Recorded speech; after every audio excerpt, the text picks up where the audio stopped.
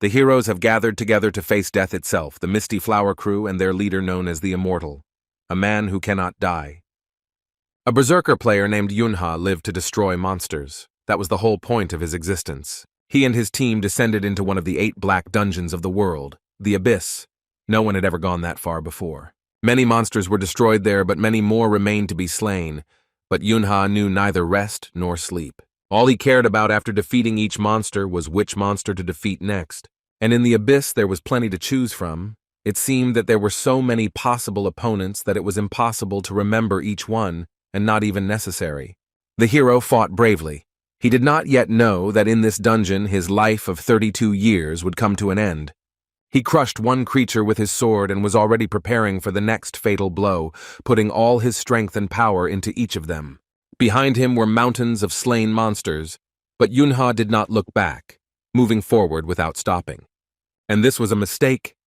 Because the threat was lurking where no one expected it, the monster swung its powerful spiked tail. Yunha felt movement from behind just when it was too late to dodge the blow. After the hero lost his balance, he did not have time to block the next attack.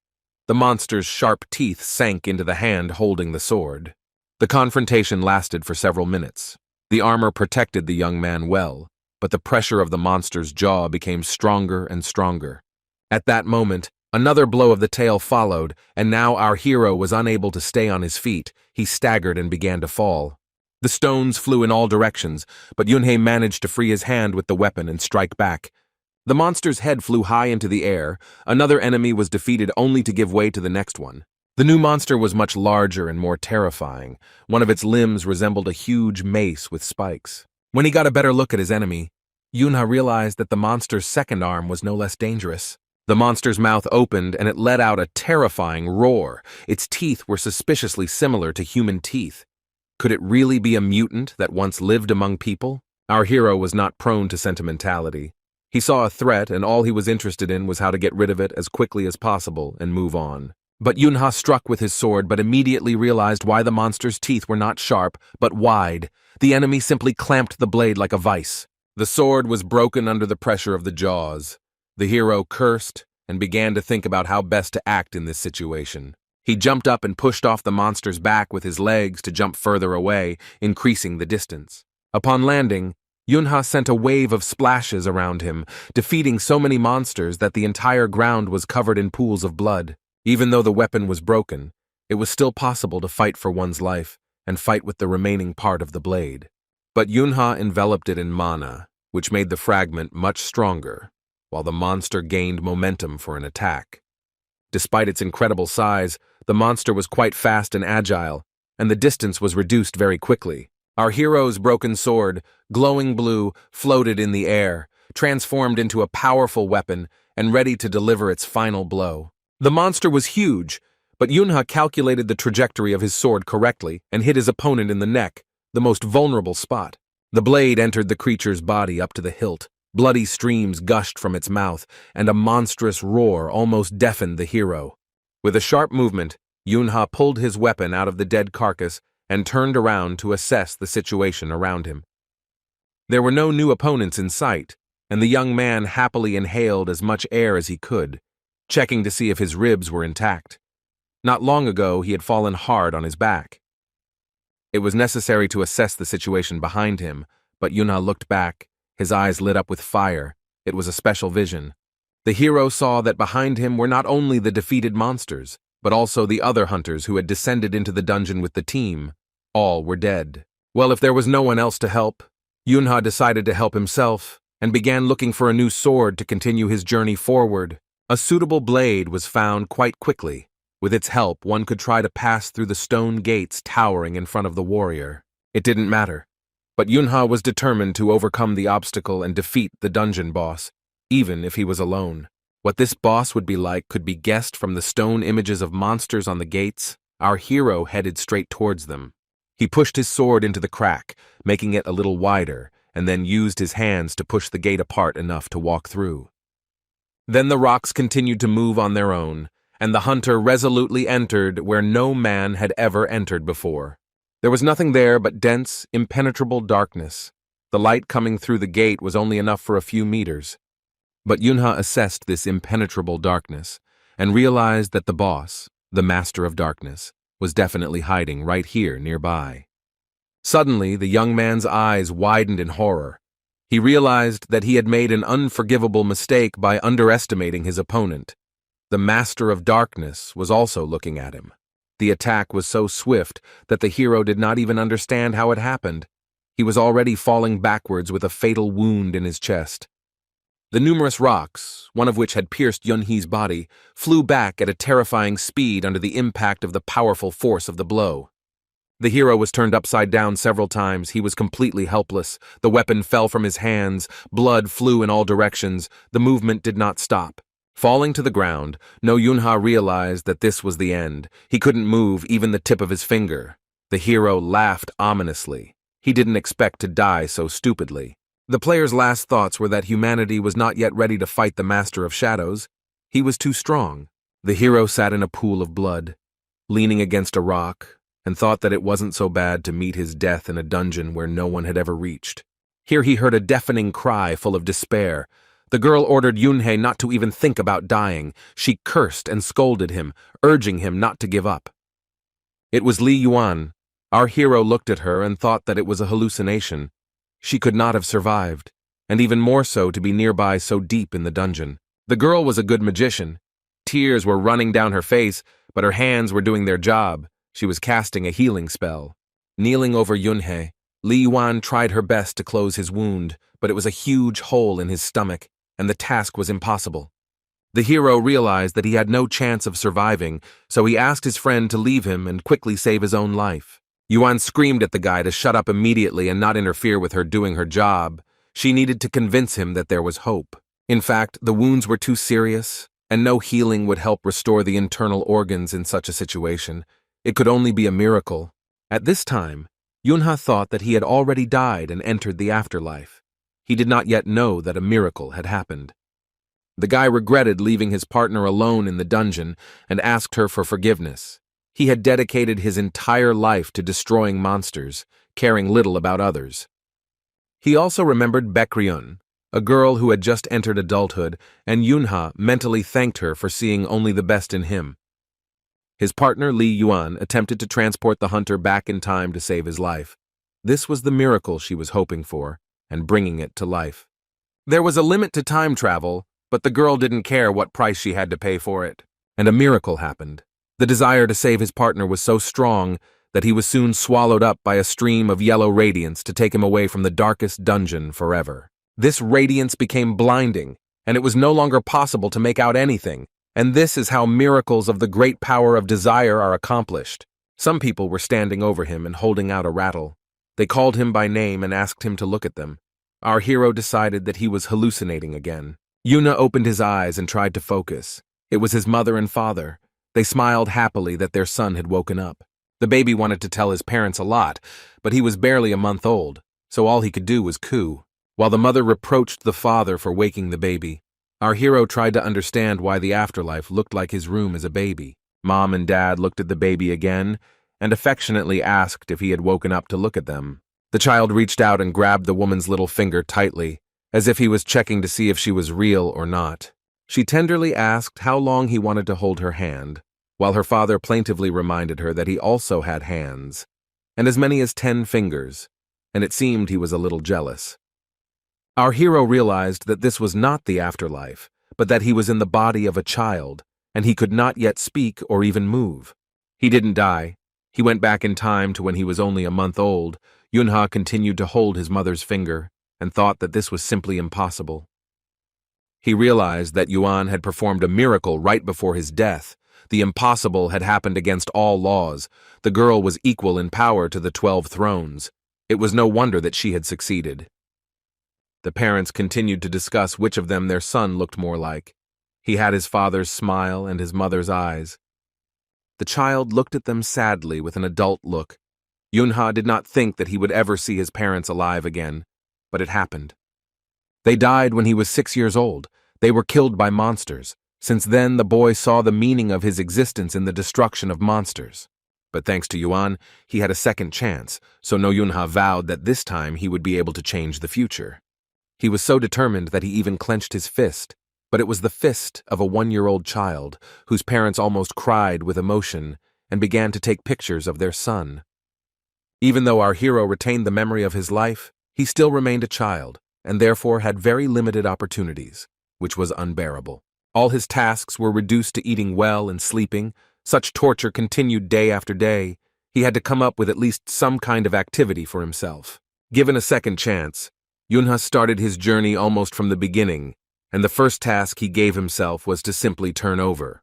While he was trying to practice this simple action several times, his older sister, Yuna, came up and began to encourage the little one. Yuna was 4 years older than our hero and loved him more than anyone in the world, which meant she spent a lot of time with her little brother. Our hero was surprised that his memories of his sister were much weaker than those of his parents, but he remembered one moment from the past in detail. On the day their mom and dad died, Yuna hugged her brother tightly and promised him that she would always be there for him no matter what happened. On the day the monsters killed their parents, the sister hugged Yunhu tightly and promised him that everything would be fine. She repeated this phrase hundreds of times until her voice began to disappear. In his new second life, the boy, to Yuna's joyful cries, finally made a coup and consolidated his success with another attempt. The girl grabbed him in her arms and continued to praise him. Our hero had not received so much tenderness and love for a long time. At the age of 9 months, Yunha was already sitting confidently, and he was able to see and notice more, and he discovered that mana was all around him. As an adult, the hero constantly experienced a mana deficit, so he decided to start saving it now to create a reserve while his body allowed it. From the outside, it looked rather strange, and my sister asked him what interesting thing he was doing. The boy looked at her, not knowing how to explain since he still couldn't talk, and then he noticed something interesting. Yuna was like a sponge, soaked in mana that there was so much of it that sometimes the glow went beyond the boundaries of her body, creating a shining silhouette, like a shadow. While she was lifting the baby into her arms, the hero thought that such an amount of mana for an adult would be dangerous and threatening to health. It could end in pycnosis. While the girl was teaching him to walk, Yunha thought about how he needed to teach her to control her energy before it put her life at risk. At the age of 4, our hero began to fulfill this task, because by this time, he had already learned to speak well and move confidently, and also often spent time playing with his sister on the street. She was very sociable and kind to everyone, and although many did not like the gloomy Yunhu, Yuna still continued to take her little brother with her everywhere. The children in the yard always happily invited the girl to join the game. She was cheerful and very inventive.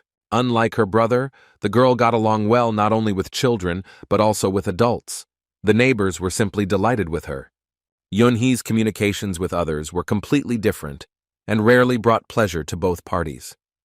One day, he and his sister went out for a walk, and a slightly older girl with crimson hair called out to the boy. She blocked his path and looked at him defiantly, as if waiting to see if Yunha would rise to the provocation or not.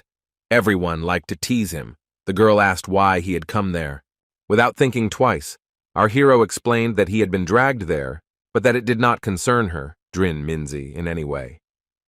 The girl got really angry and shouted that she had asked him not to call her that 1,000 times. Kim Minji. That's her name. Yunha pretended that he didn't hear again. The kids on the playground suggested playing Cossacks and robbers because there were quite a lot of kids there, and Minzi continued to be indignant. Yunha was not delighted. He did not understand at all why he needed to spend time in such company at 32 plus 4 years old. But for the sake of his sister, he endured. Yuna was very happy when she managed to drag him to the playground and even play together. This time was no exception. Noticing the displeasure on her brother's face, she decided that the problem was that he was not familiar with the rules of the game, so she cheerfully began to explain. Our hero didn't listen. He was simply pleased to see his sister's smile. He had been deprived of this pleasure for many years. The children had a pretty good time together and only went home when the sun began to sink towards the horizon. Yunha was unhappy that he got so dirty during the game. His clothes looked like he had dug a trench. Yuna continued to have fun and said that it was not scary. The main thing was that they had fun, wasn't that right? She asked. The brother muttered that that was true, but he didn't like walking around the city like that. It would be better to stop and tidy himself up a bit. They would have had to stop in any case. A very angry mutant dog appeared in the middle of the street. It bared its teeth, drooling from its mouth. The girl froze in fear, but still stood a little ahead of her brother in order to protect him with herself in case of an attack. The children froze, not moving, and the dog, with flashing red eyes, came closer and closer to them, preparing to attack. It was difficult to figure out whether it was just a feral dog or an animal with rabies or a real mutant that had escaped control. Yuna tried to cover her brother with her hand again, but Yuna was completely calm and didn't even take his hands out of his pockets. The girl was very scared, but tried not to show it so as not to scare her brother. She tried to assure him that everything was okay. Our hero remembered how on her last day of life she did the same thing, calming him down so he wouldn't be afraid, promising that everything would be fine. Now Yuna's face was just as worried and full of concern for Yunhu as it had been then.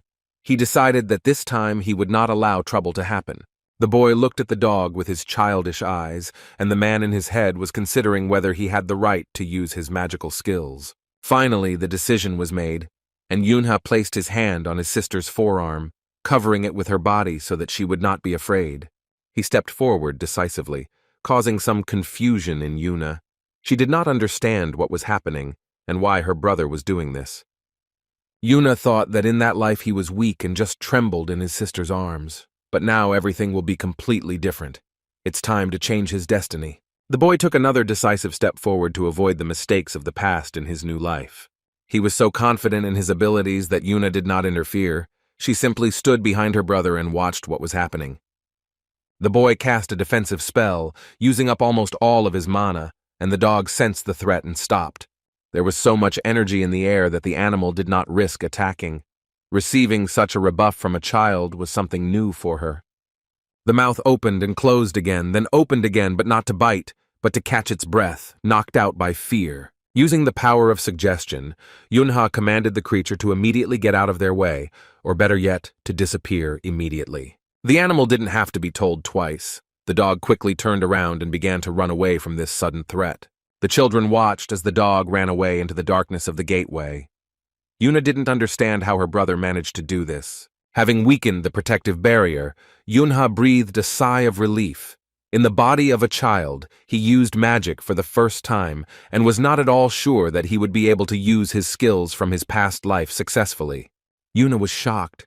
She saw the blue glow of the spell and heard her brother's sigh, so the first thing the girl asked was if he was okay. Yuna answered in the affirmative. He hastened to reassure his little sister, saying that their adventure had turned out to be fun. The girl calmed down and began to ask how her brother did it, whether it was mana, and when he would teach her to do such tricks too. Our hero was a little puzzled, but then decided that this was exactly the reaction of his sister that he should have expected. The moment was quite touching. He pretended to be tired and promised to teach Yuna, which caused a new wave of joy and gratitude towards him. Yun smiled and thought that why not, after all, he was going to prepare his sister for the upcoming events anyway. The girl was very inspired. She couldn't wait to learn how to control mana, because not every person is capable of this. But then Yuna remembered that they were already late getting home, and pulled her little brother forward. They needed to get back before their mother started to worry. Yunha thought that he was ready to give his life for this smile. His family was killed when he was 6 years old, so he needed to hurry with the preparations. In order to change the future, he was ready to do anything. But now he just needed to go home, and that was happiness. Nevertheless, thoughts about the tragedy continued to disturb our hero, but now a plan was maturing in his brain on how to prevent it. Yunha started training by bringing a top and asking his little sister to spin it without using her hands, just with her willpower and mana. Yuna had plenty of mana, but directing it in the right direction was not so easy. The top moved chaotically without spinning. The girl complained that it was very difficult to control the flow of energy, but her brother assured her that after a few training sessions, everything would work out. Yunha thought with regret that his sister had the gift of storing large amounts of mana since birth, but she had absolutely no ability to control it. But he did not say this out loud. Yuna seemed to read his thoughts. She decisively exclaimed that now she would succeed. She would spin the top correctly on the first try. The girl put all her energy into spinning the top, her hands releasing a stream of mana so strong that it would be enough to demolish a wall. Luckily, there was no wall in front of her, but the top spun so fast that it bounced off the floor, hit the corner of the sofa, and flew over Yuna's shoulder. Then she hit the wall, bounced back, then forward again to one side, and then the other. Our hero realized that his sister still had a lot to learn, but the first steps had been taken. After a while, the family gathered in front of the TV. Some beauty received a prestigious Academy Award and showered her with gratitude. The house was warm and cozy. Despite the fact that it was winter outside, the feeling of warmth and comfort did not leave our hero. In a few minutes, the new year was supposed to come. Mom reminded Yooni that next year he would be 6 years old, which meant that, as promised, he had to go to kindergarten. The boy frowned and muttered that he absolutely didn't need a garden, his mother agreed, but added that she could use some more free time. And besides, she had to keep her word. Our hero thought that this would be fair, since he had already avoided the garden for quite a long time, terrorizing his parents with constant whining. He really didn't want to spend time around noisy children who cried for any reason. Just thinking about it gave Yoonhee a headache. The hosts of the program reported that there was 1 minute left before the new year. This moment will change the future of all humanity, as a very important event must occur. The announcer asked for attention on the screen. Their correspondent was supposed to go live from the scene of the events.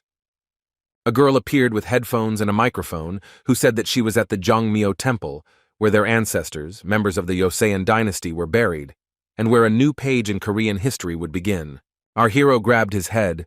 He already knew what kind of new chapter this would be, but he still wanted to refresh his memories and hoped that this time everything would be different. After humanity discovered mana and learned how to use it, everyone seemed to go crazy about it and used skills uncontrollably. But they didn't take into account that this would lead to the appearance of monsters. And on the very day that the 21st century began, an incident called the end of the century occurred. The monsters destroyed approximately 30% of the planet's population, and the remaining survivors literally trembled with fear. Monsters appeared literally out of nowhere, and it took a long time before the cause was found. The government and laws were no longer in force. The only force that now had weight was mana, which caused a new hierarchy to emerge on Earth, with the rich and the hunters who controlled mana coming to power. Before the situation could be stabilized, the cities lost contact with each other, and humanity was on the brink of survival, in constant horror and chaos. But in Korea, full of despair, a small light of salvation lit up, giving hope to millions of people. It was at the Cheonmyo Temple that the beautiful Lim Ga-il appeared, and in the moonlight she came out to people for the first time. Both her face and her clothes were so beautiful that millions of viewers could not take their eyes off their television screens. Yuna also gasped in admiration, and even clasped her hands, whispering that she had never seen anyone more beautiful in the world. Lim Ga-il used to be a popular actress, but now she became the first protector goddess of Korea who needed to give people hope for the future. The woman had the gift of white grace, or more precisely, the ability to stop the action of mana and disperse it. All the players who defended the temple altar became the sword protectors of Korea and were called the 12 Thrones. All the players were controlled by mana control forces, but the strongest of them created their own clans, a thought that haunted Yoonhee. As a person with the rarest gift that could stop monsters, Lim Ga-il was chosen to become one of the 12 thrones that protected Korea. She was already a very influential person before, but after becoming the throne, this woman's power increased indescribably. After all, players in this position received help from the clan and help from the Mana Control Committee. This made it possible to monitor the activities of all other players and subordinate them to one's will. One could not even dream of greater power. Lim Ga-il raised both her hands and addressed the 12 thrones with a speech, the gist of which was that their activities should bear good fruit. The woman approached the glowing magic ball and laid her hands on it. The ritual began with the words of prayer. The goddess turned to all the other gods of the earth and heaven with a request to grant her the strength to protect her country at all costs. The glow from the ball became larger and larger, and mana shot out from Lim Ga-il's hands towards the sky in a column of blue radiance. Within minutes, the dome of blue energy began to cover houses, trees, and fields, as if it was trying to cover the entire territory of Korea. The glow was so bright that there was no longer any need to look at the TV screen. The blue light penetrated into the houses of the cities straight from the street, from the sky. The correspondent happily informed the viewers that right now they were watching a protective hemisphere open up. a barrier that would help control the mana and prevent it from raging. Hearing that the barrier could be seen throughout the country, Yuna ran to the balcony to see the miracle with her own eyes. The girl's eyes were shining. She believed that the dome would protect them all. Yunha, who had joined his sister, did not share her delight but remained silent. The sight was truly stunning. The girl even opened her mouth from the excess of emotion. She had never seen such beauty before. Everything around was filled with diffused blue light. People went outside to look at the dome and feel the sense of security they had long dreamed of. The parents joined Yuna and Yunha, smiling as they listened to the girl's excited cries about how the sky was now incredibly beautiful. The father folded his hands in a prayer of gratitude and said that now they could finally live in peace and quiet. The mother also thanked the goddess and began to pray. Her face glowed with joy and happiness. One could look at it endlessly. All the people around did the same. On the balcony opposite, another family froze in a happy prayer of gratitude, and another one a little lower. The people thanked Lim-Ga-il with all their hearts. They believed that now the monsters would leave their country alone and everyone would be safe. Yuna and Yunhee's parents continued to pray, now silently, but it was not difficult to guess what words they were saying in their thoughts. The girl decided that she wanted to pray too. She folded her hands and invited her brother to join them. The boy looked at her with distrust. He was not naive, and besides, he knew what awaited their family and the whole country in the future. Yunha sadly bowed his head and thought that he really had no one to pray to. There would soon be no gods in this world. When the end came, all the gods died too, as did hundreds of millions of the planet's population, as did those who now came out onto the balconies with hope and gratitude. He looked at the windows of the surrounding houses and saw only shadows, only dark silhouettes of the people who lived in them, but it was a memory. Now the windows were shining with a bright and warm light, and people were really alive and celebrating the arrival of the new year, praying and thanking Lim-Ga-il for the protective dome. The skies are turning black again, our hero thought, pushing away the vision that had washed over him a minute earlier. Now was not the right moment for this. He heard his sister asking the gods to grant their family a happy and prosperous life, to protect them from all evil. Yuna looked at the girl who seemed like a real angel to him. Hope was awakening in his heart. He wanted everything to turn out exactly as Yuna asked. The boy firmly decided that in this life he would truly be happy with his family. Because that was why he was given a second chance, he joined his family in prayer. But in reality, Yunhei was turning 6, which meant that the incident that took the lives of his family was getting closer. The Master of Darkness was not sleeping. The kraken that killed Yunhee's mom and dad didn't sleep either. Our hero tried not to think about it, but subconsciously felt what was in store for them all. Well, while the boy was waiting for a new stage in his childhood life, the announced kindergarten, by the way, looked quite attractive and was called Doan Evergreen Pines. Teacher Tayo greeted Yunhu and informed the children that a new friend would be joining them from now on. He asked the boy if he would like to introduce himself and tell the other children a little about himself so that they could make friends. Our hero was a man of few words. He gave his name and age, after which he again fell silent with a sullen look. After thinking, he looked at the children sitting on the rug and added that he was very glad to meet everyone. This was not true, but it was polite. Teacher Tayo praised the boy, but noted that the welcoming speech was short. Maybe he should tell something more about himself to make friends. Yunha thought that he was not interested in children friends. But then he noticed a familiar hairstyle among those present, and then a face, and the next moment, indignant exclamations flew towards Yunhee. It was Kim Minji who asked in a displeased tone what he had forgotten in their group, why he had come here, and so on. Our hero was unpleasantly surprised and asked why Drin Minzi was bothering him again, since he was simply busy with his own affairs. The girl was really angry. She didn't want the other children to find out about the unpleasant nickname that Yunha had given her. Teacher Tayo asked the children to calm down. They had enough free time before lunch to make friends, but certainly not to get into conflict. His suggestion to be more friendly towards the new boy caused a whole wave of shouts and questions. Everyone wanted to know where the boy lived, what his favorite color was, and so on. After listening to the children and assessing the situation, Tayo decided that everything was going as it should be. He promised Yunhei that he would soon have many friends. As soon as the opportunity arose to escape from the children and their questions, our hero took advantage of it. He left the playroom and thought that he couldn't stand children.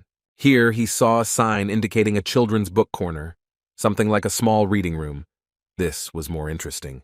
The books were mostly children's, but killing time reading in silence was much more pleasant than fighting off persistent questions. Our hero chose a comfortable stool and began to look for a well-lit place to sit down with a book.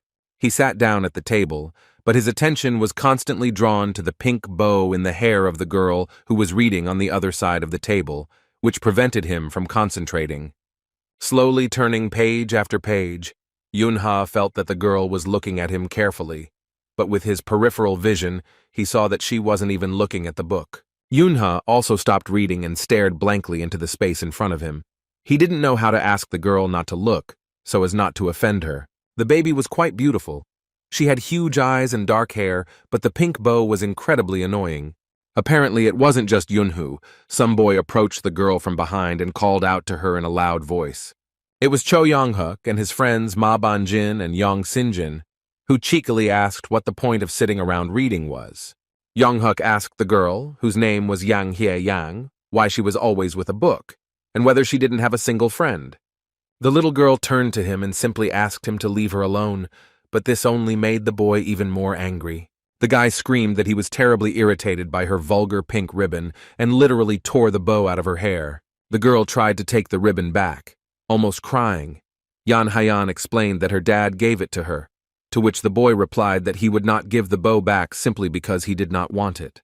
Yonhuk began throwing the ribbon to his comrades, inviting the girl to take her bow from her opponents, like a basketball. Yan Haiyan did not do this. She folded her hands and with tears in her voice asked for the commemorative ribbon to be returned to her. The bully didn't listen. He continued to tease the girl and stick his tongue out at her. It was very childish and not at all gentlemanly. Yuna continued reading, not paying attention to what was happening. But then he again felt the girl's pleading gaze on his back, and without turning his head, ordered her to give him the bow. Yonhuk looked angrily at the hero. The provocation had succeeded. He was lucky enough to run into resistance, which was what the boy was trying to achieve by starting a fight. Yunha slowly rose from his stool and considered whether it was acceptable to swing his fists on his first day of kindergarten.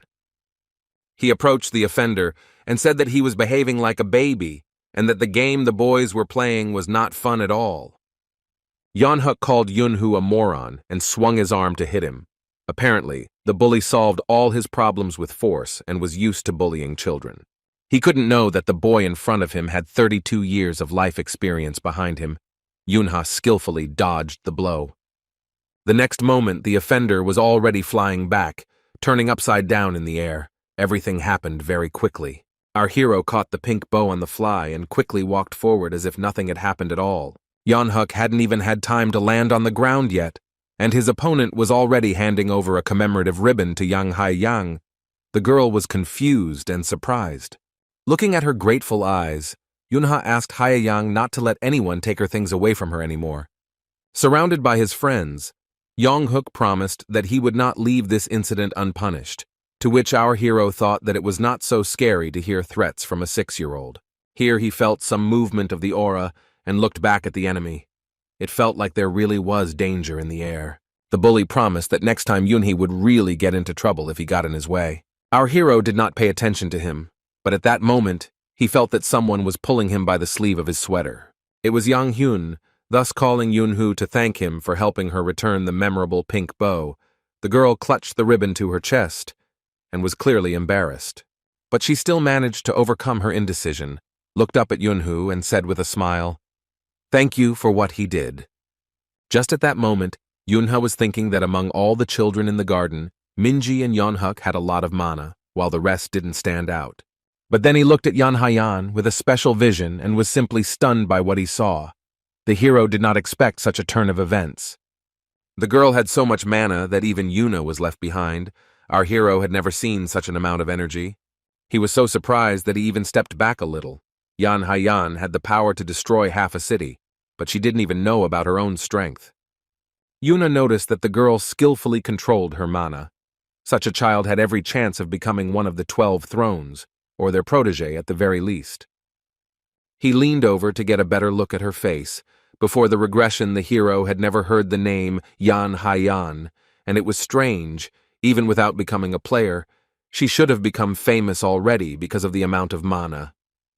Yunha extended his hand for a handshake and invited the little girl to become friends, adding that he didn't know why, but he really wanted to. Haiyan blushed, embarrassed again, but extended her hand in response and nodded hesitantly. She really didn't have any friends. The girl did not suspect that this time they paid attention to her rather out of mercantile interests, because our hero knew that mana was the greatest force in their world. Haiyan thanked him for the offer and shook his outstretched hand. Now Yunhee had the opportunity to stay closer to her. Yan Haiyan laughed and said that they would not just be friends, but good friends. She was absolutely sure of it. A little more time passed, and the holiday of gratitude to parents arrived. Everything went on as usual in Yunhee's house. Mom pinned on the red carnations that were given to her, a symbol of celebration. She was very pleased and thanked her son for such a wonderful gift. Our hero was a little surprised. He made this carnation in kindergarten but did not take it out of his backpack. His mother found it herself and pinned it to his sweater. The sister also received a portion of praise. The mother said that the flower the girl made looked even better than the real one and stroked her head. Yuna looked at his sister's carnation and thought that she hadn't really done it very well. But there was no need to be surprised. Yuna was, unlike him, a real child. Then Mom remembered that Yuni had another craft in her backpack.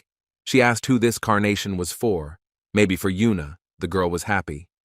The woman added that it was very gallant of him, and asked who the third flower was for then. The boy didn't know what to answer.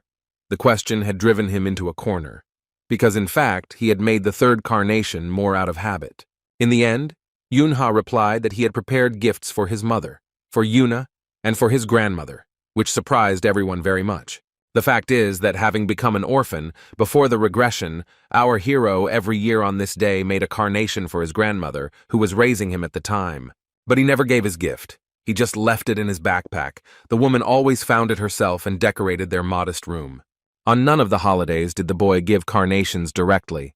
He suffered greatly from the fact that on Parents' Day his only relative was his grandmother. To mark the holiday, the government decided to open the closed road so that families could see their relatives who live far away. This was announced on television. A large number of player hunters were hired to protect the population that decided to travel in the event of monsters appearing. Our hero already knew that on that day, the 4th of May, many people died, including his family, who were destroyed by a giant kraken on the way to the city where his grandmother lived. Just when Yunha was thinking about this, his father came to him and said that the holidays were starting. The roads were open, which meant they could go on a trip. Yuna said that she wanted to go to her grandmother. Her parents happily supported this idea. Besides, they really hadn't seen each other for a long time. Yunha became determined to change the future, and therefore realized that he had to cancel this trip at any cost. But it had to be done correctly. There was only one grandmother, and the father was an orphan, which meant that it would not be possible to suggest going to other relatives. The boy loved his maternal grandmother very much, so he didn't want to upset her or upset his relatives by refusing. His grandmother raised him after the death of his parents, doing everything possible to ensure that Yunha grew up to be a worthy person, always supporting him, even in the face of failure. As a result, he became a player. But then she died. The father interrupted the hero's thoughts, reminding him that the roads were open, but they would most likely be closed again after the holiday, and that he needed to decide quickly. Yunha plucked up his courage and suggested to his parents that they go to visit his grandmother another time. He heard what his father said, but decided to take a risk. The parents looked at their son with bewilderment.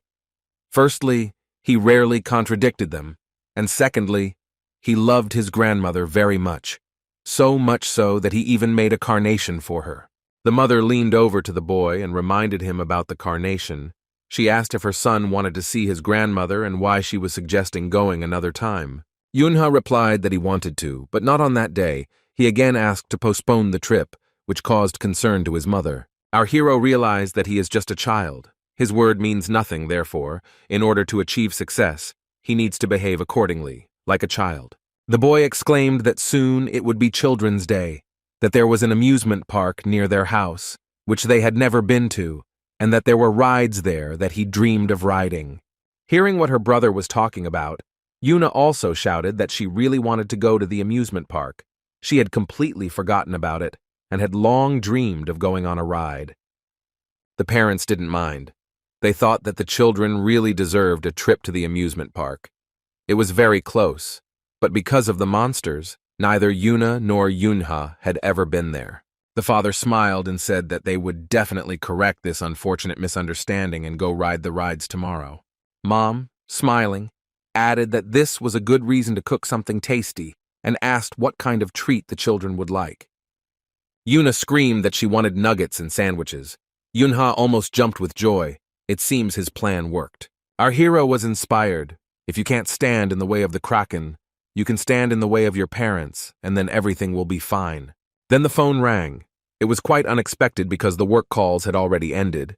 Yunha felt that something was wrong. It was as if the universe did not give him a chance to interfere with the events of the future. His mother was talking on the phone, and her voice was becoming more and more anxious. At this point, sweat began to run down the woman's forehead. She asked several times how her mother was feeling now, her voice trembling. At the end of the conversation, my mother asked me to take care of my grandmother and call her whenever necessary. They would pay for everything. After hanging up the phone, the woman's face darkened. She was very worried. Her husband and daughter rushed to ask what had happened and if the grandmother was okay. Mom explained that no one knows the details yet, and there is no diagnosis either. But Grandma fainted and is currently undergoing examination. Yunha was scared. Nothing like this had happened before his regression. His grandmother had absolutely no health problems until he entered the Players' Academy. Mom tried to calm herself and her family down by saying that it was probably nothing serious, but she wanted to see her grandmother to make sure. Dad supported this idea, saying that he was also worried, so he would go with her. But what about the children? He added. Father told Yuna and Yunha that they couldn't go to the park because they would be going to Grandma's tomorrow once the road security was ready. Mom looked at Yunhu. He was very scared and tense. The woman thought it was because of the amusement park, so she decided to talk to him separately. She leaned over and began to console the boy, saying that everyone would definitely go to the amusement park. Just another day, and that right now their care was really needed by their grandmother. Our hero thought that he only tried to change the future, and immediately the grandmother suffered. Who knows what might happen if he does not stop these attempts? If he couldn't stop his family from facing the Kraken, then why would he even have a second chance? Yuna was desperate. But still, the new life was somewhat different from the previous one because something had changed significantly. He himself had changed. Since childhood, he has been accumulating mana and has already collected a decent amount. In addition, he has combat experience from his past life, and in it, he was one of the strongest players. The boy told his mother that it was okay. He agreed. But he himself thought that if he couldn't prevent his family from meeting the Kraken, then he could do something else. Yuna stood facing the wall and thought about his battle plan. Mom and Yuna decided that he was upset and began to console him. But our hero imagined what the monster he had to defeat looked like. Every detail, right down to every sucker on the tentacles, surfaced in his memory. He was gathering his resolve to destroy the enemy, even if he was in the body of a 6-year-old boy. Yuna thought that he would fight the monster with all the means available to him. He would make every effort to prevent his parents and sister from dying. The Mana Control Bureau has classified all monsters based on the level of threat they pose. Monsters of the 9th, 8th, and 7th levels were minor nuisances, such as environmental pollution and the like, while monsters of the 6th level posed a danger to entire areas of cities. Level 5 and 4 creatures committed mass murder and could threaten an entire city, and were considered equivalent to medium-strength earthquakes. 3rd-level monsters brought hordes of weaker monsters with them and threatened the well-being of an entire country. They were associated with natural disasters.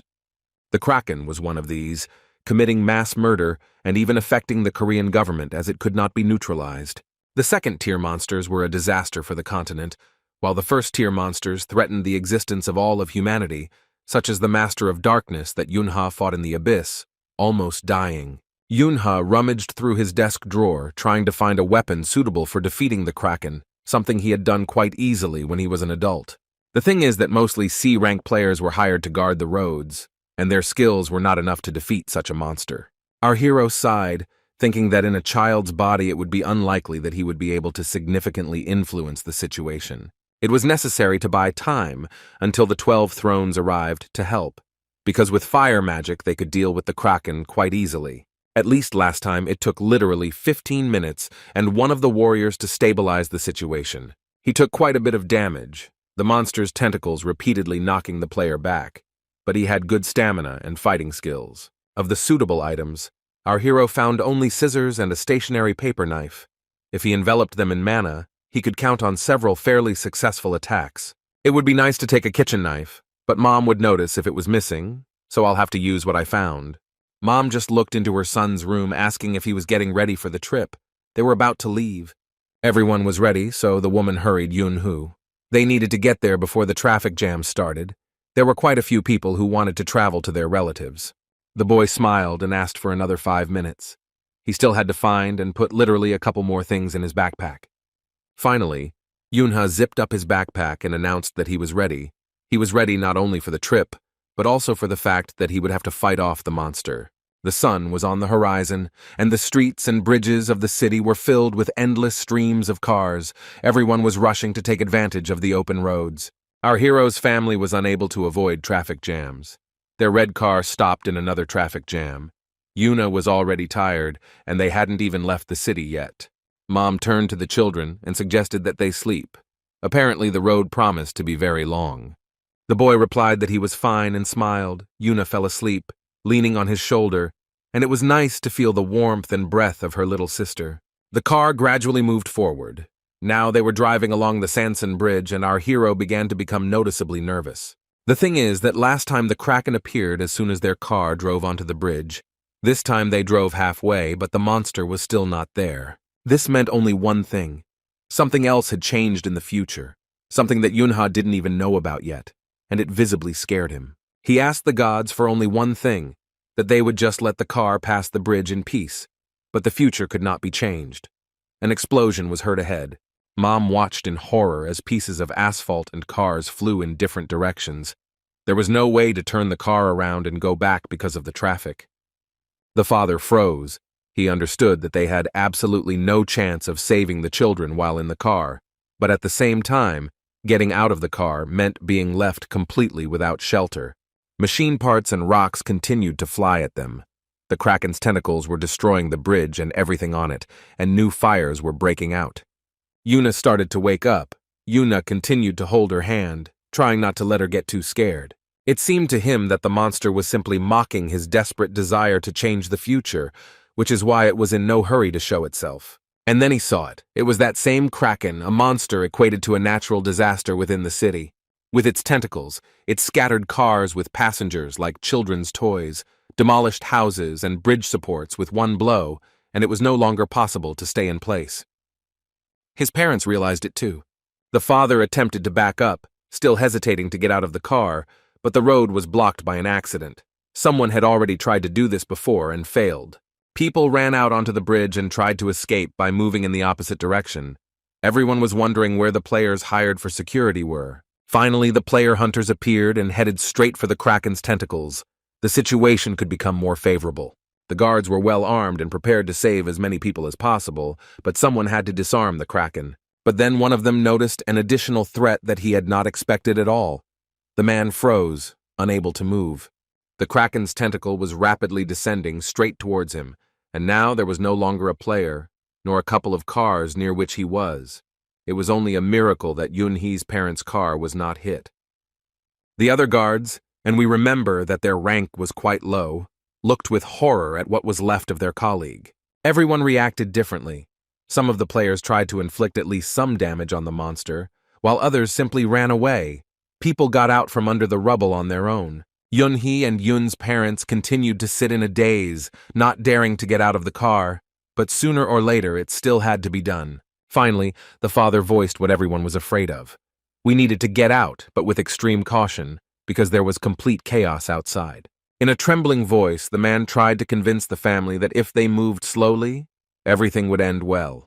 Yunha looked at his dad as if for the last time. He knew something that was still unknown to his father. Mom turned to the children and said that she loved them, and they needed to do as Dad said. That way they would be saved. The players would protect them. They opened the door and took their first steps across the bridge. Yuna was the last to get out of the car. She was the most scared of all. When getting out of the car, The little girl tripped and twisted her ankle. Yunha did not have time to give her a hand in time, and something irreparable happened. Now the girl was sitting on the ground and trying to stand up on her foot in fear, but she was unable to do so, and she declared that she could not walk on her own. Yuna began to cry, realizing that she needed to get up and save herself, but she couldn't do it. She was afraid of dying herself, but even more afraid of putting her loved ones at risk. Then the father said that there was no point in shedding tears. He could easily carry his daughter in his arms. That way they would walk slower, but would still be able to move forward.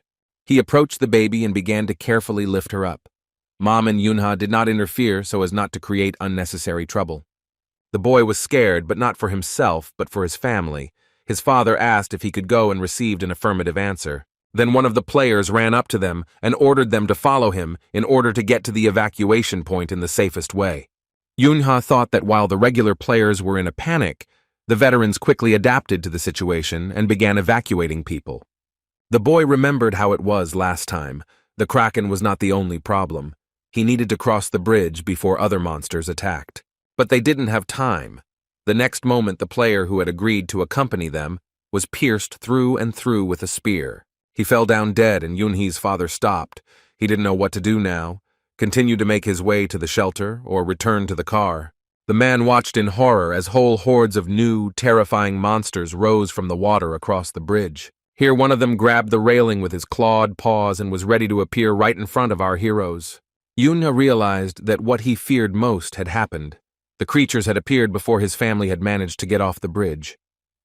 They were Class 7 monsters, divers, but there were so many of them that the number of human casualties increased with every minute. Half-fish with terrible predatory teeth used spears as weapons, although they were quite capable of simply biting off anyone's head. The female player, who specialized in healing, narrowly escaped the attack, but who knows how long she can hold out. The veterans quickly got their bearings and began to repel the attack, covering the advance of the civilians. One of the players was holding a wounded girl in his arms and asked if there were any healers nearby. The woman we had already noticed volunteered to help and ran forward, only a few meters away from the injured girl.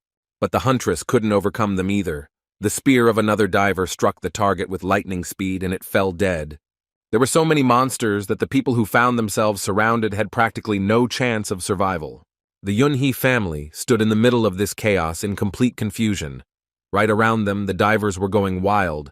A little further away, the Kraken was tearing apart the remains of the bridge with its tentacles. Here the father asks the children to obey and do what he tells them without hesitation, and he in turn promises to protect them. He ordered his wife and son not to look back and just run forward, and advised his daughter to close her eyes. There was no time to think. They all ran. It was the only chance to survive, but no one could give any guarantees that the attempt would be successful. Just at that moment, a Kraken tentacle flew over them and simply grabbed several cars and their passengers in an armful. The second tentacle repeated the same thing and lifted the cars up, only to then simply throw them off the bridge. The third tentacle destroyed both the bridge and the cars with direct blows, completely unconcerned about how effective such tactics were. Yunha looked at what was happening and realized that his father had not made the best decision. Running forward was too dangerous. The boy tried to call out to his dad, who was moving ahead, clearing the way as best he could, and tell him about it. But the father already understood that he had to stop. With another blow of the tentacle, the Kraken threw the fuel tanker and provoked a powerful explosion. A new fire started. There was practically nothing left of the bridge ahead, and Yunhee's family simply stood there and looked at the wall of flames ahead. It was unclear what to do next, where to go, especially since our heroes simply froze, desperately trying to come up with at least something. The players also didn't know what to do. The road was destroyed, reinforcements weren't arriving, people only had a couple of minutes to get their bearings. One of them shouted that they had to hold out until reinforcements arrived. The thrones had to arrive and destroy the monsters. Yunha remembered that in his past life, the thrones arrived 30 minutes after the Kraken appeared. Since the escape routes were blocked, all hope lay with the players who were on the bridge now. They could defeat the divers, but if no one destroyed the Kraken soon, everyone would die. Yuna thought that he had been preparing for this from the very beginning. He had to save his family even at the cost of his own life. It was time to act. The boy took a stationary knife and scissors out of his backpack, and his mother became worried, not understanding what he was planning. Our hero asked his parents to stay close to the players and not leave them until help arrived. The father almost shouted to ask what was going on. He was no less worried about his son than the mother, and also did not understand what his restless child was going to do. Yunha said that for now the players are protecting them, but if something else happens, Yuna can help the parents. He explained everything to her earlier. There was so much confidence in the child's voice that his parents did not stop him. Perhaps this was a result of severe stress. Yuna looked at his sister and said that she was the only one present who could use and control mana, so she should only do it when absolutely necessary. The girl was too scared and also very worried about her brother and did not want to let him go, but she still agreed. The boy did not hesitate, turned around and ran towards the kraken. His mother only managed to stretch out her hand after him, but could not hold him back. Yuna was determined to kill the monster, save his family and live a new life, given to him for the second time. He ran between the cars towards the monster with a stationary knife at the ready, but he felt that his speed was not enough. Then our hero decided to use the skill he used as a player. It was not easy in the body of a child, but he managed to use the force and accelerate. It was a heavenly stepping technique, and it was quite difficult for a man in a boy's body, and his strength did not last long. But this way he could instantly reach the kraken, so Yunha decided not to spare himself and move on. He used his heavenly steps again and leapt from one car to another with huge leaps, as fast as an arrow. People who noticed him were very surprised. Not a single child had ever used the techniques of the players in Korea. The hunters, who noticed the boy, ordered him to stop immediately. It was too dangerous, but our hero did not listen and rushed forward. Even the divers froze in surprise. They hadn't expected anything like this, and Yoonhee's speed was so high that they barely had time to notice him. The boy raced across the roofs of cars straight towards the monsters with a stationary knife at the ready. He was ready to attack. Approaching the opponents, Yuna managed to envelop his childish weapon in mana beforehand, and it was no longer so harmless. He took out the first diver with one blow, but the rest of the monsters rushed to help, to take revenge on the reckless child. The knife in our hero's hand worked perfectly, despite his short, childish arms and weak muscles, and his combat skills from his past life were beginning to be restored. One blow was followed by another, and soon the number of defeated divers exceeded 10. The boy moved along the roofs of cars, leaving behind the corpses of monsters. When his path was blocked, a couple of movements of the knife solved the problem, but the battle undoubtedly took a lot of strength from the child. Yuna then decided not to kill the divers, but simply move forward, jumping over them when it was possible to avoid a fight. If this was impossible, the boy would use a knife. Now he had more strength to strike, and the monsters' heads would fly off with one movement of the knife. To move faster, our hero began to dodge attacks, avoiding opponents. He jumped over monsters from above and rolled under them from below. In the same way, Yuna covered the distance between the cars, sometimes jumping, sometimes rolling. His goal was to get to the kraken as quickly as possible.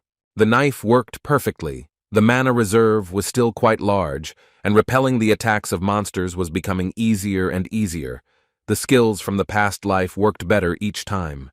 There was only a little bit left to the tentacles. The road was blocked only by a couple of divers, and Yunha realized that he had almost reached his goal. He swung his knife at another monster and practically cut it in half, just like the adult Yunha destroyed monsters. It was nice to realize that even in a child's body, he managed to fully restore his fighting skills. The boy was rapidly moving forward. Our hero remembered that he had previously possessed a special technique that allowed him to speed up and strengthen his blow. He needed to try to use it now, before meeting the kraken. Yunha tried to concentrate as much as possible and think through a further strategy in order to get rid of all the divers on the way at once. He gathered all his mana into his fingertips and his knife, spun around and began to act like a whirlwind of blue light. Landing on the ground after a series of blows, the boy assessed the situation and was quite pleased with the result. The diver tried to attack him, hiding below under the debris, but Yunha noticed it in time and jumped high into the air, only to then quickly descend and destroy the enemy before he even realizes what happened. Another monster launched a spear at the boy, but our hero jumped again, avoiding the hit. Having finished with the last diver, Yunha whispered that it took very little time. He became himself again, became immortal again. The guy added that it was time to end all this. The Kraken was very close. All that was left was to overcome the last few dozen meters. Scissors were added to the knife. Our hero began to jump from one roof of the car to another, simultaneously enveloping the additional weapon in mana. Yunha used magical protection on his entire body because he didn't know how strong the enemy was and what to expect from him. The heavenly steps were working even better now. The distance was closing very quickly. Now it was time to use the weapon. The boy stopped in front of the Kraken, and only now did it become clear how tiny Yunha was compared to the monster. The hero thought that he would have to fight with the weapon he had, although it was unlikely to cause significant damage to the monster. There was no choice. At this time, the Kraken raised a tentacle, preparing to crush the person who dared to come close to it. The monster missed by a little, smashing several cars standing between him and Yunha into pieces. The boy could only hope that there were no people inside. There was not a second to lose, and our hero jumped and landed right on the tentacle, digging into the tentacle with a knife and scissors to secure himself. The monster swung its limb, and the boy almost fell down, hanging on his simple weapon, stuck in the monster. The main task was to reach the head, so Yunha used heavenly steps again, getting closer to the most vulnerable areas. Having reached his goal, he began to strike blow after blow, hoping that in this way he would be able to cut the thick skin and inflict a more serious wound, delaying time until the arrival of the thrones. A large cut had to be made, and the boy figured out how to achieve this. He climbed onto the top of the head and stuck scissors and a knife deep into the skin. Yunha hung on the weapon and with the weight of his body cut the Kraken's skin in 2 places at once, descending several meters down. It was quite an effective solution. Our hero was glad that he managed to carry out his plan. He wanted to rip the monster open to the very bottom, but he saw in time that a Kraken tentacle was flying straight at him. The boy jumped back to avoid the blow, but that didn't mean the next attack would take a long time to come. Having landed on the ground, Yunha had already begun to think about the tactics of his actions. It was pleasant for him to feel strong and powerful again. True, one of the blades of the scissors remained in the monster's body, but this in no way shook our hero's confidence. Since the weapon resembled a dagger, Yunha again enveloped it in mana and was satisfied with the result. It was possible to attack again. At this time, blows rained down on the hero, but he managed to react quite quickly and did not receive serious damage. Bouncing off another tentacle that fell right on the spot where the boy had just been standing, he began to climb up the Kraken's body again. But another tentacle prevented the hero from carrying out his plan, throwing the boy down like a bug. Yunha was not used to giving up. He climbed onto the Kraken's head again and began to inflict wounds on the monster, putting all his strength and mana into them. In fact, blows of such force did not pass without a trace for the boy. He completely exhausted his body, but in the heat of battle he did not notice this, driven by excitement. Our hero felt like everything was swimming before his eyes, but he didn't pay attention to it. There was no time to feel sorry for himself. The Kraken knocked Yunha down again with a tentacle strike. The monster clearly didn't like what was happening. He was starting to get angry. The next swing of the tentacle threw the boy so far away that it would have taken him several minutes to reach the Kraken. Our hero rose to his feet, grasping the improvised dagger made from scissors with both hands. He had no intention of stopping. But the monster decided to finally get rid of the annoying enemy, so it launched its next attack on the bridge supports, right under the boy's feet. The impact was incredibly strong and smashed the support into pieces, with debris flying like hail in all directions. Yunha managed to avoid being directly hit by the rocks, but he was now standing on a crumbling piece of the bridge, trying to maintain his balance so as not to fall into the water. Thinking that it was time to finish with this annoying freak, the hero gathered his resolve for a new attack. His mana was already critically low. The boy covered the distance to the whole part of the bridge, closer to the Kraken in a few jumps, but its tentacles were already ready. They continued to destroy the architectural structure, literally following Yunha on his heels. The boy barely had time to jump away. Climbing over chunks of concrete, our hero sensed that the monster was up to something worse, but there was no time to look back. The Kraken grabbed the truck and prepared to throw it straight at his stubborn opponent. Apparently that was his plan. The boy hadn't noticed this yet. He was standing and preparing to repel the attack of the monster's other tentacles, which were a little lower and closer. It was only when the truck began to creak from the pressure the monster was putting on it, preparing to pounce, that Yunha noticed the sound. Now the truck is already flying towards the place where the child had just been. Another second, and all that will remain of it will be a wet spot. Our hero collected all the remaining mana on the weapon so that the attack power was maximum. It was not so easy. And yet, by nature, Yunha was a winner. He shouted that now the freak would get what he deserved for everything he had done. Raising his simple weapon above his head, he concentrated a colossal amount of energy on its blade. At the cost of incredible effort, the boy managed to cut the truck flying at him in half with a piece of scissors. Even the thrones were not capable of such a thing. The blow was so strong that Yunha himself almost fell off his feet. Until the very end, he did not believe that he could do something like that as a child. There were only a few meters left until the Kraken's eye, and our hero prepared to strike again, but then everything started swimming before his eyes again. The next moment, the boy realized that he was lying on his side. His eyes were open, but he couldn't even blink. The scissors lay in front of Yunha, a fire was blazing behind him, and he tried with his last effort to at least close his eyes, but he didn't have the strength for that either. His mana was completely exhausted. Thoughts were spinning in my head that I needed to try to move. It couldn't be that the mana would run out so suddenly. The hero thought that if he couldn't get up now and finish what he had started, then everything he had already done was completely in vain.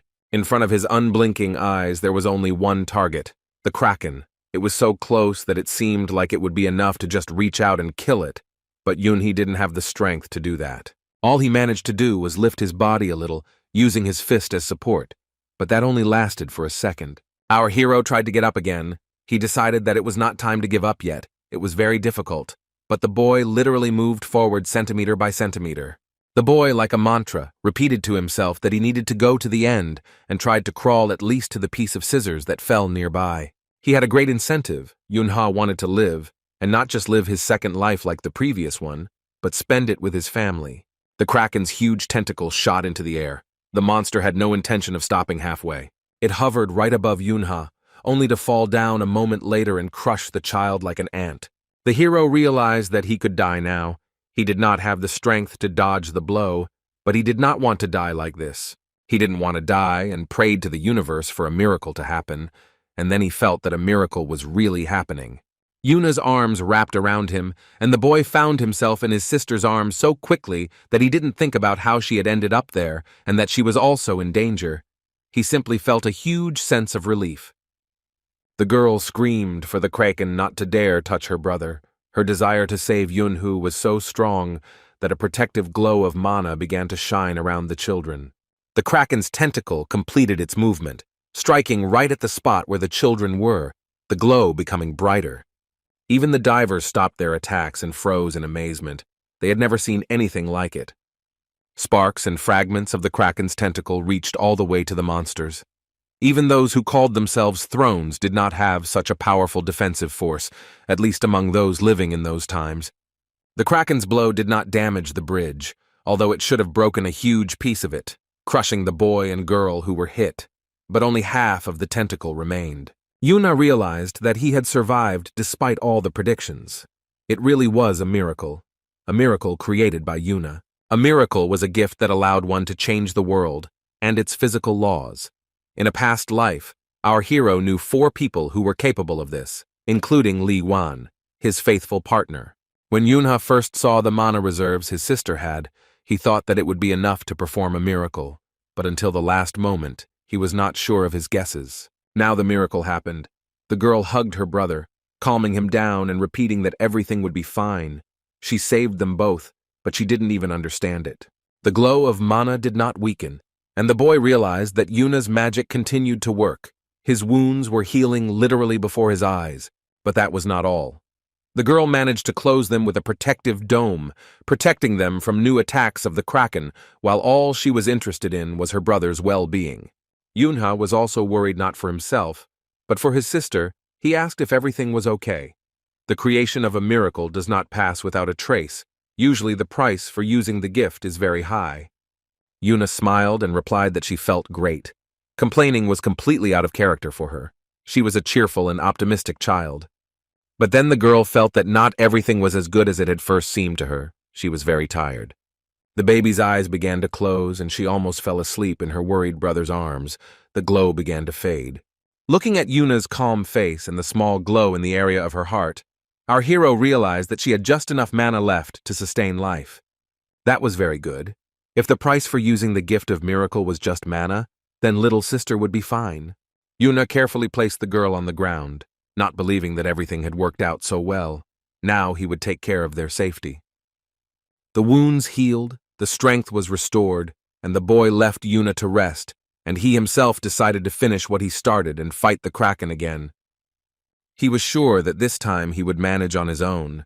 There was not much time left before the thrones came, of course, if the future had not changed too much. Yuna surrounded himself with a protective force field and began to gather energy in order to deal significant damage to the monster. The boy was enveloped in a blue glow. He was thinking about how best to attack, while the Kraken lowered the tentacles damaged by Yuna into the water and slowly regenerated. His eyes were filled with malice.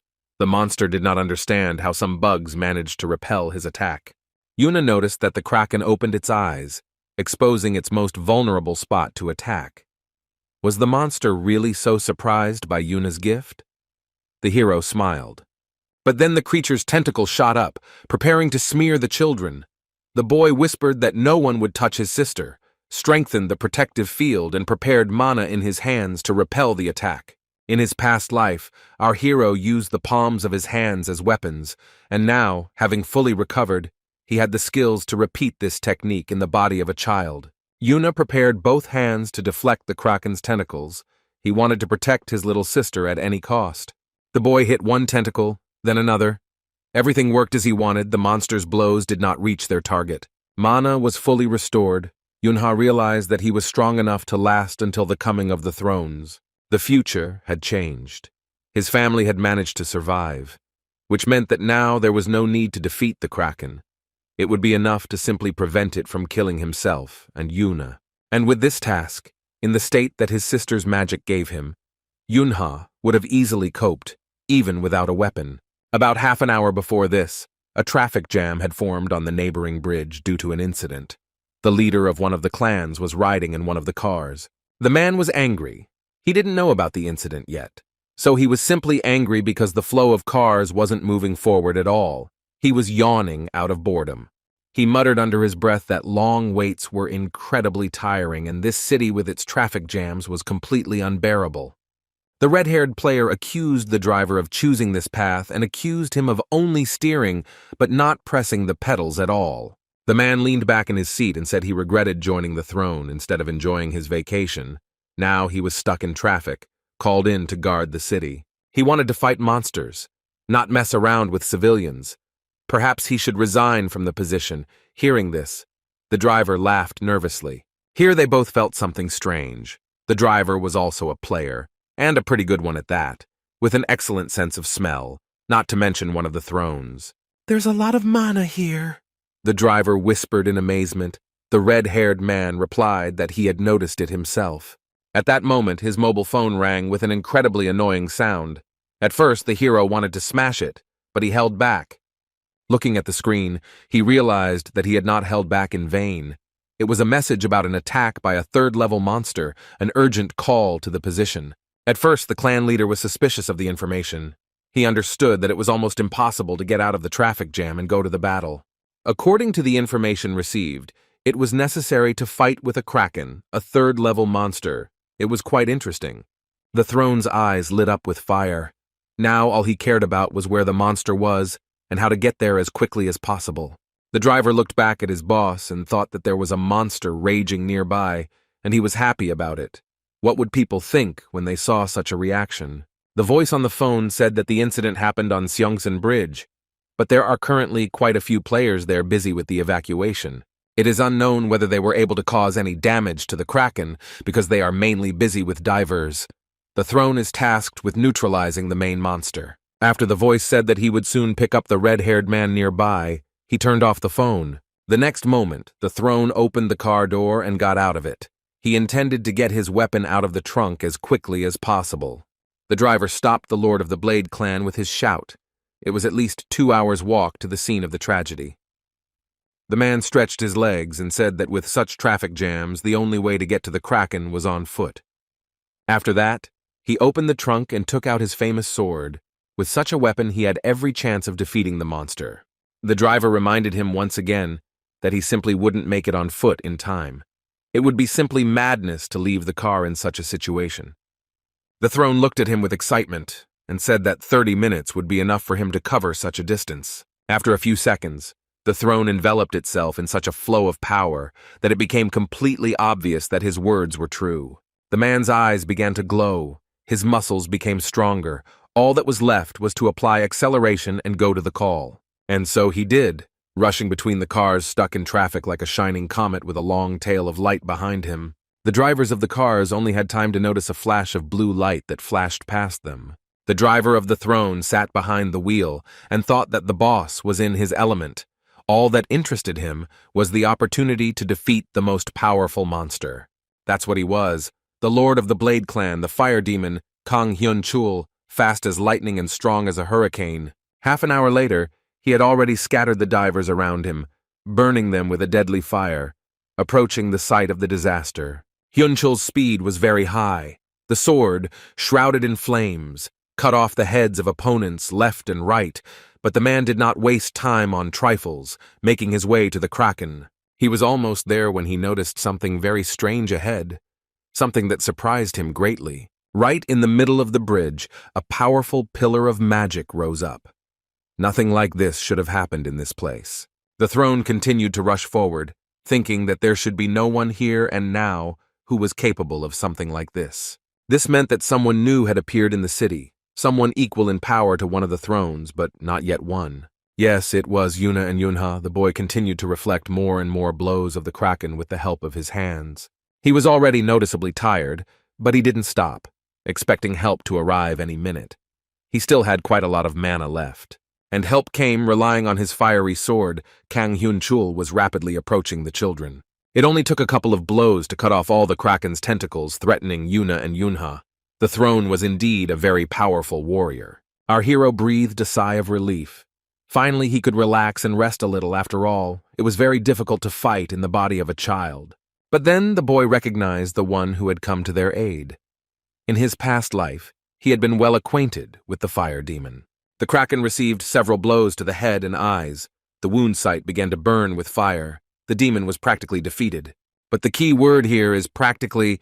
The monster jumped off the bridge into the water to put out the flames and get a chance to recover. The throne with the flaming sword stood and looked at the huge circles on the water. The children behind him also did not understand whether it was all over or there would be a continuation. The gift of pyrokinetics allowed the throne to freely control fire. In fact, this gift was the reason for the nickname of the fire demon, but the flame was powerless underwater. Until the Kraken rose to the surface, Hyun-chul had nothing to do. He looked around. And of course I noticed the children hugging each other on the remains of the bridge. They looked scared, but completely normal. Taking a closer look, the throne thought that they were just two children, not looking like new players or warriors. There was a huge amount of mana around the girl. Hyun-chul was surprised to realize that the magic he noticed was apparently done by her. The man guessed that the little girl had spent all her mana and lost consciousness, and the boy who was now hugging her stood up to defend against the Kraken in her place. Kang Hyun-chul smiled carnivorously. He wanted to see what kind of players these kids would grow into. He already considered them as future rivals. But it was impossible to show one's intentions ahead of time. The throne approached the children and waved his hand, promising that he would not cause harm. Squinting his eyes slyly, he thought that at least he wouldn't cause any harm now. And then we'll see. Yuna looked at the fire demon with distrust. He knew what kind of person he was. He knew that he shouldn't be trusted. But at that moment, Hyun-chul was only interested in the monster. He focused all his attention on the Kraken. He needed to get rid of it. The head of the Blade Clan warned the boy not to come closer and not to interfere. It would be dangerous now. The monster began to rise from under the water.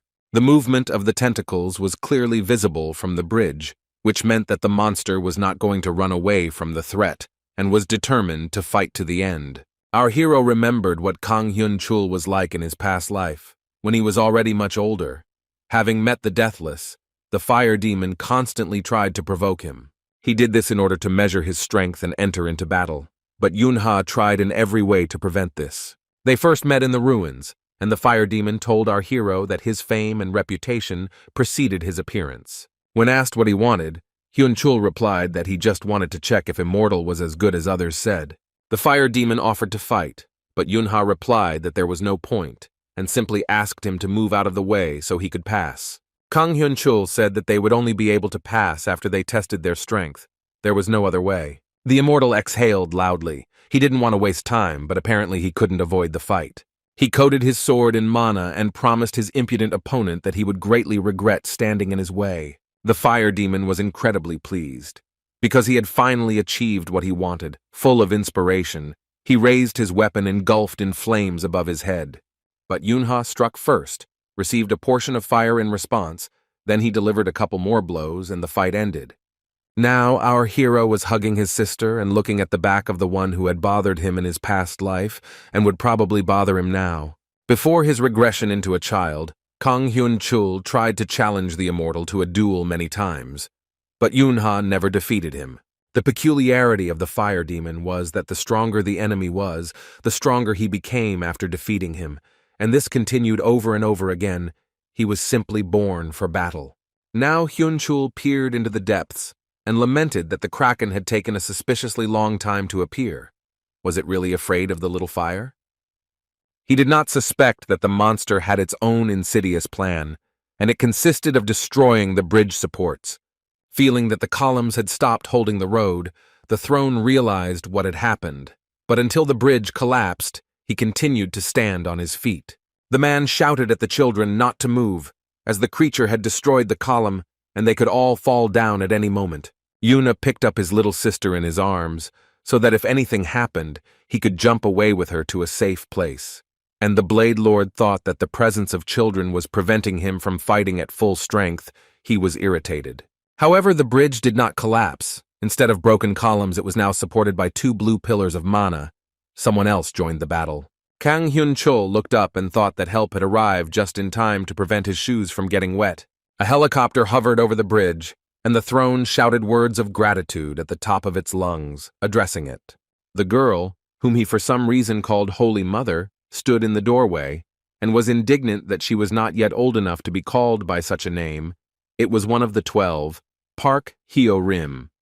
She shouted to her partner that they had offered to take him to the crash site in a helicopter, so why run to the bridge on his own? The man cheerfully raised his finger and said that he urgently needed to get to Seoul. He had a specific sense of humor. The girl asked him to just focus on the kraken now. Reinforcements were supposed to arrive soon, and then they would deal with the civilians. She cast a protective field on Hyun-chul and also buffed him quite strongly. The man clearly didn't like it. Kang yelled that he didn't need her buffs, but Park Hyo-rim retorted that he was in no position to show off. Following the helicopter as it flew away, the fire demon shouted that these children were now outside his area of responsibility. Yunha hugged his sister closer to him. He was glad that he wouldn't have to deal with his old enemy again. Park Hyo-rim replied to Hyun-chul that she knew and would take care of it. The girl carefully looked at the boy with the girl in his arms. At this time, huge diverging circles appeared on the water surface again. The kraken slowly rose to the surface. Now his eyes glowing with red fire became visible. Another second, and the tentacles would again begin to destroy everything around. On the bridge in front of the giant monster stood several tiny figures, a boy holding his sister in his arms, and a man who intended to defeat the monster in the next couple of minutes.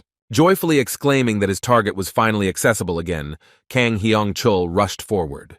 He pushed off from the edge of the bridge debris with all his might and jumped straight onto the kraken's head to deal with it quickly. In the process, the throne became completely engulfed in flames, and now looked like a small flame in comparison to the size of the monster. It seemed that the fire demon was now entirely made of flame. There was absolutely nothing human left in his image. He advanced on the kraken with such determination that the monster did not even risk attacking, but simply froze and watched the enemy. Somehow, Hyun-chul was able to simply walk on the surface of the water without sinking into it. Perhaps the only thing that got wet near the throne was the boots. There were only a few meters left to the kraken. Finally, the monster came out of its stupor and began to move, raising its giant tentacles for a crushing blow. At that very moment, the throne's sword simply cut off several tentacles at once, saving the owner from having to dodge. A whole ball of flame formed around the fire demon, which also protected him from any attempts by the kraken to attack. Hyun-chul was pleased with himself and the result of his actions. He understood that victory was almost in his pocket. Calling the monster a weakling, The throne turned into a fiery comet and dealt its first blow to the Kraken's head. He then jumped and cut off a few more of the monster's tentacles, making it difficult to see what exactly was happening because of the fire. Everything was burning. Hyun-chul himself, his clothes, his sword, his footprint, his opponent was also burning, and the latter was actually receiving significant damage from the flames. The Kraken was dying, its eyes were still open, but instead of an angry red glow, they now showed despair and suffering. The fire demon reduced the amount of flame and placed the sword on his shoulder. He needed to evaluate the result of his actions. The children also looked at the Kraken. Behind the figure of the throne, they could only see that the monster was blazing with fire and that it was seriously wounded. Yunha realized that the Kraken was defeated, and without hiding his joy, told his sister about it. He had truly managed to change the future. Park Hyo-rim ran to the children as fast as she could. The first thing the girl did was call out to the children and ask if everything was okay. The throne slammed her staff onto the asphalt and announced that she would quickly heal their wounds using healing magic. Imagine her surprise when it turned out that neither the boy nor the girl had a single scratch. Yuna looked at the girl with apprehension. He didn't know what to expect from her yet, but just in case he decided to be on guard, remembering the pillar of light that appeared on the bridge before Hyun-chul arrived, Park Hyo-rim realized that it was most likely a gift of a miracle that completely healed the children's wounds, and she was amazed. Hyo-rim wanted to reach out and touch the girl. She had never seen a miracle or someone who possessed this gift before. Yunha didn't allow her to do this, angrily shouting at the girl not to dare touch his sister. The boy's gaze was full of confidence and strength, completely untypical of an ordinary child. But then he was not ordinary. Hyo-rim felt it. She realized that it wasn't just the girl that was interesting. The boy had no less potential. No one had threatened her so openly for a long time. The girl did not expect that the child could threaten like that and began to wonder who he was. It was not possible to get an answer right away. Helicopters appeared, which meant that the children would be immediately evacuated from the bridge to the hospital. Pak received a message that a rescue team was ready to lift the boy and girl on board. It was dangerous to remain on the bridge. Yuna felt a huge sense of relief, for some reason. When communicating with the thrones, he couldn't shake the feeling that he was putting himself and his sister in danger. The TV news announcer announced that around 5 p.m., a Kraken had suddenly attacked the Seongsan Bridge, causing many casualties among civilians and players. The presenter added that search and debris removal are still ongoing, so it is not yet possible to give the exact number of dead and injured. The government commented on the tragedy, but Yunha did not listen any further. He was in the hospital and waiting for information about his sister's condition. The hero was also interested in what was going on with his parents, but Yuna was still little, and therefore he had to worry about her first and foremost. The girl was lying on the bed, dressed in a hospital gown. Her eyes were closed, her eyelids trembling slightly. A nurse came up and said that the doctor assessed the child's condition as stable. She had a mana deficiency, but after using the potion, everything would return to normal quite quickly. The boy remembered how it was the last time when his dad, mom, and sister did not survive. Perhaps it was his worst memory. Now Yuna was practically happy. He changed the future. Everything ended well. Yuna did not die, and apparently her parents did not either. The boy put his hand to Yuna's forehead. It was no longer as cold as on the bridge. The girl's strength was gradually returning. The potion began to work. Then the boy heard someone call his name. He tensed up. There was a lot of anxiety and fear in his voice. He didn't need to look back. It was his father. He was angry and worried at the same time. Such a tone did not bode well. But Yunha still turned around and saw how the parents quickly but carefully walked into Yuna's room. Their faces were frightened. The father was ready to start screaming out of anger at his son's recklessness. He was holding back with all his might. His lips were trembling. The mother tried to calm her husband down a little. Yuna realized that a huge scandal could break out now. If it weren't for Yuna, who was sleeping, he would have received a hefty scolding. The boy decided that he was finished. He lowered his head and prepared to listen to reproaches and lectures from his parents. Instead, his mother asked him in an anxious voice if he was hurt, how he was feeling, and if he was very scared. The boy timidly muttered that everything seemed to be fine with him. He was afraid to raise his eyes to his parents. Father asked what was wrong with Yuna, and No Yunha replied that she had too little mana left. but the doctors had already corrected it by using the necessary potion, and now the little sister was sleeping. The father sighed with relief. It seemed as if a weight had been lifted from his shoulders. The boy continued to stand with his head down. He braced himself for what was inevitable, and then his father reproachfully asked why Yunha had disobeyed him and his mother and run away. The boy could not think of anything better to do than simply ask for forgiveness. He understood that in the eyes of his parents he was very guilty before them and Yuna. But then Yunhu had a thought. Is an apology really necessary after all? He saved his family. This is the best outcome that could possibly happen. Our hero thought that he didn't regret at all that he disobeyed. The boy smiled at this thought. The main thing is that his father doesn't notice it. The parents continued to look menacingly at their son, and he pretended that he was really very guilty. Since you are in the body of a child, you need to behave like a child. But then our hero looked closely at his father again. He was so worried about his children that he seemed to have aged 15 years.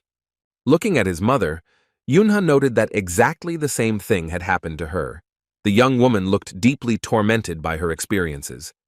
Now the boy understood how much health his prank cost his parents, because they did not know that he was living a second life and saved them from certain death. The hero realized that the only thing his parents cared about was that their son had disobeyed and run towards the Kraken, putting himself in danger. He knew exactly what it was like to lose his family, so he didn't hesitate for a second, and didn't ask their opinion. Now he had to become a child again, so Yunha looked at his father, cried, and asked for forgiveness. The boy added that he was wrong, fully aware of it, and promising never to do anything like that again. No one yelled or scolded him. The mother stretched out her arms to her son and invited him into her gentle and affectionate embrace. Yunha threw himself on her neck and was happier than he had ever been in his life, both in this life and in the previous one. Could the future really be happy this time? The hero couldn't believe his happiness. The father also hugged him and his wife. He quickly calmed down because he loved Yunhu very much. So he simply asked her never to do that again. Yuna started to cry for real. He didn't have to fight monsters anymore. He could be an ordinary child. The next morning, Yunhee's family returned to the hospital to take Yuna home. The girl had already completely recovered. The father asked the boy in a stern voice to sit in the room and not go anywhere while he and his mother filled out all the necessary paperwork. Yunha raised his hand happily and promised that he would wait for them by Yuna's bed without moving from the spot. Our hero thought that after the events on the bridge, his parents had completely stopped trusting him, and he wished it would end soon. Yuna continued to sleep. Her eyes were still closed, but a blush had already appeared on her cheeks. Yunha sat next to his sister's bed and ate cookies. These were the simple childhood joys that he had previously lacked so much. Having finished the last piece, the boy even wanted to lick his finger. It was very tasty, but the treat was too small. Looking around, our hero was convinced that there was nothing else tasty in the ward. He desperately wanted something sweet, probably because he had spent a lot of energy the previous day. Then someone handed him another chocolate chip cookie, and Yunha was delighted. He thanked them with all his heart for the treat. But then the hero looked at who was holding out the cookies. It was Kang Hyun-chul. For some reason, the boy suddenly lost his desire for sweets. Raising his hands in a questioning gesture, Yunha seemed to be asking what the throne had forgotten in his sister's chamber and why he was treating him. The man began to remove the wrapper. He did not understand why the child did not take the sweet and asked if he liked chocolate cookies. The next moment, the head of the Blade clan simply shoved the treat straight into Yunhei's mouth. He rarely dealt with children at all, so he simply didn't know how to behave. Our hero held the cookie in his teeth and thought that his enemy from his past life was probably dying, or maybe he had gone crazy. No, he had always been crazy, but how to explain such behavior? Here the man decided to break the silence once again and asked how old Yunhei was. He spoke to him in a serious tone, as if he were an adult. The boy finally took the cookie in his hand and began to eat it. After chewing a piece, he replied that he had recently turned 6. The throne exhaled that the child turned out to be really, really small and asked how old his sister was. Yunha answered that it was 10. Hyun-chul asked about his name, and our hero was indignant that he was not obliged to tell him his sister's name. The man laughed and said that he was not interested in the girl's name, but in the name of the boy with whom he now had the honor of speaking. But Yunha introduced himself. He did not understand what all these questions were for and what the fire demon wanted, but soon everything became clear. The Blade Lord asked if No Yunha wanted to join the Player Academy in the future. If so, he could confidently count on his recommendation. Yunha was horrified. This guy wanted to put him in the academy to make him a player, and then measure his strength. Did he decide to grow his own opponents? The hero thought. The man put his hand on the boy's shoulder and said that he still had plenty of time to think. Hyunchul smiled and said that he would definitely remember the hero, No Yunha. He was almost sure that they would meet again. The throne turned around and left the chamber. Park Hyo-rim was waiting for him at the door. She realized that they had failed to agree on admission to the academy. The girl pounced on her colleague with questions about how he could just turn around and leave. She was almost certain that one of the children had the gift of miracles, a gift no one had had for many years. Hyunchul replied that he didn't care much about that. It only mattered whether the children were strong or not. Hyo-rim called him an idiot who was obsessed with fighting, but the man pretended not to hear. He turned and reminded her that she must not forget that, firstly, he was older, and secondly, she had become the throne, and now she must think very carefully about her words and actions. Hyunchul added that if the child really does have the gift of a miracle, the girl's life will turn into a living hell when the general public finds out about it, so there is no point in ruining her life at such a young age. The man looked closely into Park Hyo-rim's eyes and asked if she wanted this. The girl realized that she had spoken too quickly and remained silent. Continuing to walk down the corridor, the throne summed up that if she understood him, then she should forget about all this, after which he suggested going to a cafe and ordering dessert. The beauty instantly imagined a carousel of ice cream, burgers, and candies. She herself wanted to have some refreshment. But the moment was not particularly suitable. Hyo-rim again called her friend crazy. Hyunchul ordered once again to forget about the girl, at least for a few years. It was much better to go and eat than to say anything. Before leaving the hospital, the man muttered under his breath that he really wanted something sweet. He had spent a lot of energy yesterday. The next day after being discharged from the hospital, Yunhee's family finally went to visit her grandmother, who lived in a small village a few hours' drive from the city. The old woman met them at the door of the house, which raised alarming questions about whether she could go out after fainting. The grandmother smiled and said that she came out only to meet them. She was very impatient to see her grandchildren. She looked at her daughter, her husband and children, and was upset to see that they looked worn out and tired. Yunha and Yuna were sleeping in the back seat and didn't even wake up. The woman suggested that they continue to rest, but in the house. But Yunha opened his eyes and realized that he was no longer sleeping in the car, but under the blanket. Yuna pressed tightly against him, hugging her little brother in her sleep. Our hero was so tightly squeezed by loving embraces that he was afraid to even move, so as not to wake the girl. But the boy still couldn't sleep in that position. He carefully rolled his sister a little to the side and sat down, wondering how she could even sleep in such an uncomfortable position. Then he looked at how his mother hugged his father just as tightly in her sleep and realized who Yuna took after. Yunya stood up carefully and covered Yuna with a blanket so that she wouldn't freeze. He was wide awake. The boy quietly tiptoed out of the room, trying not to wake anyone, and then closed the door. He went out into the yard. The nature in this area was extremely beautiful and peaceful, giving a feeling of peace. Our hero sat down and tried to collect his thoughts. His feelings were quite strange, but Yuna noticed that he now had much more mana than he had in his previous life. He wondered if it was related to his gift, because as a player he was very strong and, one might say, unique. It is rare for someone to have the gift of a berserker, but Yunha has mastered it to perfection. One cannot say that it was because of a good life, but rather from a burning desire to take revenge on the monsters for his family. At that time, the pattern was simple. The more mana he consumed, the stronger he became. But he could not accumulate energy in large quantities, turning everything into strength. The strength was great. Our hero cut down monsters literally with one blow, rarely requiring an additional one. The name itself suggested that his gift caused a real obsession with battle. The more mana the player consumed, the more insane he became.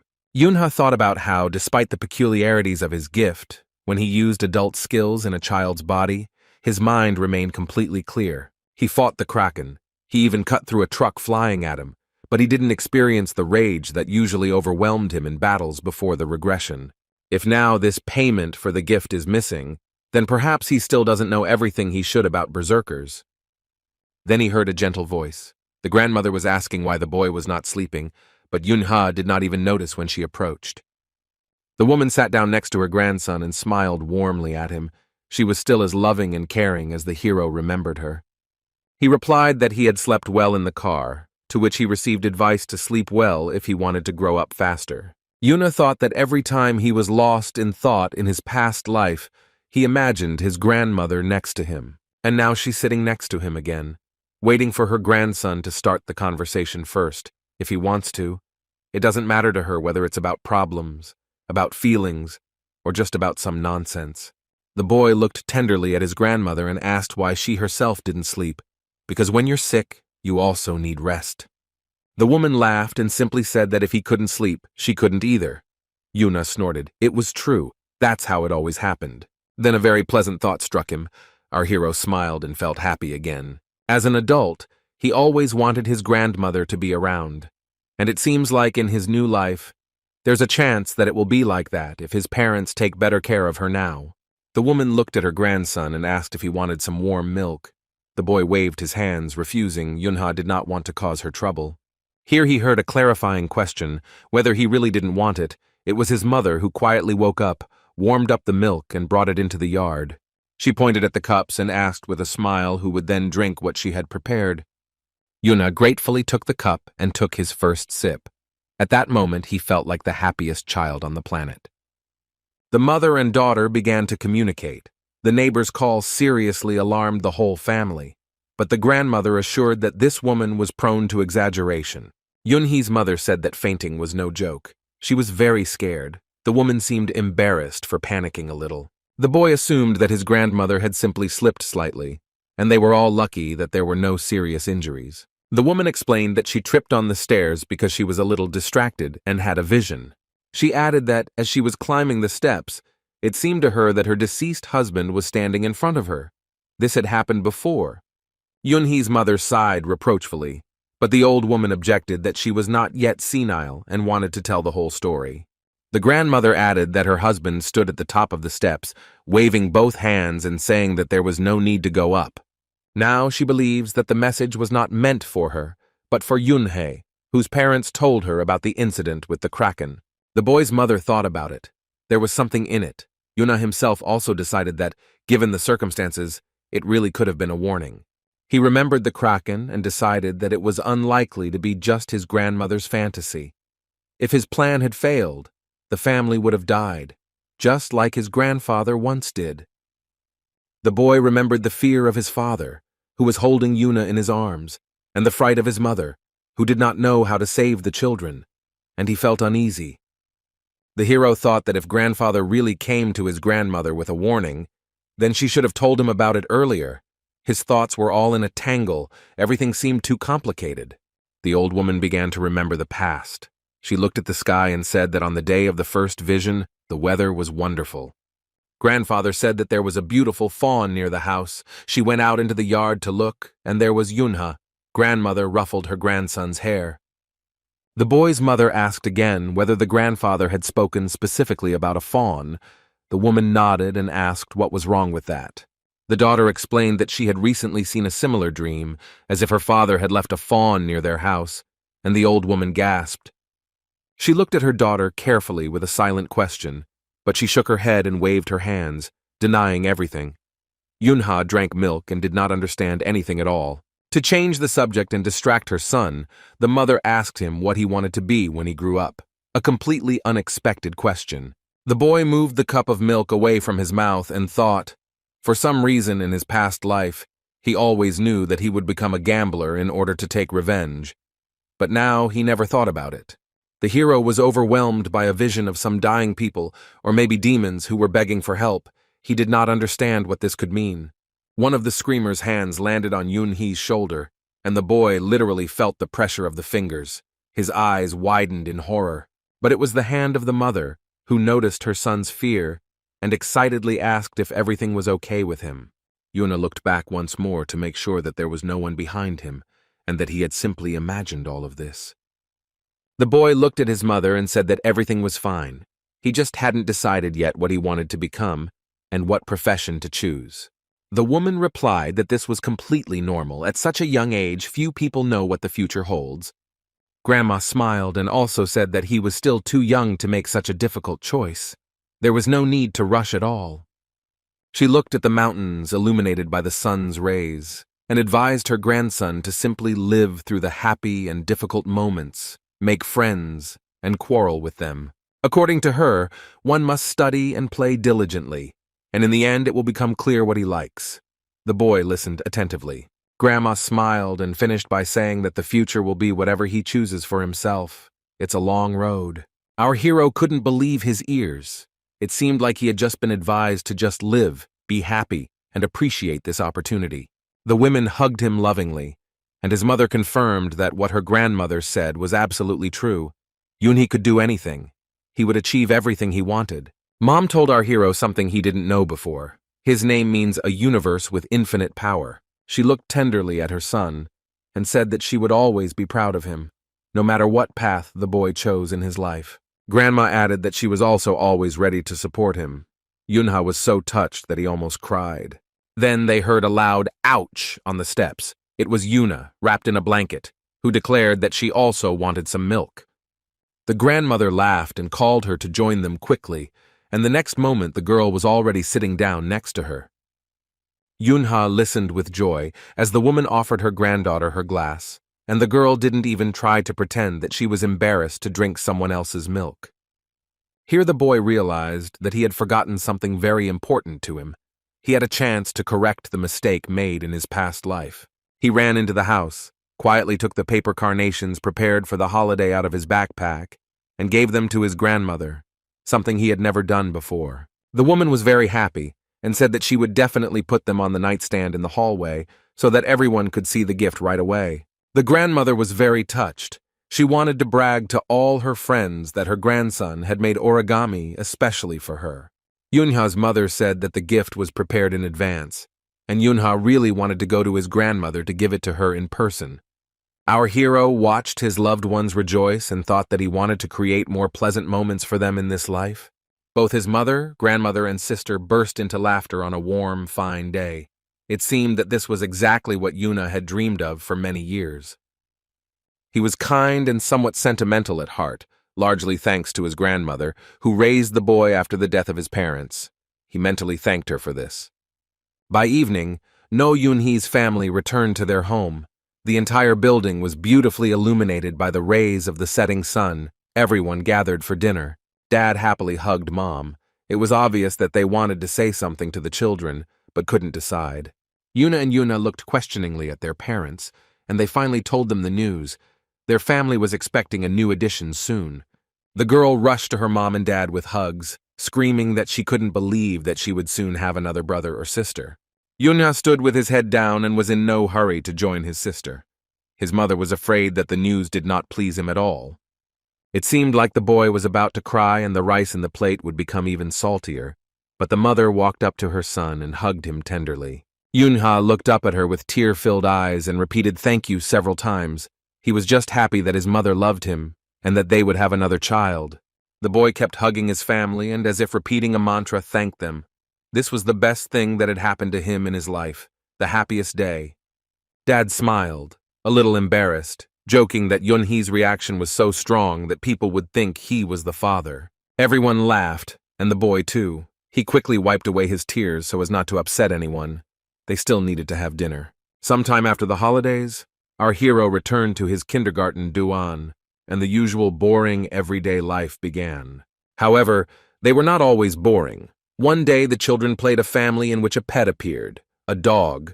The girls called him Pochi and invited him to eat from a bowl.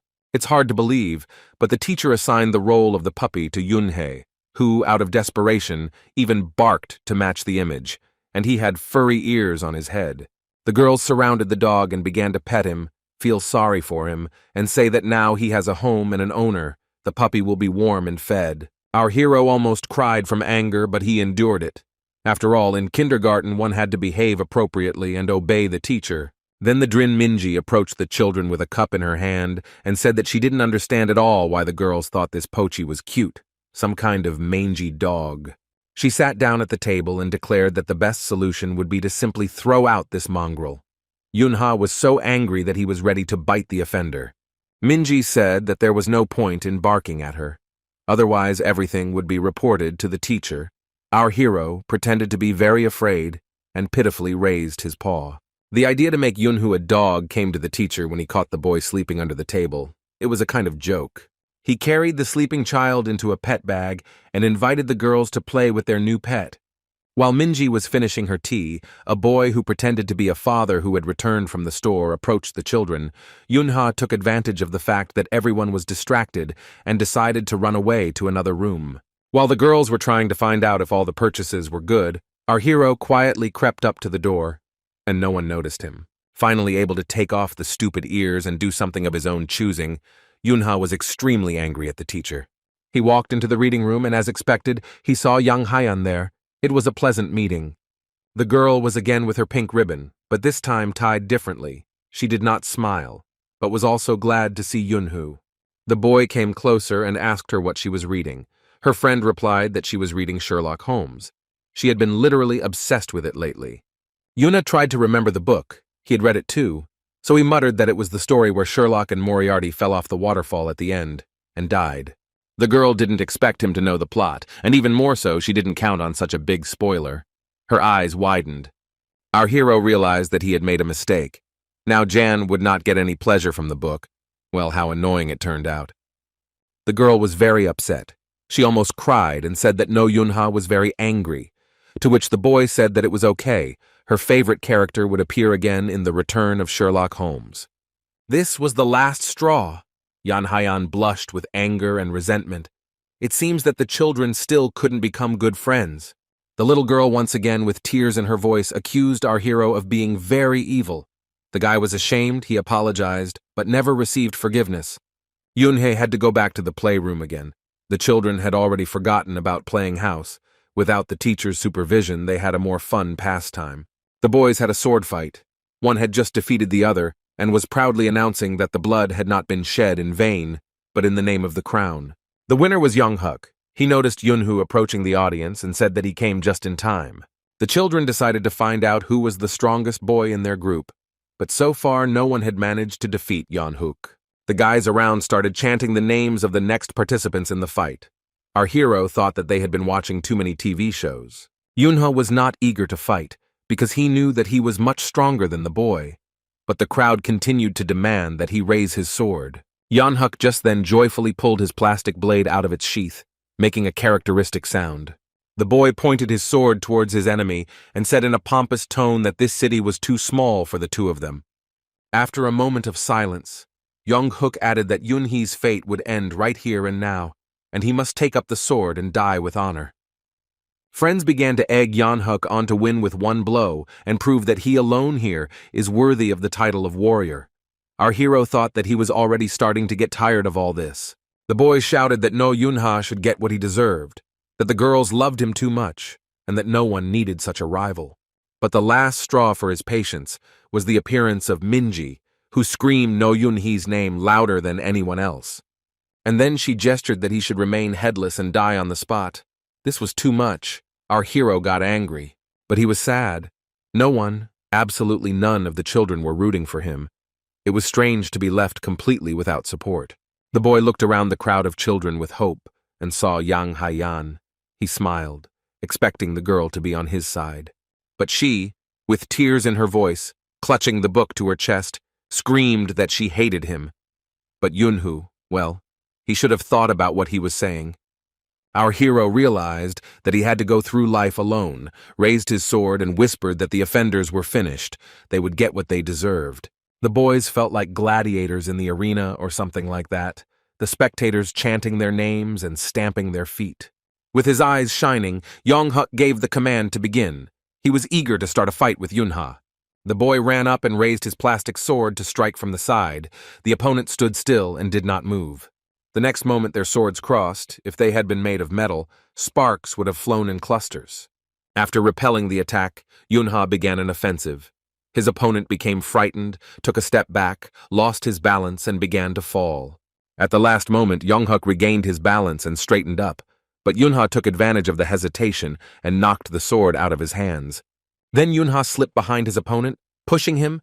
He was so fast that few were able to appreciate this unexpected maneuver. Our hero threw his sword over Janhuk. It was quite impressive. The weapon seemed to cross in the air. The boy landed on his knees, but said that he was not giving up yet and intended to continue the fight. Yuna pretended to sheathe his sword, as if to indicate that there would be no continuation. Yonghuk groaned that he wanted to fight some more, now that he had released his hidden secret powers, but then added that it was probably forbidden in the garden. He fell theatrically to the floor, coughing as if he was dying, and holding the place where he had been hit with his hand. If he was going to lose, he might as well lose in style. Yunha stood and listened to the applause. The children shouted his name in different voices. Being a winner in childhood was much more pleasant than in adulthood, and there was less bloodshed. Our hero looked back at the cheering crowd and thought that it was a good fight, the best fight, because no one was hurt. The children continued to praise the boy. They remembered how well he plays for the family, and how skillfully he handles the ball, and how good he is at handicrafts. But then someone remembered Excalibur, the stuck sword, and began actively offering Yunhei to pull it out. Our hero did not understand what they were talking about. It was a sword, stuck in a mountain of toys and domino pieces, wrapped in chains. None of the children in the group could get it. All the guys were shouting that they had never seen anyone lift Excalibur before. Yunha should be the first. Our hero thought that it would be impolite to refuse in this situation. The boy confidently took hold of the weapon's handle. For some reason, he was very pleased with himself. It had been a long time since he had felt so pleasant in the garden. Yunhei had to put in some effort to pull out the sword, but he still managed to do so, and the blade shot up into the sky. The children gave another round of applause, shouting that No Yunha was the best, the strongest, and overall incredibly wonderful. The weather was good, so the children in the kindergarten were told to get ready for a walk in the nearby park. The park was beautiful, lots of greenery and neat alleys. Not far from the lamppost under a bench there was someone's phone. It was a little strange. If you looked closely, you could see drops of blood and cracks on the screen, which was showing a news report about an emergency in the city, and 7th-level goblins were discovered. The children from the kindergarten were playing on the playground. They didn't yet know that the players had neutralized all the monsters except for 2, who had managed to blend into the crowd. Minji and her friend were playing Freeze and Dead. They were having fun. Nothing reminded them of a possible threat. Yuna did not take part in the game. He was already quite tired after the first half hour, and now he was trying to rest a little and watched what was happening. Our hero did not understand at all where the children got so much energy from. He remembered himself at their age and did not remember having to run and jump so much. He folded his hands in a pose that helped accumulate mana. He needed to quickly restore his strength. After returning, No Yunha tried to use every opportunity to accumulate as much mana as possible. In his past life, he often suffered from a mana deficiency. During the incident on the bridge, he noticed that he could now accumulate more, and already knew that in a few years, people would begin to see mana as having great power and value. He didn't manage to do his job for long. The guys came running and invited him to take part in the game. Yunha thought again that their endurance was simply incredible. Then the teacher came. He went to the nearest supermarket and now brought a whole bag of ice cream for the children. The boys and girls rushed towards him as fast as they could, each wanting to have time to choose the treat that they liked the most. But Yuna looked at them and thought that after all they were children, and so they behaved accordingly. There was nothing surprising about it. The teacher noticed that the boy was in no hurry to take the treat, so he loudly said that everyone who had not yet had time to come up. There was still quite a lot of ice cream. Our hero put his hand in the bag and chose the most attractive pack. Someone grabbed it from the other side. It's not hard to guess that it was Drin Minji. She always provoked Yunhu in order to then accuse and stir up a scandal. Our hero asked the girl to give him the ice cream. He took it first, but she said that this was not so and he should give in. Minzi accused the boy of being greedy and petty, and he didn't understand why he had to give up the ice cream he chose. The teacher listened, but didn't intervene yet. Finally, his nerves gave out, and the teacher simply took the treats away from both children and reminded them that they should be friends and share. The wisest decision was to split the treat in half, which is what the teacher did, but it can't be said that this made Yunhu and Minji happy. The children each took their half, but they had no intention of putting up with this situation. They decided to do it their own way. To determine the winner who would get all the ice cream, Minji and Yunha started playing rock, paper, scissors. Teacher Tayo didn't like this idea because he asked the children to share, so he had to abandon this idea. Then, Yan Hayan came up and asked if the teacher knew where Yeonhuk was. He still hadn't gotten any ice cream. Tayo replied that he hadn't seen him for a long time.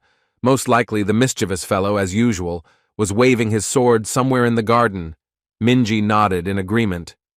At this point, they all looked at Yunhu and began to discuss why both boys liked to play alone so much. Yunha ate his ice cream and thought about how special training should be done in secret. In the background, he could hear the girls talking.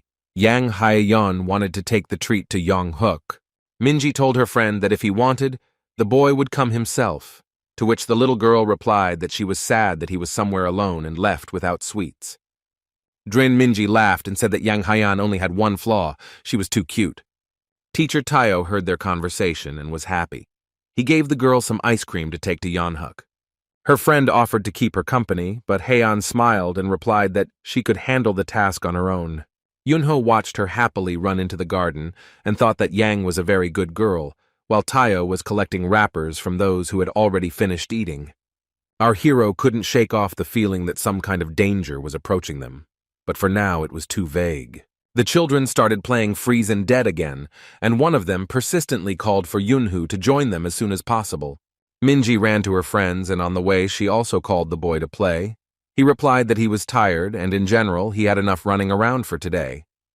The girl took a pose and replied that in that case no one would want to play with him anymore, but Yunha assured her that she didn't have to worry about that.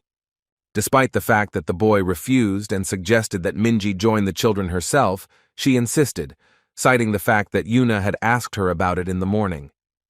The hero remembered his family, and his mood changed. It was very pleasant to think that his sister was caring even from a distance. Minji dragged him to the children, and Yunha did not resist. The children played rock, paper, scissors to decide who would drive. This was a proven and quick method, and besides, no one was offended.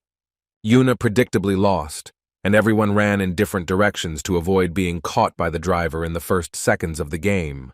Our hero didn't like children's entertainment, and besides, he had already run around a lot, so he was in no hurry to catch up with the others. Since it was Minji who had drawn him into this venture, he decided that if he caught the girl and handed over his role to her, he could easily get away. However, catching up with her turned out to be not so easy. Every time Yunha was about to grab the girl, she managed to slip out from under his hand. When he finally succeeded, Minji turned around sharply and ordered our hero to freeze, that is, to freeze.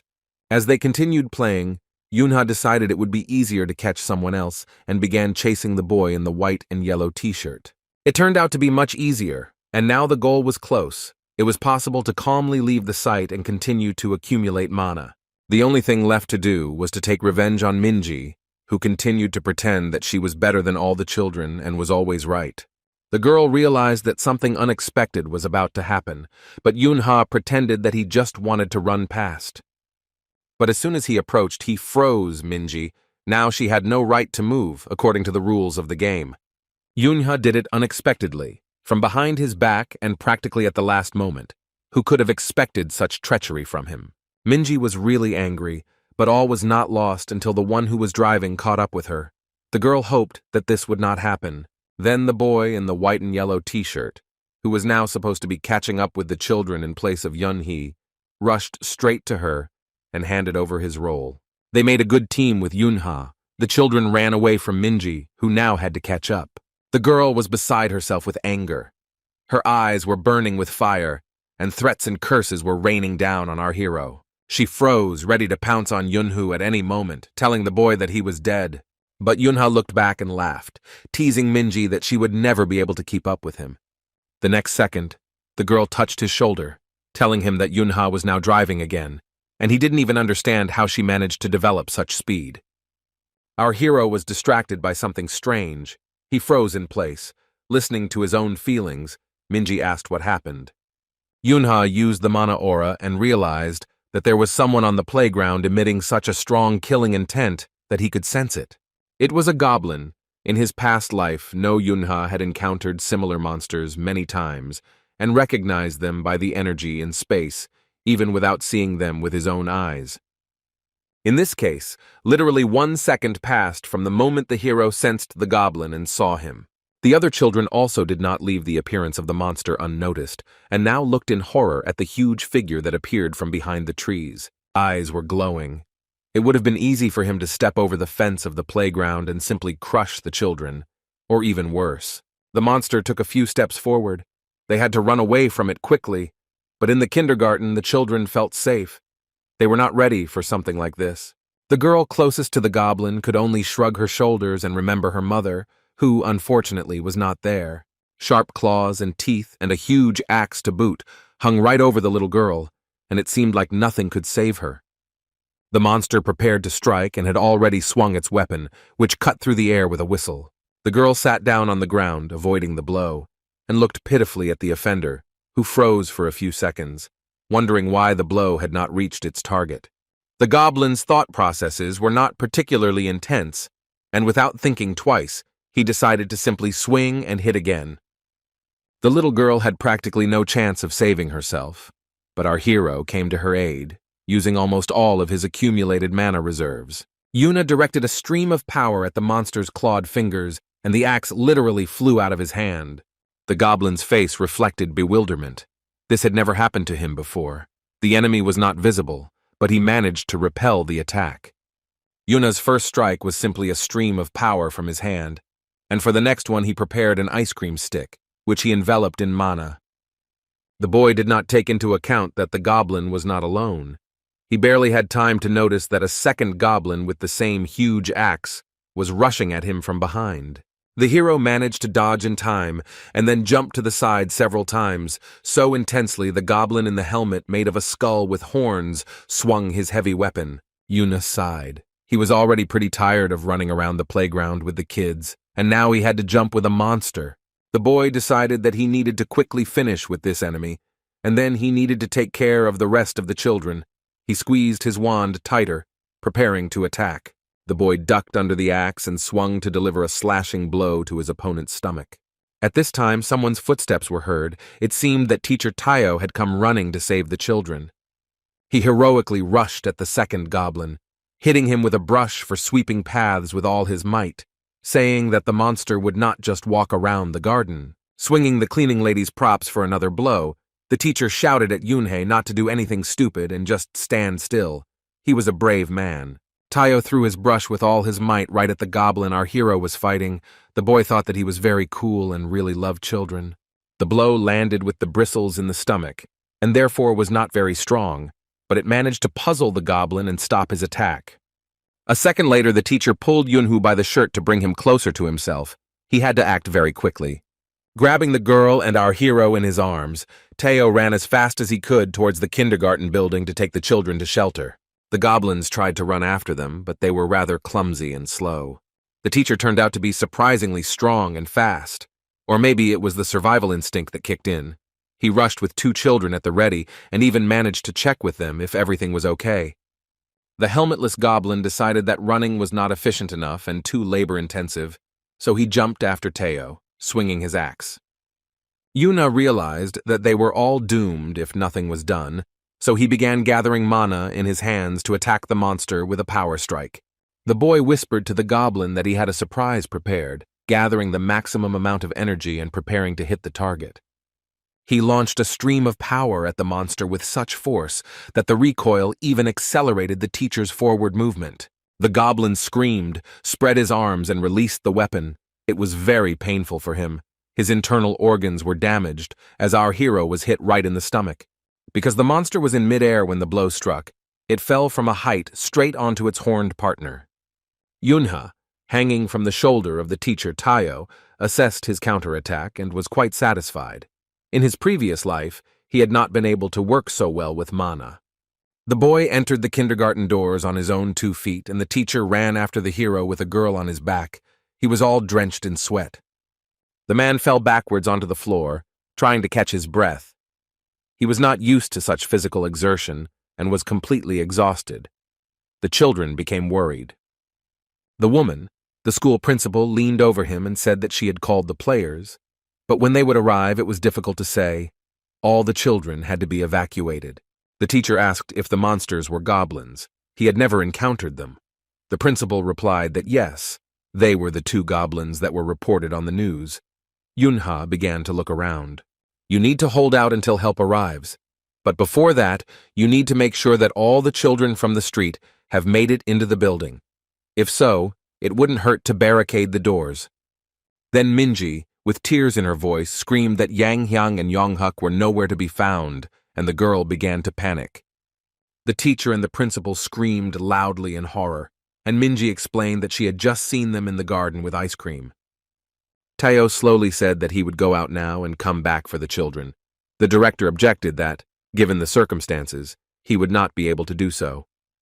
The children and staff of the kindergarten began to cry and beg the teacher not to leave, but to stay with them to protect them if the goblins started to break in. Another group of children begged Tayo to save Hayan and Songhuk, bursting into tears as they imagined their inevitable death in the garden. The man really wanted to swear, but it was impossible in front of the children.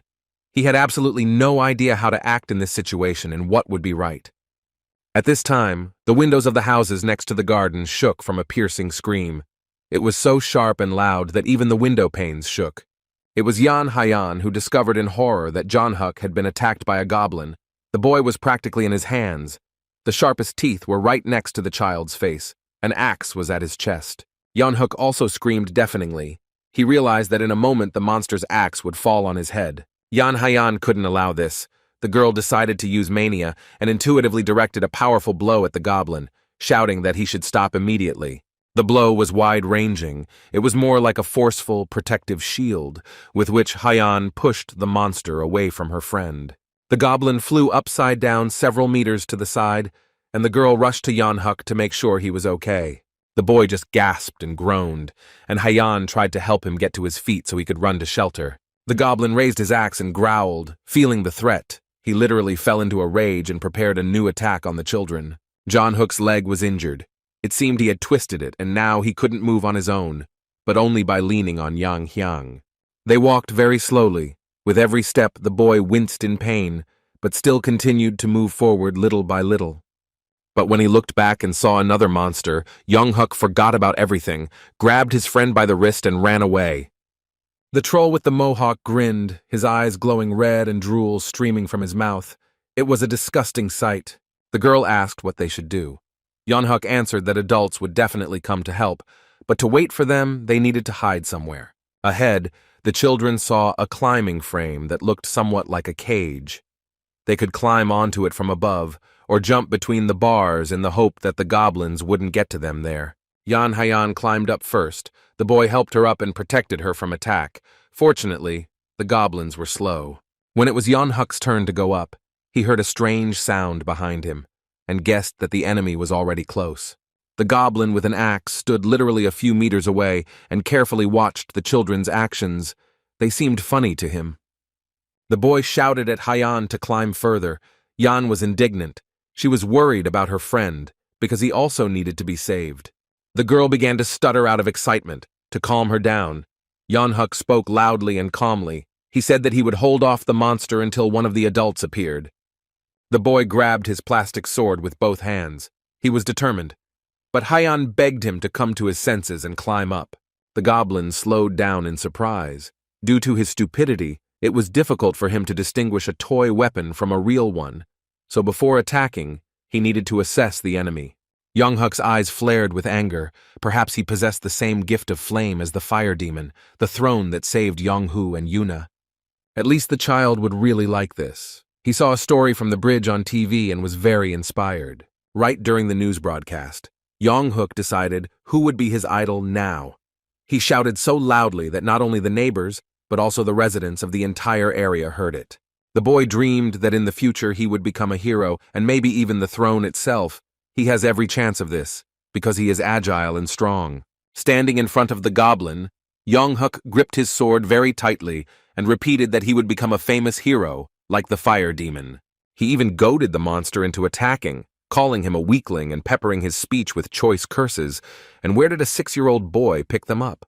The goblin began to get furious. He clenched his teeth tightly and began to prepare for an attack, fingering the handle of the axe.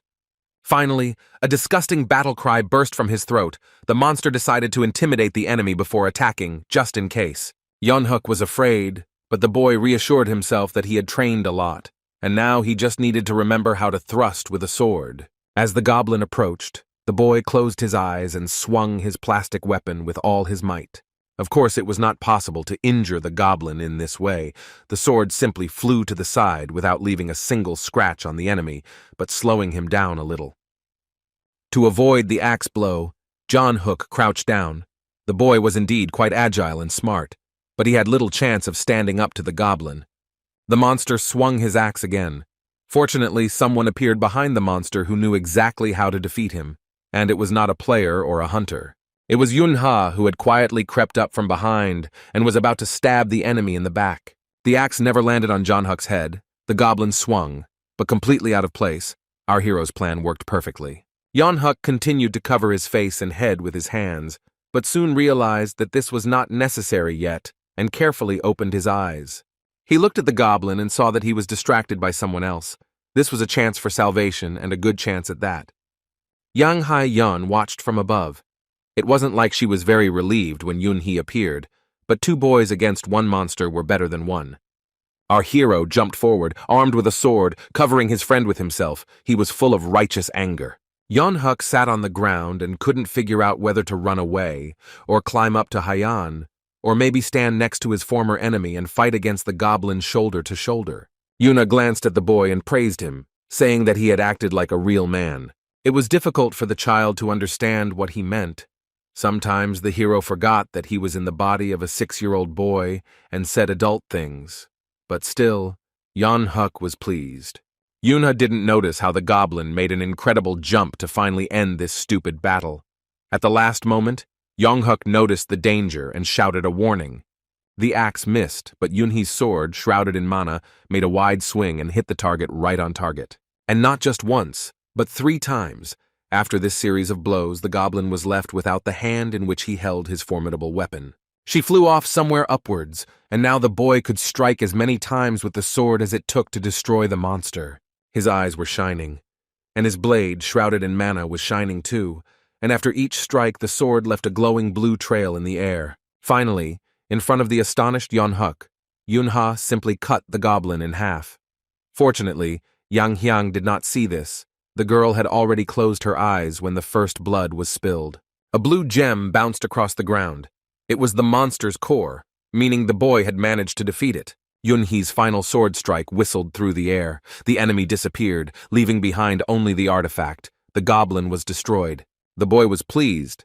Now he could take a breath and cheer up the children with a smile and suggest that Hyeon go down to return to the kindergarten. But Yunha couldn't do this, at least not right away. Yeonhuk rushed to him with hugs, repeating that the guy was a real hero and pouring out gratitude. He was so excited that he knocked our hero to the ground. He began to get angry. He did not expect such a flow of tenderness and was not ready for it. The girl also came down and joined her friend, and now they cried and thanked Yunhu together. Yang Hyang and Yeonhuk filled the boy with tears and cried out that they were incredibly scared, but he heroically saved them. Our hero tried to get rid of them, gently or not so gently, but he still shouldn't forget that we were talking about 6-year-old children. Sometime earlier, he had put a lot of effort into getting out of the kindergarten and rushing to help them. While Tayo couldn't decide what to do, Yuna came to the door. They didn't pay any attention to him, so the boy carefully crept outside and closed the room so that no strangers could enter. It was easy to get out, but it was necessary to use special vision to assess the situation. Yunha decided to use magic. Using the power lines, he saw where the mana clusters were in the area, which could indicate the location of Hyeon, Yeonhuk, and the monsters. The boy felt calmer when he saw that the children were safe and sound and had managed to escape from the goblin. Then, from the side, he saw that the second monster had managed to get into the building. It was incredible luck that Yunha had come out and noticed it before it attacked the children and staff. His legs were very powerful.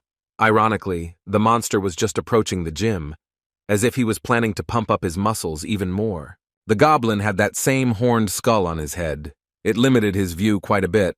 The monster turned his head in all directions, trying to get his bearings. Then the goblin heard a thin, childish voice asking what the hell he was doing there and began to shake his head even more intensely.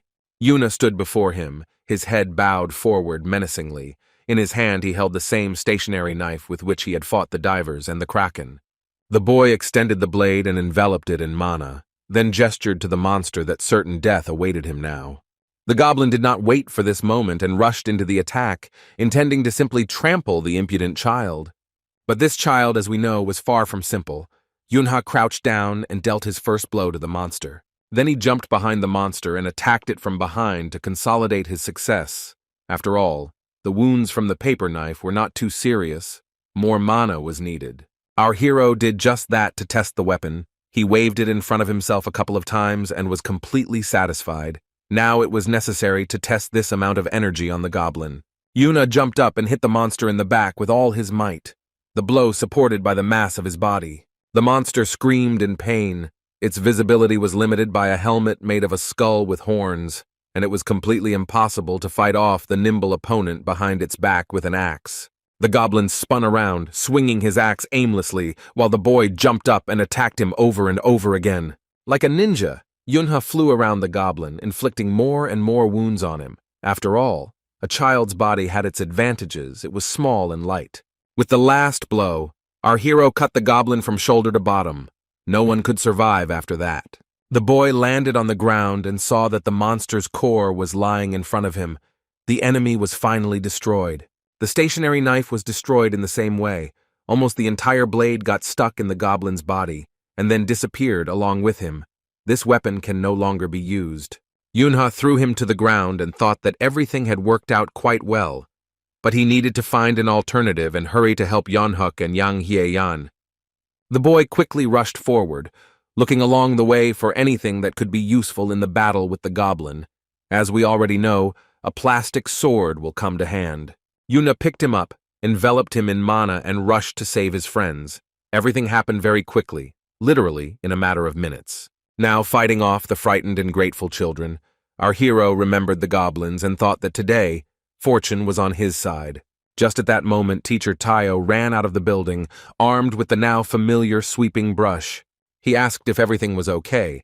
Yang Hyun and Yeonhuk continued to cry and yell, and Yunha was simply confused and didn't know what to answer. The boy thought carefully, then closed his eyes and said in an uncertain voice that yes, it was okay. After a while, parents, the press, the police, and players from the clan that was engaged in catching goblins gathered around the garden.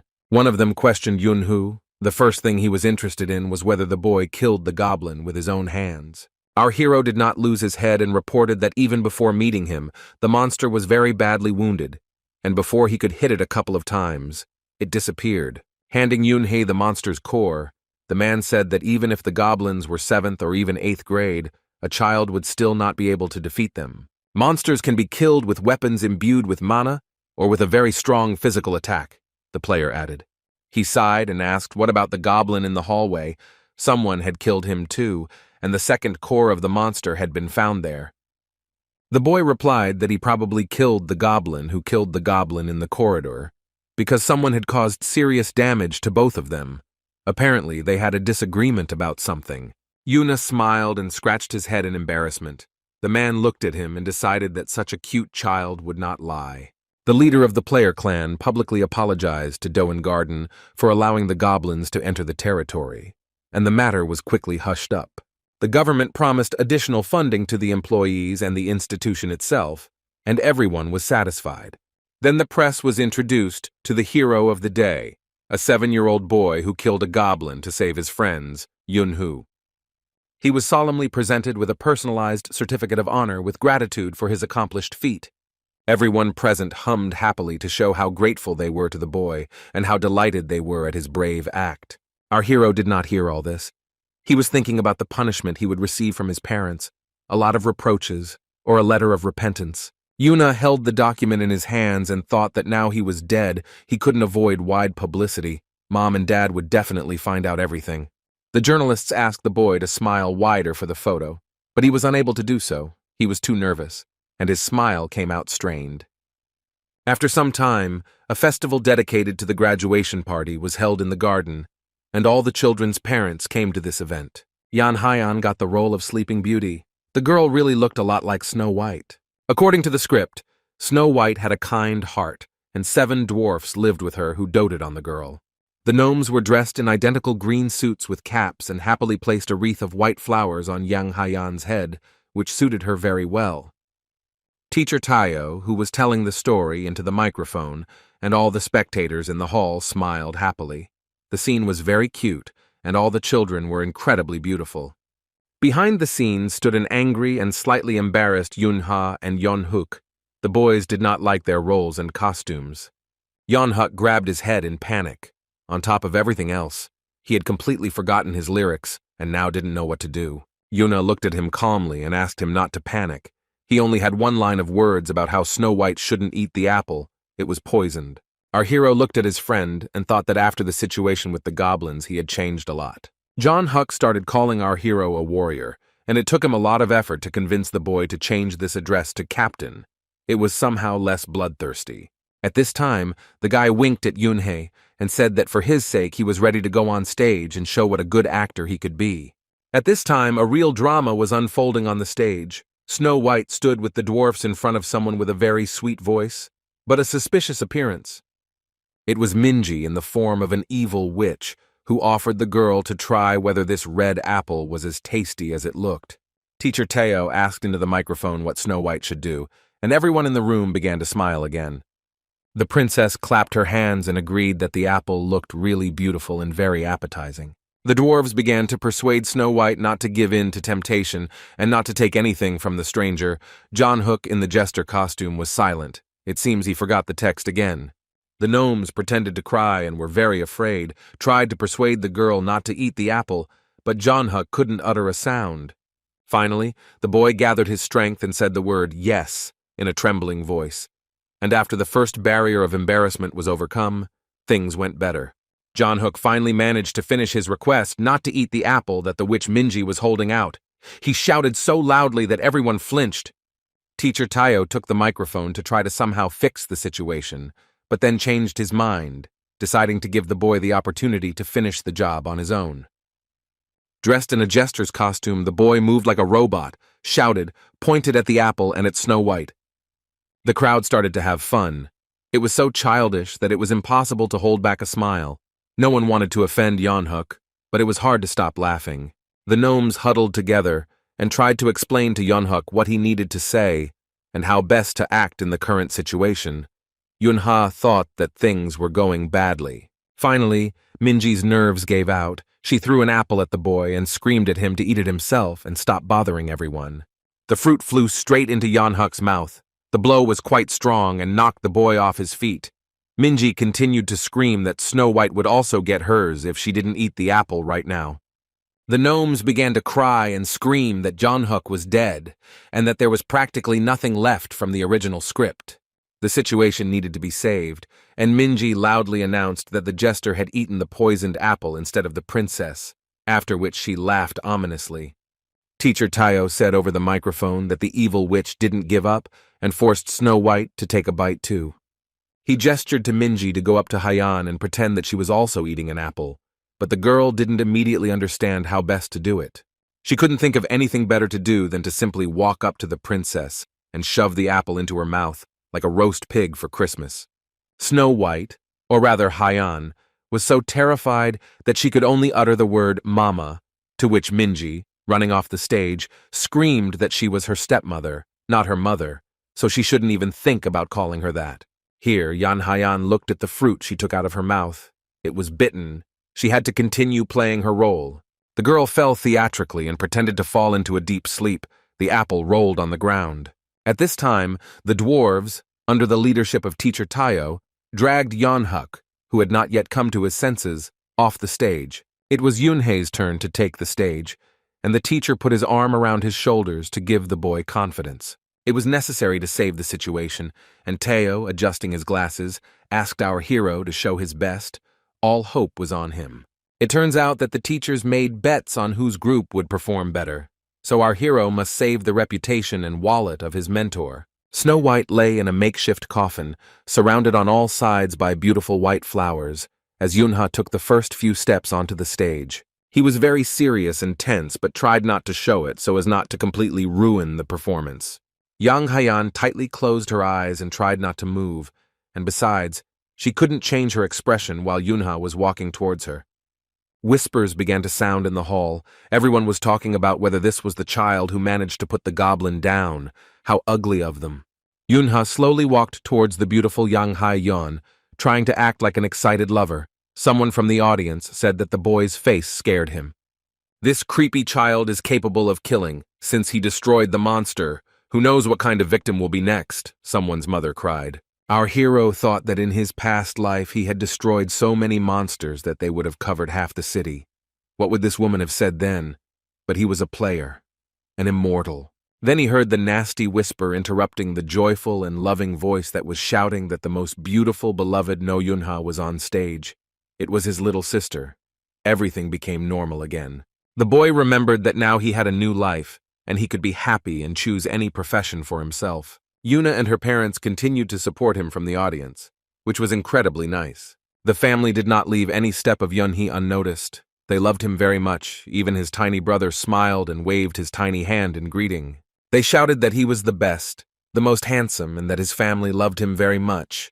The boy was embarrassed for a few seconds. But he also laughed joyfully and answered his relatives that he also loved them very much, albeit mentally, so as not to spoil the performance. Yunha walked up to the place where Yang Haiyan was lying and stopped. It was necessary to do everything beautifully so that the girl would be pleased to look at the photos later.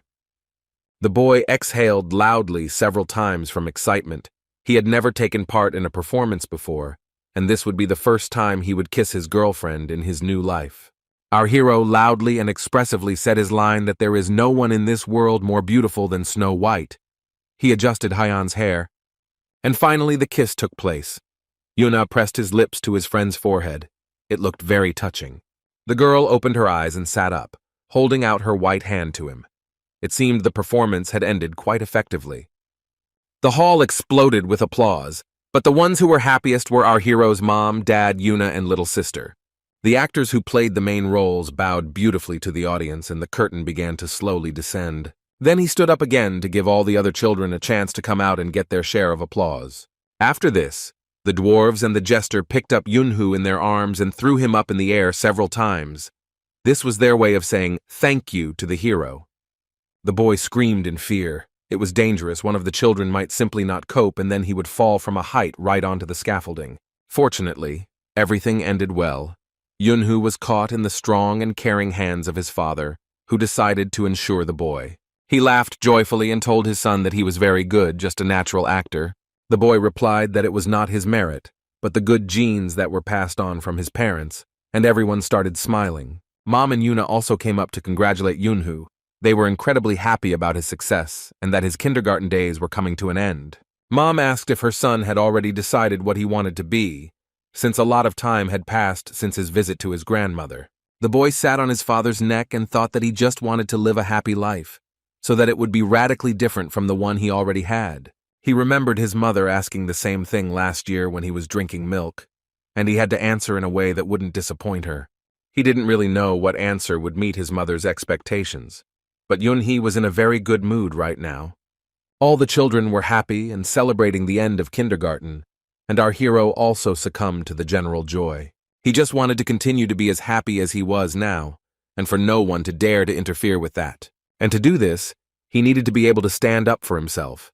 So Yunha answered his mother that he probably wanted to become a warrior. He asked his father to put him down on the ground, and his father played along with his son a little, saying that he was ready to carry out any order from such a brave warrior. Mom looked at her family with a smile. It seemed that both of them did not disappoint her, and the answer was correct.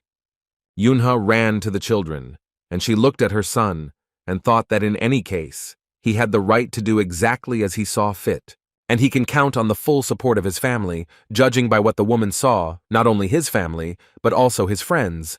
Younghuk hugged the boy tightly. Soon Yunha went to school for the first time. It was a very important day for him because he was starting a completely new, more adult stage of life. After her welcoming speech, the director congratulated all the newcomers on their admission. Even she was a little worried, let alone the children. Yunhee was 8 and really didn't like formal events, so he just stood there and yawned. Then, out of nowhere, Minji appeared and asked why he was acting like that when the director was giving a speech. The boy replied that she was quite strange herself. The girl made sounds similar to growling, to which Yan Hyan asked them both to speak a little more quietly, since it was simply indecent. Yonghuk was there too. He turned to Yunha and asked when the boss would show the others who the strongest boy was. Our hero replied that he was not going to do this. Then the boy replied that he would not miss his chance and would also loudly declare himself. The children were looking forward to school life and were quite excited, but Yunha was only thinking about not attracting unnecessary attention to himself. After the ceremonial assembly, the first graders went to get to know their class through a bright and spacious corridor. Everyone was asked to say a few words about themselves, and Kim Minji was the first to do so, saying that she lives in the Hanwha area. The girl added that she went to do in kindergarten and loves to socialize, make friends, watch melodramas, and listen to music. The class teacher, Eugenia, smiled and reminded the girl that they had little time today, and they could continue another time. Minji sighed theatrically and said that if that was the case, then nothing could be done. All the children looked at her in surprise. Next was No Yunha. The teacher asked him to introduce himself, and the boy stood up from his seat. He was brief, saying that he also went to do in kindergarten and hoped to make good friends at school. Eugenia asked if the boy wanted to add anything else, but Yunha refused, saying that was all. The woman smiled and nodded, saying that she understood him, and next it was Yang Hyan's turn to tell about herself. The little girl was very embarrassed. She stood up, lowered her head, and did not know where to start. The teacher advised her to introduce herself. The girl began to stutter as she said her name, but it took her a long time to do so, as she was very nervous. Yang Hyan's voice was trembling, and her eyes were about to burst into tears. She was nowhere near as confident as Kim Minji. One of the boys started laughing, and Yunha looked at him angrily. The fun quickly died down. Everyone listened to what else Hyan would say.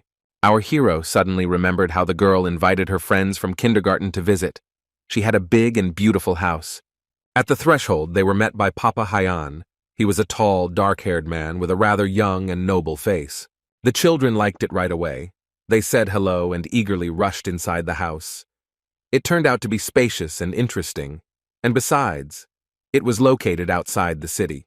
Papa Hyan assumed that they were hungry, since it was not so easy to get to them, so he said that he would prepare a delicious lunch for the guests.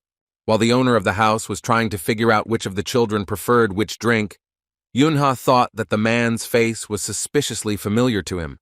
Someone asked for chocolate, someone for yogurt, someone for mango juice, and our hero tried to remember the name of Yang Hyan's dad. He was distracted from these thoughts by the man's question about what he would drink. Yunha was embarrassed. He did not immediately understand what they wanted from him. Out of habit, he named the first thing that came to mind, espresso.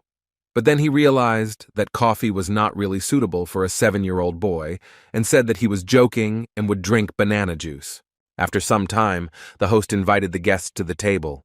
The children's eyes literally ran wild. There was so much delicious food in front of them. Everyone grabbed their forks and started gobbling up the treats.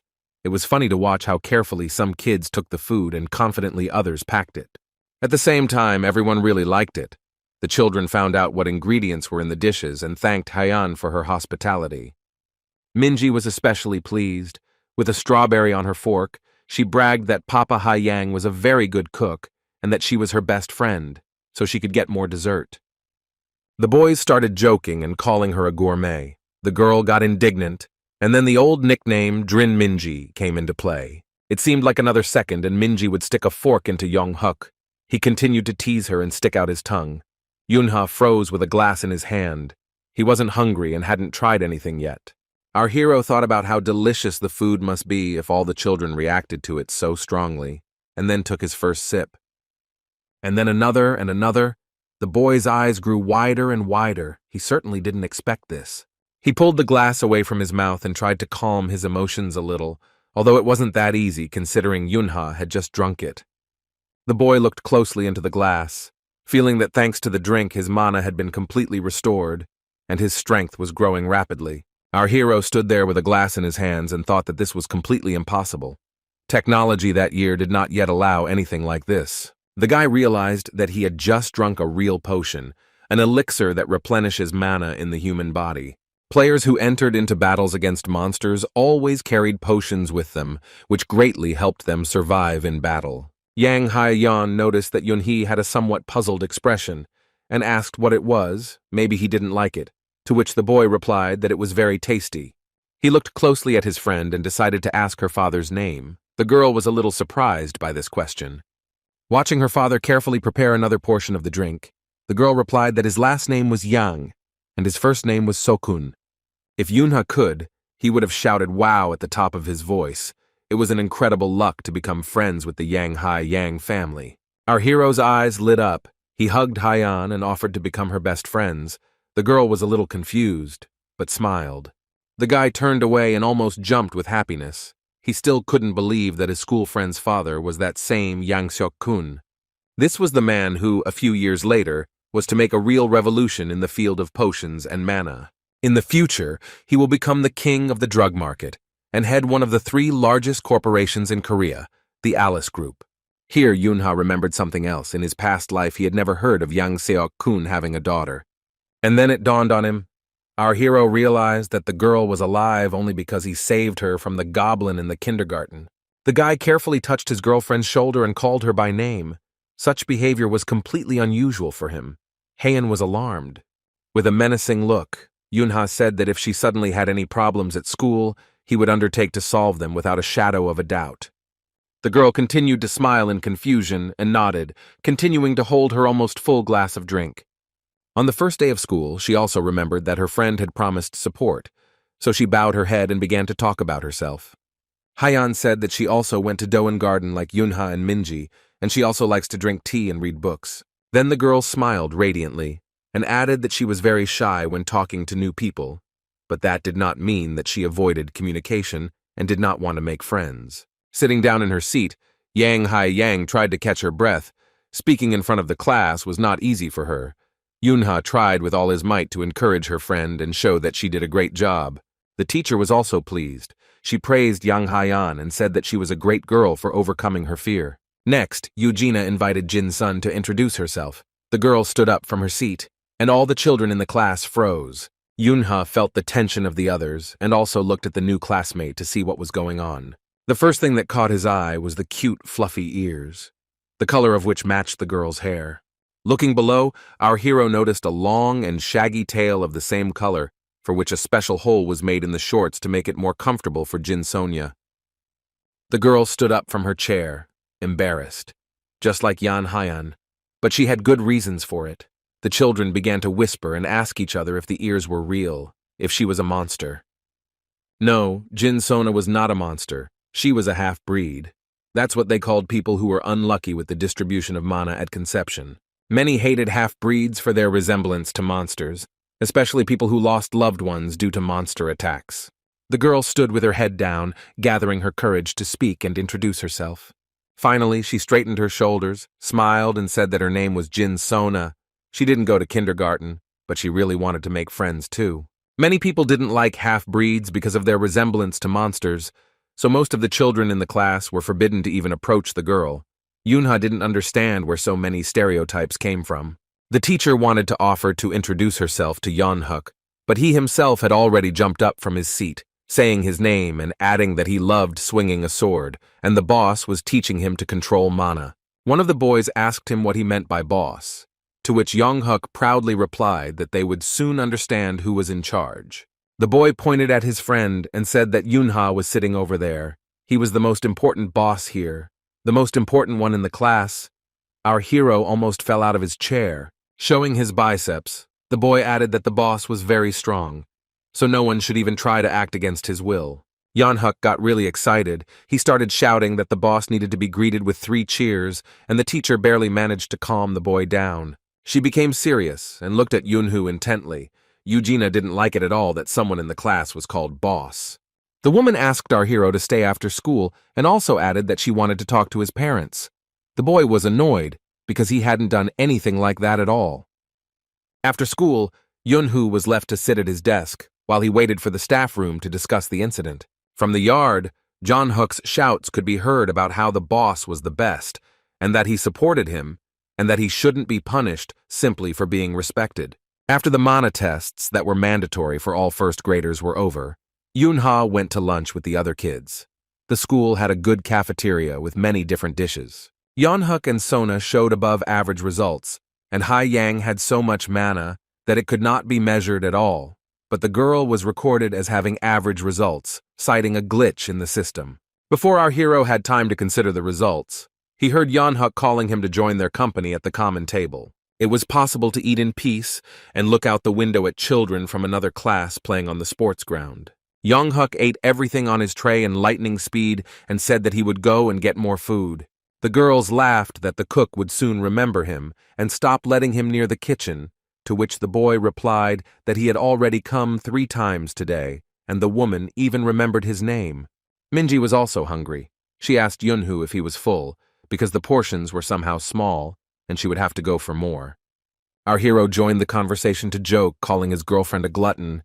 He himself barely ate, lost in thought. Yunha and Minji crossed teaspoons like swords, but both were distracted by something else, forgetting about each other. It was Jin Sona, standing in the middle of the dining room, waving her tail from side to side, not knowing where to sit. Our heroes were alarmed not by the girl herself, but by the reaction of those around her. Everyone began to whisper quite loudly and discuss the tail and ears. There was also a lot of discussion about the presence of a half-breed at school. The children believed that there was no place for people like her here. Jin Sona couldn't find a place to sit down to eat in peace without listening to the constant discussions. When the girl saw a free chair and was about to sit on it to have lunch, the girls at the table made such faces that her appetite instantly disappeared. This didn't stop Sonu from trying to eat, and she asked if she could take the seat, but there was no answer. After a few seconds, one of the girls finally decided to answer, but the answer was negative. Could children really be that mean? Yunha thought. Yeonhuk and Hyeon also didn't like this attitude towards their classmate at all. Fortunately, their parents were normal and raised their children adequately. The girl who had refused to let Jin Sona into her table added that she must have some problems with her head if she decided to eat with the other normal children.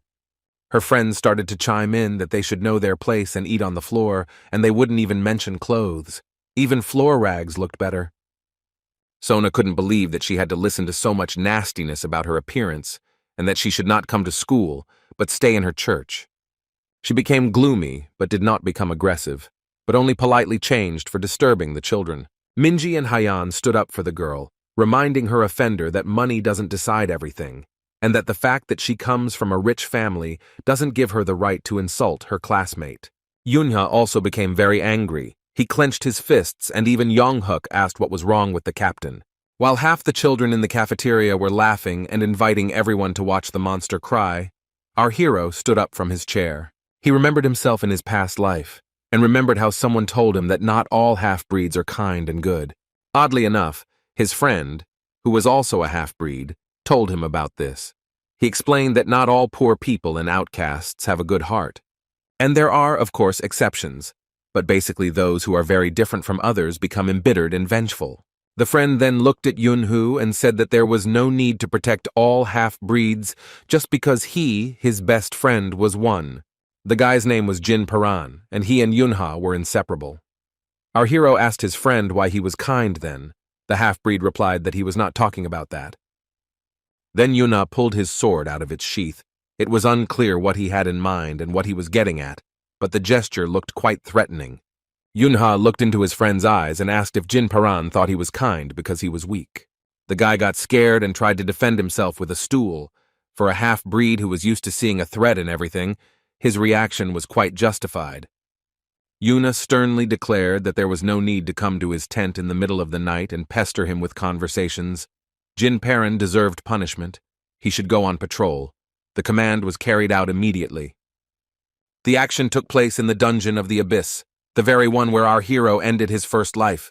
So the monster appeared almost immediately and attacked Paran.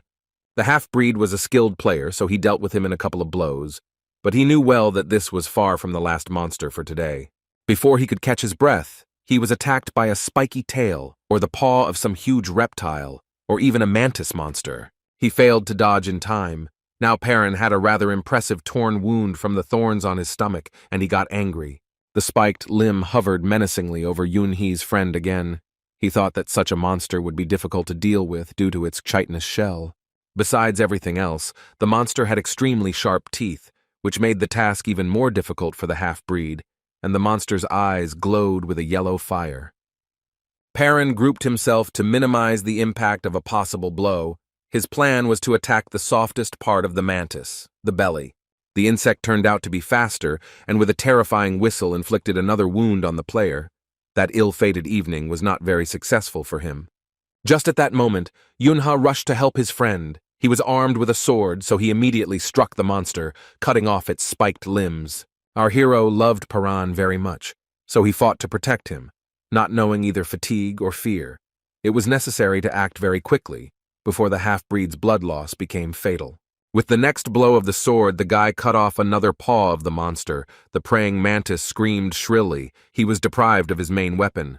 His roar made the blood run cold, but Yunha did not stop. He wielded the sword very skillfully and effectively. The monster also did not remain in debt and tried to get to the enemy, but the player avoided the blows by using the speed skill. It was necessary to end this quickly, and Yunha grabbed the sword with both hands to deliver the last, most powerful blow. Everything around turned red, as if the abyss itself was asking for as much blood to be spilled as possible, and it didn't matter whether it belonged to a person or a monster. The blow was as expected. The mantis's head rolled on the ground, and our hero rushed towards his friend with all his might. Yunha pressed Perrin's wound and asked him to hold on until Yuan arrived. She was a strong mage and an excellent healer. The half-breed realized that he was dying. He told his friend not to waste time on him and not to stop.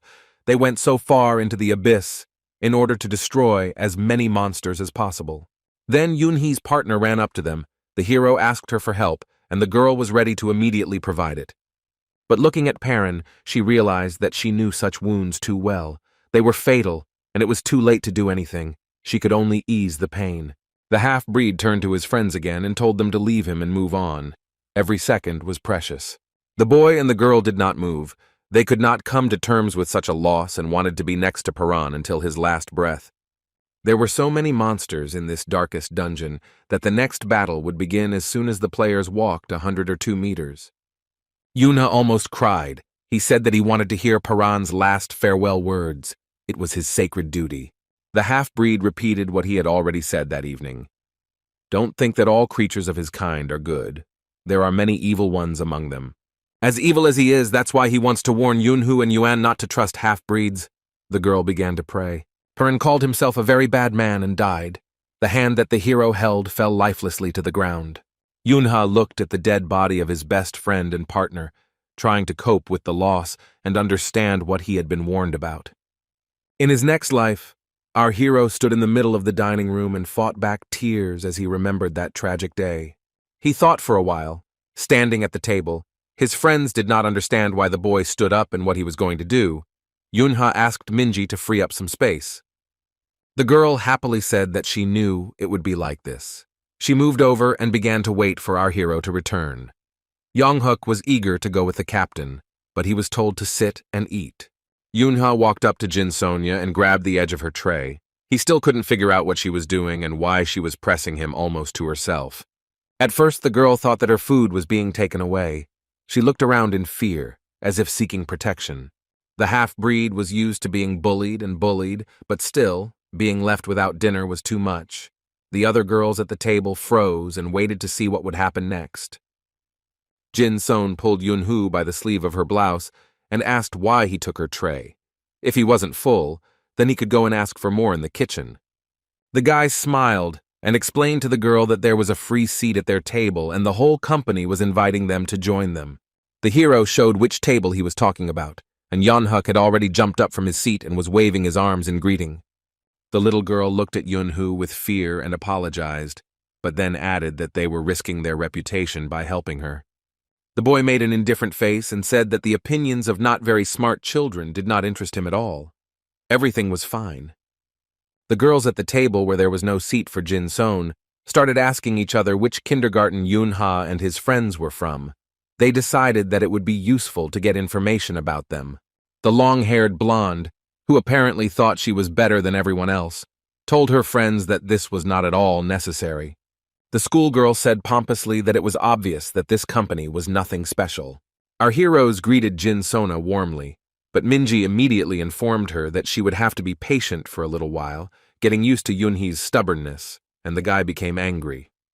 John Hook greeted the half-breed without taking the spoon out of his mouth and said that lunch today was incredibly delicious. He handed the girl some barley tea and suggested that she verify this by trying the divine drink. Tea in a thermos was brought from home by Yan Haiyan. As we already know, it was special. The girl smiled and offered her friendship to the new girl. The friends watched as Jin Sona sat down and began to drink the offered tea and were glad that she liked it. The girl looked sadly at her reflection in the glass of drink. She still couldn't believe that someone had risked making friends with her.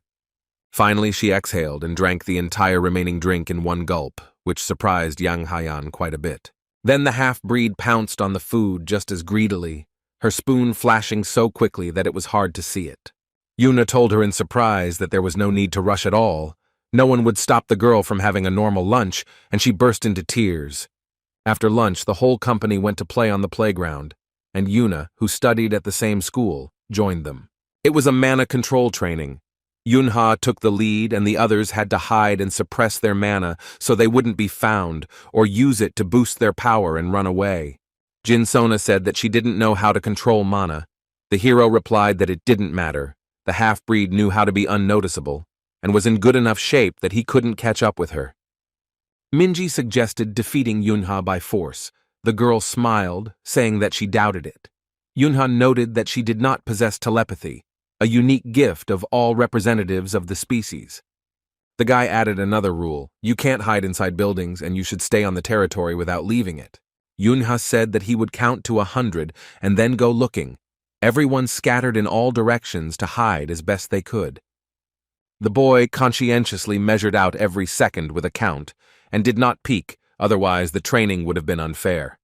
Having finished counting, our hero stretched to loosen up his muscles and shouted loudly that he was going to look for his friends. He found Yeonhuk, Minji, and Yuna in literally a minute, but he had to tinker a bit with Haiyan and Jin Sona. Our hero thought that Yan Haiyan was great with mana, so he should leave it for last, but Sona would be a little easier to find. He listened and realized that the half-breed was hiding in the bushes nearby, but when Yunha reached them, the girls had disappeared without a trace. On the other side, there were also thickets, and the boy realized that Sona was now hiding there. But, pushing the branches aside, the hero realized that he was late again.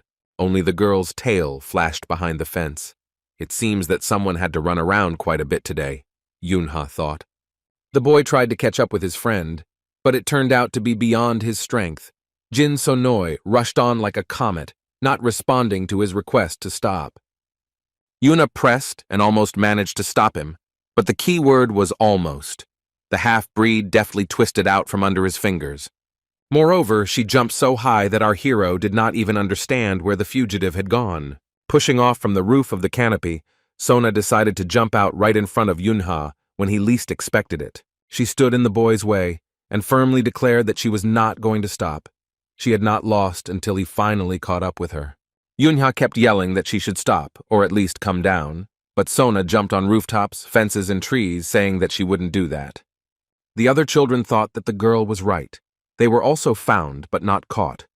Yeonhuk rolled up his sleeves and got ready to run. Minji also gathered her resolve and rolled up her sleeves. She didn't like being deceived, and now she had a chance to fix everything. Yuna was encouraged by the fact that the game wasn't over. She thought that with the help of mana, she could run even faster. A minute later, Yuna found himself in the middle of the court, confused. He didn't know which of his friends to catch up with first, and was very angry and exhausted. The children were running around and screaming deafeningly. Our hero was ready to breathe fire from frustration and tear his hair out from the noise. But since things had taken such a turn, he turned on the speed, also using mana, and promised that he would now catch up with everyone. Jin Sona stood among the treetops and watched what was happening with a smile. She didn't plan to go down yet. A few minutes before, Yang Haiyan was walking along the stairs and thinking about where to find a secluded place to hide from Yunhee. She heard the boy finish counting and announce that he was going to search. He needed to suppress his mana. The girl concentrated and coped with this task quite easily. Her father taught her to control her energy well. It was forbidden to enter the premises, but here Haiyan saw a lot of books through the open door. If the doors were not closed in them, it was probably possible to enter. There were several stacks of books on the landing itself. Some of them were children's books, so the little girl was literally burning with curiosity. She loved to read. Some of the stacks of books were as tall as Haiyan herself, and she began to wonder who had put an entire library here, and for what purpose. The inside of the apartment was clean and spacious. The books were stacked neatly and lovingly. Curiosity overcame fear and anxiety about breaking the rules. The girl could not resist and picked up a rare edition of Exupery's The Little Prince. It was one of her favorite books. Heian thought that this was some kind of paradise, but she still had to leave the room to avoid getting into trouble. But then, the girl saw a book about Alice and decided to stay for a minute longer. The image of a white rabbit literally captivated Haiyan, and it even seemed to her that the animal on the cover moved. Haiyan asked herself what it was. She didn't expect to hear an answer, but then someone said in a rather soft tone that it was Alice in Wonderland, and an elderly man in glasses appeared behind the girl. Heian hiccuped in horror, but the little girl didn't scream, but looked questioningly at this unfamiliar grandfather. Meanwhile, Yunha caught up with each of their company, and together they began to look for young Haiyan. She was not on the street, so the company went up the stairs. They heard a voice behind the doors. Our hero went inside, hearing Haiyan asking where Alice ran next. He was incredibly angry. The girl was sitting on the lap of an elderly man with glasses. He was reading Carol's book out loud to her. Streams of mana were swirling around. The picture looked surreal. Yunha greeted him and said that they were playing, but his friend had disappeared, and he found her here. Haiyan jumped off her grandfather's lap, who sighed that she should have warned him about her friends. Yang Haiyan muttered that she had forgotten about it. Yunha was seething with anger, and his friends each reacted to what was happening in their own way. The boy tried his best to control himself so as not to scream, but he asked again how it was possible to forget, in such a tone that Haiyan hiccuped again and began to apologize. Our hero tapped her on the head, as if hinting that she should use its contents for its intended purpose, but quickly stopped. Yuna realized that if he continued to scold her, tears would flow. He had to stop his friend from crying and change the subject.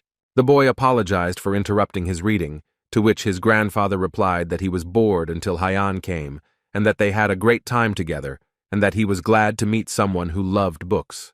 The elderly man added that he wanted to make friends with the children and invited them to visit him more often. Haiyan was incredibly happy with this offer.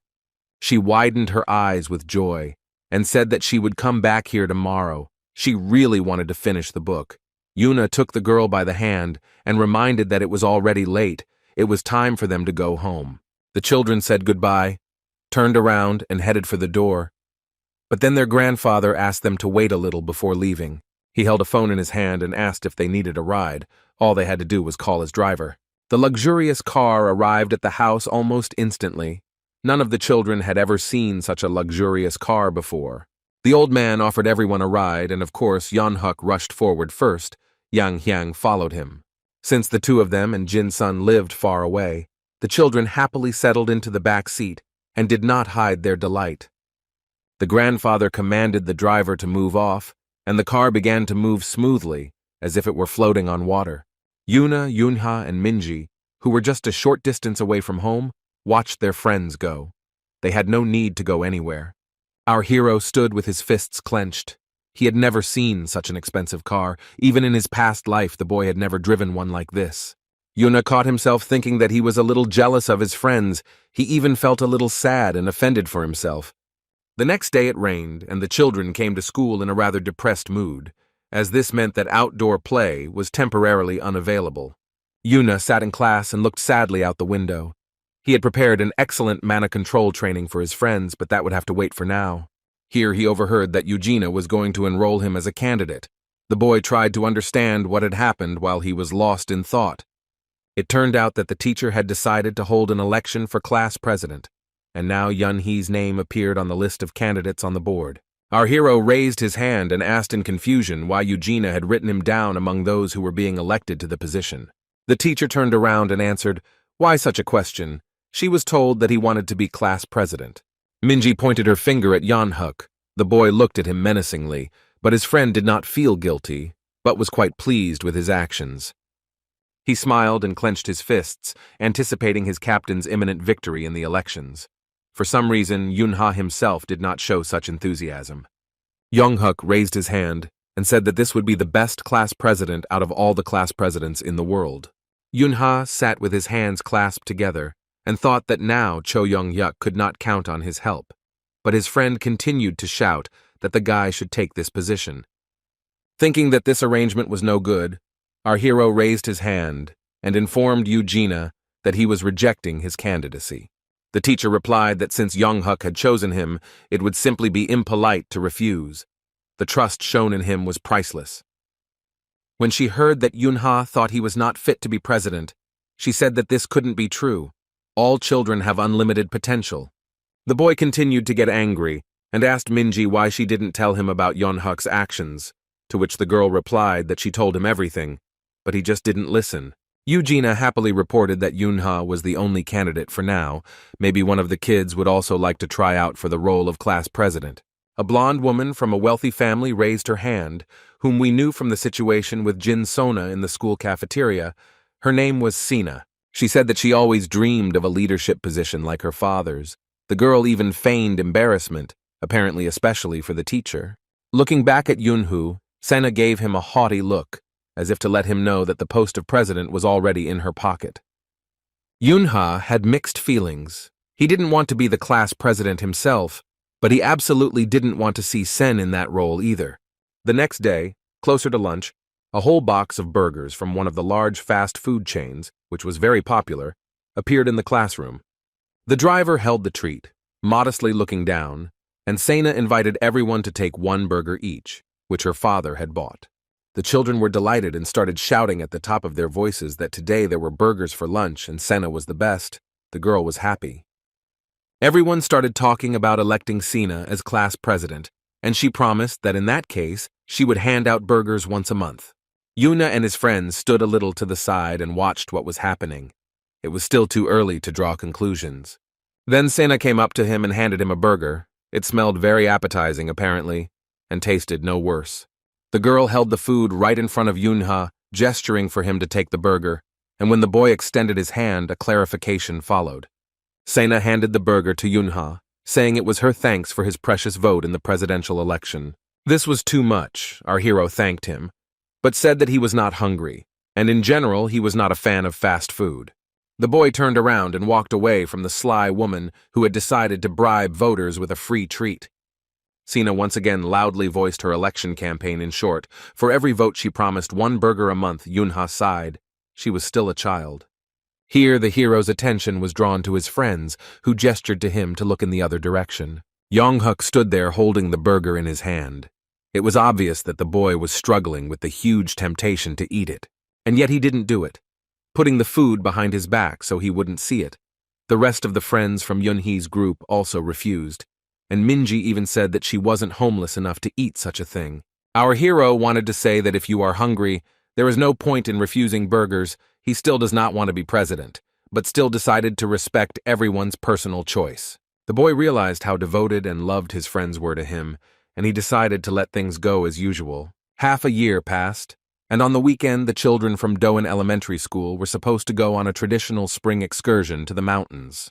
The first graders were given identical field uniforms, parents prepared food to take with them, and the teacher explained the rules, the main one being that everyone should be attentive. The children were excitedly discussing the upcoming event, and the teacher had to shout over them to take the roll call. Eugenia asked the class president and vice president for help. One was to read out the names, the other was to mark those present. The president was Jin Sena. She casually adjusted her hair and said that she would be happy to carry out this task if the vice president did not interfere. It was Yunha. Our hero was seething with rage, but did not start a scandal, simply agreeing to do what the class teacher asked. Then the teacher decided to double-check everything. Yunhu asked to count the children, and gave Sene a sign with the class number to hold. Finally, everyone was ready and the ascent began. Yan Hayan almost immediately found an incredibly beautiful flower and gave it to Eugenia. Everyone was in a great mood. The teacher talked a lot about traditional Korean wooden architecture, showing the most interesting details. Finally, it was time for a break. The school children spread out their mats and looked forward to lunch. Yuna opened the box of food that was packed for him at home. There was a message from Yuna, His sister wrote in ketchup that she loved him. The guy became embarrassed and started to rack his brains when Yuna managed to write this. Everyone else smiled, saying that his food looked delicious. Minji came up and noticed that she was a loving sister. It was very sweet. The boy asked his friend to speak more quietly and asked what kind of lunch she had. The girl opened the container. Inside were beautifully decorated sushi, grilled sausages, something else cute in sauce. Then the friends heard excited cries that the most beautiful dinner was at Yan Hayan's, and they both turned around to look. The girl's container contained a cutlet in the shape of a teddy bear lying in a crib under a blanket of cheese, lots of fresh vegetables, and a side dish. Remembering her father, Yunha thought that it was predictable. Then they heard Young-hook shouting that the best food for a hike was noodles. The boy was very pleased and literally glowed with happiness. Minji asked why he didn't prepare food for the road. Instant noodles are not the best option for a first grader. Young-hook laughed and said that he didn't need any other food, since his mother said that cup noodles were the best. Then that's how it was. Minji and Yuna looked at his satisfied face and decided that there was no need to voice their thoughts on this matter. They felt sorry for each other because Mom didn't even bother to pack Young-hook lunch, but they both decided to just pretend that noodles were a fine choice. The previous night, something sinister had happened in this part. A young man had run as fast as he could, weaving through the trees. He looked back and cursed foully. Apparently something much more threatening was running after him. While wondering where a monster could have come from in this area, the guy didn't notice a root and caught his foot on it. As he fell to the ground, he heard a menacing growl behind him and thought that this was the end. There was no chance of salvation. But it was still possible to at least try to get up. The young man tried to lean on his hands, but apparently his shoulder was dislocated during the fall. Right in front of his face stood a clawed black paw. The monster, whose appearance the guy had been waiting for from behind, decided to show itself from the other side. Or maybe it was a second monster. It was hard to say. Hounds, Class 7 monsters, never moved alone. They hunted in packs, chasing down their prey and then killing and eating it. The man jumped back, shouting for help, but there was someone behind him too, and the hero's back collided with even more powerful paws. He looked there in horror and saw a hellhound, a monster that was already classified as level 6. The guy didn't expect such a turn of events. The last thing he said was that it wasn't fair. A few seconds later, in the place where the man had recently been, only blood-stained shreds remained. The hounds tore the prey to pieces and then greedily ate everything they could bite off. There were too many of them to get their fill of everything. So the hellhound commanded the others to stop immediately so that she could get the best piece. The two simple hounds wanted to object, but retreated, feeling the power and strength that emanated from this larger monster.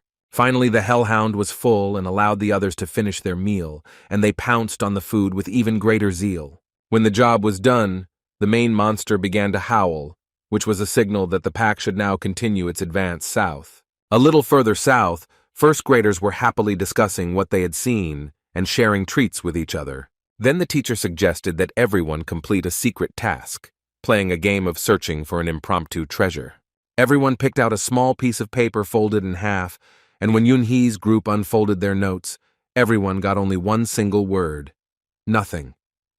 Yeonhook wasn't used to losing. He said very sadly that he had nothing. Sona replied that she had the same thing. Yunha suggested not to bother. Listening to the other boys find hidden pieces of the map, Yeonhook declared that he and the captain simply had to find the treasure, to which our hero asked if he was a pirate by any chance. Minji said that this was no good.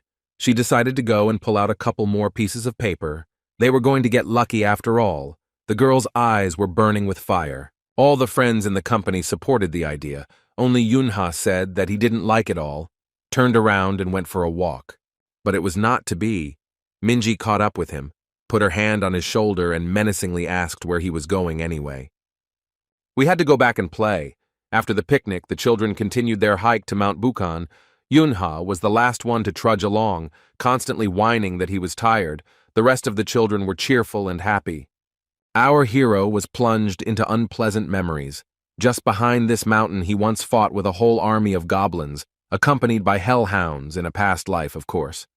The group of friends was walking at some distance from the rest of the class, so when a rustling sound was heard in the bushes, everyone froze. It was unlikely that it was one of their classmates.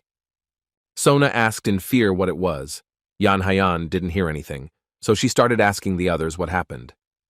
Yunha, with a frightened face, gestured to the others to be as quiet as possible and not move. The hounds, who had not had a very hearty dinner in the evening, finally reached the southern slope of the mountain, and it was them. Minji saw the monsters first and pointed her finger in their direction, not understanding what kind of monster was in front of them. It was the first scout hound, its eyes glowing red and its mouth drooling in anticipation of prey. Yuna looked closely at the monster and tried to figure out how far away the rest of the pack was. The hero knew that hounds don't hunt alone. Considering that the scout smelled strongly of blood, the guy realized that the monsters had already killed someone recently, so the rest of the group might not be in too much of a hurry. The hound was getting closer and closer. For Yunhee, it was a very unpleasant encounter. He had just recently remembered the other side of this mountain and the bloody battle there. The monster didn't think for long, and the next moment made a huge leap towards the children, showing all its teeth at once.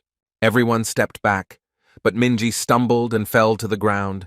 The girl was terrified and believed that these were the last seconds of her life. As the monster flew right above the little girl, ready to tear its prey apart, something happened that absolutely none of the children expected. Yuna jumped up and kicked the hound in the side with all his might, disrupting its flight path and distracting it. The monster fell to the ground, its tongue hanging out. The blow was surprisingly strong. Minji was saved, at least for now. Yunha, his eyes glowing with radiance, raised a fork, shrouded in mana, over the hound to completely neutralize the monster. Time after time he struck. The monster's blood sprayed in all directions, but the boy did not stop, knowing that as soon as he destroyed the core, the creature would disappear. The children looked at him and could not believe that this was the same kind and sympathetic classmate whom they knew well. Minji, whom he had saved, looked especially stunned. Finally, the hound's body burst into flames, and Yunha breathed a sigh of relief. At least for the next few minutes, the threat was over. A trembling voice came from behind our hero, asking if he was okay. The boy nodded. Turning around, he asked the same thing to Minji. The girl answered affirmatively, but it was obvious that Yunha scared her terribly, maybe even more than the monster. Johnhook asked the captain to ask a question. Our hero allowed it, but the boy said that he could not formulate what he wanted to say. He thought and said that in front of him now was not at all the captain they all knew, with whom they were friends. Yunha wiped his face with an equally dirty hand in frustration, realizing that Yonghuk had seen him in the form of a berserker. He became like this every time he fought monsters, and it was in this state that Yunha earned the nickname of the Immortal. The boy looked at his hands and thought that he shouldn't have shown this side of himself to the children. He said that he was just too excited about what happened. Yuna decided that he would not make such a mistake again, and would protect his friends from bloody and violent scenes. Just at that moment, Johnhook asked the captain what they should do now, to which he received the answer that, of course, they should run, and the faster the better. Yunha remembered that hounds always moved in packs, and they were almost certainly coming down the mountain now, so he had little chance of saving the entire class. He decided that he had to at least save his friends, so he asked them to listen to him carefully and do as he told them. What followed were detailed instructions, but we'll talk about what Yunha said to his friends a little later. A little earlier, the rest of the children in the class were busy searching for treasure among the rocks on the hill. Sena laid a handkerchief on one of the large boulders and decided to sit down to rest. Taking out her phone, the girl told her friends that she would wait here while they searched for treasure, and so they should bring her what they found. One of the guys muttered that this was too much. They wanted to at least rest a little. They couldn't walk much after the picnic. Sena narrowed her eyes and looked at the children with such a look that it became clear that it was impossible to disobey her. Several girls said in fear that they would be happy to go searching, and the boy with glasses also joined them. For quite a long time, Sena sat alone, playing a game on her mobile phone and not being distracted by anything. Then, from somewhere to the side, screams and the sound of breaking branches were heard. The girl became wary, but not too much. Then her frightened and sweaty friends, who had previously gone to look for the treasures hidden by the teacher, ran out to her. Sena's face darkened. She was mortally frightened and in a trembling voice asked what had happened. The children might not answer. She herself noticed that a monster was chasing them, or rather several monsters. The girl even knew that they were called hounds. The girlfriend rushed past and tried to climb the rocks and hide among them, Sena continued to sit in order to get up and turn around. She needed time, but she didn't have it. The hound took a running start and jumped up to reach its victim in one fell swoop and finally eat its fill. Sena sat and was afraid to move. She didn't want to die at all, but it was impossible to do anything in the current situation. Although why, it's impossible. The girl began to scream deafeningly and kick her legs in order to turn around and crawl back at least a little. She wasn't very agile, so she couldn't swing her legs over to the other side of the stone. The hound's mouth was already very close. The girl screamed loudly and called for help from at least someone, and help came. At the very last moment, a shot rang out and the monster began to fall down. Sena covered her face with her hands and cried bitterly. The hound lay on the ground, unable to get up and finish what he had started. It was unclear who had shot. The bullet casing bounced off and rolled down. Yuna stood near the stones, armed with a pistol. The classmate took her hands away from her face. When our hero realized who he had just saved, he grimaced, but still advised the girl to go down the mountain. He added that he had cleared the way and that if Sena wanted to survive, she had to move very quickly and not deviate from the road. The classmate was in a state of shock and asked several times what the boy had just said. Yuna patiently repeated. The new hounds were rapidly approaching. They could already be heard very well. Any minute they would appear from the bushes. Seeing that our hero turned around to go meet the monsters, the girl grabbed him by the sleeve and said that he should protect her. Tears rolled from her eyes, but Sena continued to order our hero to stop and not go anywhere from her. Yunha looked at her with such a look that Sena fell silent. The guy said clearly that he did not advise her to get in his way. Let's go back in time a little more and remember the moment when Yunha asked his friends to listen to him carefully and strictly follow the instructions he received. He asked his friends to go down to the foot of the mountain as quickly as possible, and if they met anyone on the way, to immediately call the players. Younghook realized with horror that the captain would not go with them. Yunha said that he was going to look for the others. Then the boy shouted that he would go with him. He was learning to control mana. The answer was negative. Our hero looked closely at his friend and advised him to stop messing around and concentrate on survival. That was the most important thing right now. Younghook apologized, and Sona put her hand on his shoulder to show that he could count on her support at any time. Yuna told his friends that they were all one team now, and were obliged to help each other, even if someone didn't like something. He added that the hounds were very sensitive, so in order to avoid detection, the children would need to completely limit their mana, as he had previously taught them. After this, our hero went into the thicket to put his preliminary plan into action and, if possible, protect his friends from the pursuit of monsters. The first thing Yunha did was throw out all the food from Yang Hyang's container. It was a kind of diversionary tactic.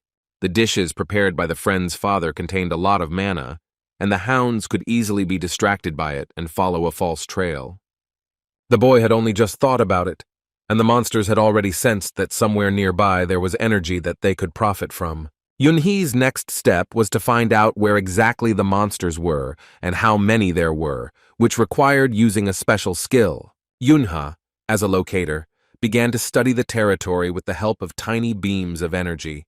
He had studied this skill for a long time in his past life, but in his child's body, he had not yet tried to use it.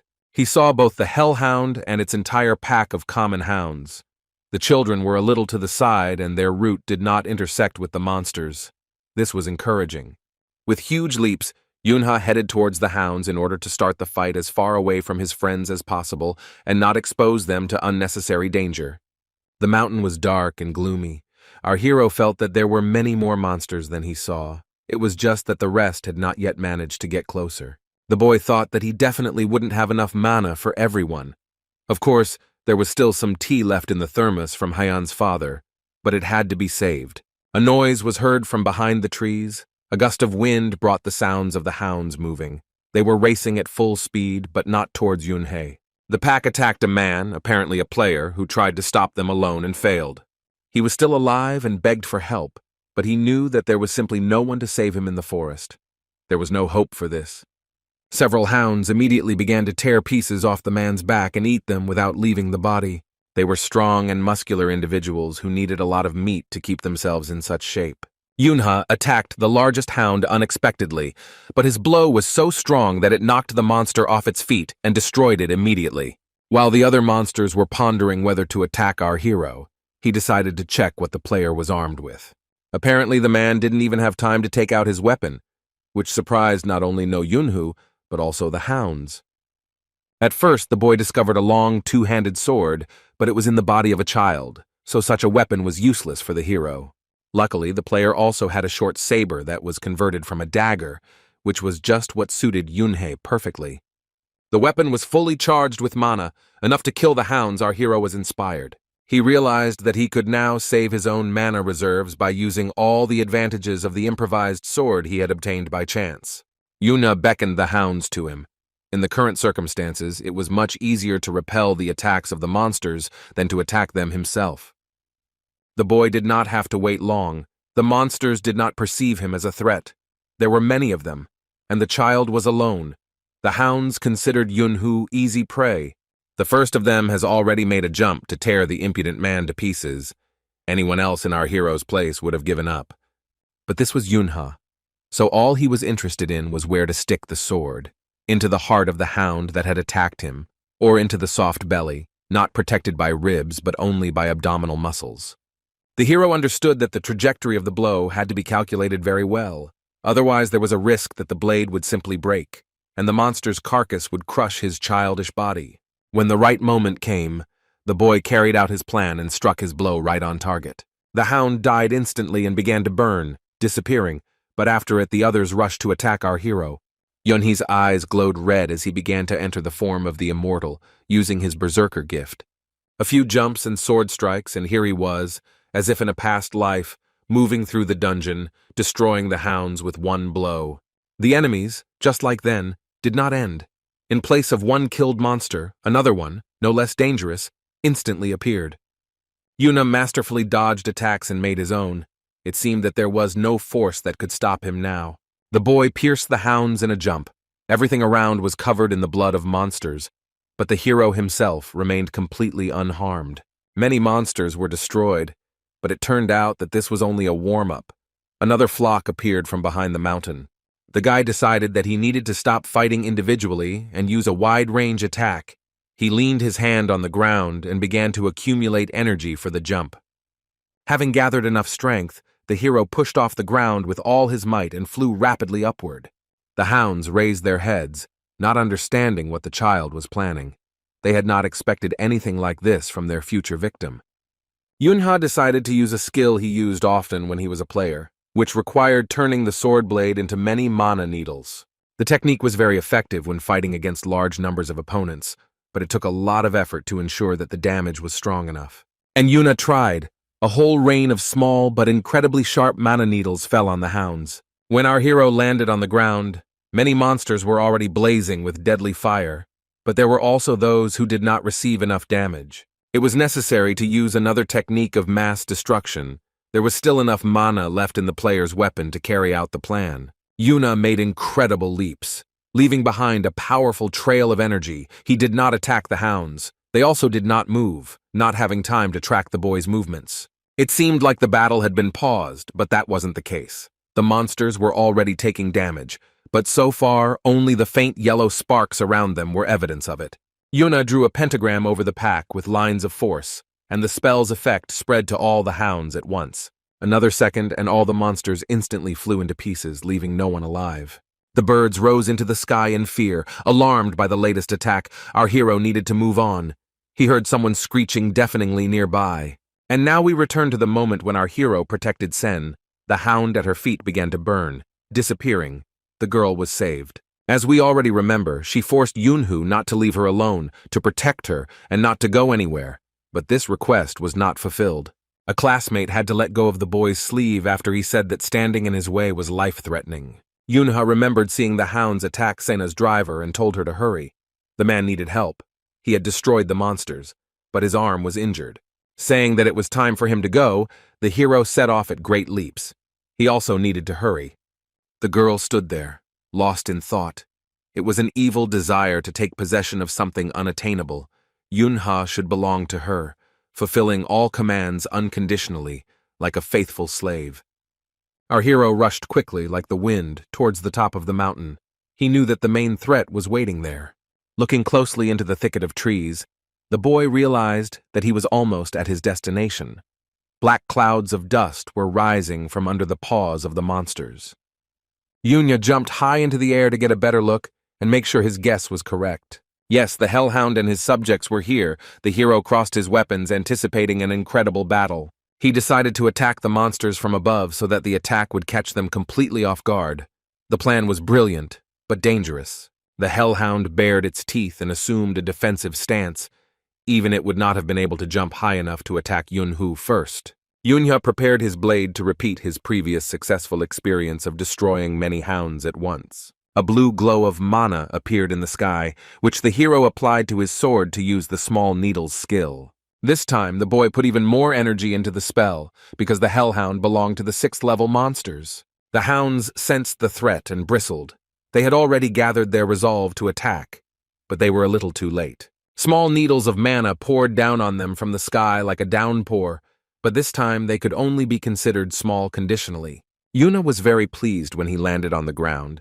He was sure that he had defeated everyone, but looking ahead he realized that this was not entirely true. Many of the hounds were destroyed and their bodies burst into flames, but some managed to hide behind a huge rock. The Hellhound also survived and was preparing to attack, but the monster was in no hurry to enter the battle himself. First, he gave the command to his subordinates to deal with the boy. Several hounds immediately began to carry out the order and jumped in Yunhi's direction, but the boy remained calm. The monster's claws did not reach their target. Our hero dodged the attack using super speed. He was so fast that from the side it was not even visible that Yunha was moving at all. He didn't forget about the counterattack.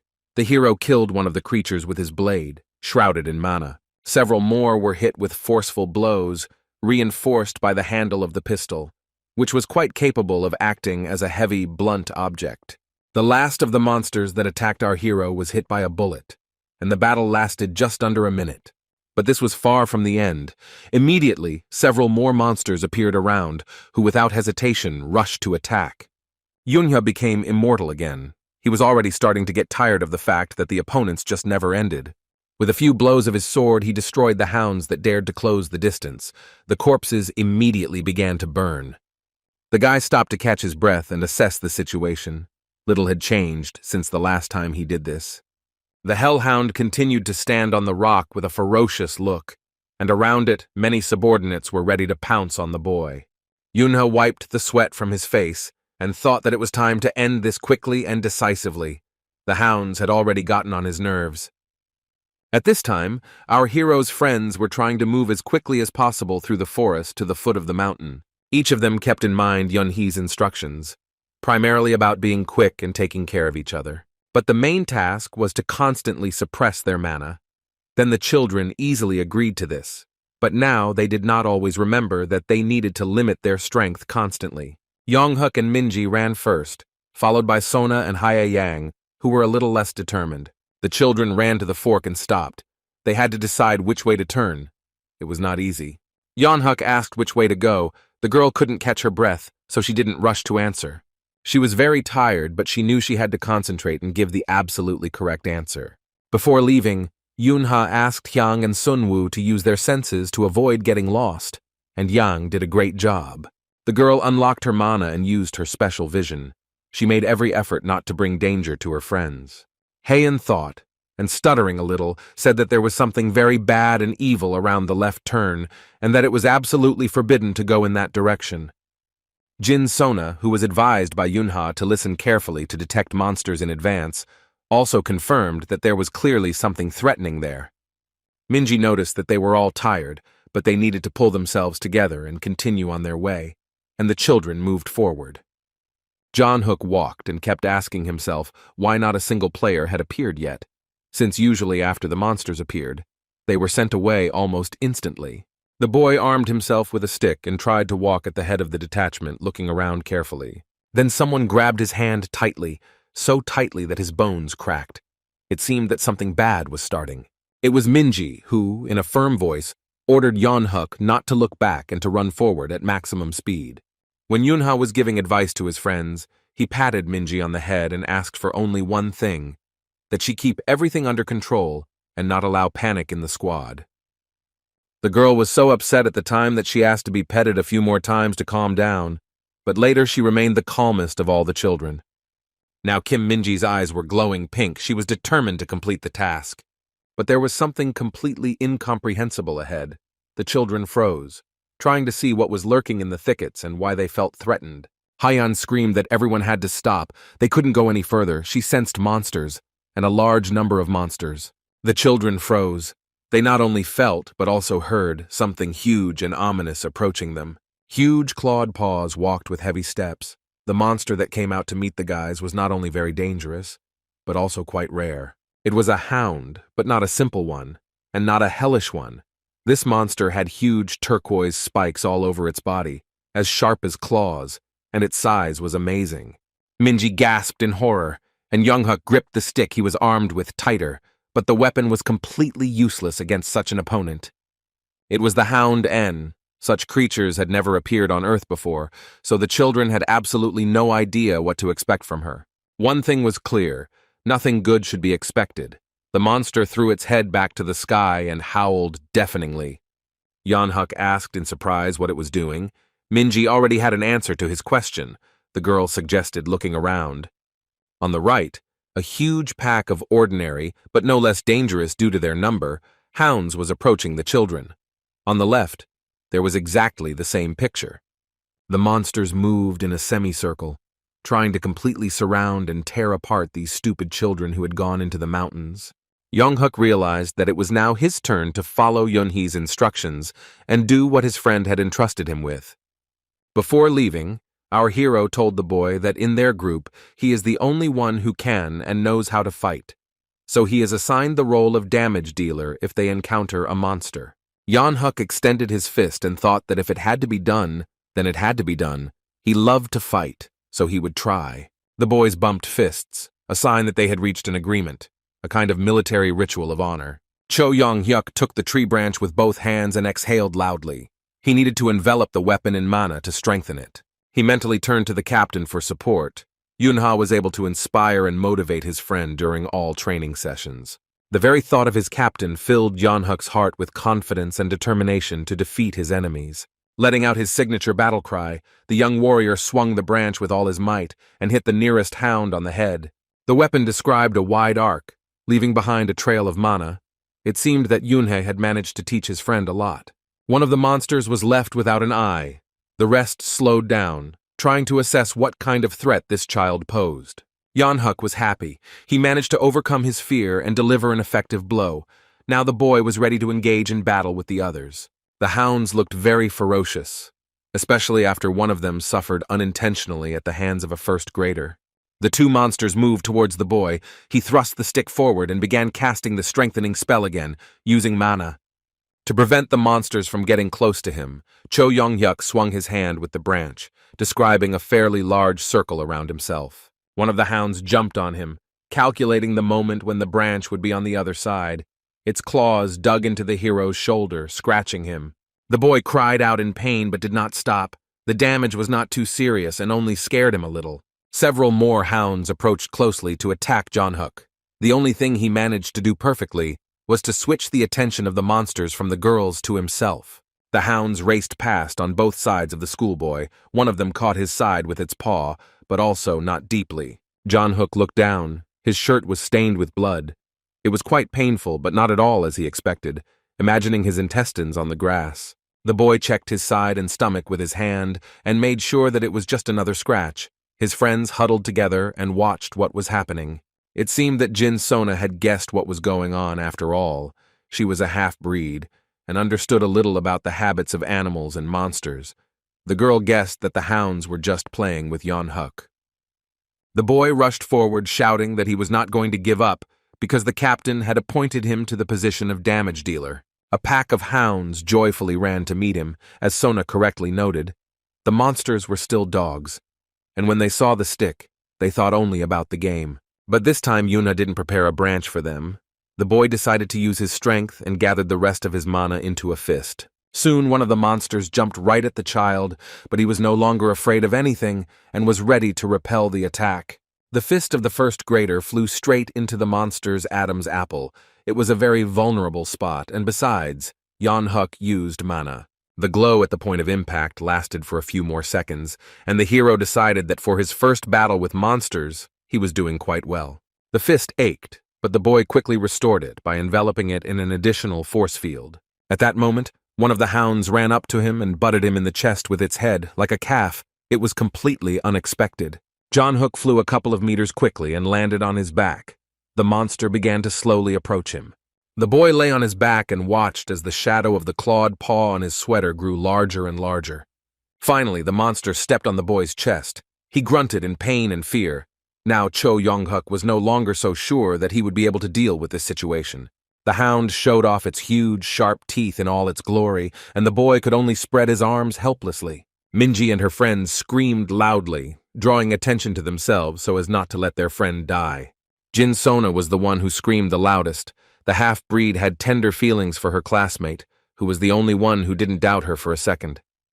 The girl remembered how Yeonhuk jumped up from the table, happy that Yoonha had invited the half-breed to their company. How funny they joked and offered each other the most delicious dishes, and then argued about who would get the last piece.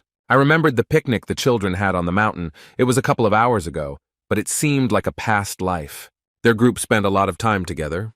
Now all that will remain in memory of Yeonhuk are funny photos and memories. The monster's mouth was getting closer and closer to the child's face.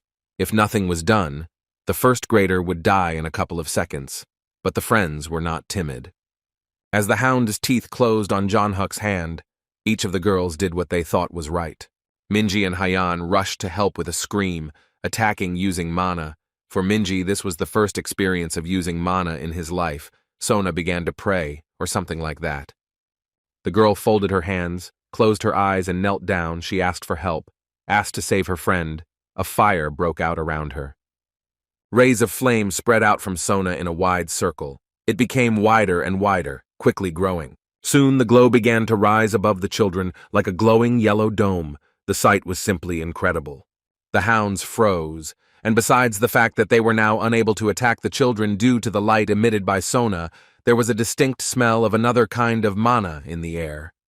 Suddenly, strong currents of air lifted the monsters and spun them around, tearing them off the ground like a hurricane. Now a blue protective dome, like the kind players usually used, was deployed above the first graders, and helpless hounds were flying around it. Minji asked what kind of whirlwinds these were, to which Jin Sona replied that they apparently wouldn't harm them. Then Minji remembered why they were here at all and screamed in fear. She remembered about Yeonhuk. The hero was lying on the ground, but he was definitely alive and conscious, which meant the girls had accomplished the task of saving him. The first grader had injuries to his shoulder, arm, and side, but all the wounds were surprisingly superficial, and he didn't even lose much blood. Then a pleasant female voice said that she hoped she hadn't scared the children too much, and the friends looked up and saw a red-haired woman in the air. She was dressed in a short suit and high-heeled shoes, which did not at all correspond to the image of a warrior, but still it was so. One of the thrones slowly descended towards the children. The red-haired woman smiled and asked if the children could close their eyes for a few minutes. Her eyes glowed with a pleasant yellow light, and in her hand was a fan. Friends immediately recognized the throne named Shin Soyun, nicknamed the Divine Wind. She looked down thoughtfully, waved her fan, and announced that now these little dogs would get what they deserved. At this very time, Yoonha was also going to teach the little naughty dogs a lesson. He took out his thermos from his backpack. Inside was Maggioli's potion, which he had prudently taken from home, thinking that anything could happen in the mountains. The hero decided that the right moment had come to drink the drink and restore his strength and mana to full capacity. Throwing the empty thermos back, the boy resolutely moved forward towards the hounds. He felt great and smiled in anticipation of the upcoming fight, the blade already glowing with a blue glow of mana. Yoonha decided to deal with the main threat, the Hellhound. First, he activated the Berserker skill and rushed to attack. The blow from the improvised sword was so powerful that the huge monster literally flew back like a rag doll. Everything would have been fine, but while the main hound was coming to its senses, subordinate monsters came out to replace it. Our hero began to attack them one by one, delivering his powerful kicks. Weapons were not very appropriate here. The opponents flew in different directions, not having time to inflict any damage on the boy, but his main problem was fatigue. He landed on the ground to catch his breath, the pistol he had taken from the player working best in such conditions. There was no time to rest properly. The hounds attacked with renewed vigor as soon as they realized that the hero had landed on his feet and was in the attack zone. Well then, Yunha decided to use his remaining mana this time to perform an all-out attack with his mana-wrapped sword. With a few flying strikes, the hero took out several monsters at once, cutting them up like vegetables for soup. But Yunha moved forward with incredible speed, with pieces of the hounds' bodies flying behind him. When the entire pack was destroyed, it was time to fight their leader again, but first he needed to catch his breath. Standing amidst the burning corpses of the monsters, Yunha thought about the most appropriate way to attack the Hellhound. The best solution seemed to be to use the Heavenly Step technique to reach maximum speed. The boy rushed forward, using the rest of his accumulated mana, which was just enough to deliver a series of good blows. Yunha rushed towards the enemy and thought about how he needed to conserve his strength, but at the same time, be as effective as possible in battle. He jumped up to attack the Hellhound with his sword, and if necessary to stun it with the butt of his pistol. The monster was ready to attack and bared its terrifying teeth. It tried to put its clawed paw under the damage to resist the blow of the sword. But our hero was quicker and foresaw such a move. He jumped up from the other side and managed to hit the creature on the head with his sword. Immediately after this, firearms came into play. The double blow slowed down the monster's regeneration, preventing it from quickly recovering. The Hellhound's eyes flashed red and flames appeared from its mouth. Yunha had not counted on a fire attack. The boy was extremely surprised, and now wondered whether this was ordinary fire or whether it had additional functions, like poisoning. The first thing that came to Yunhei's mind was to place a sword under the fireball, and thus find out what its properties were. The blade didn't melt, it just heated up. But for a while you'll have to forget about close combat. The pistol will come into play again. The boy began to jump around the hound, shooting from different sides. But his main task was to protect himself from the fire. Each shot hit the target, causing the monster to whine pitifully. The guy did not stop for a second. Soon the Hellhound looked like a sieve, purple blood spurting out of the bullet holes. Yunha remembered how he drank the potion and recklessly threw away the thermos. Every extra drop would come in handy now. He ran out of ammunition, so the only weapon left was an improvised sword. Having assessed the situation, the boy realized that not only his own mana was running out, but also that of his opponent, so not everything was as bad as it might seem. Yunha grabbed his blade with both hands, trying to envelop it in mana, at least a little, enough for a couple of blows. The Hellhound quickly regenerated and was ready to attack, although the monster also no longer had much strength. But it didn't matter. The monster had another plan. It summoned some black balls. The hero knew nothing about their action. Yunha tried to figure out what it was, fog bombs, future partners, or maybe poison, but nothing came to mind. It turned out that this was a way to thicken the fog before the attack. The black shells turned into clouds of smoke, which the hound used as cover for the attack. The monster's body was not visible. It seemed that it had completely turned into a black core with teeth and a red mane. Our hero had only one way to survive, to fight. So that's what he did, trying to spot the enemy in the black smoke. Yunha wanted to use the gift of Berserker. He always entered this state in critical situations, but while it was too early, the sword flashed even faster. The black cloud began to thicken and approach the boy even more closely. He stood and wondered if the smoke would be poisonous this time. Just in case, the hero held his breath at first, but when he realized that the black cloud was not harming him, he decided it was time to act. He wrapped the blade in the remaining mana and prepared to attack the enemy first, even though he decided to use camouflage. Yunha began to make his way through the thick black smoke, but at that moment the Hellhound fired a volley of fire at him. The boy had to spend the rest of his mother's energy on a protective spell so as not to simply burn alive. He had practically no strength left to strike. Nevertheless, the hero decided to get to the monster and try to attack it at least once. He understood that the energy of the Hellhound was also not unlimited. The boy made his way through the wall of fire, cutting it with his sword like a cake with a knife, but then he felt that his mana had finally run out. It was necessary to save his life, and Yunha jumped out of the smoke and fire with several huge leaps, falling onto the grass. He pressed his head against the ground and thought that he no longer had the strength to fight, and no particular desire either. Would he really have to die here in the mountains? Our hero was exhausted to the extreme degree. This had happened to him before in a past life, but never in a child's body, except for the episode on the bridge. Yunha leaned on his sword. It seemed like this was the end. But one should not forget that in the past life the end did not come. Then the immortal relied on his weapon in the same way.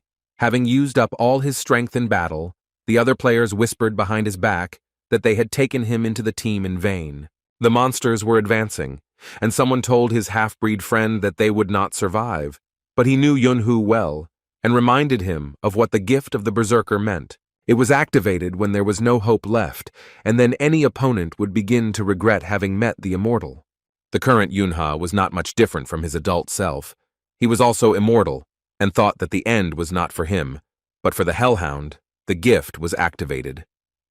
A huge blue glow of mana flared up around the boy. Now he had so much power that he could move mountains. Unfortunately, the Hound also completely regenerated, and the opponents had to start all over again. Our hero rushed into the attack first. In a berserker state, he had to act quickly so that it wouldn't go away. The monster and the boy stood opposite each other, each confident of victory. The Hellfire and the hero's sky-blue mana clashed in a duel. Yunha was so fast that he launched a series of blows, each of which reached its target, but none of them were fatal. The hero stopped to assess the situation. He carefully examined the monster and tried to predict its further actions. The Hound, apparently, activated its defense and accelerated its regeneration. It was impossible to tell that an attack capable of killing anyone had just been carried out. Yunha realized that this wouldn't work, and that he needed to gradually deprive the monster of the ability to attack. With his next blow, he cut off the Hellhound's front paw. The second one followed. Now there was very little left to victory. The main thing was to stay in the right condition for at least a couple more minutes. Our hero enveloped himself in mana along with his sword, and prepared to make the next attack. It was necessary to calculate everything well. The blow was so strong that it pierced the protective cloud of black smoke. The Hound did not expect this at all, and did not even try to dodge.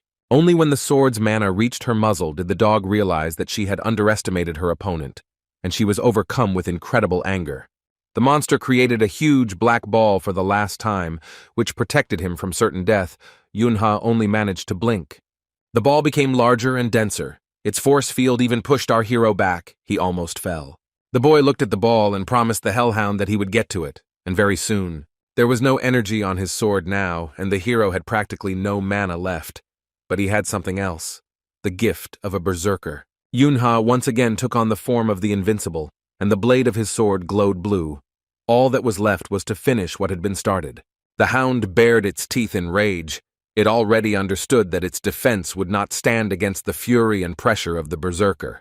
With his first blow, the boy cut through the dense smoke of the ball and saw his enemy. He was attacking from above, but to kill the monster, he had to go down. But Yunha was in no hurry to go down.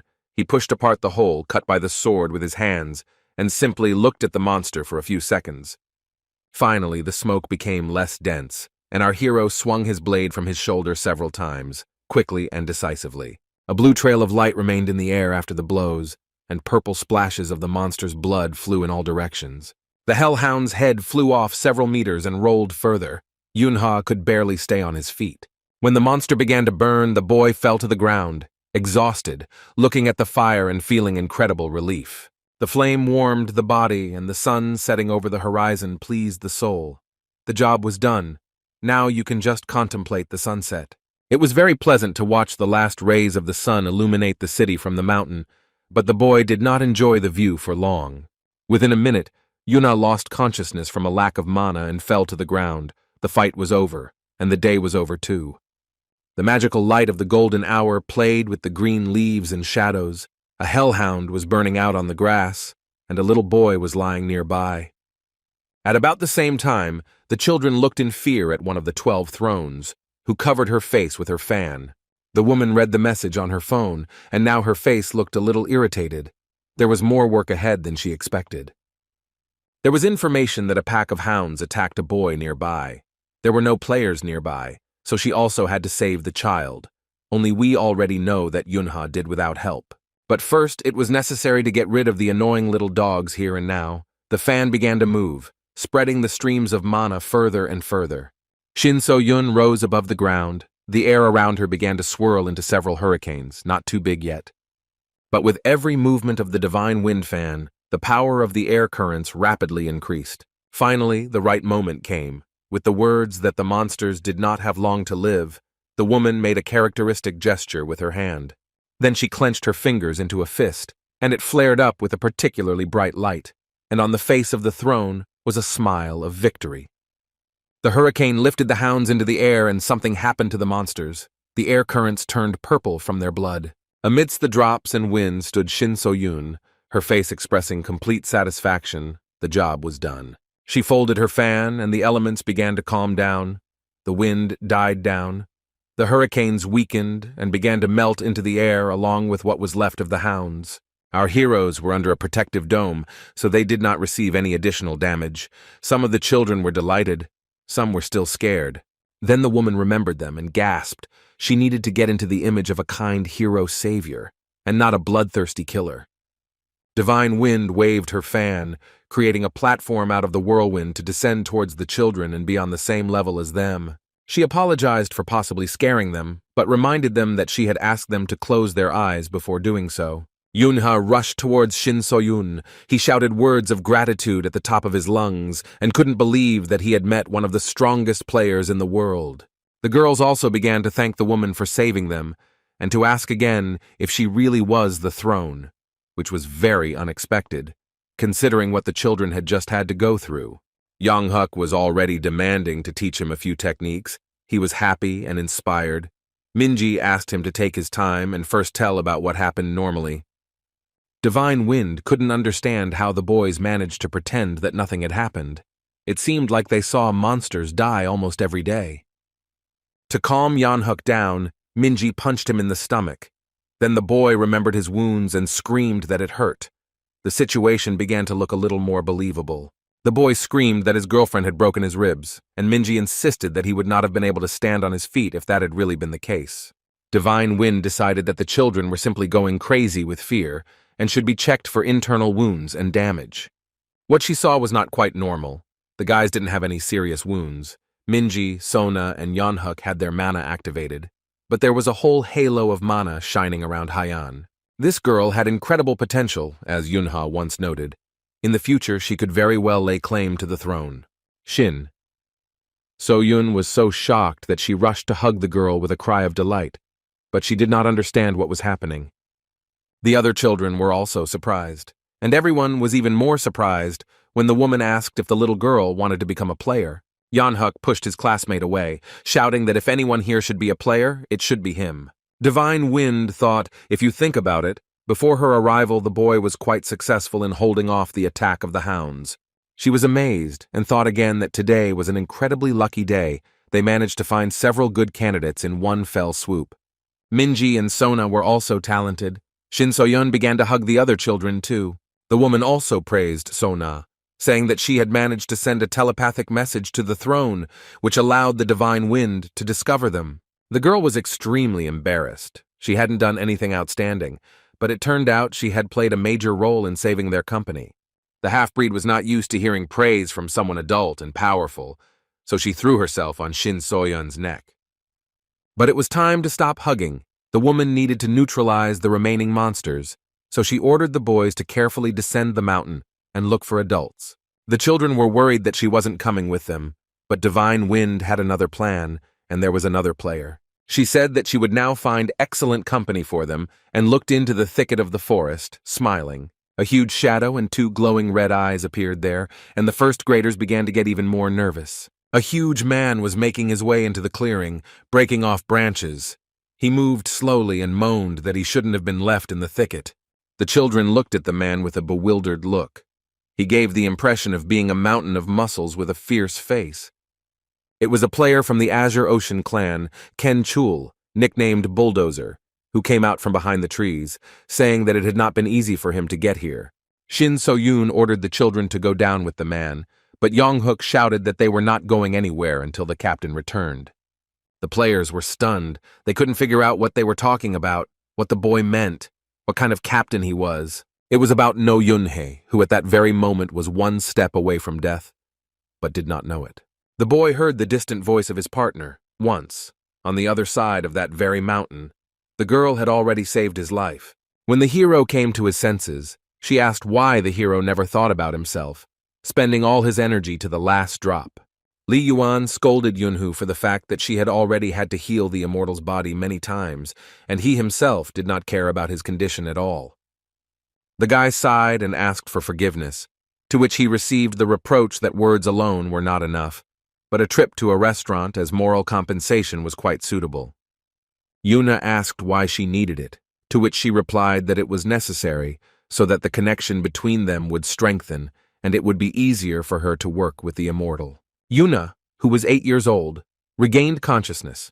He was sleeping and dreaming about his past, and now he was trying to figure out how it happened that he was still alive.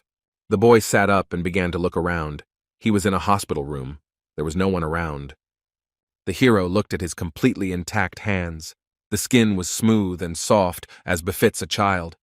Yunha looked at the rest of the body and was surprised to find that there was not a single scratch on him. All the wounds were healed.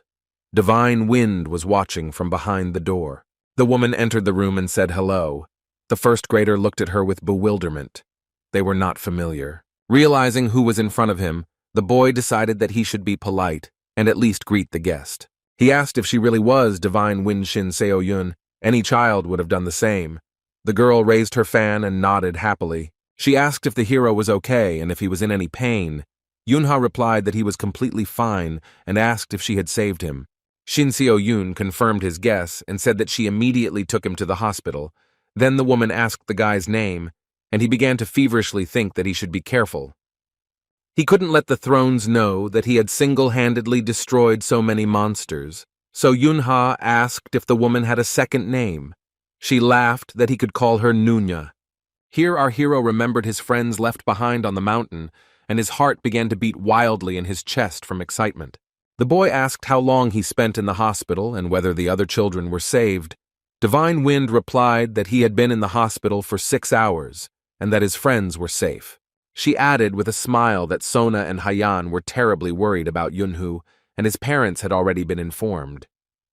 At first, the hero was glad that the first graders were okay, but the thought about his parents horrified the boy. Shin Seo-yun decided not to waste time and got straight to the point.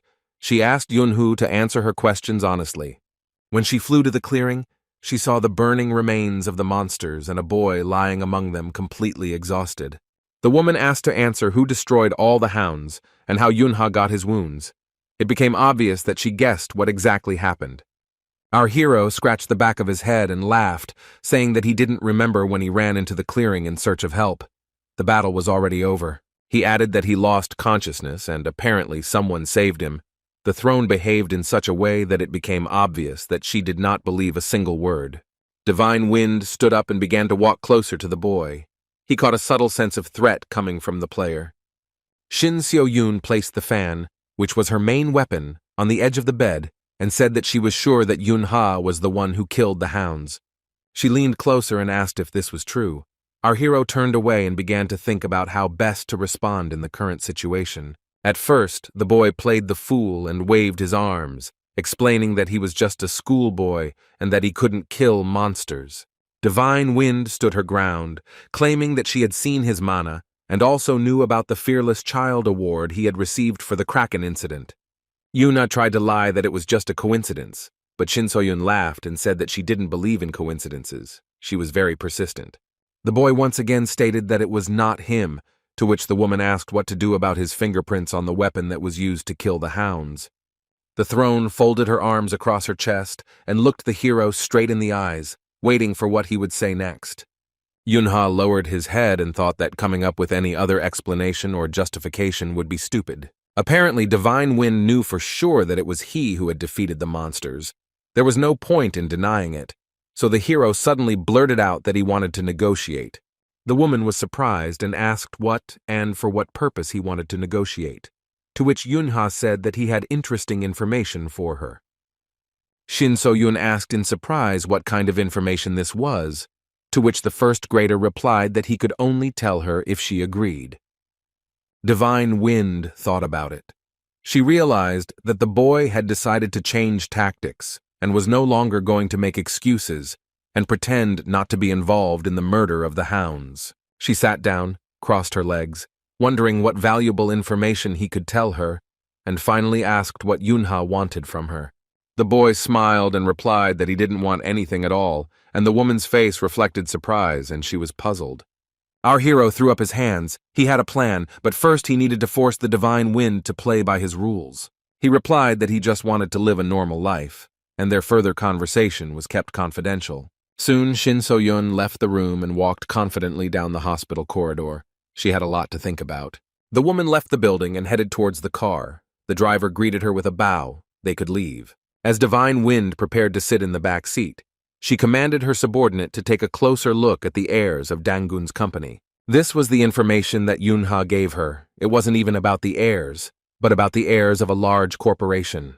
Remembering the details that our hero told the throne, she decided to clarify her order. Divine Wind asked to check all the connections of the said heirs with the leader of the Azure Ocean clan, to which the driver belonged. In the ward, she reacted very sharply to what she heard from the first grader. The information was truly interesting. The throne told Yuni that she didn't like jokes. It was obvious that she was very uncomfortable thinking about the fact that what she said could be true. Shin-sun looked at No Yunhui intently and asked him in an icy tone if he took responsibility for what he said. The boy looked at her with a serious adult gaze and replied that if the facts were not confirmed, he would join their clan. Then Divine Wind noticed that the Azure Ocean does not accept everyone who wants to, and not everyone they meet gets into the organization. The boy folded his arms across his chest and asked sarcastically if she had stopped believing that he had managed to destroy all the hounds. The woman retorted that no matter what angle you look at it, the proposed agreement was only beneficial to Yunhei. Our hero shook his head and said that first of all it was to her advantage. Either Shin So-yun would be convinced of her husband's fidelity, or she would get a valuable asset, a future great player. The woman slammed the car door loudly and sat cross-legged, apparently a position she adopted when she became nervous. She once again repeated the order to check the heirs of the Dongan company, paying special attention to the young girls. She also asked to update the report on the monster classes in the Gangnam area. The driver nodded. He didn't understand what the connection was between the tasks. This was also part of the information received from Yunhee, who knew that the Azure Ocean clan was in charge of these territories. The boy warned that the area in question needed to be guarded especially closely. As if the class of monsters that appeared there were underestimated, serious disasters could not be avoided. The woman asked how the hero knew about this. He did not answer, but added another wish. Everyone should think that all the hounds were destroyed by the Divine Wind. Shin So-yun told the driver that she would prepare a report on what happened on Mount Bukan herself and close the case. He wanted to say that it wasn't her job, but then he looked in the rearview mirror and realized he should have kept quiet. The throne remembered the boy's face in the hospital room and his smile when he remarked that this would also be beneficial for her. And the hero said about himself that he just wants to be an ordinary student in elementary school. That's all he needs. The car turned the corner sharply and Shin So-yun laughed, amused by Yunhee's self-confidence. Just at that moment, the boy's parents burst into the hospital room with angry and alarmed cries, and he muttered that he was in deep trouble. The news reported that at around 2 o'clock in the afternoon, hundreds of hounds attacked people in the area of Mount Bukan, and a 6th-class hellhound monster was among them. Player Shin So-yun, one of the 12 thrones, went to the scene and destroyed all the monsters in a matter of minutes. People walked along the streets, staring at their phones. Information about the incident was constantly being updated, and information appeared that the Divine Wind was investigating this case. The total number of victims is 34 people, including a boy who went on a school excursion. Player Sil Sang-hoon, leader of the Azure Ocean, expresses his condolences to the relatives of the victims. Vice Lord Kim Kun-won of the clan announced his resignation and was found dead in his home a few days later, with suicide being considered. A few months later, at Doan Elementary School, there was no longer any reminder of the incident on the mountain. It was Jin Sona's birthday. Everyone congratulated the girl. She had so many gifts as never before in this life. The girl was a little embarrassed and asked her friends how they found out about her holiday. Everyone was happy and having fun.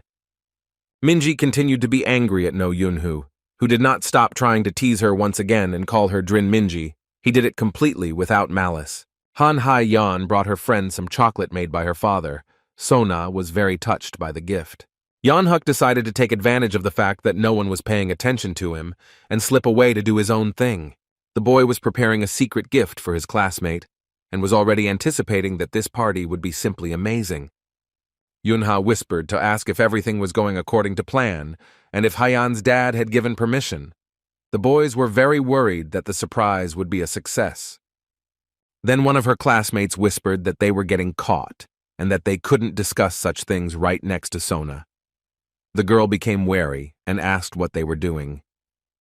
They immediately pretended to talk about their own business. Young-hook ran off to check what was being served in the cafeteria, and Minji announced that she was rushing to get ready. She explained that this was a special training camp for those who had problems with excess weight. It was not for nothing that Yunha gave her that offensive nickname. Sona stood, clutching the gift to her chest and completely not understanding why her friends were behaving so strangely on this day. That same evening, everyone gathered at Haiyan's house.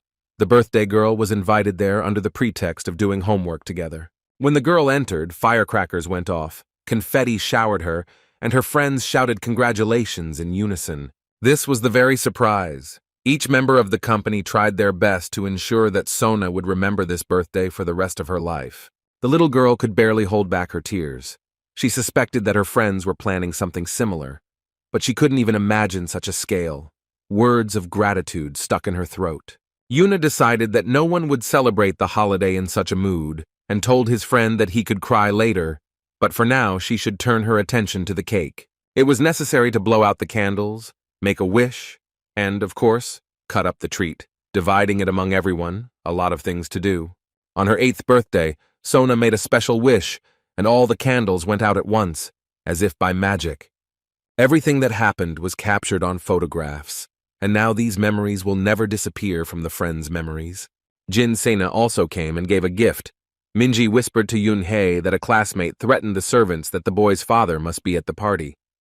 Our hero understood what was going on. Not long ago, an event happened at school that completely changed the relationship between Sena and Yun-hei. At that time, KK was the 7th most influential company in Korea, specializing in technology and advertising, and had some influence in the medical field. Here Minji said that she had had enough. It was impossible to watch this sour expression on her face, and our hero stopped his thoughts and gave his friend a flick on the face. The boy asked if her last name, Kim, meant that the girl was a direct heir to the KK company. My friend got mad and said that it was a stupid joke. The heiress of the company has a surname of Jin, and her name is Sina. She asked for some more cake and started eating it. Yunha also stuck his fork into his piece. His appetite somehow disappeared. The boy looked at Yuna's happy face and thought that it didn't matter who owned the KK company.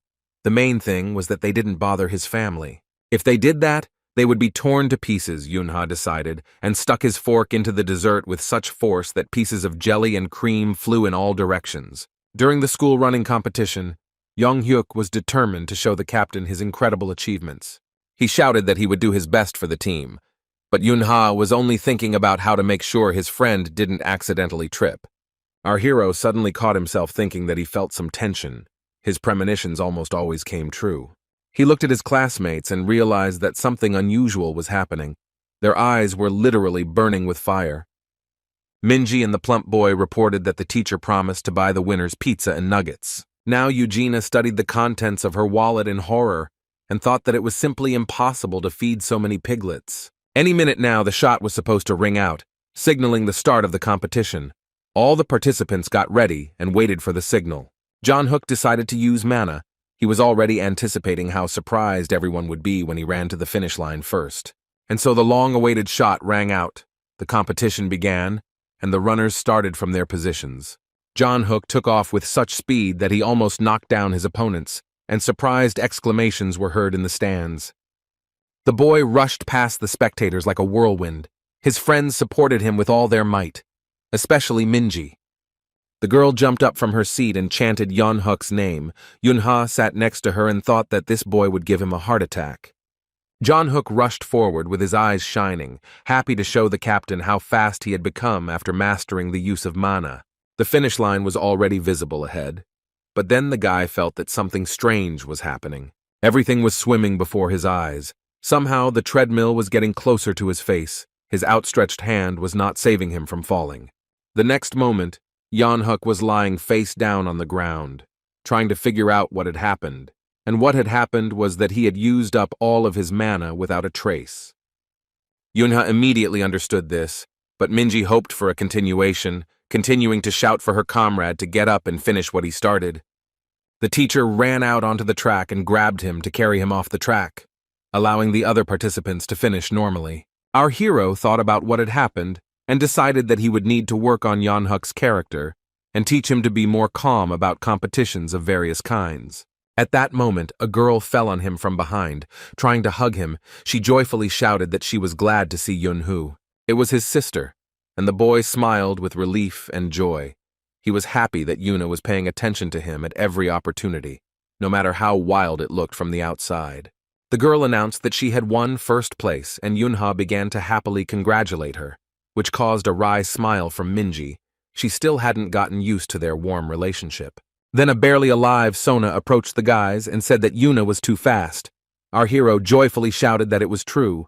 His sister was the best. The girls attacked their friend because he was rooting for his sister instead of his team, and the guy had to wriggle out of it by saying that he was actually only thinking about lunch. Her friends said that this didn't seem very true, so Yuni had to admit that they were right. Here the friends remembered Haiyan. The competition was in full swing. The spectators were joyfully chanting. The girl was just heading towards them, smiling cheerfully and carefree.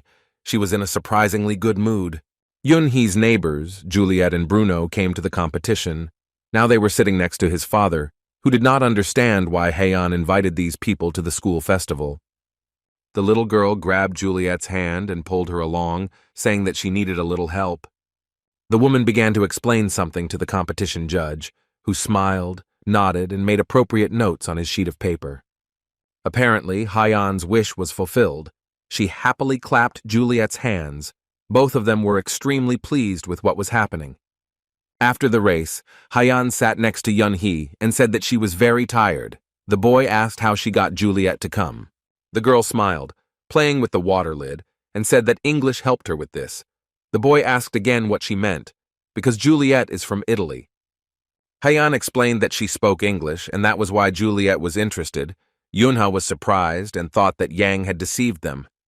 It was completely unexpected. At their first meeting, Haiyan was an insecure crybaby, and now she demonstrates unprecedented courage and cunning. The boy remembered how many times she had filled him and Yeonhuk with tears and thought that it would be nice if his friend developed just as successfully. Haiyan had matured a lot, and that was great, but on the other hand, who knew what would happen to them all next? Yunha was lost in his thoughts as his friends continued to chat while watching the next round of sports games. At this time, Yeonhuk was lying on the rug next to his parents and trying to come to his senses. He was given a potion, and the guy was extremely proud of it. Then the announcement was made that a break had been announced, and that everyone would have to gather at the stadium after lunch. Everyone was having lunch in different groups, some with family and other relatives, some with friends. Yunha approached Sonia and Haiyan with a box of food. He said hello and said that Mom asked him to give them some fruit and snacks. Everyone was very happy and thanked them for their concern. The boy quietly asked who the woman was with them, and Haiyan replied that it was Aunt Su-jin, who had recently become a regular customer of her father's company. Yunha looked at his new acquaintance again. He had obviously seen her somewhere before, but he couldn't remember under what circumstances. The boy said goodbye and went on. From the next tent, they called out to him and said hello. The hero was surprised. At the table opposite a gray-haired, plump man with a mustache sat Sena. Apparently it was her father. The classmate asked if the guy wanted some tea. Yuna turned around and walked on, trying to remember what they served for lunch in their cafeteria, Sena running out after him. She pointed at the boy and told Daddy that this was Yunha, whom she had recently told him about. The man looked at our hero and thoughtfully said that he finally saw who was bullying him.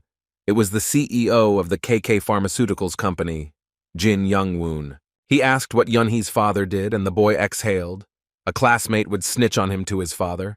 He muttered that it was definitely not a pathetic pharmaceutical business. Sena's father swore and raised his hand to slap the impudent boy, his face burning with anger.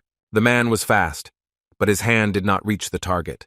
Our hero continued to stand as if he had not moved from the spot. Not understanding what was happening, Jin Young-woon cursed again and tried to hit the boy again. Yunya didn't move from his place. Everything around turned red from the tension that was in the air, but our hero remained unperturbed. The The sane guard stood ready to intervene at any moment. All they had to do was hear the command. The man asked why Yunha was silent. Maybe he was scared, but there was no answer. The father fell into absolute rage and raised his fist to strike, not his palm. The boy continued to calmly watch what was happening. He would have easily dodged this blow, as he had all the previous ones. But something went wrong. The guy felt some movement from the side, and the fist raised to hit him changed trajectory. Yuna looked and couldn't believe his eyes. Sweat poured down his forehead, running down his cheeks. Something was happening that he didn't expect at all. It turned out that Yunhee's dad came running to help his son and dealt an incredibly strong blow to Jin Young-woon's face. Blood from his nose flew in all directions. Yunha had never seen his father use force before, much less engage in combat. It was a novelty for the boy. Sina's father was thrown back so hard it was as if he were not a 100-kilogram corporate executive, but a balloon. No, Yunhee's dad was rehabilitating his hands, which had started to hurt a little, and he said sternly that no one dared raise a hand against his son. He leaned over to the boy and asked if he was okay. Our hero answered in the affirmative, and he himself thought that it was in vain that his dad had intervened. He could have handled it himself.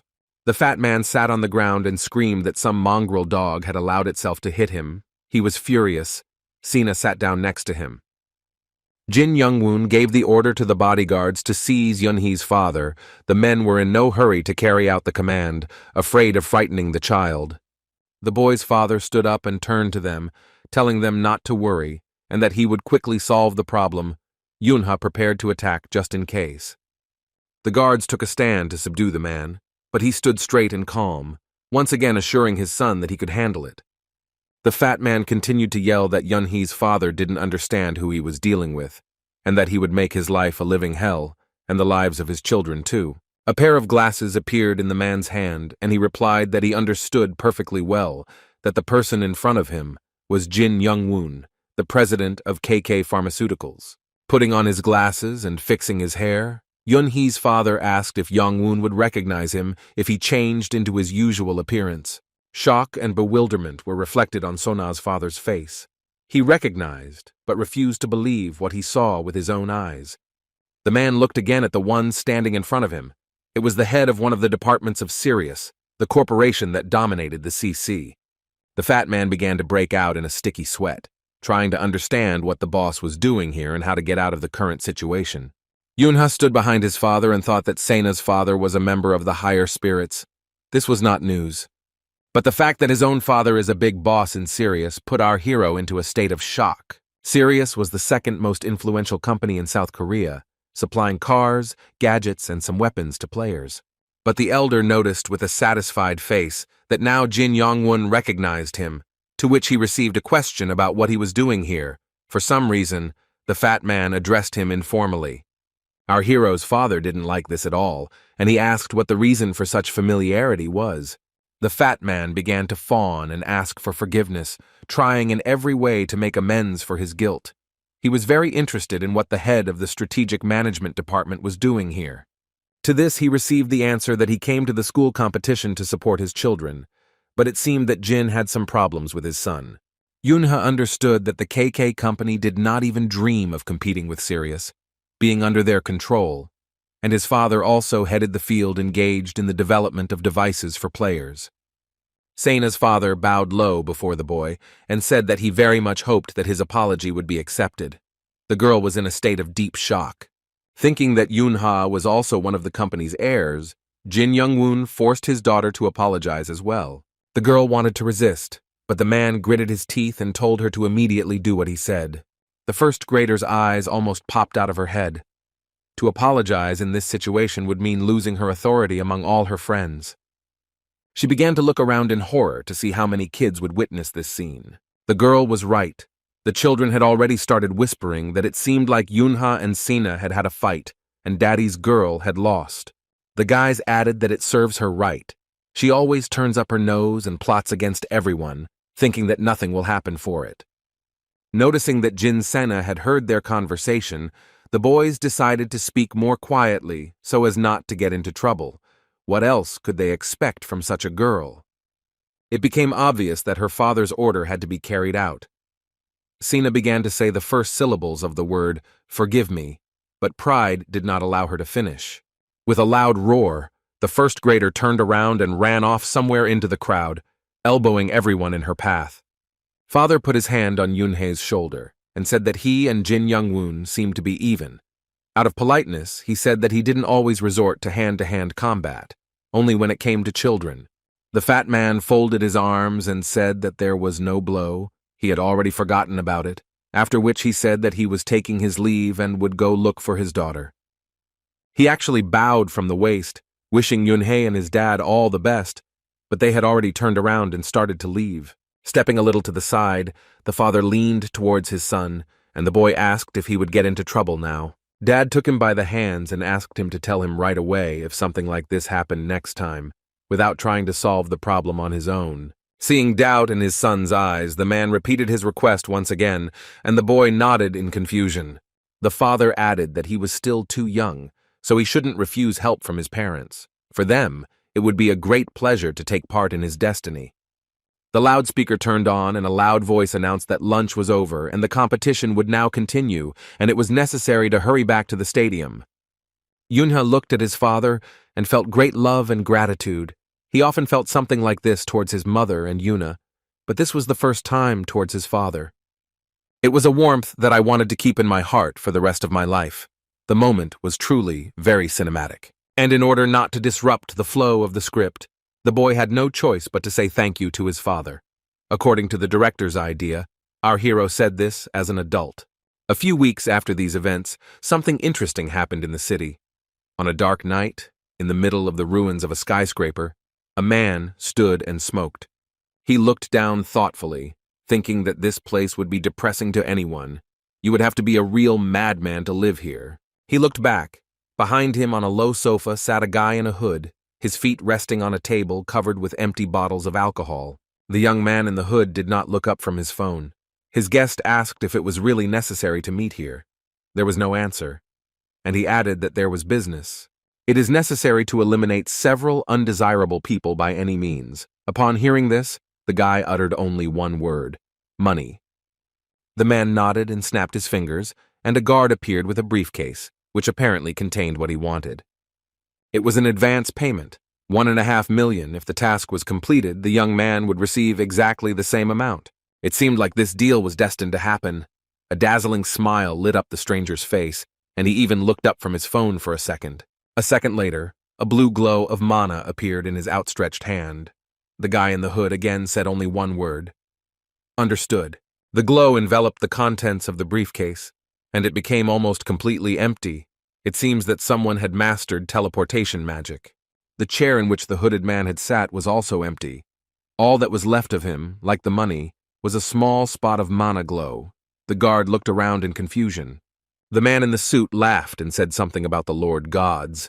It seemed like he was starting to have a fit. He lit another cigarette and walked over to where the windows had once been. All he could do was hope that the hooded guy would keep his end of the deal. The cigarette flew to the floor and was left to burn out. The more humanity developed, the thinner the line of morality became. A sinister and deafening laughter rang out over the ruins. The situation might have seemed absurd if it had not been for a murder order. Over the weekend, neighbors with whom their parents had become very close invited Yuna and Yunha to go shopping at Don Mall. Yuna walked into the mall, and her eyes lit up with delight. Yunha followed behind his sister and simply stared at the shop windows. There were a lot of people. All 5 floors of the gallery looked like a huge anthill. It's still better to visit such places on weekdays. Our hero thought that he had not been to shopping malls for a long time, and this activity was tiring him out just as much as before. Juliet put her hands on the boy's shoulders. She sensed his irritation and asked when her dear neighbor had managed to get tired. They had only just arrived. Bruno, Juliet's husband, apologized to Yunhee for not being able to get away from shopping and offered to buy him something tasty. The boy agreed, but caught himself thinking that he felt some kind of ominous aura from his neighbor. The guy was uneasy about the fact that an ordinary office worker could hide his mana so skillfully. There was clearly something wrong here. As soon as Yunha tried to use special vision, Bruno felt it and asked what was going on. The hero immediately wanted to go back to Yuna and Juliet. He felt uneasy next to his neighbor. He wanted to see his sister as soon as possible. The boy muttered that they said they would go to the 5th floor. It would be very difficult to find them. Mentally, he added that Yuna had learned to block mana, and that also did not increase the chances. Here, Bruno showed him some device in his hand. One might think that it was a smartphone, but everything was a little different. Yuna's jaw dropped when he realized what was on the gadget's screen. It was a detector that was very clearly tracking Juliet's location. Moreover, the point where the neighbor's wife was located was signed on the screen. Could it really work as a surveillance system via a phone, or something like that? The hero thought. He asked Bruno if Juliet knew about the device, to which he received the answer that it was a secret. The man hastened to hide the device in his coat pocket. The man turned around and motioned for Yunhu to follow him, and they gradually made their way through the crowd toward the escalators. The same stranger in the hood walked past them. He gave the command to begin into the phone. It seems he began to carry out the task. That same blindingly white smile did not bode well. It was cunning and predatory. Our hero noticed this with his peripheral vision. They had already moved quite far from each other. It seemed that except for Bruno with the boy and the guy in the hood, there were no other people in the hall, although this was not so. Yunha looked back. He understood what had caught his attention so much about the stranger, and now he was afraid that his guess would turn out to be correct. The man's figure itself seemed vaguely familiar to him. He had clearly already met him in a past life.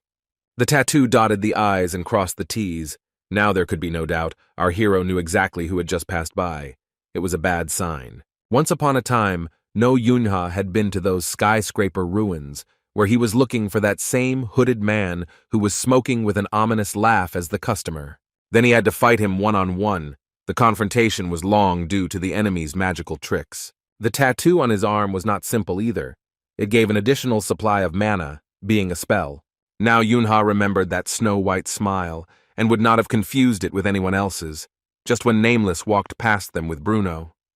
The boy began to wonder what he had forgotten in the shopping center. His neighbor again sensed that the child was agitated and asked what was the matter this time. Our hero decided that he trusted Bruno more than Nameless, so he reported that something strange was happening in the shopping center. The man looked around and said that the guy was right. There were at least 3 very suspicious people here. Yunha looked up at him in surprise and asked again what his neighbor had just said. For a second, it seemed to him that it was a dream.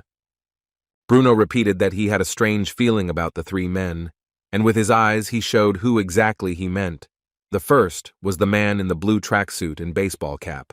The second one was completely bald and wore strangely shaped pants. He not only looked suspicious, but also moved the same way. The third one sat against the wall in a Panama hat and was so tense that his leg muscles were ready to explode. Bruno's eyes turned black. He used special vision and was now resting. Yunha prepared 3 mana projectiles to test how the suspicious strangers would react to them. The guy launched them at lightning speed. The neighbor stood and waited to see what would happen next. Without saying a word, they became partners. The first 2 saw the magic balls too late, so it turned out to be quite a difficult task to fight them off. But the guy in the Panama hat waved his hand easily and casually. The flow of mana changed its trajectory and flew into the wall.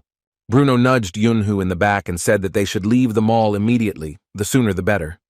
The guy looked at the suspicious men again and thought that they were obviously players since they saw his trick with mana. It wasn't dangerous, more like a childish prank, but all 3 noticed. And all 3 were very well trained, because they were able to completely hide the fact that they possessed mana, disguising themselves as ordinary people. Here the boy and his neighbor noticed another accomplice to the future crime. He was standing to the side and watching without revealing his position. But he didn't hide his mana at all. His eyes shone with a white light, which meant that he was using special vision. The man in the baseball cap looked around nervously, searching for someone in the crowd. It seemed that everything was about to happen any minute. Here they passed each other, and the bald man began to take something out of the inside pocket of his jacket.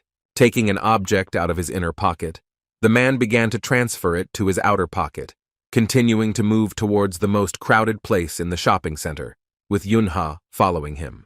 It was very strange, but the boy tried hard to keep up and track every gesture of the bald stranger. Finally, the man put his hand in his pocket again. The guy was already wondering what was there, but then he had the opportunity to find out. The man took a blue magic stone out of his pocket and carefully dropped it. Its glow was not strong, but it grew with each second. The stone itself grew, gradually breaking away from the floor and rising upwards. While no one was paying attention, But our hero already understood what it was.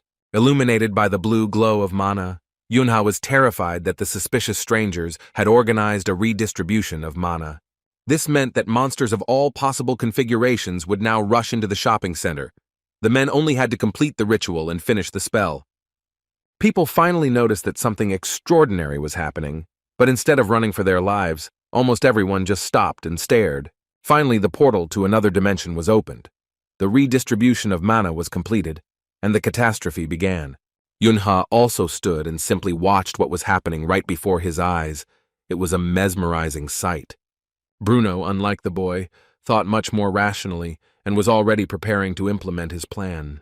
The first monsters appeared from the portal. They were hellhounds and some horned monsters, orcs and trolls. People scattered in panic. Some managed to slip out of the hall, but most immediately became victims of the monsters that filled the shopping gallery. The very appearance of the monsters indicated that they were not going to joke around. These were the most dangerous and rare species. An emergency announcement immediately sounded in the hall, but it was completely inappropriate, given the speed with which people and monsters were running around the shopping mall. An order was also given to follow the evacuation plan, but it was clearly not suitable for those who had already encountered the monsters. The nameless man gave the order into the phone to finish off everyone who stood in their way, and with some inner instinct, Yunha understood that something like this would happen. Our hero literally froze in place. A terrorist attack on a shopping center was something unheard of. Before his return, it was impossible to even think about such a thing. After all, the future had changed a lot. It's hard to believe, but after the Kraken incident, history began to take a different course. The way Yuna used her gift on the bridge did not go unnoticed by all of humanity. That's what the price actually turned out to be. Then the gift of a miracle saved the life of our hero and his family, as well as many other people. Now, because of this, new victims will appear indirectly. Yunha was so deep in his anxious thoughts that he didn't notice in time that the hound was attacking him. The boy turned his head towards the monster at a time when it was too late to use mana, or even just dodge. Luckily, Bruno was on his guard and reacted with lightning speed, punching the monster with such force that it flew back. The man put his hands on Yunhee's shoulders and said that he should pull himself together. It seemed like his neighbor wasn't just a player, but one of the best. In a calm and even tone, Bruno said that they needed to find Juliet and Yuna and get out alive themselves. The boy agreed. It was a top priority. They began to slowly climb the escalator up, monsters raging around. The neighbor took out the device again to see where exactly his wife was. The sensor continued to show the 5th floor. Something must have happened. From the top steps came a cheeky question. Was it the one in front of him who first used mana? It was one of the suspicious types in the Panama hat, who at first simply observed, keeping his distance. He stood there, preventing our heroes from getting off the escalator, and asked where they were going in such a hurry. Yuna prepared an energy projectile and tried to assess the enemy's level. He hid his mana well, so the task was difficult. It could equally well be Class A or C. There was critically little time, and while the guy was thinking, his companion had already begun to act. A punch flew straight into the stranger's face. The Panama hat flew off to one side, teeth and drops of blood to the other. The man barely managed to stay on his feet, almost rolling down the steps. But then he was hit again, this time with a foot, and the stranger, now without his Panama hat, fell face down on the floor. Seeing how confidently Bruno dealt with him, even without using mana or weapons, Yunha realized that his neighbor was a top-level player with professional training. The attacker's teeth had thinned considerably. The boy was afraid that in another second he would stop breathing. He had to ask Bruno to stop. He explained that it was impossible to kill terrorists. It would be an easy solution now, but it would complicate the investigation later. The neighbor nodded, but said that he just wanted to knock the intruder out so that he wouldn't get underfoot, after which he slammed his face into the floor several more times. Finally, the man let go of his hand and straightened up. Yunha took a step forward to continue his search for his sister. Our hero continued to think about the nameless one. Before returning in a child's body, he listened to a lot of whining from the trackers who could not figure out who the nameless one really was. The guy walked up to the escalator and called out to Bruno, who was leaning over the terrorist again. It was not entirely clear what he was doing. A few minutes before, Yuna on the 5th floor heard a message about a monster attack and an immediate evacuation. People started running around in panic, and Juliet asked in surprise if she had heard wrong. if they had really announced about monsters and the redistribution of mana or not. Yuna quickly pulled herself together and decided to assess the situation and see how many monsters there were and where they were. Her brother taught her this. The girl used her special vision. With her mana reserves, it was a matter of seconds. The three hounds were behind the wall to the left of where Yuna and Juliet were and could be easily avoided. Two monsters were on the other side of the escalators on this floor, and another one stood in the center of the hall and could move in any direction. Yuna was glad that there were only 6 monsters nearby, and she could run without running into them. She shouted to Juliet that everything was fine and she would lead them out. Instead of joy on the neighbor's face, the girl saw excitement. She loudly shouted to the girl that the hound was attacking her right from behind. The little girl was so happy with her new skills that she didn't even understand what happened. Fortunately, Juliet understood. The woman grabbed her companion by the hand and at the last moment pulled it aside, right from under the monster's claws. Then Juliet enveloped her hand in mana and prepared to strike back at the hound that had nearly torn the girl to pieces. Yuna looked back, worried about her neighbor, but what she saw quickly calmed our heroine down. Juliet planted her feet on the floor so hard that sparks almost flew from under the soles of her moccasins, and she entered into a fight with the monster. The woman had a coat hanger from the fitting room, covered in mana, as a weapon, but she wielded it so skillfully that the hound was destroyed in a couple of seconds. The woman covered the girl. All her actions were so precise, as if they had been honed over years of daily training. The final blow sent the monster flying back several meters, purple blood streaming down the walls and doors of the shopping arcade. Yuna froze, surprised that Juliet could use mana, even more than the fact that the woman turned out to be a true martial arts master. The neighbor was just looking at the broken coat hanger that was left in her hand after the fight, and was wondering whether she would have to pay for it. The woman told the girl that they needed to evacuate. Bruno and Yuna were waiting downstairs. The little girl nodded, trying to comprehend that Juliet was a player. This plan failed. The 3 monsters that were behind the wall on the left heard the sounds of the battle and rushed to help. The first thing the woman did was hug Yuna and say that everything would be fine.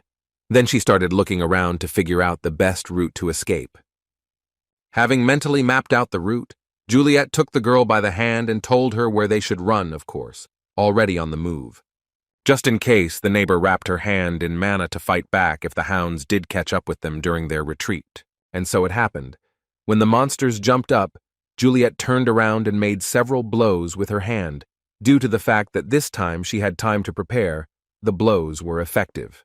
The woman managed to push back the hounds with a wave of mana, but at this rate her energy would quickly run out. After making a few more swings and launching mana projectiles, Juliet began to wonder if there was anything nearby that resembled a weapon. There was nothing suitable, but they had almost reached the escalators. A couple more steps and Yuna could start the descent. The girl was so happy that she completely forgot about the monster that was running towards her from the other side of the hall. Juliet managed to warn her at the last moment. The little girl heard her, but the hound had already begun its attack. The situation seemed hopeless. The girl froze, unable to move. Juliet screamed at her to jump back, but Yuna continued to stand and stare with wide eyes at the approaching toothy maw. The girl clenched her fist. She was paralyzed with fear, but at the same time, subconsciously, she felt that she would not die today. Remembering the horror she had experienced when she had defended her brother from the Kraken, Yuna pulled herself together and decided that she would not give up so easily. Literally, at the last moment, she enveloped herself in mana protection and jumped out from under the clutches of the monster with incredible speed. Her legs were now moving so fast that it seemed like they weren't even touching the floor. Yunha hadn't taught her that. It just happened intuitively. The girl was no longer afraid of the hounds. She decided that she did not want to go down without a victory, so she jumped up and kicked the nearest monster. Following the first hound, the second and third quickly flew down. It seemed that Yuna had learned to fight using mana, and she had plenty of mana. When the face of the last monster, with a dying grin, went to the lower floors, it seemed that everything had ended well. All that was left for the girl to do was to land on the ground and go down with Juliet to where Yunha and Bruno were waiting. But after a successful battle, an unfortunate surprise happened. Because Yuna had never jumped like this before, she injured herself. The last jump and landing after it were unsuccessful. The little girl twisted her leg and almost fell. Luckily, Juliet quickly caught her and prevented her from falling down the steps. Her leg wasn't so bad either. The girl could walk. The neighbor looked at the little girl and asked if everything was okay. She smiled and replied that there was no need to worry. They went downstairs. In fact, they both should be worried. There were more monsters on this floor, and they were starting to get closer to Yuna and Juliet. It was too dangerous to fight. The number of hounds was off the charts. It was necessary to flee. The neighbor asked if the girl could jump onto the escalator over the railing, and she answered in the affirmative. There was no time to waste. Yuna immediately activated her mana and took her leap of faith. Fortunately, there was no fear, and the little girl was determined to succeed. Juliet did the same. As it turned out, she was very well prepared physically. There was every chance of salvation. Of course, if they both didn't have the proper level of mana, it wouldn't have been worth even mentioning, but in our case, everything worked out well. The heroines landed safely on the steps of the escalator and began to descend. The monsters only snapped their teeth, not reaching the prey, although it seemed easy to them at first. But these were hounds, that is, dogs, and dogs tend to pursue those who run away. That's how their instincts work. Several monsters began to catch up with Yuna and Juliet. For them, it was a matter of a few seconds. The woman began to look around in search of at least some kind of weapon or an object that could become one. A monster was already flying at them from above. They had to act here and now. There was nothing at hand except the escalator lamppost. Juliet put in a lot of effort and was able to tear it away. Now she had something to repel the attack with. The woman's eyes flashed with fire. It was obvious that she was seriously angry and was using mana again. Cursing in Italian, she delivered her first blow straight into the teeth of the monster that had leapt at her. The first hound tumbled over the railing, and it looked like the next one would follow just as quickly. The third monster didn't even have time to figure out what had happened before he too received a decisive blow from the lantern. They all went on a free flight through 4 floors of the shopping center to the very bottom. Juliet turned out to be incredibly strong. At this time, Yunha was also looking for anything that could become a weapon, but all that was lying around were cosmetics and other contents of a woman's purse. The guy armed himself with lipstick and a bottle of perfume, and by enveloping them in mana, he could deliver some kind of blow. Since he was not fighting monsters, but a man, there was a chance of success. But this man was more dangerous than the monster. He had a police baton in his hand. The fight promised to be very interesting, and it turned out to be so. Yunha, clutching the spirits in his fist, decided to close the distance and delivered his first blow. The enemy staggered, but did not fall. Then the boy hit again and slammed the hooded stranger's face into the railing. His smile would never be the same again either. Bruno had just dealt with another terrorist and asked how things were going with his neighbor. Yunha said that he had just finished. They got on the escalator to go up to his wife and sister, but then the boy happily announced that he could already see them. But the joy was short-lived. The hero noticed what Yuna and Juliet were doing. The first hound flew past him, which was defeated by the neighbor. 2 more followed after her. Yunha did not expect such a turn of events at all. He suspected that Bruno was a player, but he did not even think that Juliet was either. It was obvious that the neighbor was worried about his wife. Both of them froze on the landing, holding their breath, hoping only for chance. And fate was kind to the heroines. Soon a smiling neighbor appeared, elegantly adjusting her hair. Cheerful Yuna was next to her. Bruno ordered to immediately look for weapons and joined Juliet and her sister Yunhee. They needed protection. The boy was lucky again. He found a stiletto. Now our hero was sure that everything would end well. Here, Yunha felt someone's strong mana and called out to his neighbor, who did not immediately understand what was going on and why the boy's voice was so tense.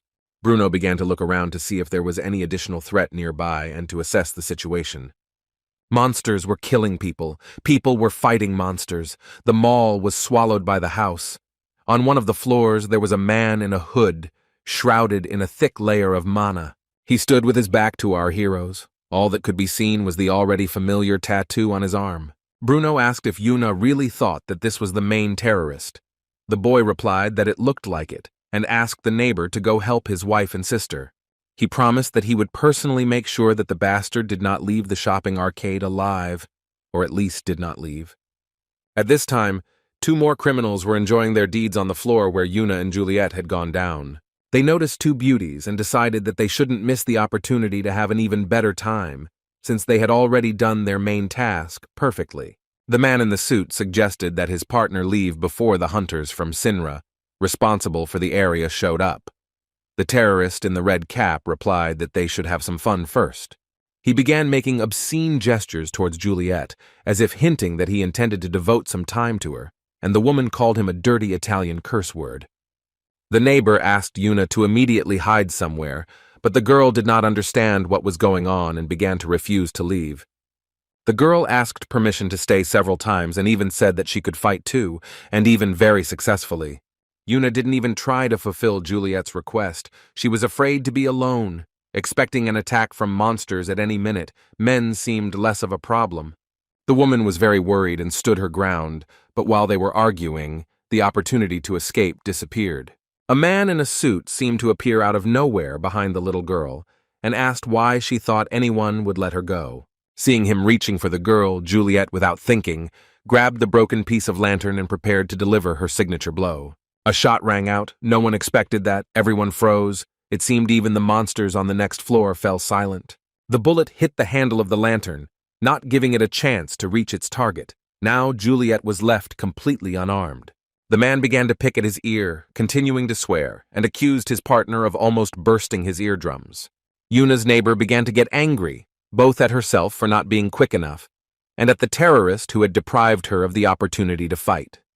The stranger in the red cap licked the pistol he was holding in his hand and continued making dirty jokes about the woman. His partner once again suggested that they run away before the sinners arrived, but now he also received the answer that they had no need to hurry. Then he walked towards Yuna with a determined step, showing her with gestures that he wanted to play alone.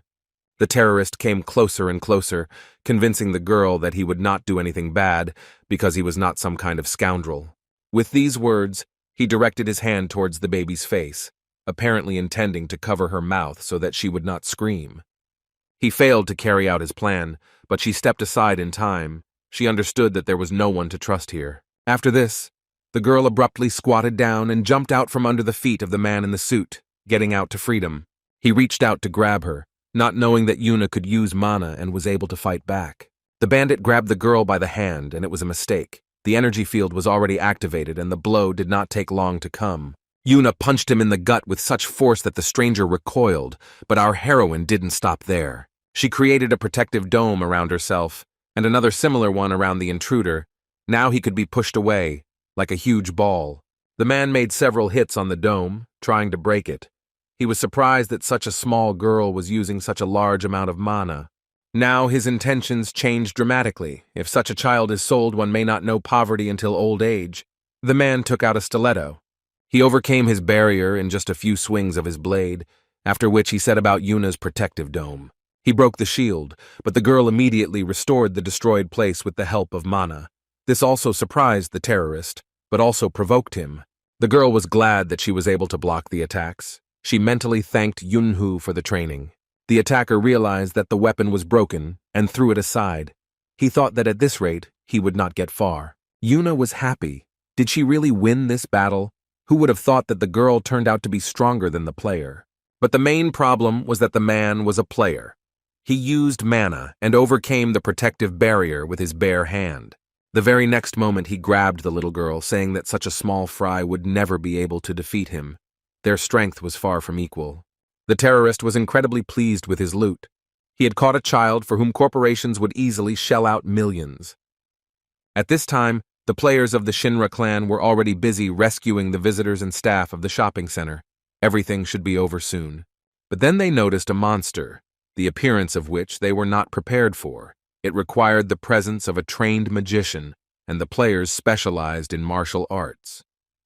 It was a level 8 swamp slug. It was necessary to urgently call in ranged players. It was dangerous to engage in combat with it. One of the fighters shouted to the captain that this was not necessary. All monsters were the same, and you just needed to hit them hard. The man was armed with a halberd, and he also surrounded it with a force field. Unfortunately, this was not enough. Approaching the slug was a mistake. The slug simply swallowed him as if he were not a person, but a delicious dessert. Disgusting gurgling sounds were heard. The next player who rushed to help his comrade suffered the same fate. The monster even increased in size a little. It was immediately announced that it was absolutely forbidden to approach the monster. One should stay away until the magicians appeared. The terrorist in the red cap was pleased. With the arrival of the players, they had more time, not less, thanks to the slug. He turned to Juliet and informed her that he could now give the woman much more of his attention than he had expected. The beauty's attention was completely focused on Yuna and how she could help the girl. She practically didn't think about herself. The man continued to pull the little girl by the hand. She continued to resist. This went on for quite a long time. The stranger said that he would stop respecting himself as a player if he did not find a way to deliver the girl to the right address. Just after these words, a powerful stream of flame flew into his back. The terrorist let go of Yuna. She fell to the ground, fortunately, without being hurt. The hands of the man who launched the fire projectile began to cast a new spell. The attack had to be repeated. It was Juliet who used flames again and shouted at the girl to run as fast as she could. There wasn't much mana left. The man in the suit used a protective dome to avoid damage, and he didn't have the strength to pursue the girl. At this point, slow and deliberately dull applause was heard from behind Juliet's shoulder. It sounded like mockery. This terrorist in a red cap decided to express his opinion about what was happening. He even whistled and said that he did not expect such talents. Realizing that he himself would now receive a fiery volley, the man prudently cast a shield, and Julieta jumped back a little. She still attempted to attack, but in vain. The scoundrel's protective spell worked perfectly. The bandit began to approach the woman, continuing to make indecent proposals to her. Yuna wanted to intervene, but remembered that she needed to think about herself. Juliet felt cornered. It was impossible to escape, to attack either. Would the scoundrel really be able to carry out his plan? The girl took off her shoes to stand more confidently on her feet, tore the hem of her cloak to be able to kick, and again attacked the enemy with flames. The man gloated that she had used the same technique twice. He felt like he was in complete control of the situation. He shrugged and said that it didn't work with them. It was very nice that she had mastered magic. It was even funny, but the terrorist didn't have time to finish speaking. A fiery arrow pierced his shield, severely damaging the attacker's shoulder and causing blood to gush out. Heavy drops fell on the floor and on his boots, the latter especially enraging the man in the red hat. It was his favorite pair, and besides, swayed. He couldn't understand how Juliet managed to increase her strength and attack power so abruptly. The woman didn't stop. She had a special secret, which was simply called the strengthening spell. It was all quite banal, but effective. At this time, strange sounds were heard from the toy store. They were groans and sighs, as if from fatigue. The man in the suit walked between the shelves and tried to find Yuna. He was completely exhausted from the search. It seemed like it would never end. As soon as he noticed the little girl, he asked why she was running away, but it was completely useless. The girl immediately disappeared from sight.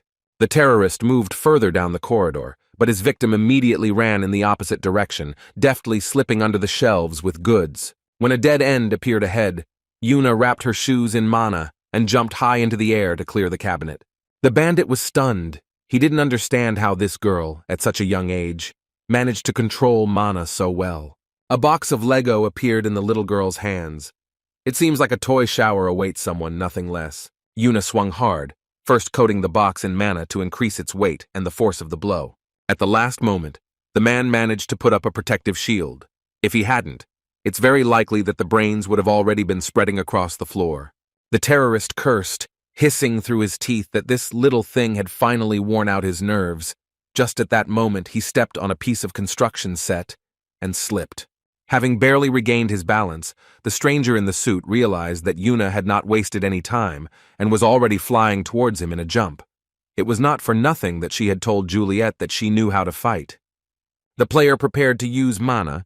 He intended to incinerate the child's legs with a fire spell. His plan failed miserably when it became obvious that the girl had managed to attack with magic before her opponent. Yuna put so much energy into the blow that even the terrorist's protective shield began to bend under its impact. Barely holding back the flow of mana, the man muttered that he had planned to be more gentle with the baby, but she had become too brazen, so it was her own fault. The girl began to count to 3. Without stopping the attack, sweat began to flow down the forehead of the stranger in the suit. On the count of 2, the force of the blow became even greater. It seemed that the girl's hands had an inexhaustible supply of energy. On the count of 3, she cast a shield on herself as well, to avoid the attack after the blow finally reached the enemy. After that, Yuna jumped high into the air, pushing off the terrorist's protective dome, only to then fall back down on him. The stranger barely held back the blow. He was no longer just angry, but was beginning to fall into a real rage. The duel unexpectedly dragged on. The man tried to grab the girl again, breaking through her defense with his hand, but she decided that this time it wouldn't work so easily. Yuna remembered how Juliet launched her fire projectile, and decided to try to repeat the move herself. First, it was necessary to form a core of mana, give it the shape of a ball for good aerodynamics, and then create a flame and launch it at the enemy. It seemed to be quite simple. The main task was to launch the projectile accurately at the target. Yuna jumped up like a basketball player. The girl collected so much mana that instead of a projectile, she got a real mana bomb, which immediately flew towards the target. The last thing the man in the suit managed to do was swear. Who would have thought that an ordinary schoolgirl was capable of something like that? There was a deafening explosion. The man in the red cap looked around to see what was going on. There were ruins where the toy store had been. Yuna's bomb completely destroyed it, sending endless streams of Lego bricks and other parts into the air. The next moment, the girl pounced on him, armed with a baseball bat. Her attack was swift and inevitable. The man froze. He had just run out of bullets, and at the thought that they had already been delayed for quite some time, and now this, his hands began to tremble with anger. He found himself thinking that it was very ridiculous to use a heavy arsenal against two girls, but there was no choice. Realizing that something terrible was about to happen, Juliet screamed at Yuna not to even think about coming closer. It was extremely dangerous. While the woman was distracted by the baby, her legs were entangled in heavy shackles, completely depriving her of the ability to move. The enemy was an occult magician. Juliet made several attempts to move, but her legs were firmly chained to the floor, and the terrorist was already approaching from behind. He grabbed the girl very tightly and said that now they would play to their heart's content, and when she tried to resist, he began to get even more angry. The attacker had a stiletto in his hand, and he was quite ready to use it. It was clear that violence gave the man incredible pleasure. Yuna took a few steps forward, but the terrorist told her not to move. Otherwise, everyone would quickly find out what color Juliet's blood was. While the blood was only flowing from his shoulder, the girl stopped. She understood very well that the stranger was not joking. Suddenly, Yuna found herself on the floor. Someone was pressing her face to the ground. It turned out that the man in the suit did not die in the explosion. He was incredibly pleased with himself and said that he was not so easy to defeat, especially by worthless people like them. Yuna lay there and thought that something strange was happening. She couldn't pass out, and her mana was growing uncontrollably. Juliet tried to break free and help the girl, which made her even more worried, and the waves of mana clouded her mind. Finally, the man holding Yuna was forced to jump back, afraid that there was so much mana that another explosion would follow. To his credit, the player did not panic. He tried to understand the situation and looked for an opportunity to approach the child without harming himself. Yuna was raging, the glow of her mani fading and then flaring up even more, the probability of an explosion increasing with every second. Juliet continued to scream and try to free herself. The terrorist in the red hat cursed her with the most vile words, trying to hold her back. Finally, the bandit lost his nerve and stabbed the woman in the stomach with the handle of a stiletto. It was so strong that she passed out from pain shock. The woman went limp in the man's arms, and Yuna thrashed around inside the huge mass of her mana, not knowing how to help her. The terrorist in the red cap asked the girl if she really wanted to kill everyone. If so, he could very well help with that. The second one at this time again attempted to attack the baby from behind, but she dodged in time, and the protective barrier was still working. Then the man in the suit decided to destroy him with a punch. He succeeded, but the girl dodged in time without getting hurt. Her face finally became calm. The attacker muttered that just a little more, and he would have succeeded.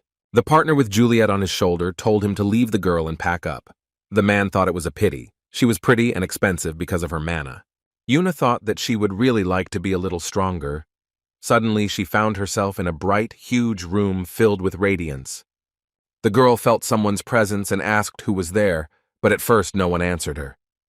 But then the question was asked whether she really wanted power. The little girl froze and thought who could ask that. She began to look around hopefully, wondering if she could really get extra power right now. At this point, Yuna heard Yunhee's voice shrilly in her head, screaming that she shouldn't listen to this voice and trust it. She remembered her grandmother's house. Her brother told her that it was very dangerous, and if everything ended well last time, then the next time using the gift would not be so easy. Yunha said then that he could teach her anything.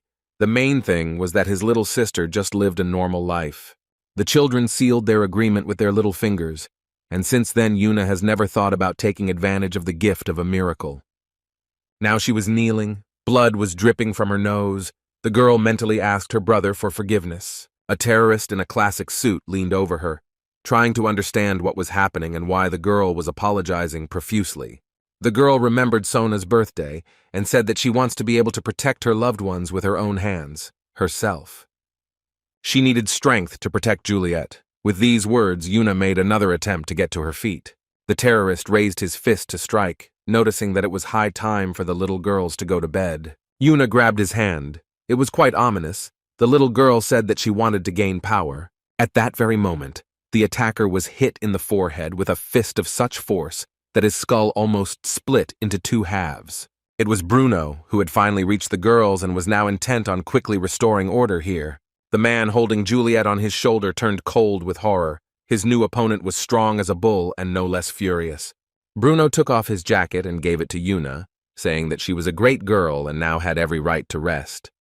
His hand was so huge that when his palm ended up on the baby's head, she instantly calmed down and felt relief. The girl felt warm and cozy. She even started to smile a little, but unfortunately this was far from the end. Yuna decided to use her gift and muttered that it was her turn now. Fortunately, no one heard it. The terrorist in the red cap cursed and asked where this bear-like brute had come from. He could have just walked past. For his size, Bruno moved so fast that the man didn't even realize how he ended up so close and almost crushed his head with one blow of his hand. Yunhee's neighbor carefully picked up his wife, while squeezing his opponent's face with the fingers of his other hand. Soon he lost consciousness from pain. Bruno rushed to Juliet, but a second bandit began to sneak up on him from behind. He was going to pick up the knife his friend had dropped from the floor and quickly avenge his partner and himself. The man already had the weapon in his hands, but something strange was happening to him. His face was distorted by a grimace of either fear or pain. Bruno was trying to bring his wife to her senses at the time, so he clearly had nothing to do with it. The terrorist raised his stiletto to strike and ran as fast as he could towards the man, intending to kill him with a vile blow to the back. The weapon missed its target, but Bruno's fist did its job and flew straight into the bandit's face. One blow was followed by another. Yunhee's neighbor didn't even have to turn his body to finish off the enemy like a cutlet. But this did not satisfy him. Looking at his beautiful wife, Bruno decided that the price for what he had done to her would be high. The man stood up, enveloped himself in mana and headed towards his opponent, who like a pathetic worm tried to crawl away. Bruno turned into a mountain of muscle. He used mana and his eyes glowed blue, his fist prepared to finish what he started. The man said that the price for the crimes would be life and began to make his promise a reality. A couple of days before the terrorist attack on the shopping center, a strange conversation took place in a small house in the mountains. The man in the expensive suit shouted that he had done everything he was ordered to do. What other questions could there be for him? It was Vice Lord Kim Kunwan, who had recently been in all the newspapers for voluntarily leaving his post, his hand reaching for the spear hidden behind his back. The hooded man standing in front of him had the now familiar tattoo on his arm, and he took a few steps forward, putting his phone down. Kim Kunwan decided to suddenly attack by lunging with his spear, but the opponent simply grabbed the weapon with his hand and stopped him. The former Vice Lord's face took on a blank expression. Apparently his problems were much more serious than the failed attack. He was practically dead, as evidenced by the point of the sword which pierced his chest at the level of the heart, but still life flickered in his body. The Nameless One had a gift that distorted the perception of his image. All this time he was not in front of the man, but behind his back, and even prepared a rope to add drama to the picture. Saying that he and Sang-hun shouldn't have been threatened, Nameless threw a noose around the neck of Kunwan, whom he had practically killed. The man's hands reached for the rope, but he already had no strength due to blood loss and the wound. And then there was the oxygen deficiency. Throwing the rope over the beam, the assassin said that he had another message from the lord of the Kunwan clan. He asked to convey that he would look after the family, paying special attention to his wife. With these words, the Nameless One pulled the rope, and the Vice Lord's life was finally cut short. In the news, As we already remember, they wrote that an investigation had been launched, and the main version of death was considered suicide. It is interesting how the stab wound to the heart correlated with this. Fast forward to the day of the events in the mall. A large number of players had gathered in the warehouse. When the captain appeared, a man with a phone reported that the Shiva clan had already entered. The manager said that they had managed to arrive faster than he had expected. They needed to leave. They couldn't cross paths. Then the man with the phone asked what kind of child had come with him, and the man in the hood looked back with a displeased look. Right behind him stood Yunya, his reflection flashing in the glasses of the captain of the team of players present in the warehouse. Our hero smiled and said that he was noticed just in time, and could have been noticed 15 minutes earlier. He was following them the whole time. The man in the hood began to look at the boy and try to remember where he had seen him and what kind of boy he was. One of the hunters was surprised that the captain did not know the child. Then why was he looking at him with such fear? He needed to kill the boy and be done with it. He reached for his katana and said that he shouldn't follow just anyone around like that. The consequences could be quite painful. Otherwise, you see, something bad might happen, the man continued, his eyes widening, the blade glowing with mana. The player didn't have time to carry out his threat. Yuna made only one movement with his hand, and his head rolled across the floor with a loud thud. Everyone present silently watched what had happened. None of them had seen anything like this before, even though they had enough crimes and murders in their arsenal. Yunha thought that he had gone a bit too far. He shouldn't have killed him so quickly. There were too many opponents here ready to rush into battle. They had already started preparing for an attack, calling the boy all sorts of names and threatening him, but then the man in the hood gave the order to stop. This was not just a child, he explained. The players' faces reflected fear. Even those of them who wore masks could not hide the fact that they were incredibly frightened by the boss's words. Yuna smiled and asked why they weren't afraid of the child who cut off their colleague's head with one swing of a small knife, but were afraid of him after the boss's warning. He pursed his lips like a duck and in a lisping voice began to ask in every possible way what had caused their fear, and perhaps he should call the nanny. The desired effect was achieved. Players began to approach him again with the clear intention of finishing off the impudent boy. Our hero smiled. Yuna used the Heavenly Steps technique and in a matter of seconds inflicted so many wounds on the enemies that they should have simply bled out. Having rushed through like a whirlwind and leaving behind many corpses, our hero stopped in front of the gang leader, asking why he did not come closer. The nameless one stood and thought that it was impossible. The child killed players with rank B and above in literally a second. The man realized that it was time to use his gift. He would not be able to defeat such an opponent openly. A pink glow surrounded him. Nameless thought that even if Yunha was preparing to become one of the 12 thrones, he wouldn't be able to detect him if he used the illusion. But our hero was far from being as simple as he might seem, and he knew all the tricks of his enemy very well, because he was familiar with them in his past life. The man made a wide slash with his sword at the place where Yunha had just stood, and the boy had already closed the distance and attacked him with his short blade. The Nameless One once again enveloped himself in mana to create an energy double and move himself to a more advantageous position. Yuna also used mana, knowing that he would be able to detect and attack this invisible person, and that is what happened. The boy and the man stood opposite each other, each thinking that the other was surprisingly strong, and each had the clear intention of killing the other. Yuna said that the only reason people still remembered Nameless was because he had always been an outcast, which made his enemy truly furious. The man tried to attack the boy several times, but he dodged the blows as if he knew about them in advance. Our hero was a very skilled warrior, and this did not give his opponent any peace. He did not understand how a child could do this.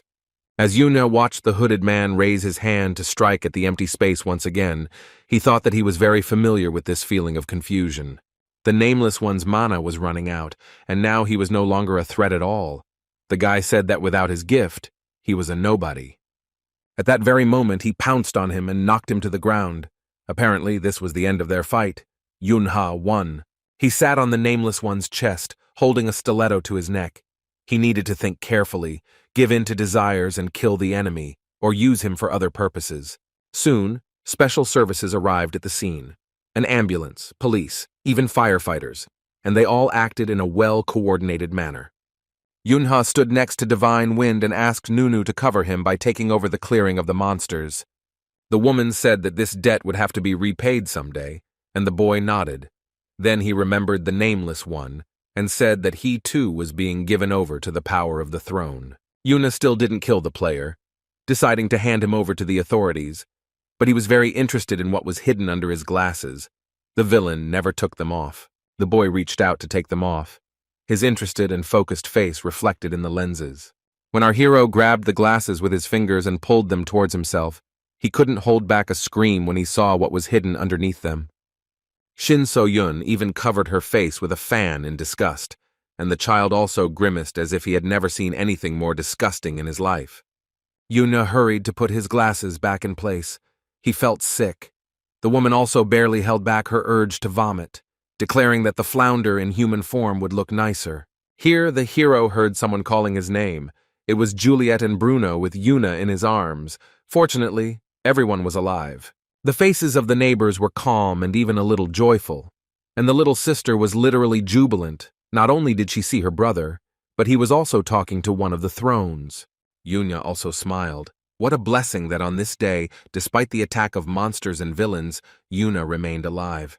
The boy ran as fast as he could towards his little sister to hug her lovingly, like a big soft toy. In the evening, the news reported that a group of players led by the Nameless One, with the support of monsters, committed a terrorist attack on the Don Mall shopping center.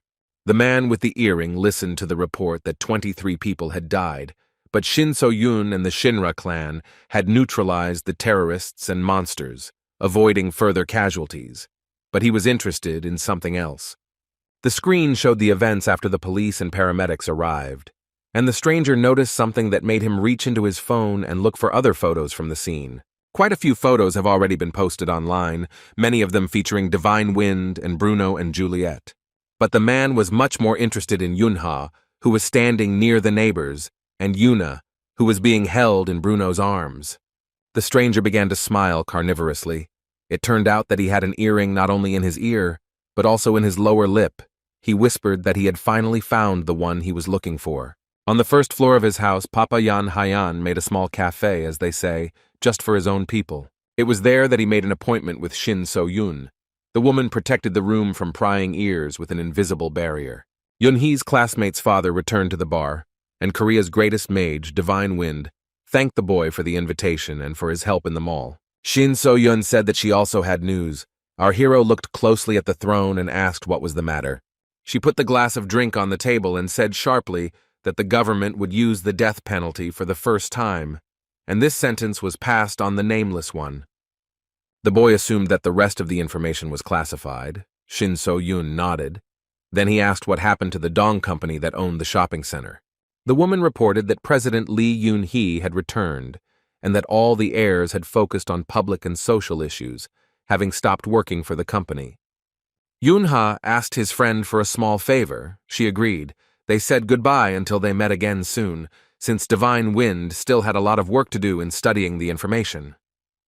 The hero sighed. The future of the Dawn Company had changed. Dad Haiyan came up to him and said that his classmates would soon arrive, and he could wait for them, while away the time with something tasty. Yunha agreed, but he himself thought that before his return, Dawn's 3 sons had started a war for succession. The eldest had won and sat on the throne.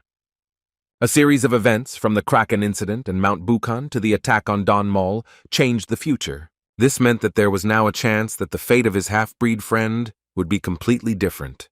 This meant that his partner could now live a much happier and more enjoyable life. This meant that the course of history took a completely new direction, so it was completely impossible to predict what would happen next. Yuna smiled and drank the drink in one gulp, leaving only ice cubes in the glass. Our hero realized that his whole life was now in his hands. In the evening, he returned home in a good mood. It is such happiness to have a home and relatives, to gather together for dinner. The family began to eat when Yuna suddenly turned to her parents, saying that she wanted to tell them something. Both Mom and Dad looked at the girl with interest. She said that she decided what she wanted to become, a player. Yunha almost choked on his rice. He dropped the spoon and began to look at his sister as if she was crazy. The girl became nervous. She did not expect such a violent reaction. Yuna continued to sit silently with an astonished and saddened face. He realized that the future was finally and irrevocably changing, and not always for the better. The hero put his hand on the table to pick up the fallen spoon, loudly declaring that he did not like his sister's idea at all. Yuna looked at her brother pleadingly and asked why. The boy replied that being a player was dangerous, and besides, this profession was not at all suitable for her. The girl objected that he himself said that she had talent, so why not try? Yunha explained that she had talent, but when teaching his sister how to control mana, he did not consider the possibility of becoming a player. He added that he only did this so that she wouldn't die from mana exhaustion and would live a long and happy life. Yuna said that no matter what he did, she had made up her mind. The boy asked why she wanted to give up her normal life. The players are rich and respected, but this does not give them happiness. The sister stood her ground. She explained her choice by saying that she wants to help people and protect her loved ones, and not be helpless in case of danger. This motivation was quite understandable to our hero. It was very much in the spirit of Yuna. He couldn't find anything to answer. The mother laughed and supported her daughter, saying that it was a great idea and that she approved of this choice. Yuna clenched his fists and banged on the table. Yunai, his little sister, started crying. Her mother began to console the little girl, explaining that Yunha was wrong. The boy made another attempt by asking if his parents really didn't mind. His mother replied that she understood how dangerous the profession was, but everyone had the right to choose. She added that if her daughter wanted it so much, she should try. Dad laughed and confirmed that Yuna could handle it. He was sure. Yuna threw herself on her mother's neck. Her father became jealous and asked for a hug for him too. The picture could have been idyllic if not for Yunha's face. Our hero sat at the table with a gloomy and absent look. He was again thinking about how he had changed the future and was to blame for what was happening. At the same time, a secret meeting of influential people was taking place behind closed doors in the conference room. The young blonde man sitting at the head of the table asked his subordinate, Seo Yang Hong, to provide them with an information summary. A man in glasses turned on the screen with a remote control and announced that the terrorist attack on Don Mall was provoked from within the company. Currently, the Dong Company is divided between the president Lee Yun-hee and his 3 sons. The main suspects are the middle and eldest. The youngest does not have enough influence. The eldest son, Li Bujing, is most likely to inherit the company after his father's death. He is a cruel and treacherous man. The middle one, Li Yongjing, is an excellent manager and would be a more suitable candidate. Apparently, the terrorist attack was initiated by the older brother, since the shopping center is located in the territory controlled by the middle one. The gray-haired, bearded man asked if the president knew about this. The man who asked for the report sighed and nodded, so he went back to work. The man at the screen said that this was not the only problem. He had some additional information. Li Bunjin brought not only Nameless and the players working under him, but most likely it was the Azure Ocean clan. The clan emblem appeared on the screen and everyone present just stared at it blankly for a few seconds. Here one of the men lost his nerve and shouted that this was too much. The second supported his colleague and said that it was hard to believe in such a thing. The speaker continued, explaining that 92 hounds were exterminated on Mount Bukan. The Azure Ocean clan took 7 mana stones, but only put 3 of them up for sale. He explained that the terrorist attack was carried out by hound summoning stones. The blonde objected that the stones were not that rare. Someone added that the Azure Ocean could expect a good price. The blonde asked what the chances were that Azure Ocean used the stones found on Bukan to attack. The speaker said that he had studied the data on the number of stones that the Shinra clan had allowed into the market, and the probability that they were involved in the incident was 0. The gray-bearded man noted that this was just speculation, there was no evidence. The speaker explained that everyone should understand that his version was quite realistic. Everyone fell silent, thinking about his words. The theory was quite logical and fit well into the plot, but there were nuances. For a few more minutes there was complete silence in the room. Everyone was thinking about what evidence there might be to confirm this. Finally, the blonde man spoke up, saying that in April it was revealed that Jil Sang-hoon had an affair with the heiress of Dangun, Shin Seo-yoon. Upon learning of this, became furious. Jil Sang-hoon's intentions are obvious. As soon as the attention on the Dangun company wanes, they will focus on her. The guy's eyes lit up blue, and he added that it was for this very reason that he had gathered everyone present that day. The old man asked if they were really talking about war. to which the blonde chuckled and replied that war was not nearly as bad as it seemed at first glance. The bald fat man said that the Azure Ocean clan has divine wind in its ranks. He was reminded that this is not the only clan that has a throne. They also have one. It is the Lightning King. Someone objected that the Lightning King was still too young to be taken seriously. One of the men confirmed that their throne was young and inexperienced.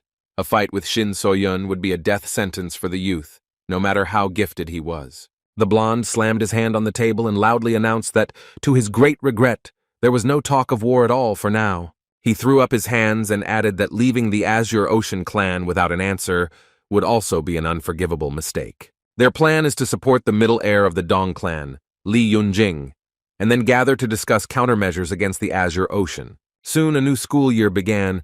Yunha went to the 2nd grade, which was now proudly announced by a sign on the classroom. The boy came to school not in the best mood. He was condescending about the need to finish school again, but there was nowhere to go. The children gathered at their desks and discussed how great it was that they were all in the same class again, when they could have been assigned to different ones. Yunha remembered Sena and wondered if she would study with them this year, and if so, how he could do it so as to have less contact with the blonde. Then John Hook came up to him and excitedly began to whisper that some unfamiliar guys had been staring at the captain for quite a long time. Yuna looked in the indicated direction and saw some thugs who were assessing those present with a condescending look. John Hook hissed that he really wanted to come closer to them and teach them to look normally. Our hero asked not to complicate things, wondering since when his friend became such a bully. The boy looked at the new guys again, and they pretended that they hadn't looked in his direction at all. Disgusting grimaces were frozen on their faces. Minji asked how long they would ignore the rumors. Yunha asked what she meant, and the girl said that the whole school was in an uproar because of his father's fight with Sina's father. Moreover, everyone believes that it is our hero's dad who is to blame, having turned him into some kind of evil and aggressive monster, and now the whole school is afraid of him. The boy thought that being a villain was quite profitable, but not when it was slander that related to your father. Sona looked at her friend and said that everyone uses the wording beat up. There is no need to guess for a long time who beat whom. She asked if this does not bother Yunha too much. Our hero assured that he was fine, and he himself thought that now no one would bother them, and that it was quite convenient. Then a satisfied Yonghuk came up and said that he had been diligently training the exercises shown by Yunha all holiday long, and had also been drinking Yang Hyang's father's juice. Only now did the captain notice how much taller and overall larger his classmate had become. It was incredible. It dawned on Yunhu that he had given these instructions to Sonia and Minji, and he wondered if they had grown as tall or not. The guy decided that he needed to try this remedy too.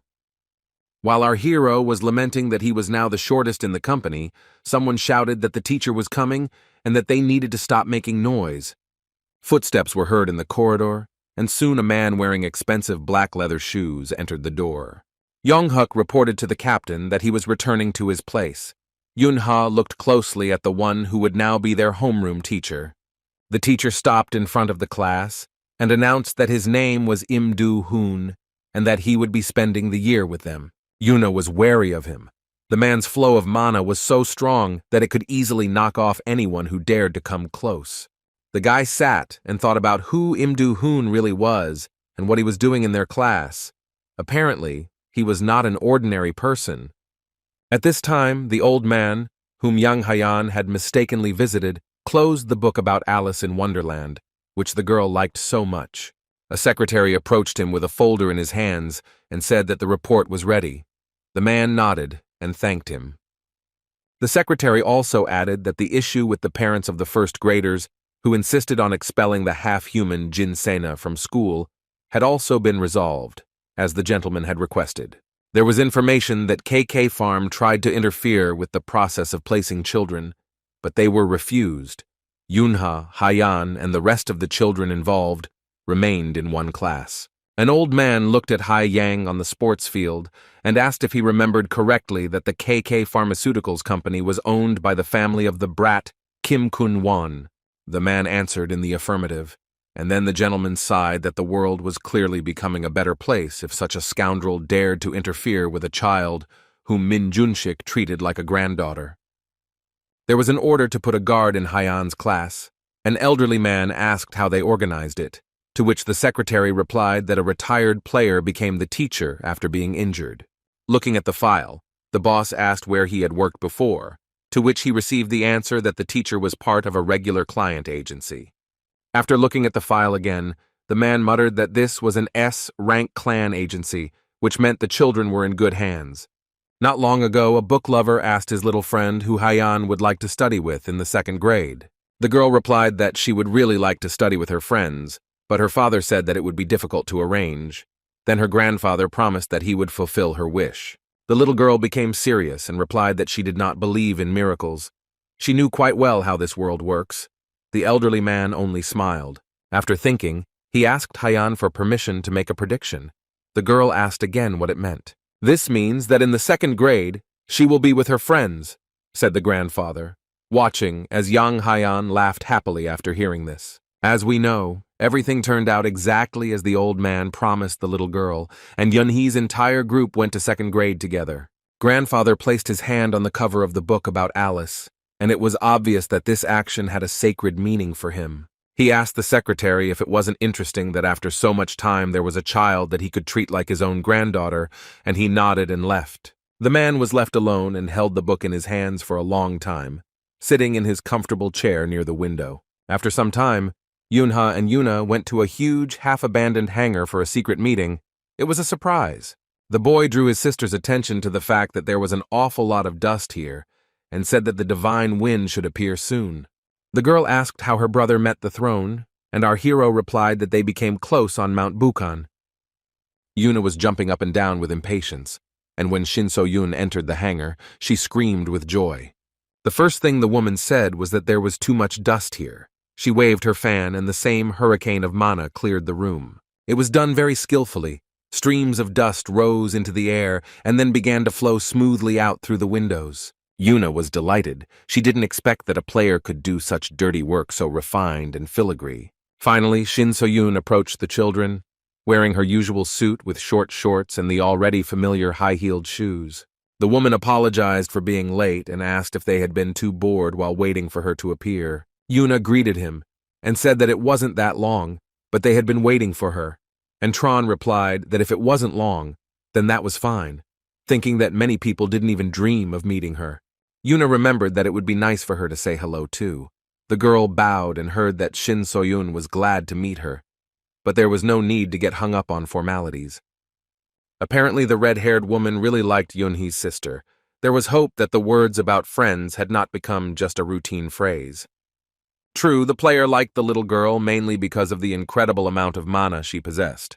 The hero suggested that they stop with the pleasantries and asked if she had brought what she had promised. Shin So-yoon replied that she had, and that this would also be added to his debt. The woman showed both a special device and a magic stone that was needed to train Yuna. The boy took the stone and began to examine it closely against the light. Once upon a time, the hero had a good understanding of all the intricacies of this matter. Then he felt the edges of the crystal. They were as they should be. Yunha reported with satisfaction that the stone was good and in excellent condition. He asked Yuna again if she was ready and how confident she was in her abilities. The girl replied that she was ready and couldn't wait to start.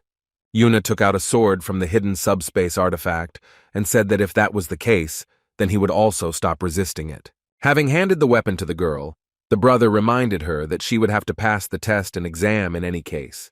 The little girl smiled happily and said that she had everything under control. The boy took the stone in his hands and replied that he did not quite understand what exactly was being grasped, but there was no point in dragging it out. It was time to start. Yunha launched and activated the stone. It described a huge arc and hung in the air. Yuna got ready. For some time, the magical artifact simply hung in the air and nothing happened, except that the glow became a little brighter. But then it began to flare up with fire. The stone fell to the ground, and the process of the monster's appearance began.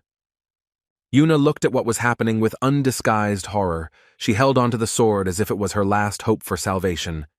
The blade trembled. But what is this? A cute pink Pokemon waved its paw at our heroes in a friendly manner. The girl immediately thought that a hound or a troll was hiding behind it, but this was not so. The little girl stood and looked at her opponent with bewilderment. He seemed plush and very cute. Everything that was happening looked like a mockery. Yuna turned to her brother cheerfully and asked with a laugh if this was the same monster. Yuna replied that yes, it was a rank 8 Porori, and now she should kill it. This prospect did not please the hero's sister at all. She did not understand how one could kill such a sweet and harmless creature. Yuna stood there and thought about the day his sister decided to become a player, and he had failed to convince her that it was a terrible job, so he should have chosen a more cunning way. While Yuna was thinking that Porori was cute and not at all dangerous, the boy rushed to help. He made it literally at the last moment. The girl was still standing in place and looking at her brother, noticing his movement, and the monster had already begun to transform. He was very dangerous. The huge, disgusting mouth was ready to devour her, guts and all, right here and now, but she still didn't notice the threat. Yuna knocked the Porori off course with a strong kick, for which he had to run up well to jump, which distracted his sister. Porori tried to take on the form of a pink cutie and spun in a spiral, using his tail to help himself like a baseball. When he fell to the ground, it became clear that the place where our hero had hit had not changed. Half of the Pokemon's face remained with disgusting teeth and mouth. Yuna explained to his sister that if you hesitate or judge a monster only by its appearance, you won't be able to stay alive for long. Yuna gasped and gripped the blade tighter in her hands. Her brother asked if she could continue. The girl thought about it.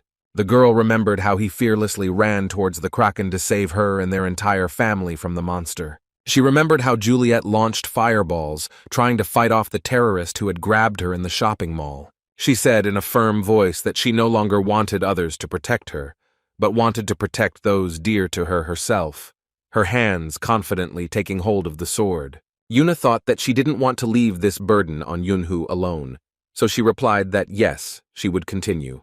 When the deed was done, the magic stone appeared again in the pool of purple blood, but now its glow was quite dim and weak.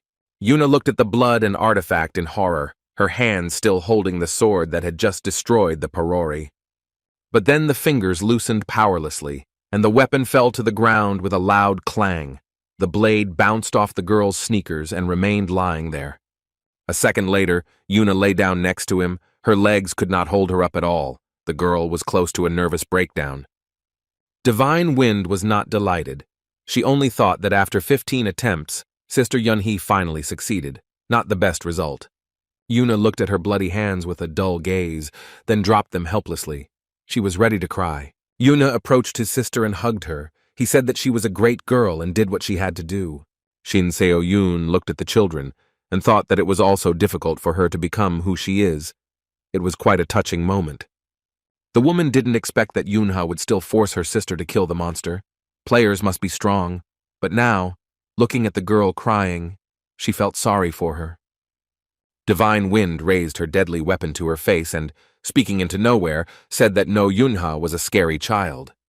A few days later, both our hero and his sister went to school, and there was chaos in Yunhee's class again. The children were brought a whole box of milk, which had to be distributed, and it was also necessary to ensure that everyone drank their portion.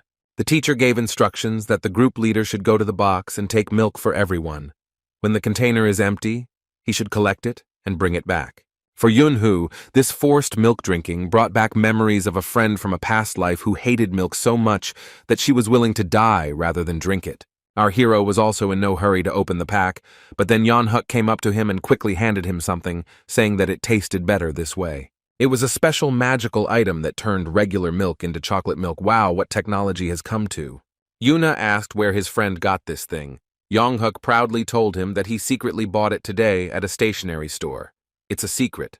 The guy asked if he would get into trouble with the teacher because of this. His friend stared at the captain and asked since when he worried about such things. Our hero thought that his comrade was right and grabbed the artifact to use it before Yeonhuk. They laughed merrily. At this point, Yeonhuk raised the milk carton to his eyes and asked if his friend knew what was written on it. Yunha also looked and chuckled. It was a standard inscription for this time of year about heroes in Italy who dedicated themselves to the Holy War and had to return to Korea. During recess, Yunha decided to look for his sister.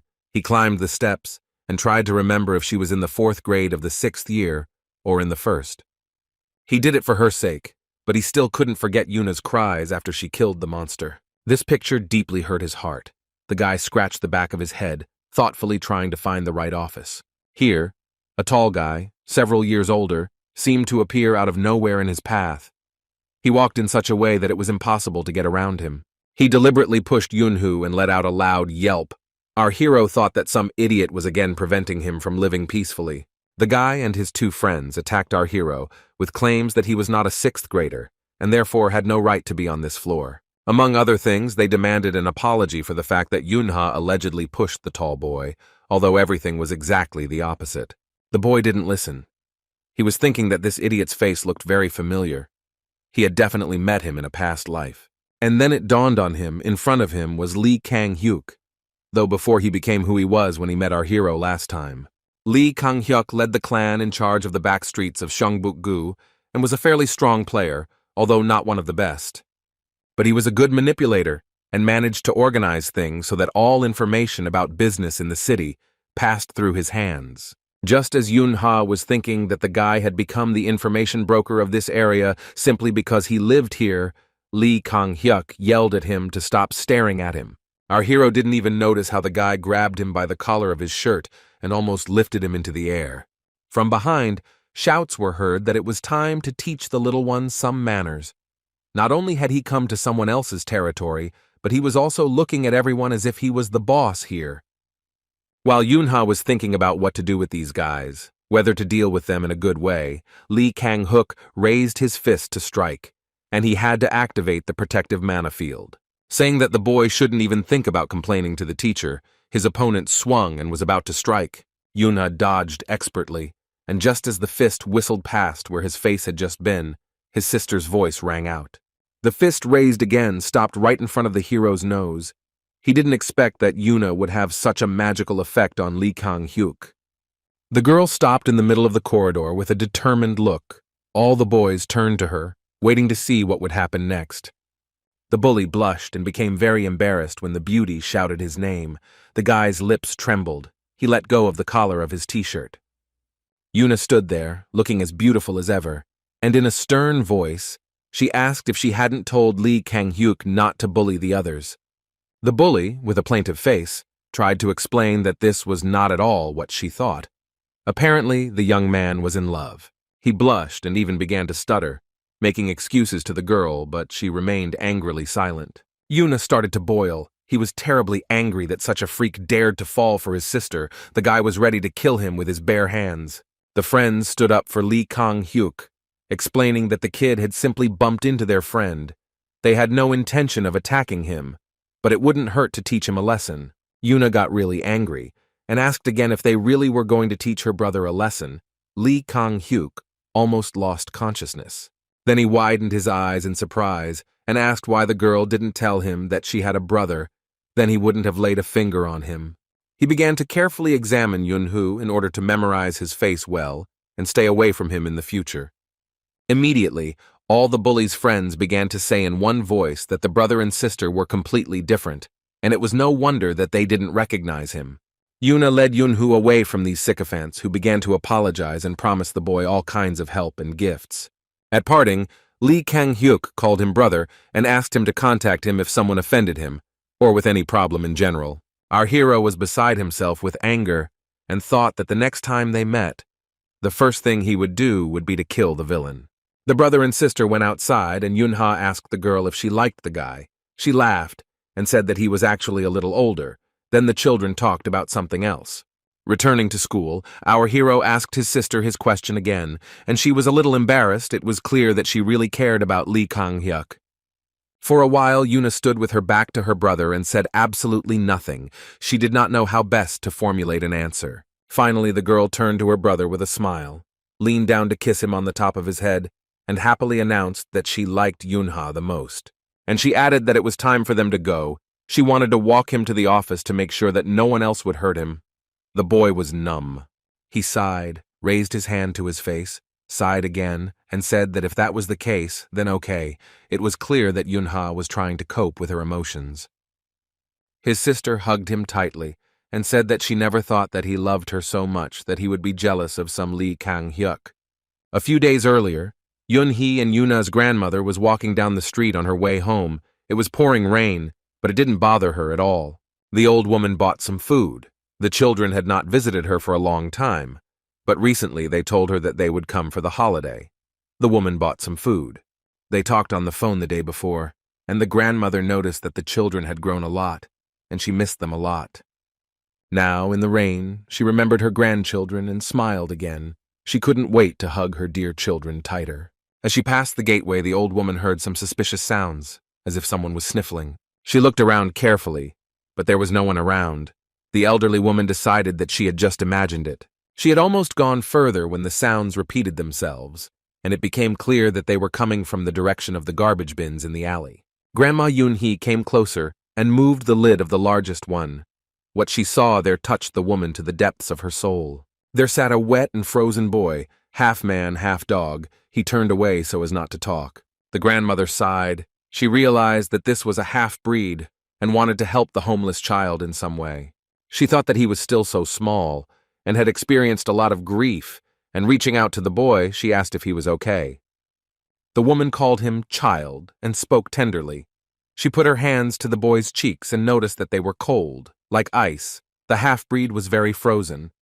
The old lady was very kind, but she was human, and that triggered the child sitting in the container. He remembered how some men had recently decided to capture him to sell him, but when that failed, they had beaten him, used him as a punching bag, and thrown him away like trash. The half-man threw the old woman's hand away in horror. He knew for certain that no one in the world would care if he died. The boy rushed out of the trash can, almost knocking Grandma Yun-hee off her feet, like some kind of huge, frightened cat. Having landed unsuccessfully on the ground, he tried to sit up and asked in fear who this old woman was and what she wanted, and that she should get away while she was still in one piece. The woman ignored this angry tirade. All she saw was a miserable, hungry, frozen, and seriously injured child, and in the pouring rain. While he was covering himself with his hands and yelling that the old woman shouldn't even dare come near, she calmly came up and said that she was taking him home, at least to warm up and eat. It seemed like it wasn't such a bad option. The half-blood's eyes glowed red. He thought it would be stupid to refuse such an invitation. The old woman was already holding an umbrella over him and telling him that if he had nowhere to spend the night, he could sleep at her place. She would show him the way. A couple of days later, Yun-ha and his family came to visit his grandmother. The children were so looking forward to the meeting that they jumped out of the car first. The woman, as she had dreamed, hugged her grandchildren and thought that they had grown even more than she had imagined. Mom watched as Yun-ha tenderly hugged the old woman and thought that her son behaved like a child with his grandmother, unlike with everyone else. Noticing this jealous look, the mother looked at her daughter and laughed that even though she had already given birth to 3 children, she still behaved like a little girl. The grandmother continued to joke and asked her son-in-law if it was hard for him to have such a jealous woman as a wife, and the man also laughed. Yunai, the youngest child in the family, saw her grandmother as if for the first time. At their last meeting, she had not yet understood who she was, being a baby. The girl continued to hug her mother's knee and tasted a new word in her vocabulary. Grandma, the little girl, liked it. The old lady was delighted. She asked Yunai how old she was, and to answer that question she would have to use her arms, which meant she would have to stop holding her leg. After thinking for a bit, the girl finally let go of her mother and decided to go closer to her grandmother to have a substantive conversation. The child's fingers formed a certain configuration with some difficulty, and with some effort one could guess that the child was showing the number 3. For those who miscounted the chubby fingers, Yunai repeated the message with her voice, loudly saying the word 3, and everyone laughed. Grandma hugged the clever little girl and said that it was very sweet, and the answer completely satisfied her even on the first try. Yun-ha watched his relatives and quietly rejoiced. The woman remembered that she had ordered chicken for the guests, and complaining that they were probably hungry from the journey, invited everyone into the house. While the parents were getting things out of the car, Yuna and Yunha were the first to run to the door to race up the stairs. Before he had even crossed the threshold, our hero became wary. He sensed a stranger in the house and tried to understand whether he had imagined it or not. He called out to Yuna and asked her to stop. The girl looked at her brother with some surprise. She didn't feel anything like that. Yuna used special vision, but the main source of mana was his sister. The stranger was much less gifted with energy, and was also small in size. It was definitely not a monster. The guy decided that most likely a thief had broken into his grandmother's house, and he showed Yuna with signs that she had to move quietly so as not to scare off the intruder. The boy crouched down in front of the glass door to get a good look at who was there, and, if necessary, to neutralize the enemy. The half-breed sat in the room and watched TV. He did not expect the attack at all and was focused on the news. The boy sniffed. He smelled the pleasant aroma of chicken and was very surprised that the old woman's house smelled like fast food. Just at that moment, Yunha launched his attack, which was swift and knocked the enemy to the ground. The parents, grandmother, and youngest sister just entered the house. They were smiling and discussing the trip. Then strange sounds, rumbling and screams came from the room. All four became alert. Something strange was happening. Yunha stared wide-eyed at the half-human who, in an attempt to escape from him, had turned over a table and was trying to hide behind it. The attempt failed, and the half-breed simply pressed his back against the tabletop.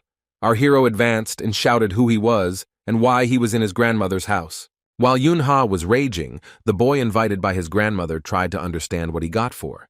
Instead of a tasty chicken, some psychopath attacked him. Our hero was suddenly stunned. He knew this half-breed. He knew it like no one else. It was his friend Jin Paran. Only in childhood. Yunha said the name out loud. Paran continued to lie on the floor and scratch the bruised area. A bump had grown on his head. For some reason, this interested the guy much more than the fact that an unknown psychopath knew his name. A few minutes later, Yuna and Yunhee's dad filled a glass of water from the tap and drank it all at once. He said only one word, okay. He added that they had nothing against the grandmother's decision to take care of the half-human. They just needed to be warned in advance. The old woman smiled and said that she had just warned them. So the job was done. She was just waiting for their arrival to tell them the news. The three older children were busy devouring the chicken, or rather Yuna and Paran were eating. And Yuna watched and thought that everything was quite logical. The grandmother lived in the city where his friend was born. Who would have thought that their relationship in the new life would begin thanks to the kindness of his relative's soul? In that life she raised Yunhu, and in this one she picked up Paran. The future has changed so much that it is now impossible to predict what to expect and what to prepare for. The half-breed held a chicken leg in each hand, and with his mouth full, asked why our hero continued to stare at him. He decided that Yunha wanted to take away his food and shouted that he would not share, even if he tried to use force. The grandmother reassured Jin that her grandson always had such a look. The half-breed swore and shouted that the boy continued to stare, and the grandmother asked him to be more polite and watch his language. Paran muttered something about not intending to listen to the instructions of some old woman. That was a fatal mistake. Our hero was furious that this ungrateful scoundrel could call the woman who had cured him, given him food and shelter, some old woman. Yunhee's hand reached for the bottle of soda, but he didn't want to drink at all. He had completely different plans for her. He remembered that when he met his friend in that life, he considered him a mad dog, but calling his grandmother names was too much. You have to raise a puppy from an early age. The boy asked permission to go and play with Paran outside, and the half-breed was indignant that he had not finished eating yet. Grandma said that it was a great idea. It would be wonderful if they played and became friends. There were more interesting games outside. Yuna screamed that she also wanted to go with them, but her brother asked her to wait a little in the house. As soon as they thought of something worthy, they would call her. Paran continued eating and said that he had no intention of going out anywhere. He was not interested at all. Yuna grabbed him by the collar with a firm hand and insistently recommended that he do as he told him, otherwise everything would end badly. He leaned over to his future friend and said that it would be better for him if he just got up and went outside with him. Nevertheless, the boy dragged the half-breed literally by the scruff of the neck off the porch. He continued to chew the chicken even under such circumstances. As soon as the gate closed behind them, Yunha threw a soda bottle at Paran, knocking him down. The half-breed fell to the ground with a groan. 2 chicken legs followed suit. The boy howled in pain. As soon as he stood up and looked at our hero, it became clear that instead of a friend, he was in danger of making himself a sworn enemy. It was the fact that the coveted chicken remained uneaten that angered Paran the most. Food never came easy to him. He shouted that people don't even bother dogs when they eat, and he was unable to finish his meal quietly and calmly. Yunha raised his finger and solemnly announced that the only reason people don't bother dogs is because they might bite. Our hero decided that it would be bad if they were heard, so he cast a soundproof dome, quite small but quite reliable. The half-breed asked what it was, but the boy did not answer. He went towards him with the words that there were no dogs here. The guy added that given what his new acquaintance was doing, he needed to think carefully about what to call him.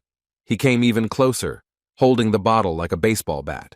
Yunha stated that he wanted to help Jin become human, his eyes glowing red indicating that his berserker gift had activated. Paran clenched his fists and asked if he really wanted to fight. It was immediately clear that nothing good could be expected from such a boy. He didn't like him right away. Yuna didn't waste time talking and began an attack with his armor-piercing soda. The half-breed only managed to gasp. The blow landed on his shoulder. It was so strong that the boy's eyes widened and he almost howled in pain. The enemy hissed that he didn't like him and began to prepare a new attack, especially since no one was even thinking of resisting. Paran was feverishly wondering where the boy got so much strength from. It felt like he had hit him with a cannonball and not a plastic bottle. After the next blow, Yunhee Jin winced in pain and bent over, pressing himself to the ground. Our hero stood over him and said that this was because he called his savior, who had picked him up on the street, treated him, fed him, and given him something to drink. Some old woman. After this, another series of blows followed, with the question of whether the half-breed had lost his manners and gratitude somewhere. He screamed and began to call for help. Yuna warned that if he wanted to call adults for help, it wouldn't work. Everything that happened here would remain only between the two of them. Our hero said that the enemy would be able to call for help only if he had telepathy. Paran answered negatively, because he was only 10 years old. The boy was surprised. He was sure that at this age the skill of telepathy was already well mastered by his friend from a past life. He remembered how Paran had boasted that he had mastered this art to perfection since the age of 10, and that he was generally a cool kid. Yunha was angry that his friend had lied to him and thought that this was an excuse for a few more disciplinary blows. The moon rose higher and everything was filled with a cold, bright light. Yunha loomed over the enemy and declared that now they would have real fun. What happened under the dome for the next 5 minutes could be called the beating of a naughty child. No one heard his screams, although they were loud. The next day, everyone in Grandma's house gathered at the table to have breakfast together. Only Paran did not come. The boy sat in his room and thought about the fact that the 9-year-old grandson of the woman who picked him up was a real psychopath. He beat him so badly that there were practically no marks left. He only joined the others when Yunhee's family was about to leave, and he went out and sat on the rug, playing with the hero's little sister. Yunhee's father asked his wife how old Paran was. If he was 10, then he should be in the 3rd grade. They began to discuss that since he had not received any education before, he could not go to a 3rd school. The boy frowned and said that he was not going to go to school. Yuna looked at him with a berserker gaze, and the half-breed began to stutter, repeating individual words of this phrase, but without the same determination. The boy continued to look, not looking away, and Jin finally added that if it was necessary and there was no way around it, then perhaps he would change his mind. Our hero remembered that in his past life, Paran complained that he was often bullied at the Players' Academy, where he got a year before him. He stood up and walked over to his friend, putting his hand on his shoulder as if to reassure him that everything would be fine, and then suggested that they go to school together. Yuna leaned towards the half-human and gently told him that he thought the 2nd class would be perfect for him, and he became indignant. The boy's mother asked Paran what he thought about this, and our hero practically forced him to answer that he agreed. One word at a time, Paran said that he agreed to go to the 2nd grade. Yuna pretended to be overjoyed about this, repeating that he was happy to study with his brother. The adults were pleasantly surprised that the children managed to become friends so quickly. They didn't even suspect what had happened that evening. Paran was horrified. He wanted to jump up and scream that they were simply blind if they did not see that his grandson was threatening him right now. The adults noticed that when Jin laughed, he immediately looked better, became more like an ordinary child. Yunha called him to play some more, and it was terrible. As the boy dragged him towards the doors, the half-man tried to come up with a million reasons why he didn't want to frolic in the yard today. He understood that as soon as they were left alone, the execution would continue, so he complained of feeling unwell and a lot of things to do. At the same time, important political negotiations were taking place in the beautiful palace, which could influence the future of the entire country. The goddess Lim Ka-yul, who ruled Korea, sat at a table with a cup of coffee and several dessert options in front of her, and 2 bodyguards behind her. Italian ambassador Albert Valentin and his colleague Janko Meron announced that they intend to help 4,000 Koreans stranded in Italy return to their homeland. But on one condition: if Lim Ka-yul helps them deal with the monster that attacked Atlantica, it is the strongest monster known at the moment, Leviathan. If it is not destroyed, a global catastrophe could occur, the ambassador added, and the goddess's cup of coffee trembled as if from sea waves. The woman replied that it would be inconvenient to send the Korean players to an unfamiliar place. Perhaps the most powerful potions provided by the Korean side would be enough. The ambassador noted that the effectiveness of the potions he showed was truly amazing, and that they did not require injections and could be taken as a drink. Then he thought and said that they could offer a number of valuable Mediterranean alloys in exchange for the potions. Lim Ka-yul looked at him closely and noted that these alloys were very much needed by Italy itself. At that moment, Janko Meron enveloped his leg in mana and raised it to strike, but no one noticed yet. It seemed as if the man sitting next to Albert Valentine had simply leaned slightly toward the table to change his awkward position. But the very next second, pieces of wooden furniture flew in all directions with terrible force. Lying on the floor, he yelled at the goddess that he didn't understand why she was hesitating, since they were asking for a small favor in exchange for the return of Korean citizens home. The man said that the Korean players were so weak that they simply could not leave their goddess. The woman asked the security guard for a napkin. She was absolutely calm. Albert Valentine whispered that his colleague was going too far, and he replied that no one had objected, so that was the case. By the way, Janko Meron is the man with the lip ring we already know. He added that he doesn't like Koreans. They are not interested in anything at all except kimchi. The goddess slowly wiped her lips with a napkin. Finally, Lim Ka-yul whispered that the greenhorn was saying harsh things, and she wished he had thought before he said them. Everything in the room began to shake. The lights began to flicker. The Italian ambassadors jumped up from their chairs, trying to understand what was happening. Janko Meron was caught in a whirlwind and thrown over his colleague. Then the man collapsed to the floor, clutching his leg. The goddess stood up and said that she was ready to provide Italy with her assistance in exchange for the return of her citizens, but only for the sake of people's lives. The woman promised to send the country's strongest divine spear player, Nagmun Seogwon, and 2 more of the 12 thrones along with him to the operation. Lim Ka-yun concluded that this should be enough to bring back the Korean citizens, and then showed the ambassadors the door. The men were hit by such a gust of storm wind that they could barely stand on their feet, risking being left without clothes. As the woman turned to leave the room, Albert Valentine slammed his hand on the table and told her that her actions were outrageous. She replied that if they were not happy with something, they could very well complain to Big Mama, who would be upset to learn that she had sent some incompetent nobodies to Korea instead of ambassadors. Janko Meron shouted that he would now show who was a nobody here and was going to smash up the meeting room. A colleague stopped him at the last moment. There was so much fear in the man's voice that the colleague listened. Albert Valentine said that he felt that he would die if he moved. Janko Meron froze with his sword drawn.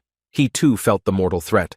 The mana around them thickened and pulsed tensely. The goddess looked back and noted with a smile that their instinct for self-preservation was still working.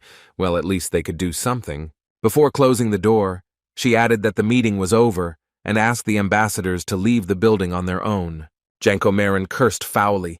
He was forced to endure such an attitude because he provoked it with his own words. The goddess and her bodyguards headed to her residence, the Blue House, where they began to discuss what had happened. One of the bodyguards, Park Sanjin, asked the girl to better control her emotions. She is no longer a people's artist of Korea, but a goddess, the head of state. Lim Ka-yun changed into a more familiar outfit and asked the man whether these were the words of the actress's manager or the goddess's bodyguard. Lee Young-hoon, the second bodyguard, suggested that his colleague not answer because you could never guess what was on that woman's mind. The goddess turned to him and informed him that she didn't think they were allowed to say such things. The report she was reviewing had been rejected due to the bodyguard's fault. The guy asked her to think a little more. Italy imported Maserati Gran Turismo as a gift to the Korean side. The girl asked again what he was talking about, and Lee Young-hoon explained that Big Mama had given him this luxurious car as a sign of friendship. The goddess ordered the gift to be sent back and that she did not need anything like that. The bodyguards were taken aback. Lim Ka-yun bent over the papers, but at the same time she was thinking about how Big Mama would react to such insolence. She had never met her, but she knew that the ruler of Italy was far from friendly, and the ambassadors she had sent were incompetent, which meant that Big Mama was up to something. The goddess ordered Lee Young-hoon to keep the ambassadors under surveillance and report on all their activities, especially suspicious contacts. As the bodyguard left to carry out his assignment and the doors closed behind him, Lee Ka-yun breathed a sigh of relief. She stood up from her seat to stretch her muscles a little, then pulled down her skirt and took a few steps. Park Sun-jin said that the deal ended better than they thought, mainly because of the potion from Alice Pharmaceuticals, thanks to the company's engineer, Yang Seok-hoon. The woman looked out the window and said she would express her gratitude after she finished all her business with Italy. The man added that he had spoken to her assistant. He said that it was extremely dangerous to provoke the Italian ambassadors, so giving them potions was a risky idea. The goddess smiled and said that Divine Spear was in the next room and ready to intervene if needed. After introducing the player, she added that if there were any problems, they would be with the ambassadors themselves, and she had nothing to fear. Sometime later, Yunhee and Yuna's neighbor Juliet was walking down the street in a wonderful mood. She had just visited a medical clinic where the woman was congratulated on the fact that she was expecting a baby, already in her 6th week. Juliet looked cheerfully at the blue sky across which the plane was flying. She wanted to enjoy every little thing around her. She remembered that she hadn't called her husband. She needed to find out how he was doing and tell him about the visit to the clinic, but without details. Bruno was at home, and Juliet was just outside the school that Yunha and Yuna went to, watching the kids cross the road. His wife was eager to tell him the good news, but it was better to talk about such things when they met. She only asked what Bruno had for lunch. They discussed plans for a while, and Juliet asked her husband to try to come home early. She had good news. The man agreed. It was clear that he began to suspect what exactly would be discussed and smiled during the conversation. Juliet ended the conversation and thought that she wanted to see Bruno's happy face as soon as possible. Yunhee's neighbor was still smiling at her phone screen when she heard someone walking straight towards her. Then someone's voice asked if it was really Juliet Valentine in front of him. The woman became nervous and looked ahead. The one who stood blocking the road did not evoke the slightest pleasant emotions. Juliet gasped. The woman continued to hold the phone in her hand. Beads of sweat rolled down her forehead. This meeting was clearly not part of her plans. Standing in the beauty's way was Janko Marin. They were clearly acquainted, since the man, grinning unpleasantly, asked how Julie was doing. The man smiled nastily and thoughtfully added that she had become much prettier since their last meeting. Here his face became incredibly pleased, and Marin reported that now everything had become sharply worse for Juliet, although she herself had already realized this. Saying that it was time for the bird to return to its cage, Janko Marin covered Juliet's mouth so that she would not scream, and began to push her towards the car. Bruno was working on the computer, but then his mobile rang again. He was surprised, because he had just spoken to his wife. Yunhee's neighbor seemed to sense that something extremely unpleasant had happened, so he was a little afraid to pick up the phone. He finally answered the call and held his mobile to his ear to ask if his beloved was okay. Her cold and indifferent voice came through the receiver, thanking him for everything he had done for her. At the end, Juliet added that he shouldn't look for her anymore and hung up. Bruno started shouting at her to wait, but no one heard him anymore. The woman turned off her mobile phone completely and sat for a few more minutes, not daring to hide it in her purse. Janko Marin laughed and said that the princess had made the right decision. Juliet wanted to cry and beat him half to death. As Albert Valentine was about to start the car, Marin laughed that it was very noble to allow the person you loved to live an ordinary life. But let's not forget that all this happened right next to the school where Yunha studied. A few minutes before this, the guys had just gone outside, languishing in the heat. They bought ice cream, and Yan Hayan invited her friends to her father's cafe. There was air conditioning. Minji and Yunha said that they would run home to drop off their things and then join the others. The girl sternly reminded the hero that he shouldn't even start playing with Yunaya, otherwise she would wait for him like last time for an eternity. Here Yunha noticed Juliet in the company of several strangers, and he really didn't like what was happening. Janko Marin was just forcing the woman into the car. She was gloomy as a thundercloud. Taking a closer look, the guy recognized the man. He even remembered the Italian's name. The situation was becoming more and more suspicious. Also remembering the message on the milk carton, Yunha realized that negotiations were currently taking place between Italy and Korea. In his past life, he was well aware of the situation in the Atlantic Ocean and the destruction of a second or even first-rank monster called Leviathan. In order to save the Koreans stranded in Italy, the government took it upon itself to provide assistance in the fight against the monster. 3 of the 12 thrones were sent, led by the divine spear, but this turned out to be a fatal mistake, because Leviathan was even more dangerous than was said. Korea suffered serious losses. The divine spear Nagmun Seogwon himself lost his left arm in the battle with the creature. Railgun Shin Megwan became incapacitated, having sunk into a berserk state so deep that he was no longer able to emerge from it. The throne, nicknamed Florist Bang Yanji, was reportedly killed during the operation. In fact, the florist did not die. She was kept in captivity in Italy, but this became known much later. The responsibility for the theft of the throne lay squarely on the shoulders of the Italian ambassador to Korea, Janko Muron. When this came to light, mass protests began, with representatives from different countries joining in, and Big Mama gave the order to publicly execute him. And now this man was standing next to Juliet. Yunha was worried, but he didn't show it. He just asked Minji to take the bag, and under no circumstances to follow him. The boy repeated the request once more, and began to check whether the laces were tied well. He decided to run after the car, and then tell Bruno and Shin So-yun. Once the knots on the sneakers were checked, Yunha cast mana on his feet so he could chase after the car. A moment later, he rushed after him. The confused Minji only had time to blink. She didn't understand anything at all. Yuna was focused on the goal. If there was a chance to change the future, it had to be taken immediately. When he came around the corner in the parking lot, he realized that he had overdone it and should have been more careful. The car that Juliet was put into did not move. The men noticed the pursuit and got out of the car. But the boy's appearance puzzled them. Albert Valentine adjusted his glasses and exclaimed in surprise that it was just a child. Our hero froze, and Janko Marin said that he couldn't believe that this child hadn't run away yet, but continued to stare at them.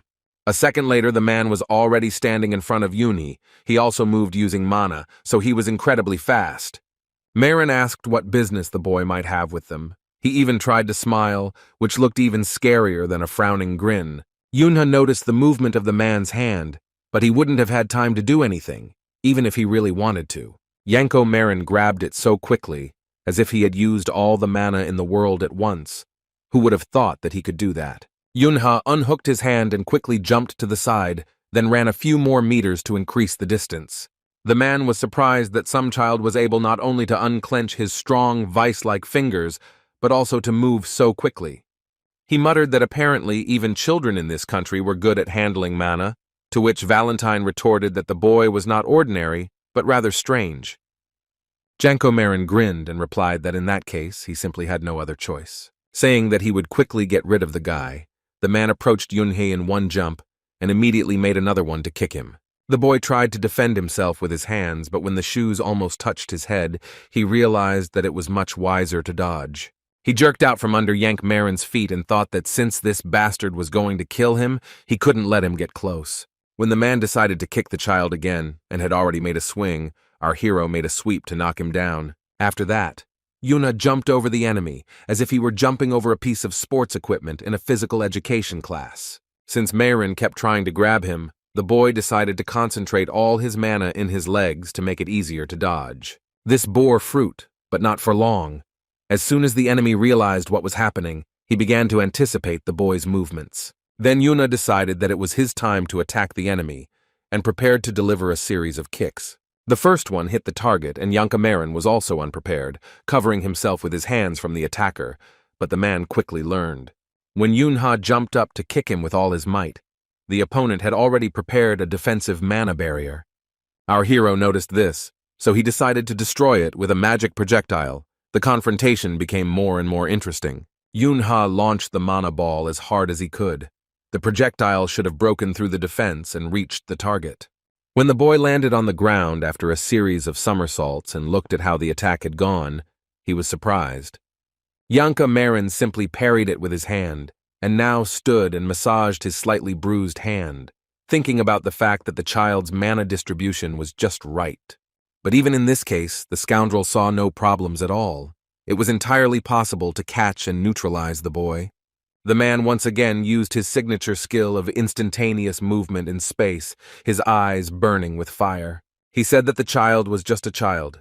Yuna didn't expect the enemy to be so close. There was nowhere to run. Yankee Marin's fingers gripped our hero's throat tightly, and the duel could be considered over. The scoundrel suddenly lifted the guy high up and laughed, which was even more fun than he imagined. Yuna tried to pry his fingers apart again with mana, but this time the opponent took this possibility into account and also used a boost.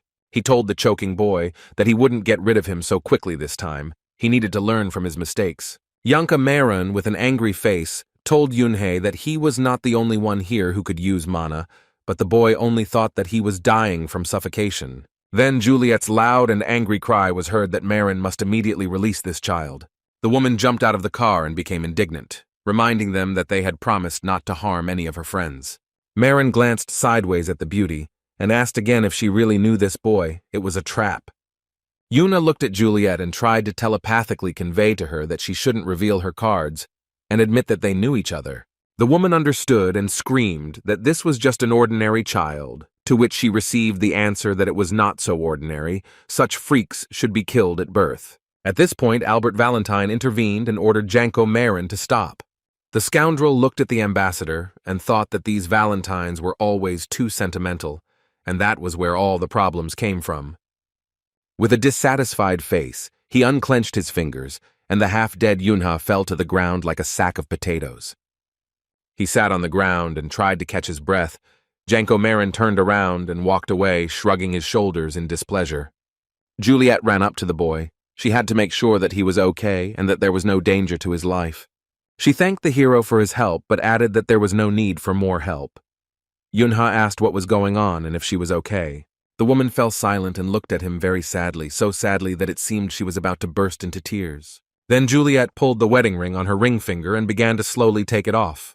The woman took Yunhu by the hand and placed the ring in our hero's palm. He looked at her with huge eyes, perplexed. Juliet asked to give the ring to Bruno and tell him that she was very sorry that everything ended this way. Yunha asked how. He thought that this was not the end, that everything could still be fixed if the two of them started fighting. The woman shook her head and added that she had been happy up until that moment. Let her tell her husband about it too. With these words, Valentine turned around and headed back to the car.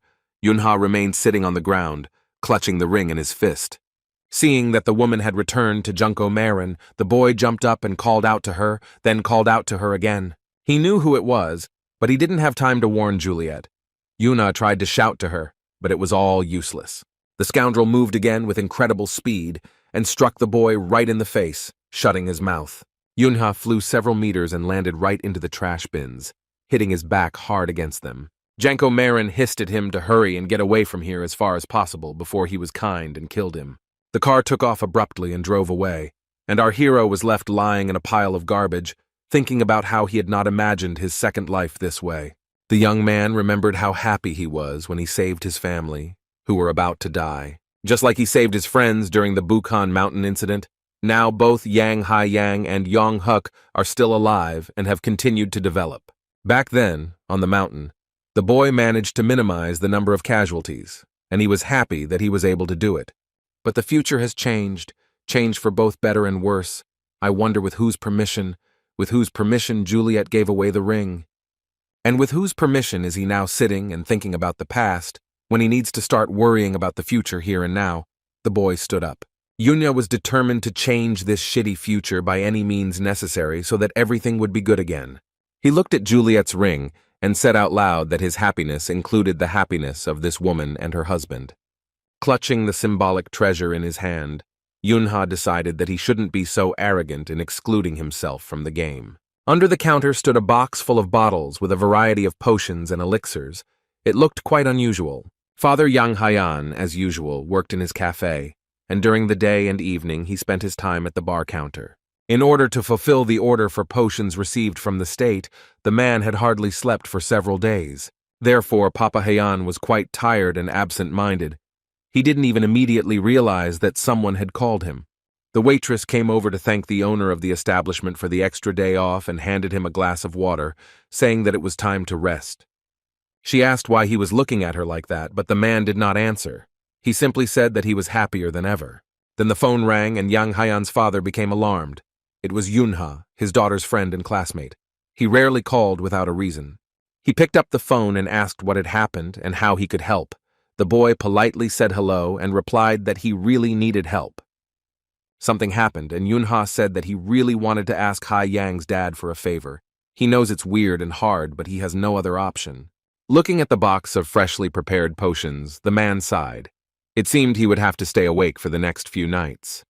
The sun was approaching the horizon, and strange sounds were heard near the familiar hangar where Yuna had undergone her first test. The girl came to training accompanied by the same Shin Soyeon, nicknamed Divine Wind, the most powerful magician among the thrones. The woman waved her fan and something strange began to happen to the roots of the trees that grew nearby. They seemed to come to life. Then Shin Soyeon made a gesture with her hand, pointing towards the area where Yuna was standing, waiting for her assignment. The roots, like snakes on the attack, rushed towards the girl. Their speed was surprisingly high. The little girl froze in indecision. She still did not understand how best to act in this situation, but she was fully aware that something urgently needed to be done. The girl narrowed her eyes and decided to do as her intuition, which had never let the little girl down, told her. Namely, using mana to attack the roots that came close to her, while trying to avoid close contact with others. The girl jumped so dexterously and high that she managed to achieve success quite quickly. Shin So-yun praised that her reflexes were working just fine. Divine Wind decided to make the task a little more difficult and asked what would happen if she waved her fan a little. The wind picked up and Yuna began to be blown away from her roots, depriving her of support and, accordingly, the ability to jump and attack. But this was not the end yet. The strong wind became more and more threatening and eventually twisted the girl into a real tornado. Watching the girl fly around in circles, Divine Wind folded her fan and thought that she had slightly overestimated the student's reactions. But then her face changed its expression to the exact opposite. It seems that she did not overestimate, but underestimated the girl's skills. Yuna created a kind of surfboard out of mana and rode the wind like a huge and unruly wave. She yelled at Shin So-yun that you actually have to warn her if you're going to do something like that, to which the woman replied that no warning was more realistic. The throne thought that Yuna was good, but what if she made the task even more difficult? She took out a fan and waved it. The wind died down, the tornado disappeared. For just a moment, Yuna was still hanging in the air on her board, looking down at the shadow she was leaving on the lawn. After that, her rapid flight downwards began, her hair fluttering so much that it seemed it would simply come off. Yuna intuitively gave out a huge supply of mana and turned it into soft jelly. Now the fall will not be fatal for her. The girl landed softly and bounced upward, while Divine Wind prepared ice bullets for her. Saying that the training was getting even more difficult, the throne launched these cold projectiles at the girl. To protect herself from the volley, Yuna once again used the prepared jelly. Shin So-yun thought that her childish imagination had served her well. Saying that it was simply unbelievable, the woman repeated the attack, ignoring the fact that the baby was rapidly approaching her. It seemed as if time stood still. Divine Wind was thinking so hard that she again forgot about everything that was happening. Finally, Yuna ran up to her and almost touched her shoulder. This was the girl's main task for today. Shin So-yun thought that the student was a real diamond. She laughed and said that Yuna still had a long way to go. But today she did brilliantly. At that time, a root wrapped around the girl's ankle and did not allow her to reach her goal. With her eyes wide open in surprise, Yuna fell face down on the ground and was then carried away by her leg, which was somehow even too much. The teacher reported that the girl had shown incredible progress over the past 3 months, while Yuna was hanging by her leg somewhere above. Then Shin So-yun's phone rang and she stopped attacking with her roots. The woman became noticeably agitated. Her hands began to tremble. It was Yunha, and he called extremely rarely, only in cases where it was a matter of life and death. Divine Wind sighed. In the house where Yunha and Yuna and his neighbors, Bruno and Juliet, lived, everything was calm that evening, as usual. But Bruno was sitting in his apartment next to a suitcase with weapons and ammunition, which would have been enough to completely destroy this house. In the upper compartment, there was a machine gun and a knife with brass knuckles. In the lower one, there were ranged weapons and shells, plus a couple of devices and potions. Taking the knuckle duster in his hand, the man frowned. He remembered how and under what circumstances he had used it last time. Everything was in place, and Bruno went to the mirror to dress appropriately. He was so muscular that it seemed that in some places the skin simply could not withstand it. The man thought that he was no longer in the same shape. They wouldn't call him Grizzly Valentine like before, and then memories popped into his mind. Here he is standing on an Italian street with ice cream. Immediately, Princess Valentine's voice was heard, saying that some freak had pushed her, and the frightened man and two friends began to apologize. They said they didn't recognize the princess. Juliet raised an eyebrow in surprise, and Bruno asked in surprise how someone in Sicily could not recognize his mistress. The man babbled that he was a tourist and had come on holiday, to which the bodyguard replied that this was not an excuse. Bruno took off his jacket, and the man crouched down in fear. So huge was the one who was advancing on him. The hands of the friends holding their comrade by the shoulders began to tremble violently. They were also afraid to see Grizzly Valentine in action. From the very first blow of Bruno's muscular hand, the tourist flew up about 3 meters. No one present had ever seen such force. Juliet stood behind her bodyguard and held an ice cream. It was a typical hot Sicilian day. Voices were heard around praising Bruno. Someone noticed that Grizzly Valentine was in good shape today. Juliet laughed merrily. The girl whispered that she was always grateful to Bruno. He became embarrassed and pretended to be upset because of the melted ice cream. That same day, the villa where the Valentine family lived presented Juliet and Bruno with a surprise of a completely different kind. All those who were part of the family, as well as their secretaries, gathered at the table. The main news was that Big Mama had appointed the Marin family as rulers of Sicily. There were immediately shouts and questions about what would happen to them. They didn't want to go under the command of the insignificant Marins. Someone present said that there were those at the table who had already gone over to their side. Others had to bang on the table to achieve silence. The clan leader was furious. His eyes were burning with fire. He shouted that he did not intend to listen to all this. When the long-awaited silence reigned in the hall, the man announced that the Valentine family would unite with Marin. Juliet pointed out to her father that this was not a union. Someone else chimed in that Marin would bully them. The head of the clan shouted that this was nonsense. They would become their temporary allies, and this would help the clan stay in power. Then the man calmed down and waited until silence reigned again. When everyone fell silent, he added that there was one more piece of news. The father glanced sideways at his daughter and announced that in honor of the deal, Juliet would marry Vincent Marin. The girl looked at him as if he were crazy, but even with that expression on her face, she was incredibly beautiful. At the thought of Vincent Marin, sweat began to stream down Juliet's face. He was so disgusting to her. This Marin gigolo knew well what the Dolce Vita was. He spent his days in endless fun and drunkenness, not knowing what work and conscience were. When her father added that she must not only marry Vincent but also bear his child, Juliet screamed in horror that this would not happen. The man replied that with her gift of enhancement, which allows one to increase the effectiveness of mana, the child would be special if he inherited it. Someone present suggested that the mother's gift of strengthening would also strengthen the child's gift, which would be something incredible.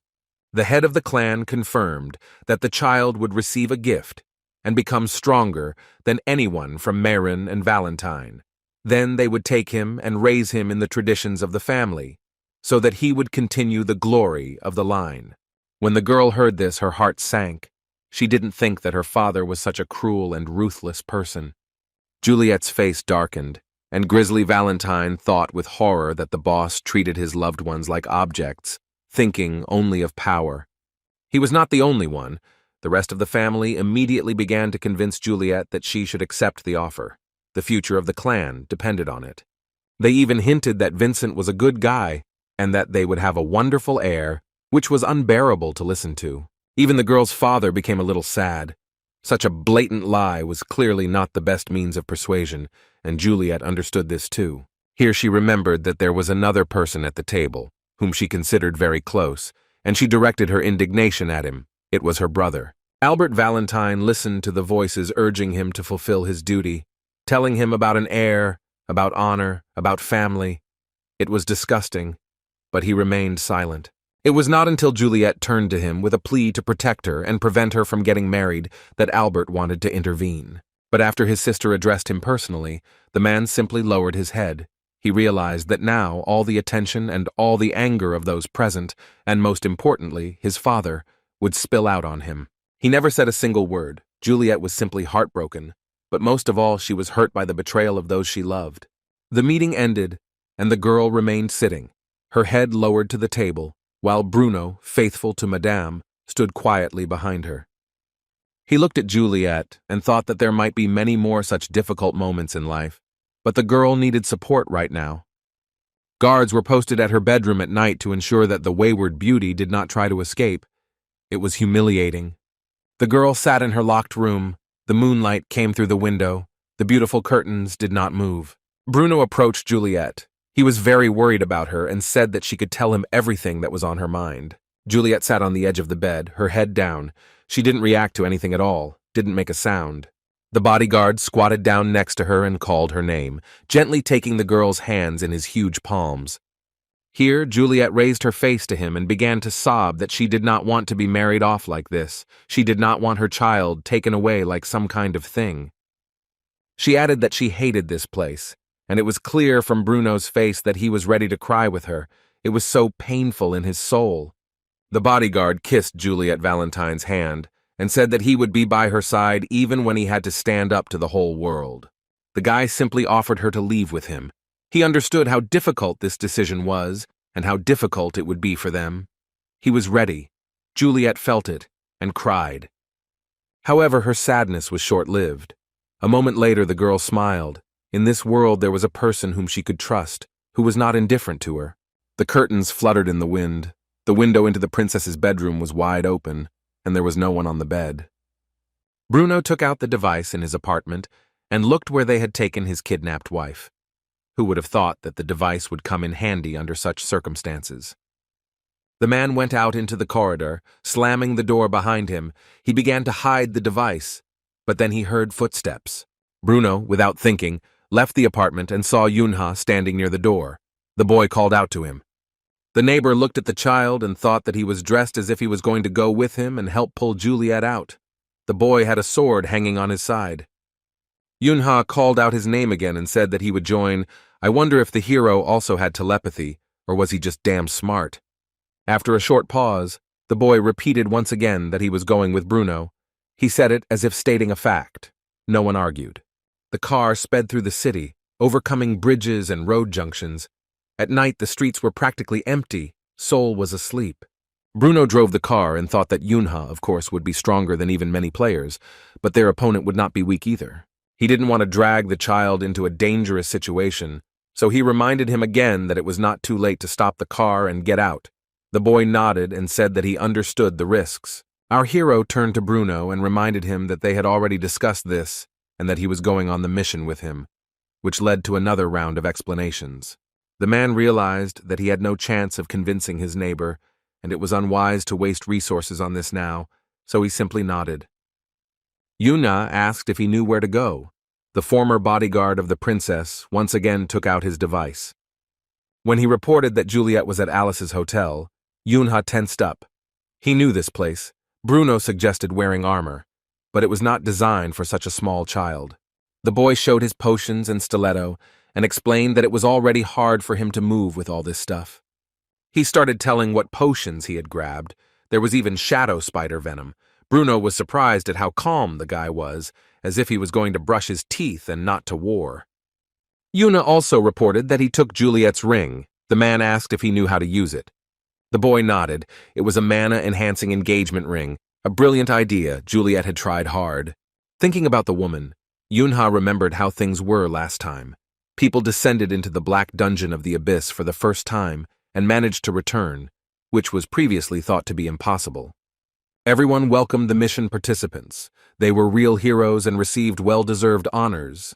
The team was international. Other players began reading the chronicle of events to learn from the experience of the pioneers of the abyss. There were terrible things there, especially about the Italians who were at the forefront. They were members of the Marin clan, cruel and unscrupulous. They were born from a woman who was specifically used to pass on Marin's DNA. She was called the Mother. Yunha thought that last time Bruno must have died because he couldn't save Juliet. It would be nice if it worked out this time. The car stopped, and the man announced that they were there. The boy quickly opened the door and got out. Bruno reminded him once again that he could still change his mind so as not to regret it later. Yunha replied that the guards at the entrance would regret it. They smoked calmly and didn't even try to ask the boy where he was going and why, mistaking him for a city punk. But when Bruno approached, the men came towards them and informed them that this was a closed area and entry was prohibited. Bruno and Yunha attacked at the same time and simultaneously took out both opponents. If everything continues to be in sync like this, they are doomed to success. At this time, behind the doors of the room where Juliet was locked, Janko Marin was drinking wine, sitting on the sofa. He looked out the window and was indignant that for some reason they had rented the entire hotel, but not the one they had planned. I wonder for what reason. Albert Valentine replied that if such a decision was made, then it definitely made sense. Maybe this hotel was simply closer. Juliet laughed and said that another hotel might just not like idiots like them. Yanko cursed. One of the men from the Marin clan said that no one knew that Princess Juliet would be here. Yanko nodded that he himself didn't know. If it hadn't been shown on the news, he would never have believed how fortunate it was that they were sent as ambassadors to Korea.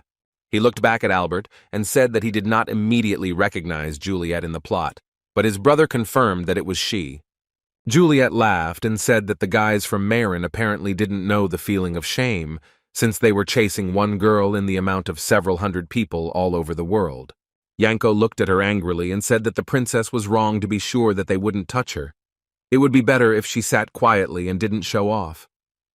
He stood up and walked up to the girl, telling her that they didn't feel sorry for her at all, so she should keep her mouth shut. The girl tried to protest, but he grabbed her shoulder tightly, so tightly that the beauty screamed in pain. Yanko brought his face closer and told her that he could easily arrange a honeymoon suite for them, after which he laughed stupidly.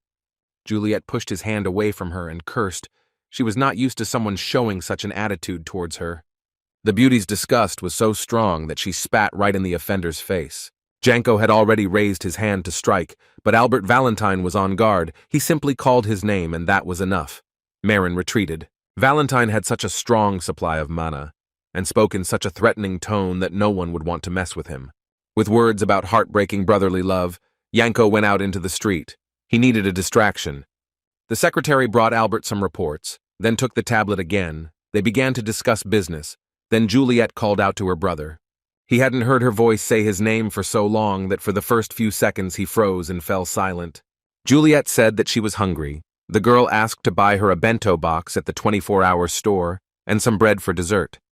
Valentine assigned the task to Tom Marin, who was initially unenthusiastic and suggested ordering room service.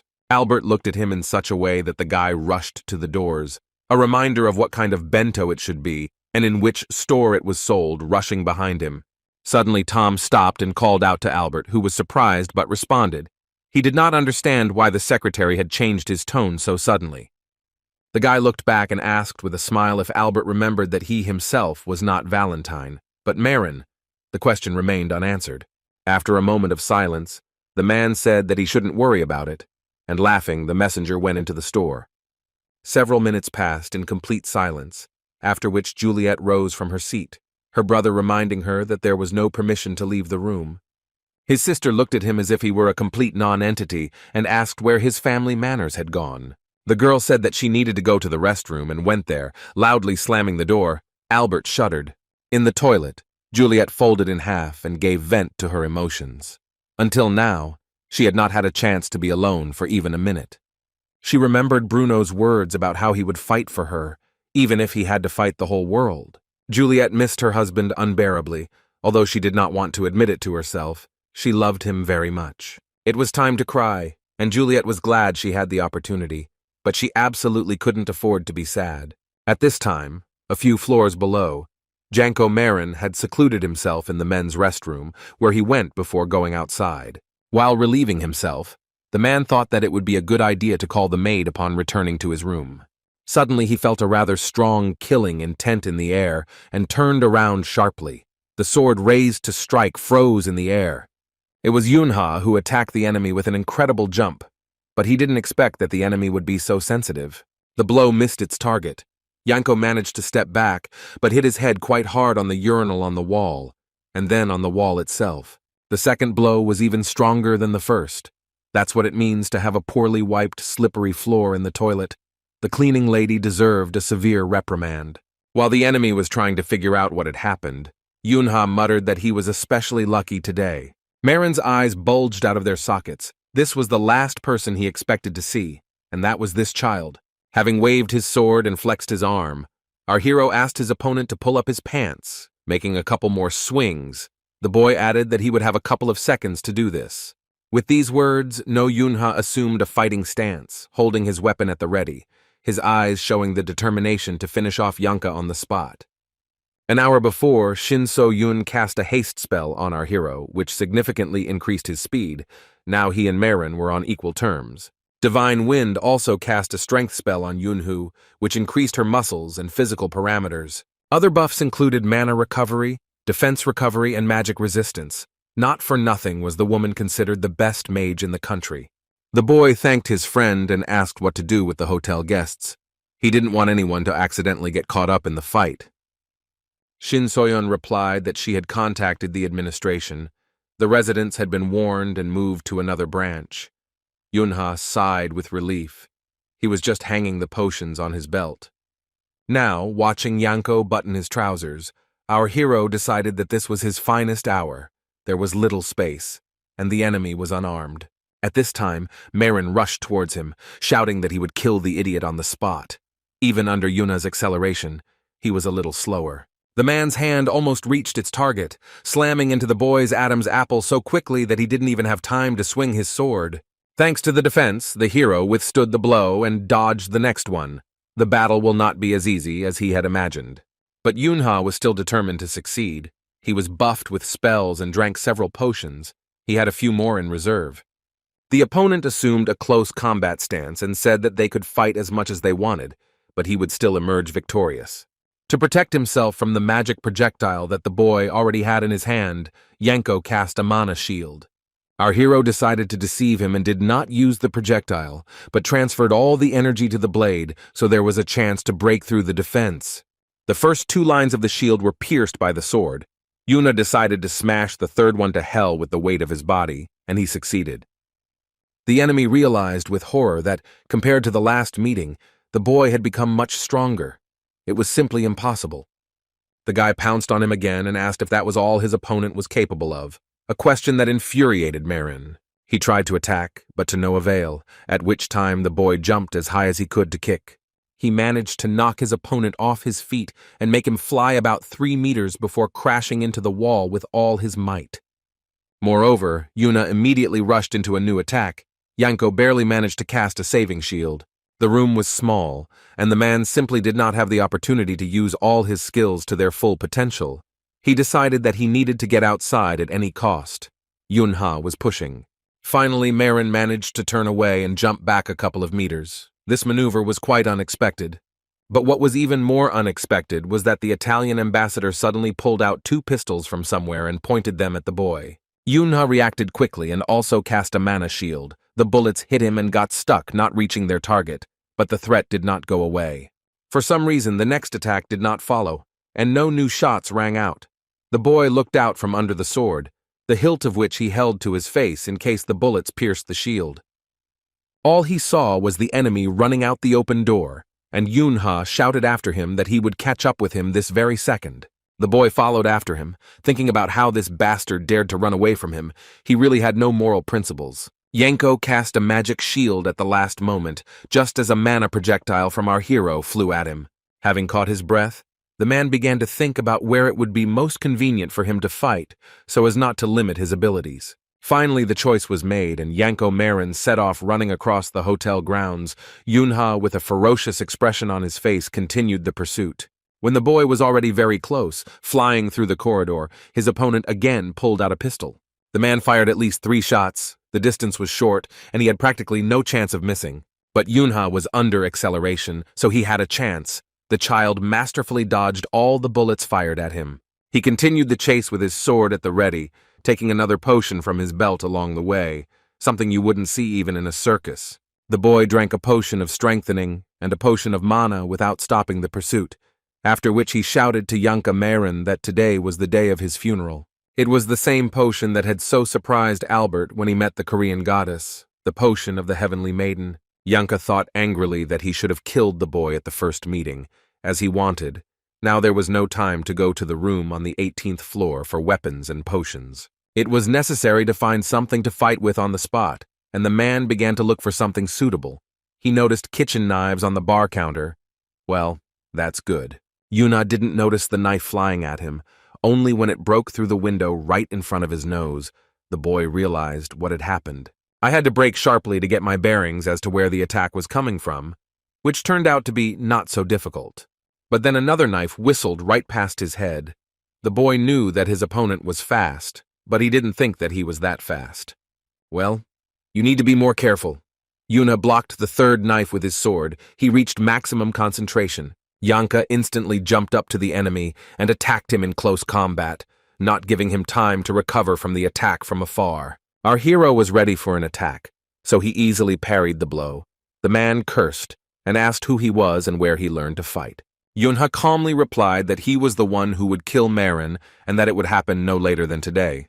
The boy swung his sword, but the man reacted in time and avoided damage by jumping high into the air. Our hero decided to join him and also jumped up, swinging his blade, shrouded in mana, wide.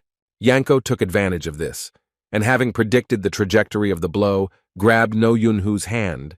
This was unexpected. The villain took the sword from the child, saying that he also needed a weapon.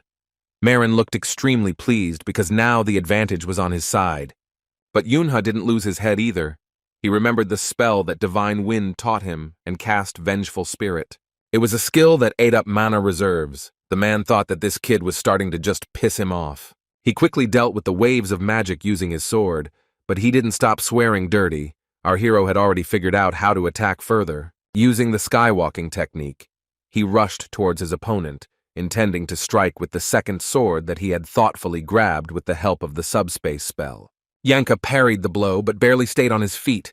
It was so strong the blade sparked and scraped. Yunha used a frantic dance tactic and forced his opponent to literally dance on the spot, parrying his blows. As his strength began to run out, the boy finished the attack with a kick and used Marin's sword as a springboard to jump further away and catch his breath. Their battle was incredible. The lobby of the hotel floor was turned into ruins. Even the marble floor tiles were all cracked. Yanka realized that the boy was tired and asked what had happened and where the boy's fighting spirit had gone. Yuna squatted down, leaning on his sword, incredibly angry that he had to constantly use potions. At this time, Albert approached the door of the restroom and tried to talk to Juliet. He said that everything that was happening was intended for the benefit of Valentine. There was no answer. The man waited a little longer and said that he would step away for a while. If he needed anything, he should use Tom or the communicator. He left the room and locked the door. His sister's behavior was quite logical, but it hurt him. Then a question rang out about how long they had not seen each other. Bruno was walking down the corridor. It was he who called out to Albert. Grizzly Valentine looked terrifyingly menacing. Bruno stopped in front of his old friend and former boss and asked where Juliet was, his voice sounding as if it was a death sentence. Valentine looked at him quite calmly and said that the man must understand that the price for kidnapping the princess must be death. He began to walk around the former bodyguard and said that he had a chance to avoid execution. If Bruno returns to the family and follows the orders of the clan leader, he will remain alive, and they also hope for his help in destroying Leviathan. He didn't have time to finish speaking. He only managed to dodge the blow from the fist, which was so strong that it left a dent in the wall. The enemy replied that he had nothing to talk about with Albert, and prepared to attack again. Albert took something out of his inside jacket pocket and asked if he was sure of his decision, but there was no answer. Valentine was a hunter-type player, and Bruno was a guardian. No one would risk betting on a duel, but their previous fight ended in Bruno's defeat. At this time, Yanka continued to mock the fact that the boy's attacks were becoming weaker and weaker. As we remember, he noticed that Yunha was tired and asked where the boy's former fighting spirit had gone. Our hero was wondering whether to use the potions, but after these words he made a decision and drank one, saying that his fighting spirit had returned. He felt a surge of strength and mana and cheerfully asked why the enemy wasn't buffed, but then smiled and said that it was probably because he didn't have such potions. The man bared his teeth, still regretting that he couldn't return to his room, and was forced to fight with practically bare hands. Calling Yunhu a cowardly freak, he attacked him with a wave of mana. It was a wide-range spell. Apparently out of anger, the attack was so powerful that the boy barely managed to hold his sword in his hands. But he was unable to stay on his feet. From the force of the blow, our hero flew back several meters, almost falling on his back. The man took advantage of this to summon the hounds. He was a skilled mage, and there was enough space in the hall to use the monsters.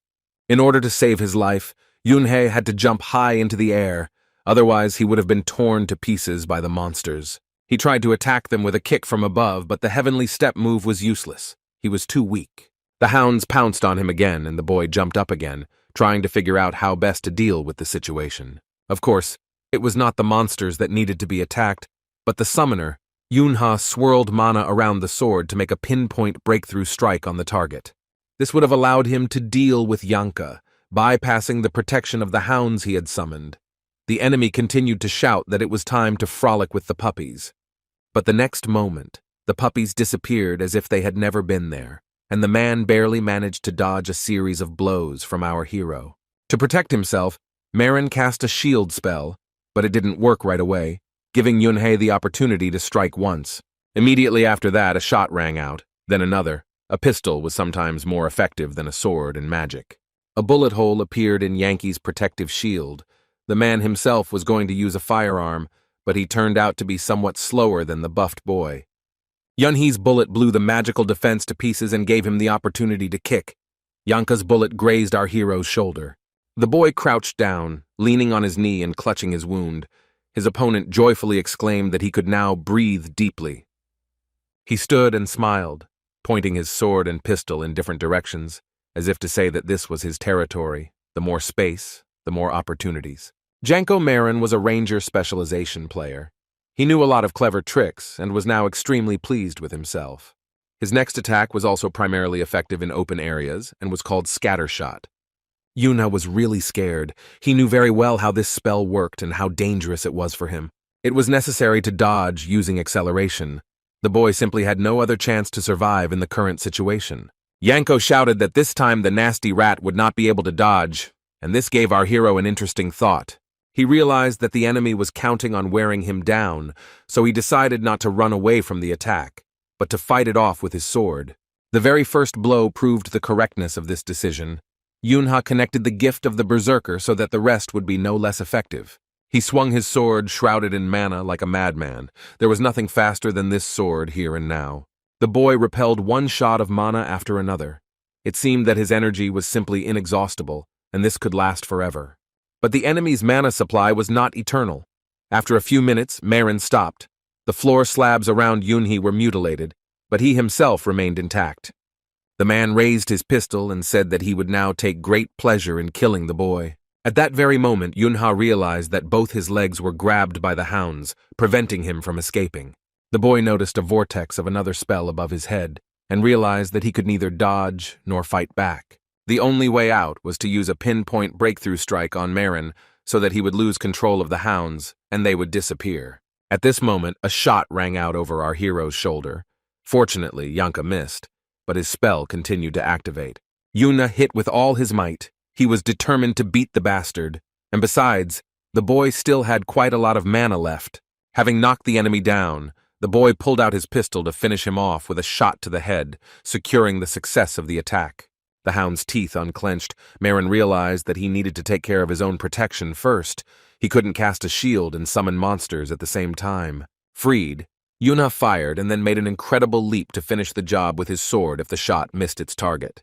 The enemy was ready and blocked the blow, but it was not easy for him. He was also exhausted by the battle. There was undisguised surprise in the man's eyes. Who would have thought that a child could be such a strong warrior? Marin raised his sword to strike, but the blade simply whistled through the air, and the boy jumped high into the air. As he landed on the floor, all the tiles beneath his feet began to shimmer with purple circles of another spell. Yunha realized that the enemy had placed magic mines on the floor, and now every step he took was mortally dangerous. The first explosion followed immediately, and shards of glass and stone slabs from the floor rained down in all directions. In the place where our hero had just stood, The floor slabs had been literally turned inside out, forming a funnel. Yunha sat a little distance away. A few drops of blood almost stained his sneakers, but it didn't matter at all. The boy wiped his face with his sleeve and thought that in such a state he could neither run away nor adequately repel attacks. It was urgent to take the potion. Fortunately, there were still a few left in stock. The hero took another bottle from his belt. Yunha uncorked the lid and prepared to drink, but this plan was not destined to come true. The bottle was tightly grabbed by Yanka's hand. The man's eyes were burning with fire. Now he would get the coveted potion, and then he would show the boy what he was capable of under equal conditions. It was a healing potion, and the boy simply watched as the man took away his chance to restore his health by emptying the bottle. While Marin was praising Korean potions, Yunha stood up and muttered that it was time to get out of here. He walked towards the door. It was not possible to carry out the plan. The enemy also knew the technique of heavenly steps. 2 shots thundered again. Yunhee's bullet missed Yanka, but the man's bullet knocked the sword out of the boy's hands, spinning in the air, the blade falling with a loud ringing sound onto the marble floor. Marin hissed that he didn't want his opponent to die an easy death, so he kicked the boy with all his might, sending him flying far back. Already in flight, Yunha grouped himself. He had already figured out what he would do next. The main thing was that the villain would not suspect anything. As he fell, the boy bounced off the floor several times, hitting the magical mines cast on it with his body. A series of explosions thundered, making it impossible to see what was happening behind the wall of mana and debris. From the ceiling, Yunha watched as Yanka Marin looked around in confusion, unable to understand where the enemy had gone. The man thought that the boy could have died, but he had avoided any harm for so long. Could it really have been so trivial? Putting the pistol to his forehead, Yanka continued to peer into the settling streams of dust to confirm or refute his guess. With each passing second, he became more and more focused and anxious. Yunhee was nowhere to be found. Our hero, taking advantage of the favorable circumstances, drank another potion. He should have done this earlier, but there was no opportunity. Having prepared himself, he descended to the ground and began to slowly move towards the enemy, shrouded in clouds of smoke and dust. The boy was clutching a pistol in his hand, and the glow of mana became so strong that it was impossible not to notice it. Yanka Marin cursed and shouted that no matter how many potions the puppy lapped up, it would not save him from certain death. Yuna covered his mouth to hide his burp and replied that it was a fruit set, his favorite treat, and he recommended trying it. Not only did the guy's mana and stamina fully restore, and all damage healed, he also refreshed all previous buffs. The man looked at the child with confusion. He felt that he had become much stronger, and asked if he had activated the gift. Yuna smiled and said that not only that, he had something else. The guy showed a wedding ring hanging on a string. This ring gave him a boost. Yanka Marin knew about its properties very well, because he knew the abilities of Juliet Valentine. Yuna launched an attack with a mana strike, and the enemy barely stood on his feet. He could not comprehend that a child could become so strong. But nevertheless, the man decided that he had a chance to win and reloaded his pistol with a determined look. At that moment, Marin saw that Yunhee's sword was lying on the ground and thought that the guy wasn't shooting very accurately, so he needed to provoke a close fight. Now, Yanka felt quite confident, deciding that he was handling the weapon somewhat better than the youth. Yunha wrapped his gun in mana. He could argue with this statement by demonstrating his skills visually. The guy took aim and was about to shoot, when he felt that the bullet would not reach the target because the enemy began to move, and yet the shot was fired. The man said that he shouldn't have been so quick to shoot. Now it was his turn. He was trying to close the distance as quickly as possible. The gun was pointed at our hero almost point blank. It seemed that a little more and it would be a point-blank shot. Yuna didn't wait for the bullet to hit him. He gave the floor a good push and jumped, flying past the enemy. Everything happened so quickly that Yanka didn't even have time to change direction, continuing to aim at an empty space. He noticed how the boy quickly flew past, but he was in no hurry to turn around, trying to understand why the boy needed such a maneuver. Our hero ran around the man in a circle and rushed to attack from behind Marin, but it was inconvenient to shoot on the move. It wouldn't hurt to stop. The man began to turn to face the enemy, and Yunha realized that he had to shoot already, or it would be too late. The bullet took off the enemy's hand with the pistol from the elbow down. Yanko just groaned.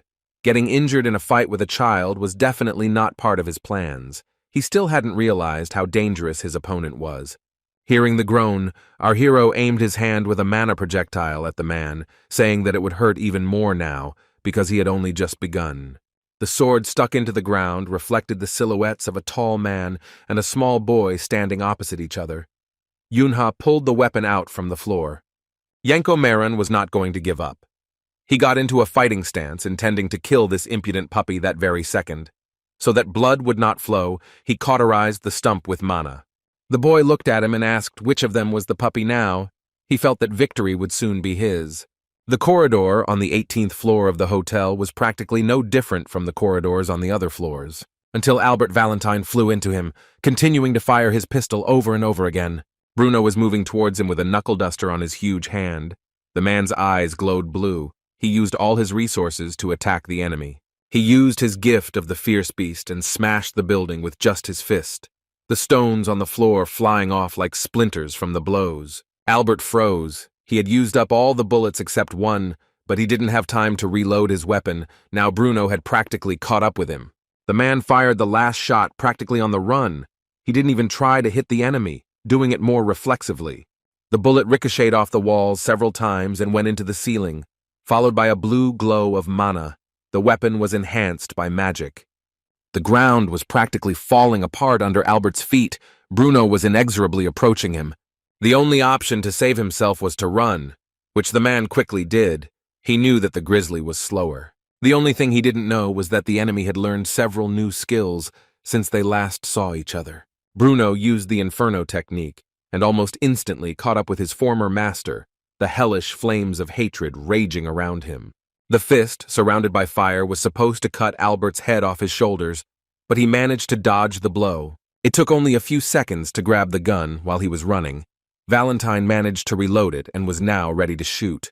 The man told Bruno that he wanted to see what else he had managed to learn, but apparently the opportunity had been missed. A shot rang out, but there was no flash. Everything around was filled with a blue glow of mana. It was completely impossible to understand what was happening. Despite the fact that Albert shot almost point blank, Bruno remained unharmed. He managed to create an excellent mana shield. Now the men froze in silent confrontation. The bullet casing fell to the floor with a thud. The tension between the opponents was so strong that the floor creaked from their shoes. Finally, the former boss asked the bodyguard how long they would stand like this and what he intended to do. He prepared to fire another shot. The enemy once again wrapped himself in mana protection. The situation repeated itself in a circle. Bruno gritted his teeth and prepared to use his gladiator skill to deliver another blow to his opponent, knocking the weapon away. He even managed to start moving his fist, but already in the process he realized that it was a mistake. His blow was predictable, and therefore it will not achieve its goal. Albert was in no hurry to dodge, but looking straight at the knuckles, said that Bruno lost the fight. Now 2 pistols were looking at him at once, and the enemy, with an arrogant face, told the man that there was no need to use the old techniques. He had learned them all like the back of his hand. 5 bullets flew at Grizzly at once, but he managed to cast a protective shield, of course. He could have aimed better. 2 bullets would have definitely missed. Bruno prepared to strengthen his defense even more. He understood that these shots would be followed by more. Then a familiar voice shouted at Albert to stop immediately. Juliet was running towards them, the girl's voice trembling with anger. She angrily yelled at her brother that he had promised not to touch people around her and not to harm her loved ones. The man pointed one of the pistols at her and asked if she had come there just to remind him of this. The brother remained completely calm and told Juliet that it would all be over soon and that she should stand still for a couple of minutes. The barrel of the gun was pressed right into her sister's forehead. She didn't expect that he would allow himself to do something like that. Juliet put her hand on top and said that Albert could shoot if he could. She was surprisingly cool. Now her brother was looking straight at her, and it was clear from his eyes that he could. But Albert still loved his sister. The woman turned to her husband and said that he should leave here as soon as possible, let him use this chance. She added that Janko and Tom Marin were also here, so there was no point in even trying to do anything. She just wanted him to live his life. Bruno didn't let her finish and said that he promised to protect her. Juliet's face changed beyond recognition. A spark of joy and hope flashed in it. The man added that one word would be enough. Albert shouted at him not to even dare move. Otherwise he would shoot. The grizzly didn't listen. His huge boots didn't move at first, but then the man took a step towards his opponent. A shot rang out and Juliet screamed piercingly. It seemed as if her voice would collapse the ceiling. The cartridge case flew to the side. Bruno's hand shot up into the air to meet the bullet flying towards our hero, still wearing the knuckle duster. The hand clenched into a fist. Tongues of flame danced around it. The bullet was caught. Bruno repeated that the whole word spoken by Julie was enough for him. The fingers unclenched. The mangled bullet fell down. Grizzly continued to look straight into the eyes of his beautiful wife. He continued to look, and with each second the determination in his gaze became more and more. The woman literally became prettier before our eyes when she heard that Bruno didn't need the world, didn't need a life without Juliet in it. Valentine tried to explain something else, but Bruno asked her to simply answer him, and it would be as she said. The flame flared up stronger. It began to separate from the hand and move rapidly towards Albert. The flow of energy was very powerful. Juliet's brother was surprised. His sister's bodyguard had never been able to do anything like this before. Well, what progress? The man hesitated a little from this surprise and managed to jump back and put up protection only at the last moment, almost burning alive. Juliet used the mana dome. The flames raged so strongly that Albert could no longer see his sister or his opponent behind them. This was something new. Bruno and Juliet found themselves hidden behind a wall of fire, and the man asked his wife to answer right now. She didn't lie and said exactly what her beloved husband was waiting for. The woman asked him to protect her. Without finishing what she was going to say, Juliet extended her hand, enveloped in a pleasant yellow glow. Bruno knew very well what it was. Valentine asked her husband to save her and, to make it easier for him to organize this, she used her gift of strengthening. At this time, Yunha and Yanko Marin continued their duel. Our hero sadly noted that without an arm, the opponent did not look as brilliant. Adding that it would be nice to restore it with magic, the boy raised his leg over the limb torn off by the bullet. The man was seriously scared and ordered him to stop in a trembling voice, his face showing genuine horror. The request was heard but not fulfilled. Yunha finished what he started and trampled what until recently looked like a human hand. Yanko Marin screamed in a voice that wasn't his own. The quiet Seoul hotel had never heard such curses before. The walls shook.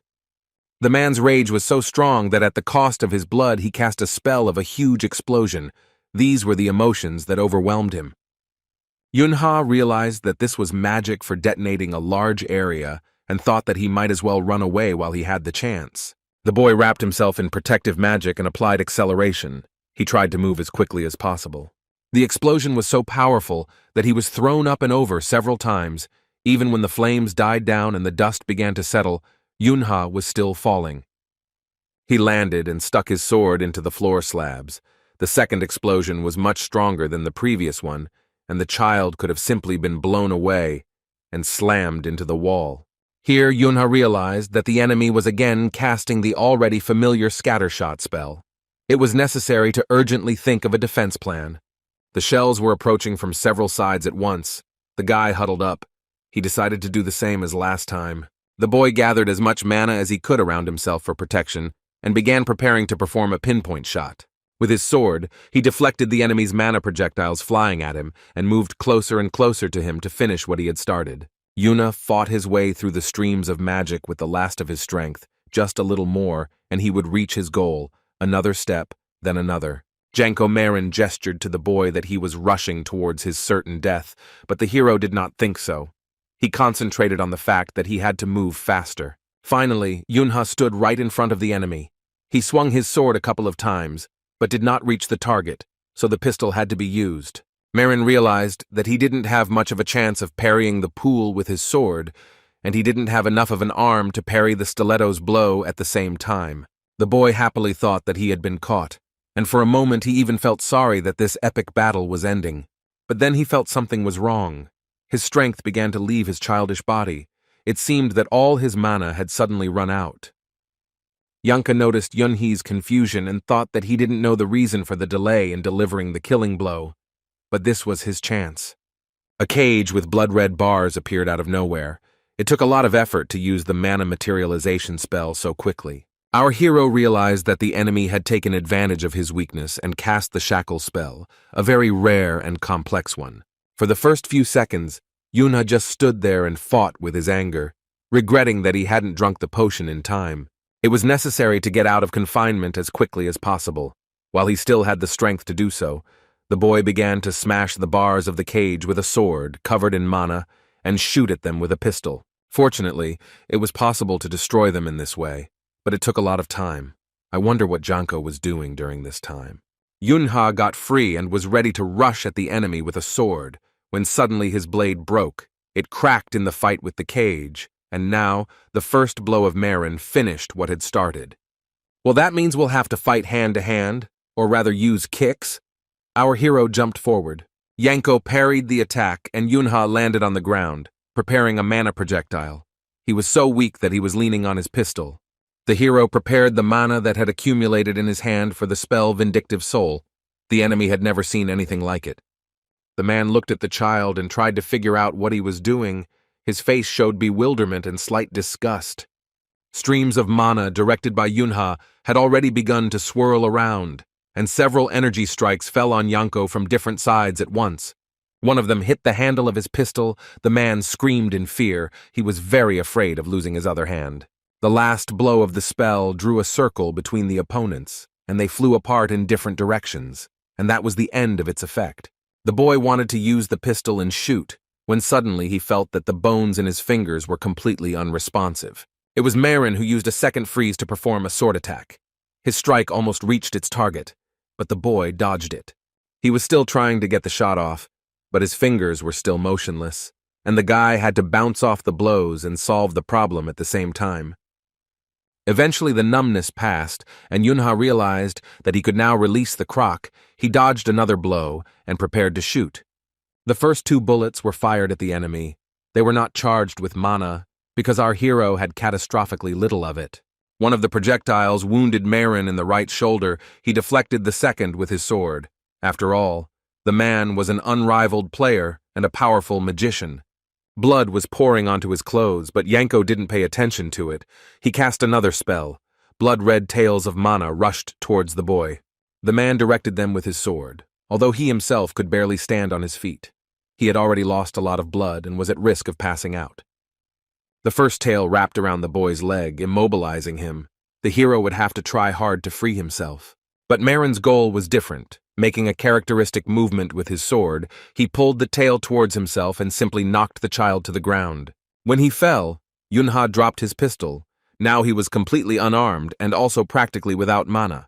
The man struck him in the stomach first, and the boy screamed, not so much from pain or fear, but from his own helplessness. Completely enraged, Marin raised his fist for another blow, but he himself could barely stand on his feet, staggering considerably. The blow hit the guy in the face, but he managed to soften it by intercepting his opponent's hand. He even managed to hold it, but literally for a second. Yanko screamed that he was finished. Now he would kill the impudent puppy with his bare hands, his fist prepared to strike again. Yuna tried to raise his hand to protect himself this time too, but it was no use. His strength was finally leaving him. Finally, the fingers moved a few times, but were able to lift off the ground by literally a couple of millimeters. The enemy stood triumphantly over the exhausted child and prepared his sword to take his life. Yunha tried to crawl away, but his legs only kicked comically, completely unable to cope with the task of moving his body even a little bit back. Marin looked at these convulsions and ordered the guy to say goodbye to life. Arrows of mana had already appeared around. Finally, the man stamped his foot and sent them all crashing down, straight into Yunhu, sending columns of rock and dust into the air. Everything became quiet. Yunha didn't make a sound. His opponent stood for a while, listening. Nothing disturbed the silence. Janko couldn't help but laugh. He felt like a practically happy man. He never thought he would get such pleasure from the death of some child. He laughed uncontrollably and loudly. Perhaps it was also hysteria caused by the loss of his arm and other injuries. But then the thought occurred to him that the damned boy could have survived. The man fell silent and began to peer ahead. As he leaned down to take a closer look, a hand emerged from the clouds of dust and grabbed Marin tightly. Yunha surfaced with a bloodthirsty grin, his eyes burning with fire, and his face looking completely insane. The next second, he sank his teeth into his opponent's hand. It was no wonder that he had been called a puppy so often today. Yanko screamed at the top of his lungs and then ordered him to let go immediately.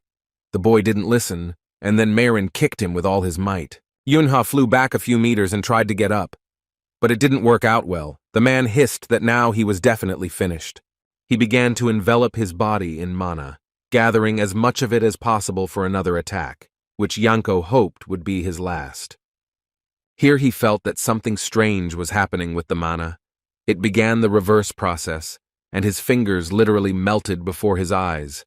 The same thing was happening with his whole body. The man fell to his knees. He was completely unable to stand on his feet. All Marin could think about was why this was happening to him. It was a countercurrent of mana, and when Yanko realized this, he screamed so loudly that the blood of the entire hotel staff began to run cold. He screamed, trying to figure out what the puppy had done to him. Yunha silently showed him a bottle of green potion. Smiling sweetly, the boy said that it was the poison of the shadow spider. It undermines the flow of mana and causes it to explode, even to the point of death. Marin called him an idiot who stupidly decided to die with him, but Yunha said that there was only one idiot here. The man remembered standing and staring into the dust, hoping that his opponent was dead, but in reality he did not want him to die. Saying that no one carries poison without an antidote, the boy took out another bottle of potion, this time blue. He drank it in one gulp and threw the bottle on the ground with an indifferent look. Now he was definitely not in danger of dying from the counterflow of mana. But Yanko Marin lived the last minutes of his life. Instead of his last words, he laughed furiously and called Yunhu a lunatic. The boy picked up the gun from the ground and said that he never liked the Italian accent. It sounded too rough. He put the barrel to his opponent's head and asked if he wanted to say something more intelligible at the end. The man said that if he died now, the entire course of history would change, because his role in political processes was quite noticeable. He stated that if Yunha killed him, the entire planet would consider the youth an enemy. Was he ready to confront the entire world? The boy commanded to be silent. To make it easier for Yanko to carry out the order, our hero stuck the barrel of the pistol into the enemy's mouth. He looked his opponent in the eye and said that only the survivor determines the true price of death. Yunha added that he would decide for himself whether the world would become his enemy or not, and let Yanko Marin accept death with dignity. A shot rang out, after which the pistol fell with a crash onto the stone floor near our hero's sneakers. He didn't have the strength to hold the weapon, or even to stand on his feet, and the boy sank to the ground next to the corpse of the defeated enemy. He began to cough and think that he would die if he did not take the potion right now. There was only one thing left. Our hero did not know that someone was watching him kill the Italian ambassador and how he took the potion from his belt. Someone was still holding a shopping bag, lurking behind the doorframe, even though it no longer made the slightest sense. It was Tom Marin, who did not dare to go out and finish off the exhausted boy. He preferred to run away to report everything to Albert. The guy rushed down the corridor with such speed as if he was being pursued by a pack of hellhounds, no less. In the lobby, the TV was showing a live news broadcast, where Shin So-yoon was talking about how the Azure Ocean would land at the Alice Hotel and that the Korean players would be putting things in order there any minute now. Hearing this, Tom ran to his room on the 18th floor even faster. Juliet Valentine was his priority. Juliet herself just watched as her husband and brother clashed in a deadly duel. What could be more dramatic? Grizzly dealt powerful blows thanks to strengthening, but Albert managed to dodge. He was a master at this. There was no need to even adjust the glasses, just show the necessary dexterity and use enough mana to speed up. Juliet's brother moved really fast and dexterously, but Bruno was coming towards him, destroying everything in his path, and if he couldn't destroy it, he burned it with fire. Just as the man was about to strike again, a cry of "stop" was heard throughout the corridor, and both looked back. Someone snuck up behind Juliet and held a knife to her neck. That person was none other than Tom Marin. He was scared, but still said that if the brother and husband wanted the woman to stay alive, they should both remove the mana immediately. Both Bruno and Albert humbly carried out the order. They did not want Juliet to suffer under such circumstances. Sweat began to run down the beauty's cheek. Tom's hands were shaking and he held his knife very carelessly, risking injuring her by stupid accident. The guy yelled at the men to raise their hands and come forward. If they thought he wouldn't hurt the princess, they were sorely mistaken. Grizzly Valentine sighed and raised both hands, with the brass knuckles on them, looking very worried. When the order was carried out, Tom shouted to Albert that it was time to finish and get out. Yanko was dead, and the Korean players would be arriving any minute. The man, hearing this, reloaded his gun and prepared to shoot. This gesture did not go unnoticed, but everyone decided that he would shoot Bruno. The shot really didn't take long to come. Tom got a bullet right in the forehead, falling. He almost hit the girl's neck, but everything worked out. His last thought was that this was some kind of mistake. How could he kill his accomplice and leave the enemy alive? The last thing Tom Marin saw before he died was Juliet's contemptuous gaze and the barrel of Albert's pistol as it fired. The girl froze. She loved her brother very much, but after everything that happened, she did not believe in his good intentions. She looked at Albert and said only that she understood everything, but in reality, absolutely nothing was understood. The smoke had not yet stopped rising from the muzzle of his pistol, but Valentine had already begun to laugh, and he did so in a slightly villainous manner. The man said that he had wanted to kill Yanko for a long time, but had never had a convenient opportunity to do so. Albert added with a laugh that he didn't expect the idiot to kick the bucket without his help.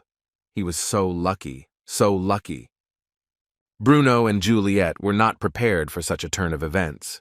They were still expecting some kind of trick from the enemy. Albert continued that with both Marins dead, there were no more Italians left in the country, so it would be a sin not to take advantage of it. He looked at the husband and wife and said that he had a new business proposal for them, a very tempting one. He asks them to return to Valentine. Now that Janko Marin is dead, they can restore the greatness of their clan and remove the Marins from power. Juliet screamed that he was probably crazy. The Marin family would not fall apart so easily because of Yanko's death. Everything was much more complicated. The girl thought that her brother had changed a lot. During his time as an ambassador, he had become an exact copy of their cruel father. Albert explained his plan. They would take advantage of the fact that Yanko died in Korea, provoking the Marin family to turn against the Korean players, so they would destroy themselves. He once again asked Bruno and Juliet to return to Valentine, so that he could finally protect his sister. He reminded Grizzly that his family had done a lot for him, and it was time to express his gratitude for that. Suddenly, from somewhere behind him, a question sounded. Why should they suddenly do this? Albert looked around in surprise. Out of nowhere, Yunha flew at him with a kitchen knife and asked who he was to take his people without permission. The boy slashed Valentine's leg with a knife, drops of blood spurted out, and Albert jumped back a few steps in fear. Our hero intensified his attack, and the man had to jump high into the air to avoid more serious injuries. He kicked the child in the face with all his might, hoping to get rid of the attacker with one blow. Yunha fell, and Albert began to look at who dared to brazenly interrupt his family conversation. The boy squatted down and hunched over, gripping the knife even tighter, and the next second he thrust it into the Italian ambassador's other leg. Albert reacted with lightning speed, snatching his gun and pointing it at Yunhu. A shot rang out, reinforced by mana. Without wasting time, the boy jumped back to minimize the damage, but the bullet grazed his leg. Only thanks to his quick reaction, it did not blow the child's head off. The boy began to fall backwards, but his opponent could not stand on his feet properly either. Both were injured by the knife. Albert hissed that he had already wasted too much time. He decided that it was time to run away, because the first thing he needed to do was get rid of Bruno. He looked where the bodyguards should have been and realized that he was too late. His sister had used the gift of strengthening and completely healed her husband, and also improved his parameters to the maximum. Then a decisive voice came from behind the Italian, that it was up to him to decide when to let his people go, and when to do it. It was Yunha. He turned to Juliet and asked her not to leave without warning. It was a trick. In fact, the hero just wanted to buy them more time. The woman looked at him and said that she would not leave. The gift of strengthening was used on the boy as well, giving him even more determination. To protect herself and her husband, Juliet used a very powerful magical shield. Now Albert was completely helpless. He cursed and decided that since he couldn't get Bruno, he needed to deal with the insolent boy. Of course, the neighbor could not allow this to happen. He stood up to protect his friend. The flames raged around Grizzly. He was at Albert's side so quickly that he didn't have time to use his gun. The blow was incredibly strong. A series of others followed, and although the man used defensive magic, he knew he couldn't withstand such an attack for long.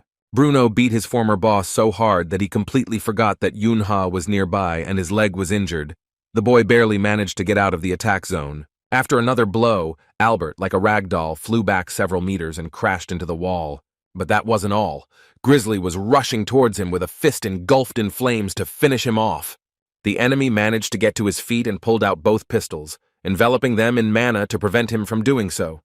He used a continuous fire spell and performed a magic shot using a normal weapon, a rather rare technique. Bruno was so strengthened by his wife that he was able to block the blow with his fist, but Albert continued to attack, strengthening his mana. However, Grizzly managed to close the distance as quickly as possible, and now his hand with the knuckle duster is preparing to blow the enemy's head off. The blow was crushing and hit the jaw, and along with his glasses, the Italian's beautiful white teeth flew to the side. The next blow was accompanied by a wish to go to hell, and resulted in Albert's body breaking through the wall and flying out through it. In flight, as if before death, he thought about how much he had experienced, promised his father that he would destroy the Marins and raise the Valentines. It was a vow that was never fulfilled. Albert realized that his life was still worth fighting for. A violent wind rose above the hole in the wall, as if confirming the man's thoughts that everything is changeable and it is too early to give up. Albert tried to get up, leaning his hand on the surviving lower part of the wall. He needed to see what was happening. The Italian crawled out of the pile of stones but moved without raising his head. His neck hurt unbearably because he had broken through the wall.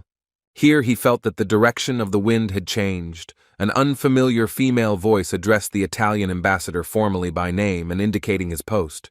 It was Shin So-yoon, who happily announced that she was arresting him for planning a terrorist attack at the Alice Hotel. Sometime later, in the Blue House of the Goddess of Korea, an interrogation was taking place. The ruler sat with her legs crossed and smiling. Before her was a paralyzed Albert Valentine, charged and asked to explain how he had gotten into such a violent mood. The man said that he had not carried out any terrorist acts, and not only had the Italian ambassador been slandered, but he was also being held in custody, although he was innocent. The guard moved to hit him, but the goddess stopped him, saying that they had a video of him killing Tom Marin and kidnapping a girl in the company of Yanko Marin. Albert hissed that Janko Marin was killed by an elementary school student. It was an international crime, and he had organized the attack. The ruler of Korea smiled and asked who could believe such a thing, a third-grader terrorist against an experienced player. Albert Valentine had nothing to say in response to this. He himself understood the absurdity and surreality of what had happened in the hotel. The goddess offered her version, which was that Valentine, on Big Mama's orders, destroyed Janko Marin in order to reduce the clan's influence in Italy. But your plan failed due to a certain set of circumstances and the intervention of the Korean side. The goddess added that besides them and Tom Marin, other Italian players had been spotted in the country, and the man sighed, realizing that they had been followed. The woman added that they had all already been caught and were in the hands of the Koreans, so the information was being checked, and she had a proposal for Valentine. The goddess approached the man and leaned over him. Albert asked what she wanted. The ruler of Korea replied that she wanted so much that he could not even imagine.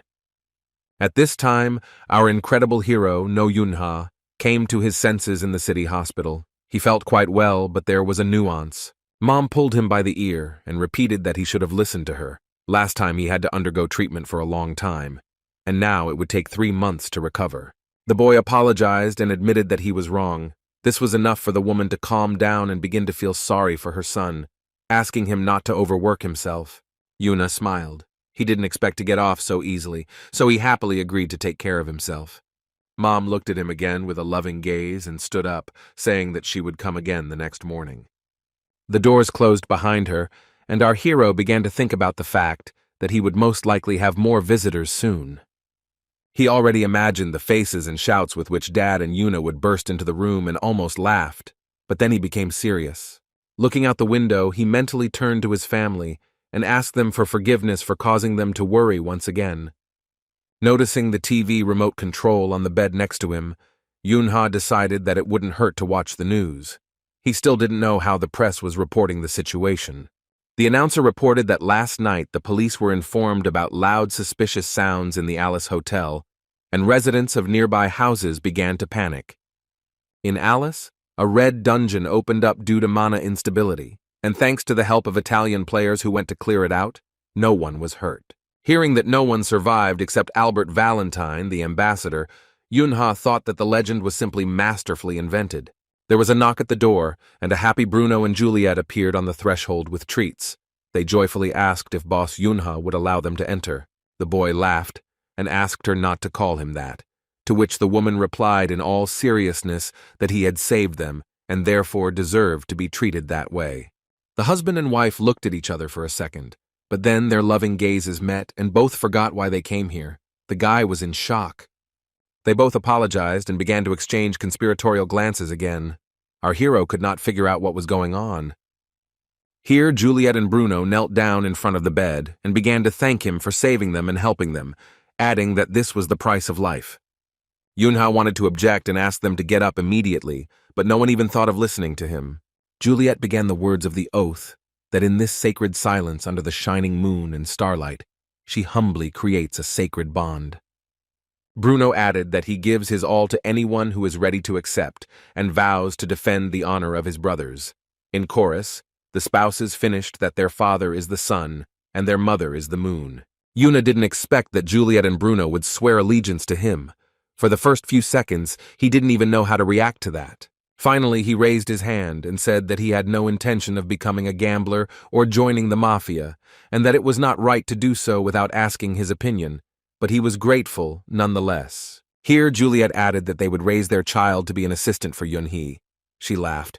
It was a joke, but then the boy screamed, "Would they really have a child?" The boy was shocked. He began to congratulate his friends, but then Juliet reached into her bag and said that she still had something. She handed the hero the plastic identification cards, and Yunhee's eyes almost popped out of her head. In their new Korean documents, the neighbors indicated his last name. They were now Juliet No and Bruno No. Such ID cards were a kind of another sign of gratitude and respect. Yunha was ready to burst into tears, but did not show it. To hide his tears, the boy began to shout that this was some kind of joke, to which the woman replied that since they were starting a new life, let it be under a good name. They asked to be called nothing other than No Juliet and No Bruno, and the boy screamed that he would not do this so loudly that the hospital walls shook. The hallway of the house near the schoolyard where young Haiyan had once wandered was still littered with stacks of books. The elderly man we already knew was sitting in his chair by the window with one of his favorite publications in his hands. Quietly approaching and bowing low to Bruno, Grizzly told the man, as if he had heard, that he was the one to thank for the fact that information about him and Juliet had not leaked to the press. He continued to stand, bowing, thinking that he was very grateful for the house where they were able to stay in Korea and for other help. The man smiled and said that he had indeed pulled some strings, but it was time to straighten up. He added that their personalities greatly interested the goddess of Korea, so it really became a star problem for him. The man added that eventually the conversation turned to potions, and he decided to quit the hotel business. Alice had already outlived his usefulness and would now invest in pharmaceuticals. He warned that the goddess had promised not to continue the investigation, but she shouldn't be trusted, and since Bruno was now unemployed, she might want to become his personal player. The man looked at the framed photograph and said that he spent most of his time at home, so his assignment would be to guard someone else. Bruno will have to protect a group of children that he already knows well, as he has, in principle, done before. The grizzly looked at the man with gratitude, thinking that he was an extremely kind person. He became a little embarrassed. Grandfather added that he had no ulterior motives. He just wanted the world to have more smiles and fewer tears. Bruno replied that he agreed to start right away. They said goodbye and Bruno left, quietly closing the doors behind him, and a deep sigh of relief could be heard from behind them. The man looked out the window and thought that he had become too sentimental. Perhaps this was old age. He asked himself when he had become so emotional, and what he should do now to avoid looking like a weird old man. The man placed his hand on the Alice book that Yan Haiyan liked so much and asked his late wife what she would say to that. The man looked at the second framed photograph. In it, he was tenderly hugging someone. A ray of sunlight made it impossible to see who. But he remembered that face down to the smallest detail. A huge cruiser was sailing in the waters of the Atlantic Ocean. Its task was to deliver players to the habitat of Leviathan. The Koreans set out on an operation to destroy the monster, but they could not imagine that the monster would be so huge. He had already destroyed most of the Italian players and continued to advance towards the Italian ship, his mouth wide open. One movement of the jaws and the cruiser was already broken in half and began to slowly sink. The water washed everyone off the deck. Fortunately, this ship was not the only one. Another one, a Korean one, immediately sailed up to the monster, and a third one was cruising nearby. The players on deck shouted that they were waiting for the command to begin the attack. Their commander thought for a moment, and shouted that the attack was starting right now. The Leviathan struck its tail and began to dive into the depths. Waves and ice fragments washed over the ship, and the players were washed away again. The monster sank both the icebreaker and the cruiser, and other ships that risked approaching it were next in line. The players looked in horror at the monster, against which even the most powerful weapons and the latest technical developments proved powerless. Although it was classified as a Rank 2, it was actually a super rank Leviathan that emerged from the depths of the abyss and was incredibly powerful. The huge warship next to him seemed like a toy, but there was a man who was not afraid to challenge the creature. As the monster's mouth, breaking through the ice, opened once again to destroy another cruiser, Korea's best player prepared to do his part. It was Nagmun Seogwon, nicknamed the Divine Spear, and he informed his subordinates that he was moving out. Having emerged, the monster raised to the surface a huge block of ice, which was quite suitable to become a platform for battle, and Divine Spear jumped onto it. His cloak fluttering and his legs tireless, the man rushed towards his opponent to destroy him once and for all. Leviathan plunged into the depths again and looked from under the ice at the object approaching him. The man looked like an ant. Nagmun Seogwon looked at him carefully and said that he would give him one of his hands. It sounded very strange, as if he foresaw his future. The cruiser was waiting for the return of Korea's best player near a huge iceberg. The ocean was calm, as if Leviathan was not there. But he was just on the other side. Divine Spear just jumped into the open mouth to deliver his mighty blow to the most vulnerable spot. The player used 3 effects at once: Frozen Plum, Bloom Park, and Current Intent. They were supposed to immobilize the monster's jaws. In order for the Divine Spear to kill him with the mana spell cast on the spear called Northern Blizzard, it was a huge, sharp stream of ice. Yunha looked at his phone and saw the news that Nagmun Seogwon had killed Leviathan. He thought that the future he knew hadn't changed much.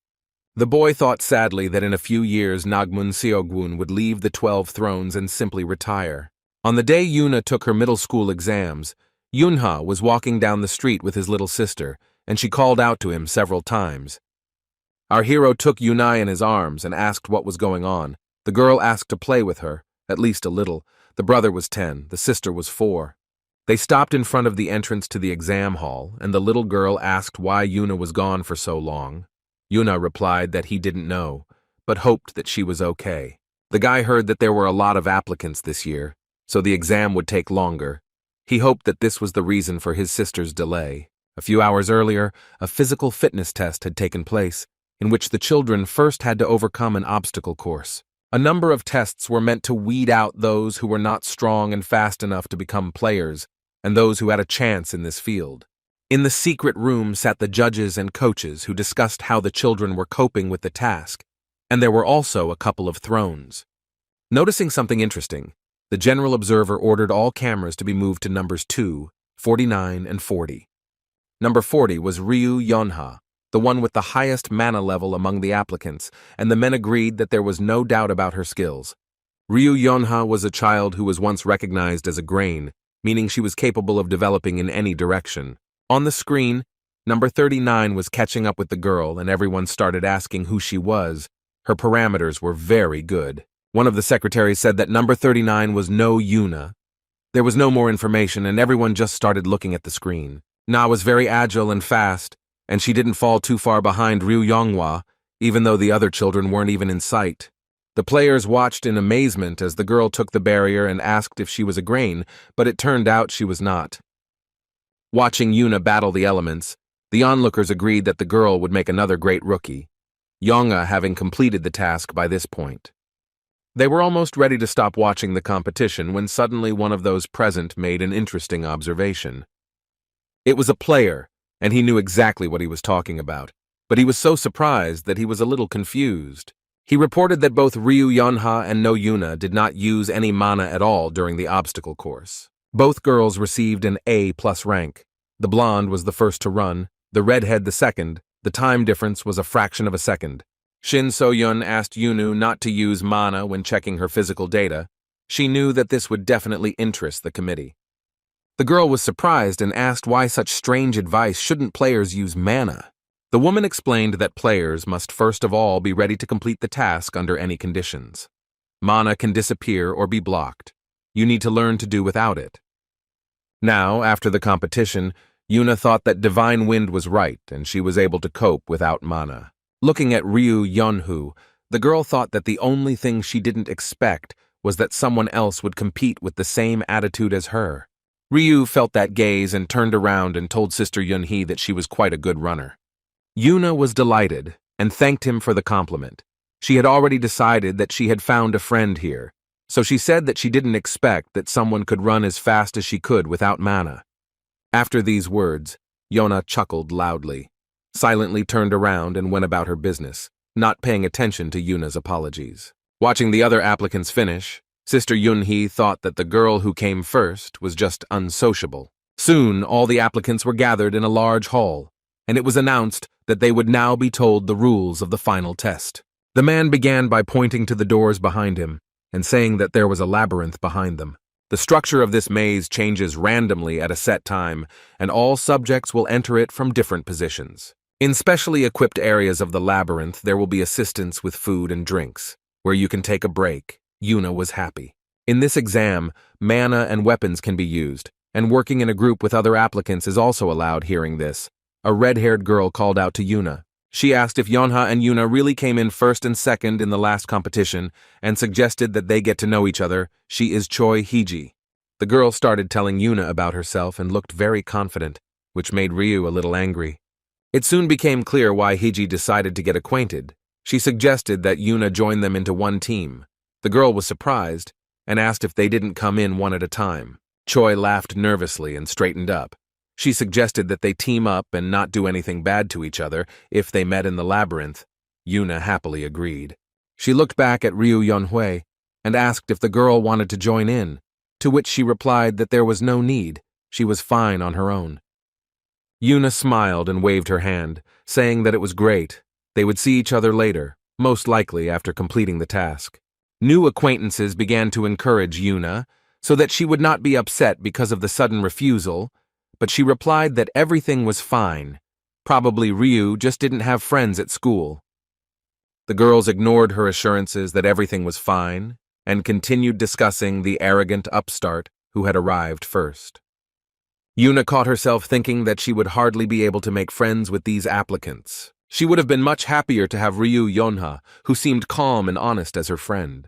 Just as Yuna was about to say goodbye to the chatty girls, the signal sounded to begin the final test. The teacher announced that he was inviting everyone to the final exam, and the doors of the labyrinth began to slowly open.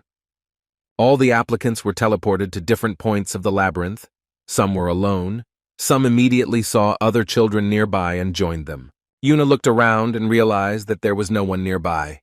The girl wondered in which direction she should move. She walked down the corridor to the fork and couldn't decide whether it was better to turn right or left. She had to choose correctly. The girl remembered what her mentor told her about how to pass the test. She had her own opinion on this matter. The woman advised that if you need to make a decision and it doesn't work out, you should use mana and feel the direction of the flow.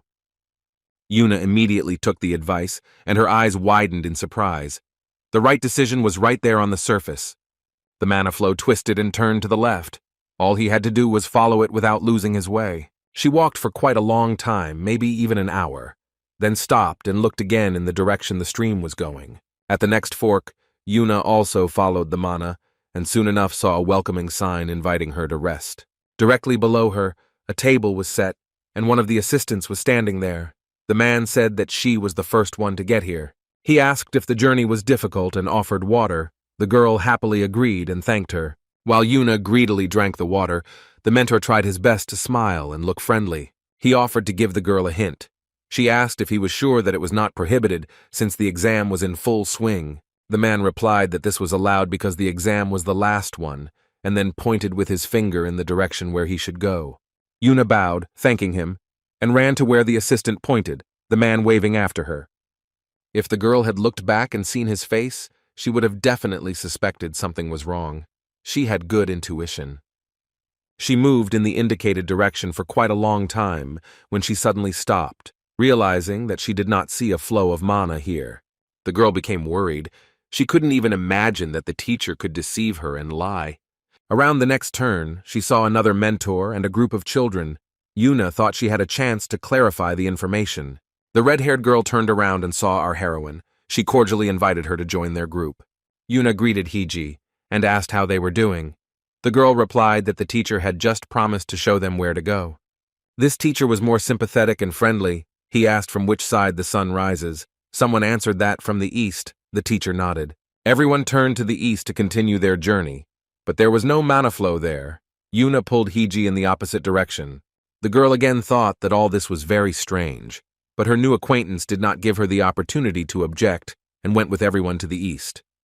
Yuna tried to stop her and insisted that the mana flow was going in the opposite direction, which looked ridiculous. In the end, Yuna had no strength left, and she simply walked along with everyone else, ignoring her own opinion about the direction of movement. The girl almost cried. She understood that her behavior looked strange, but she couldn't do anything. Each subsequent teacher joyfully greeted the children and sent them in a direction completely different from where the mana flow was moving. At the last stop, the assistant announced that this was the end of the maze, and one of 3 paths would lead them to the exit. In anticipation of the exam soon being over, the children began asking him for a hint. The man pretended that he was not allowed to say this, but nodded his head and pointed the way. The whole group headed there, excited to be the first to finish and praising each other for their excellent work. Everyone except Yuna. The girls looked back at our heroine, asking why she had fallen behind and was not going with them. Their faces were very displeased. Yuna tried to explain that she thought there was another way to the exit. She looked confused and even a little scared. She added that the flow of mana was going in the opposite direction. The children grimaced skeptically. The teacher was silent. The girls started yelling at her that a teacher can't lie, and why did the impudent girl decide to make a scene at the very end? Yuna silently listened to the accusations and claims that the exit from the labyrinth was on the other side, right in front of them. The children thanked the teacher for his help, and continued to find out why the ungrateful Yuna was behaving this way. Here Hiji sighed noisily and addressed Yuna by name, who responded and looked questioningly at her new acquaintance.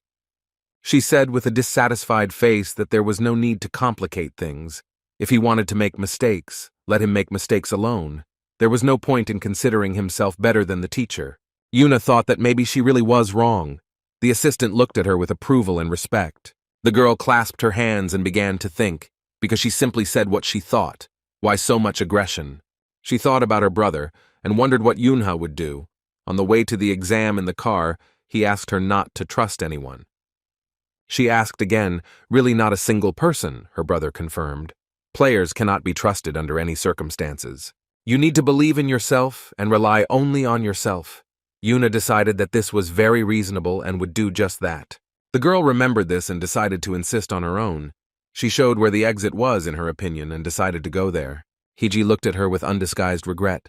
Let her do as she sees fit. Upstart. Yuna stood on the mana flow and went in the direction she needed. The teacher was pleased with her choice and did not hide his smile. Soon there was no trace of her. Yuna realized how much time she had wasted following the opinion of the majority. The guys watched her for a while, but they themselves needed to get moving. Since the exit was close, why waste time? Yuna rushed forward, enveloped in the glow of mana. She was glad that she remained true to herself and did what she believed was right. Hiji fixed her hair and said that she really didn't understand Yuna, but it was time for them to go anyway. The girl turned around and confidently headed in the direction suggested by the teacher. There was an exit ahead. At least that's what she thought. The closer the white shining rectangle became, the faster Hiji moved. She wanted to finish first. In the end, she even started running, happy that she would get there before the one who took second place in the previous test. Here her foot is already on the threshold of the supposed exit. Hiji, with a light heart, stepped towards the white glow. It was a portal, and the next moment the girl realized with horror that she had returned to her starting point. There were still quite a few applicants left in the labyrinth, but Hiji was the most upset because she was supposed to be the first one out, but now she found herself in the very center. Meanwhile, Yuna came out of the labyrinth. She kept reproaching herself for not following the mana flow. Otherwise, she would have saved a lot of time and effort. She leaned her forehead against the soda machine. Completely exhausted, Yuna poked at the buttons, not even understanding what she was choosing. She was wondering how Yunha and her little sister were doing. Ryu Yonha approached her and said that the machine mistakenly gave her 2 cans of drink. she would be happy to share. She added that she refused the offer to team up before the exam, not because she didn't like Yuna. Our heroine gratefully took the soda and thought that Ryu, it turns out, is shy, which is very cute. She opened the jar, saying that she didn't know what the result would be, whether they both passed the exam or not. But if they do meet at the Players' Academy in the new school year, then she, no Yuna, will be very happy to become friends. Ryu Yonha looked at her and remained silent for a while, her face somehow becoming very serious. Finally, she introduced herself and simply banged the can against Yuna's can. As if sealing the agreement, the girl didn't say anything else. At this time, all of our heroine's relatives had already gathered near the sports training complex where the exam was taking place. They were worried. The baby fell asleep in her brother's arms. He was already quite tired, and besides, he was starting to worry about Yuna. The parents were sitting on a bench. They looked tired. Yunha was restless and wondered where his sister had disappeared to. The holidays flew by quickly, and our hero went back to his usual school. Now he was a third grader. The first thing he heard when he sat down at his desk was Inhuk whispering his innermost message to him, Captain. The boy was eager to tell his friend that they still had the same class teacher, and what's more, the whole group was in the same class again. Young-huk didn't stop and whispered that he, of course, guessed that they would all be in the same class. But it was really cool. Sona thought that it was not only cool, but also weird. The girl wondered why all the people she had told her grandfather about, all her friends she had told him about, were in the same class, and the girl voiced her observation.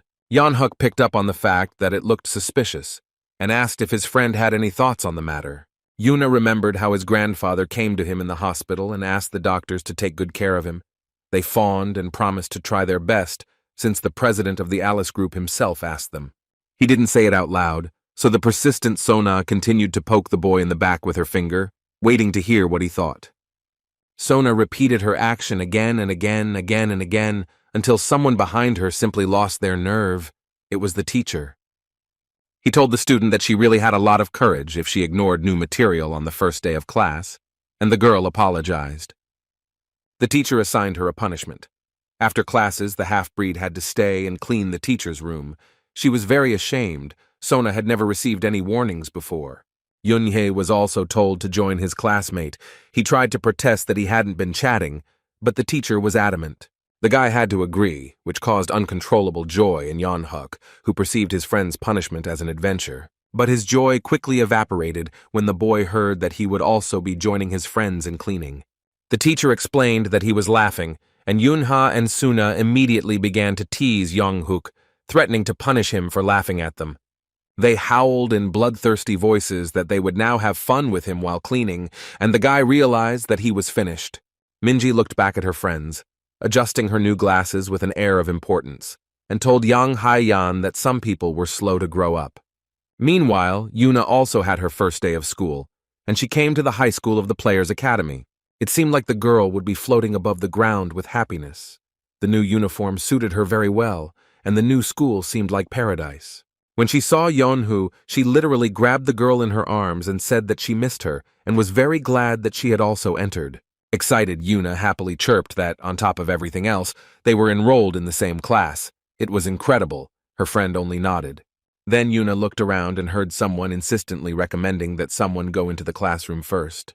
All the boys turned around with the same movement. It became obvious that some celebrity had come to school. Seeing the staff above the heads of their classmates, almost everyone started whispering about some kind of mother, divine, or something like that. The Holy Mother Park Hyorin, a girl who was enthroned as a throne girl when she was only 22 years old, came to them. She walked down the hallway smiling sweetly, but in reality she was ready to scream with anger. Why do they call Hyorin mother when she is only in her early 20s?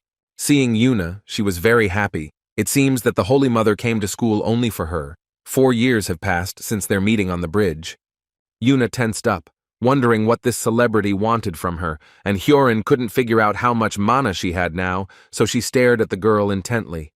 While Yuna was asking Yeonhui who this weirdo was, Hyorin noticed Ryu and recognized her. This was the daughter of Elder Namgun Grain.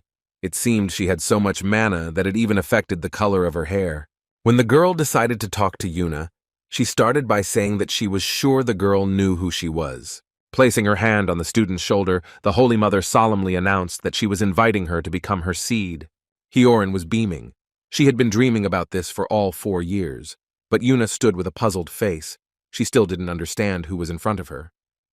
Sister Eunhee thought that if it was just a celebrity in front of her, not a witch, or someone like Shin Seo-yoon, then she wouldn't be able to teach the girl to control the amount of mana that she possessed. The Holy Mother waited for an answer. She mentally tried to make Yunu react faster, not to prolong the pause and say that he wanted to become her grain. The girl thought for a long time. Then she scratched the back of her head and replied that it was very awkward to say, but no. You couldn't tell from Park Hyo-rin's face that she wanted to scream in anger and stamp her feet, but that no was a shot to the heart. Yuna explained that she was seeing the girl for the first time and was completely unfamiliar with her, while she had been studying with a wonderful teacher for a long time and wanted to continue studying with him. The girl turned around, took Ryu by the arm, and continued down the hallway to class, wishing the Holy Mother all the best and a good day. Park Hyo-rin was left standing in the middle of the school hallway, surrounded by underage fans who only wanted to get her autograph, completely oblivious to the stage. The girl mentally replayed the words about the wonderful teacher in her head and realized with horror that Yuna really did not understand that one of the thrones was in front of her. At this time, Park Hyo-rin's phone rang. It was the clan Lord Gu Yeon-soo. The matter was urgent and there was no way to postpone the conversation. The girl listened carefully and asked again whether it was necessary to deal with the horde of monsters right now, or whether she had 15 minutes to spare.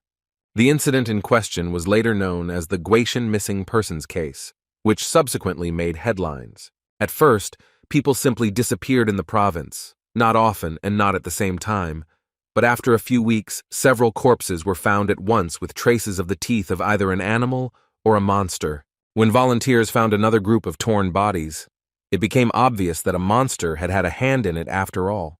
The inhabitants of the province, who heard rumors of the disappearances, began to protest against the inaction of the authorities and even the government of the goddess itself. To avoid unrest, it was decided to involve several clans of the city of Gwacheon, blades, reguls, and kings in the matter. The players immediately set out to explore the Gwacheon reservoir in search of the monster that needed to be destroyed. Soon their search was crowned with success. A 6th-class monster called a Sharptail was discovered. The problem was that it was not one monster but a whole colony. The first to risk fighting them was the fire demon, Kang Hyun-chul, already familiar to us from the incident with the Kraken. He was strong and fast, so he decided to use his ability to quickly solve such problems. Several monsters burned in the fire of his sword in the first 15 minutes, but that was only the beginning. In search of the remaining monsters, the lord of the Blade clan wandered into some swamp, but the creatures hid very skillfully, sensing danger. Then, behind him, he heard an explanation that the monsters were intelligent, and that only a monster with high intelligence could control a horde of this size. The chief ordered his subordinates to find shelter from the people who came to kill them, said the lord of the Regul clan, Gu Yeon-soo. Kang Hyun-chul countered that this was just speculation. These creatures could barely move their limbs and did not have mana, to which Gu Yeon-soo asked not to underestimate the monsters.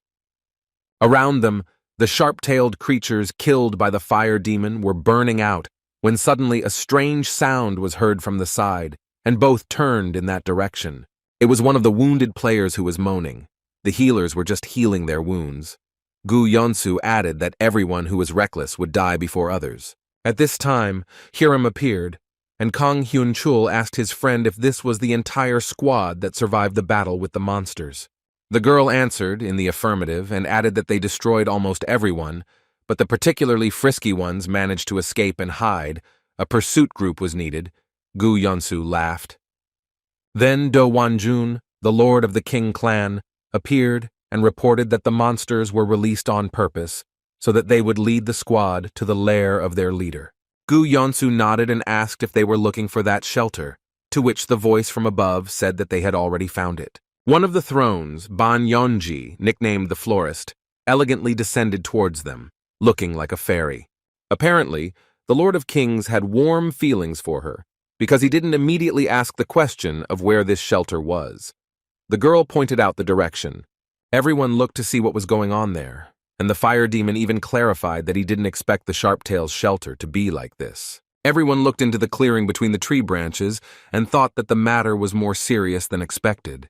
The entire Guashon Reservoir turned out to be the shark's refuge. It was incredibly beautiful and incredibly large. People didn't know about it yet, but at the bottom, someone had already woken up who was quite capable of taking their lives. The monster opened its yellow eye and became wary. It seemed the time had come to rise from the depths to the surface. The players came out onto the shore of the reservoir and were amazed at how beautiful and diverse the flora was. The beautiful flowers and azure water lulled their vigilance. Park Hyo-rim's eyes widened in surprise, and she said that no matter how hard she tried, she would never be able to create something so beautiful. The girl who conjured this beauty with the help of magic, without turning her head, said that she did not even doubt it. The fire demon gave his friend a flick on the face and informed her that their talents were different. There was no doubt about it, but that was the whole point. The Sacred Mother pushed his hand away. She was seriously angry both at the situation itself and at his behavior. Without pausing at all, Kang Hyun-chul asked her what she was thinking so deeply about. The girl angrily asked what he was doing, to which the fire demon asked him not to be in the clouds, but to think about their common cause. Hirim almost cried and said that she was here for support and treatment. The guy laughed and replied that he didn't really believe it. The florist and Gu Yeonsu laughed, amused by the relationship between their colleagues. The man said that it was enough to flirt, let them look at something interesting. Both of them were seriously angry and even blushed, but they still looked in the indicated direction. What they saw puzzled them. On the bank of the reservoir, a pipe was visible, or rather 2 pipes through which water was supplied. This looked strange. The players from the King clan were tasked with scouting the area, and they eagerly began to carry out the order. The kings and the regule will gather all the remaining people and go to the shelter, preferably not at the same time, but in turn. Gu Yeonsu asked Bang Yeonji how long she could maintain the beautiful picture, and the girl said that if she had enough magic, then about 4 hours. The man said that he would leave a couple of players with her for protection, and entrusted the fire demon with the protection of the reservoir. Kang Hyun-chul liked this task. He immediately rushed to complete it. The guy was inspired by the impending danger and the upcoming battle with the monster. Gu Yeonsu himself was also about to go into the pipe, but the fire demon yelled that he actually intended to go first. Looking at his jump, Park Hyo-rim exclaimed that the guy was an idiot. The rest just joked something about young blood. Next, the scout players from the clan of kings went into the pipe, and their lord, of course, also joined the squad. At this time, the news bulletin reported that the government had used all its resources to clean the reservoir. Yun-hee's family was just about to have dinner, and the guy muttered that the incident happened at that time. Yuna asked what he meant. The boy realized that he had let it slip and asked not to pay attention. His sister got upset, and he began to think about how the situation would affect the future. Yuna was so deep in thought that he even forgot to take the spoon out of his mouth. He couldn't decide what to do. The last time the operation was only half successful. Moving deeper into the shelter along the pipe, the players discovered a horrifying sight. The corpses of missing people were suspended from the ceiling by their feet. The fire demon cursed. Everyone else was silent, but they were in complete solidarity with him. No other word would fit here.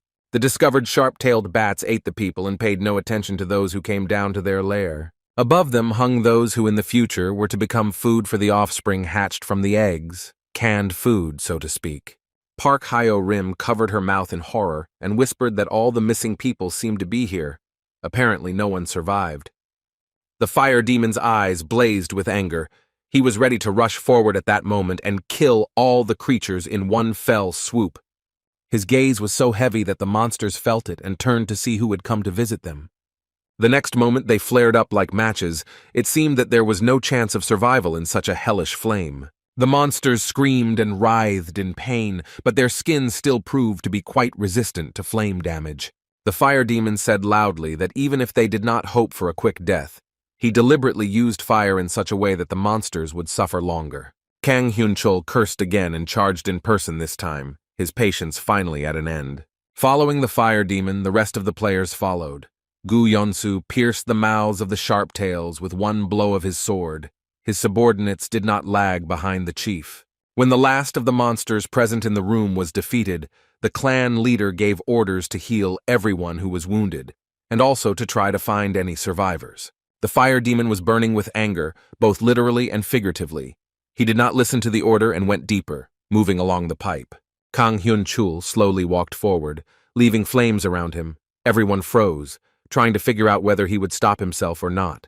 Then Gu Yonsu's hand fell on his shoulder. He reminded the fire demon that he needed to take care of the missing people.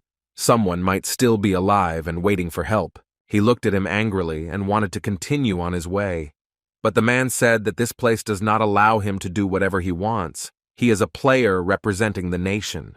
Gu Yonsu ended by saying that the kid still had some experience to gain, which caused Kang Hyun-chul to become overtly furious. The other men looked on in horror as the thrones quarreled and prayed only that they would not start fighting in such a small room. Otherwise, the common players would be finished.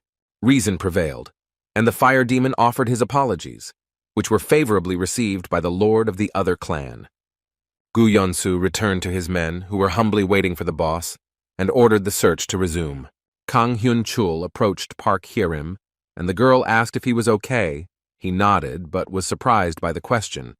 She muttered something about a couple of kind words from an older man, to which the guy replied that if he got it, it must have been for a reason. He knew that the experienced players secretly looked down on him, but that shouldn't bother someone who was determined to get better. Gu Yonsu specifically called him a fire demon instead of addressing him by name or as a clan lord, but that doesn't make the player worse. It makes the offender worse. At this point, Park Hye-rim gently took his fist, clenched in anger, and suggested that they study and become better together.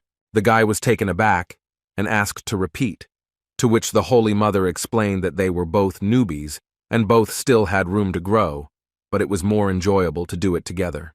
The girl brought his hand to her face and said that when mistakes are pointed out, it is a chance to become a better version of yourself. Kang Hyun-chul thanked Park Hye-rim. She was surprised. The fire demon almost never called her by name. The guy explained that he was not himself, and then added that he thought she was cool, but this whole conversation was too tiring and inopportune.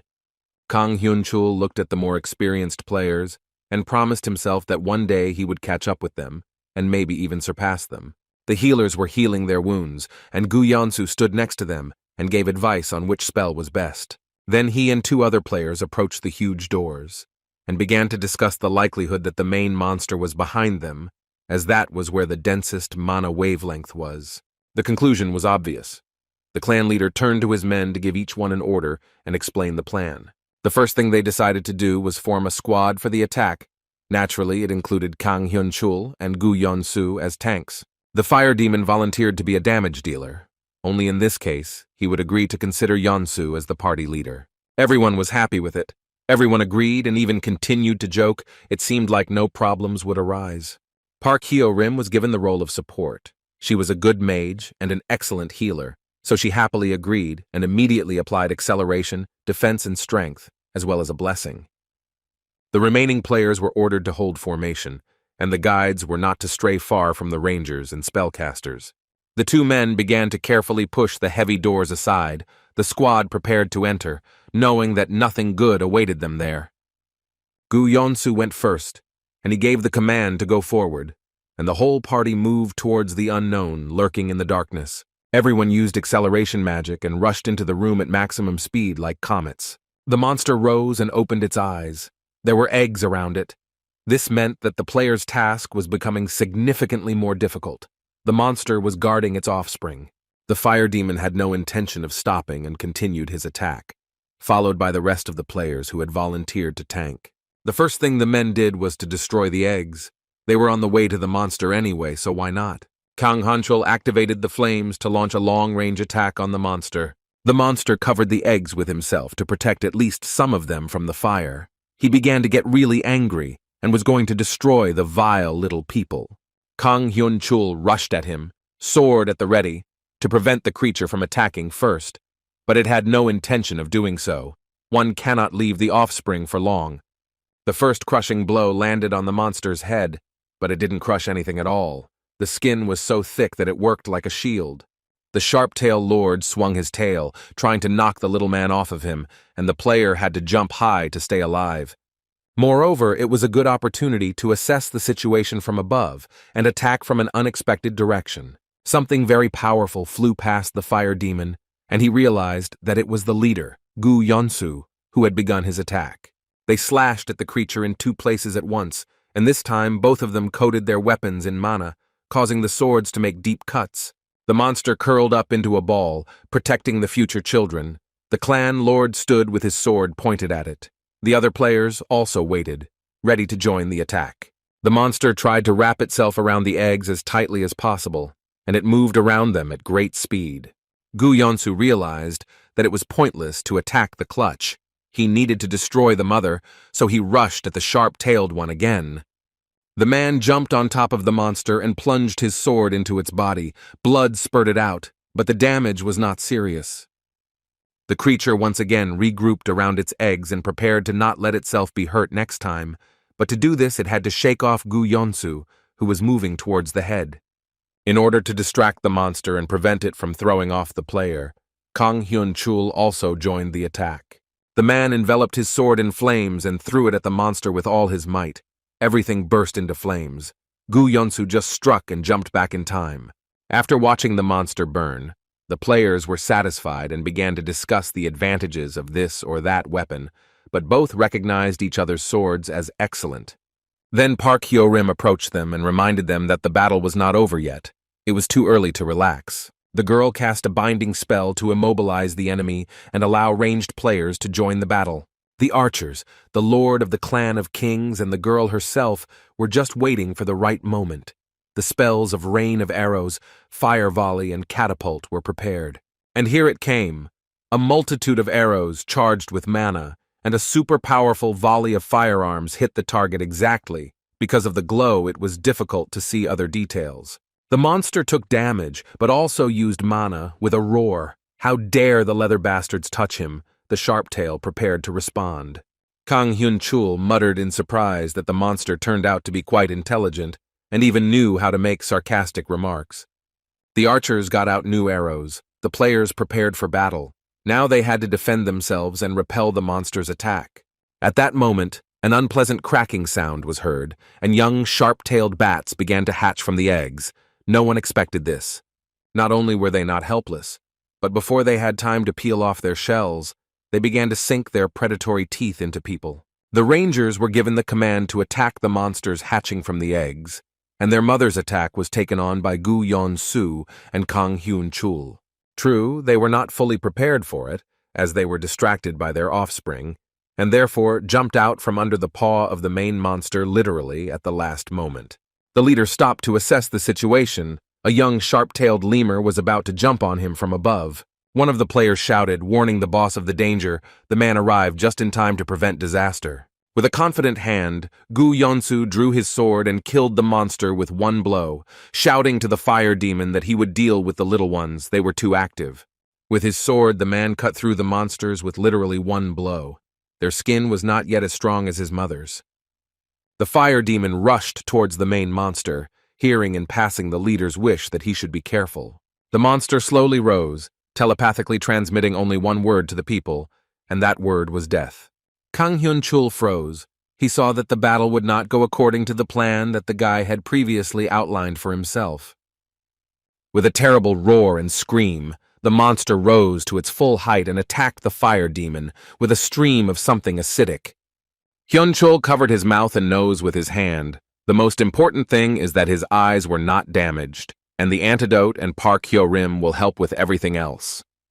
The girl shouted to her friend that he should attack despite the streams of poison, and what exactly to do, she would tell him telepathically through the half-breed spotter. Well, who is he to be afraid of difficulties? The player made several hits, and thanks to the tip, jumped back in time from another acidic stream of poison. Jumping aside, the guy heard his girlfriend order him to urgently get an antidote. He asked her not to worry about it. On his belt, like Yoonhee at Alice's hotel, were several powerful potions for all occasions. And there was also an antidote. Park Hyo-rim asked him to trust her and attack. Kang Hyun-chul didn't have any objections to this proposal. He rushed forward, engulfed in purple flames that protected him somewhat but wounded his opponent. The Holy Mother did give him an additional potion against intoxication. What else could one expect from a girl? And the hero thanked her and used it.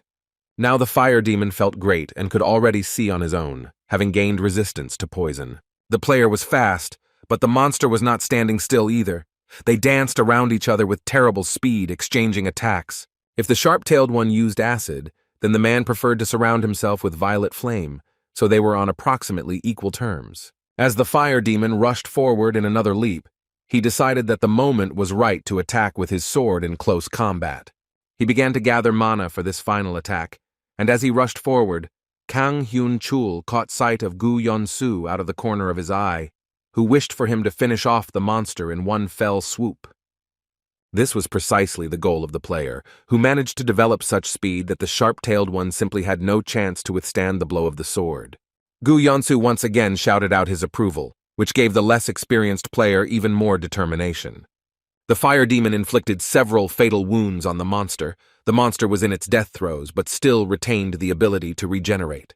Park Hyo-rim gave the command to shoot, and all the ranged players did so at the same time.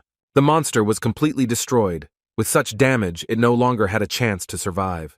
The Sharptail's last words were that he must protect the king. The monster lay down on the clutch of eggs, so that one remained unnoticed behind his dead body. When Kang Hyun-chul got closer, he really didn't even try to check what was behind him. He was happy that he won. Looking at the creature he had destroyed, the fire demon exhaled that he hadn't seen such a monster for a long time, to which Gu Yeon-soo replied that there was no need to relax. This was not the end yet. He raised his sword sharply and concentrated to deliver a precise blow. It looked a little ominous. The man swung his blade sharply and destroyed the monster's egg, killing the unborn sharp-tail embryo, and the player said that the same should be done to all the remaining ones. To everyone's surprise, the creature was still alive, moaning about its children and the Lizard King, who must survive, otherwise its death would have been in vain. Telepathically, the monster conveyed to his son that he must grow up, become strong, and avenge them all. The king of the lizards hatched from a hidden egg. Quite quickly, he made his way from his mother's corpse to the end of the pipe, without ever being noticed. The monster swam across the reservoir and came out onto dry land in search of shelter. Its legs were covered with fur. It looked strange. He wandered for quite a long time until he found a place to hide. For a while, the Lizard King hid. He needed to grow up. A week after defeating the Gwacheon monster, the children went out into nature. Minji and Sona played, agreeing that the loser would wash the dishes. Yunha and Hyeon also decided to join in. No one wanted to wash the dishes and everyone hoped to win. These hopes quickly disappeared. Sona jumped so well that she hit the ball from any position. No one could compete with the girl. Yuna was just watching at first, but after the ball hit Yeonhuk right in the forehead, he thought he wouldn't mind participating too. The boy fell on the grass and started screaming that it wasn't fair. He wanted to be on the same team with Sona. The girls didn't want to allow that. Sona wiped Yeonhuk's face and said that she would play with him if Yunha joined Hyeon and Minji. At Camp Gwacheon, the children were having fun. Bruno watched them play and thought they were all in good shape. It was not easy for Yunhei to convince her parents that the trip with Bruno to Gwacheon would be safe. They were worried after the recent events. The boy helped the bodyguard with all his might, even took on peeling potatoes, and didn't forget to thank him for his help. Yunhee had a cunning plan, so he sucked up to Grizzly with all his might. The man began to suspect something, but said nothing.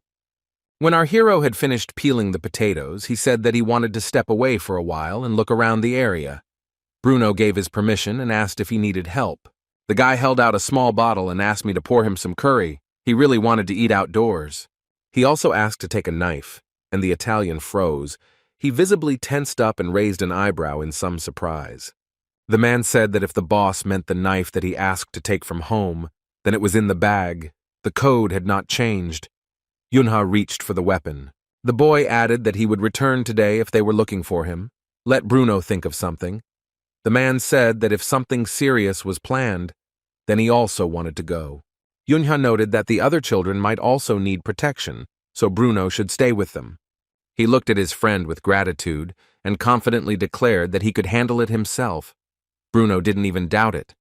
In the middle of the vast territories of the national park around the reservoir, a greenhouse was built, quite large. Yuna walked inside and found himself thinking that this place looked quite nice.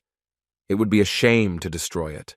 The boy suddenly realized that, unlike in his past life, now he did not feel helpless before meeting the Lizard King. Our hero took out his sword and prepared himself. The attack could come from any corner and at any moment. And so it happened. The monster attacked unexpectedly and immediately with full force. The boy barely managed to parry the blow. The lizard's teeth clanged against the blade. To deprive the enemy of the opportunity to defend itself, the monster grabbed Yunhee's weapon with its clawed paw, blocking it. The boy used an energy attack and acceleration, so he quickly freed himself, flying several meters to the side. They stood and looked at each other.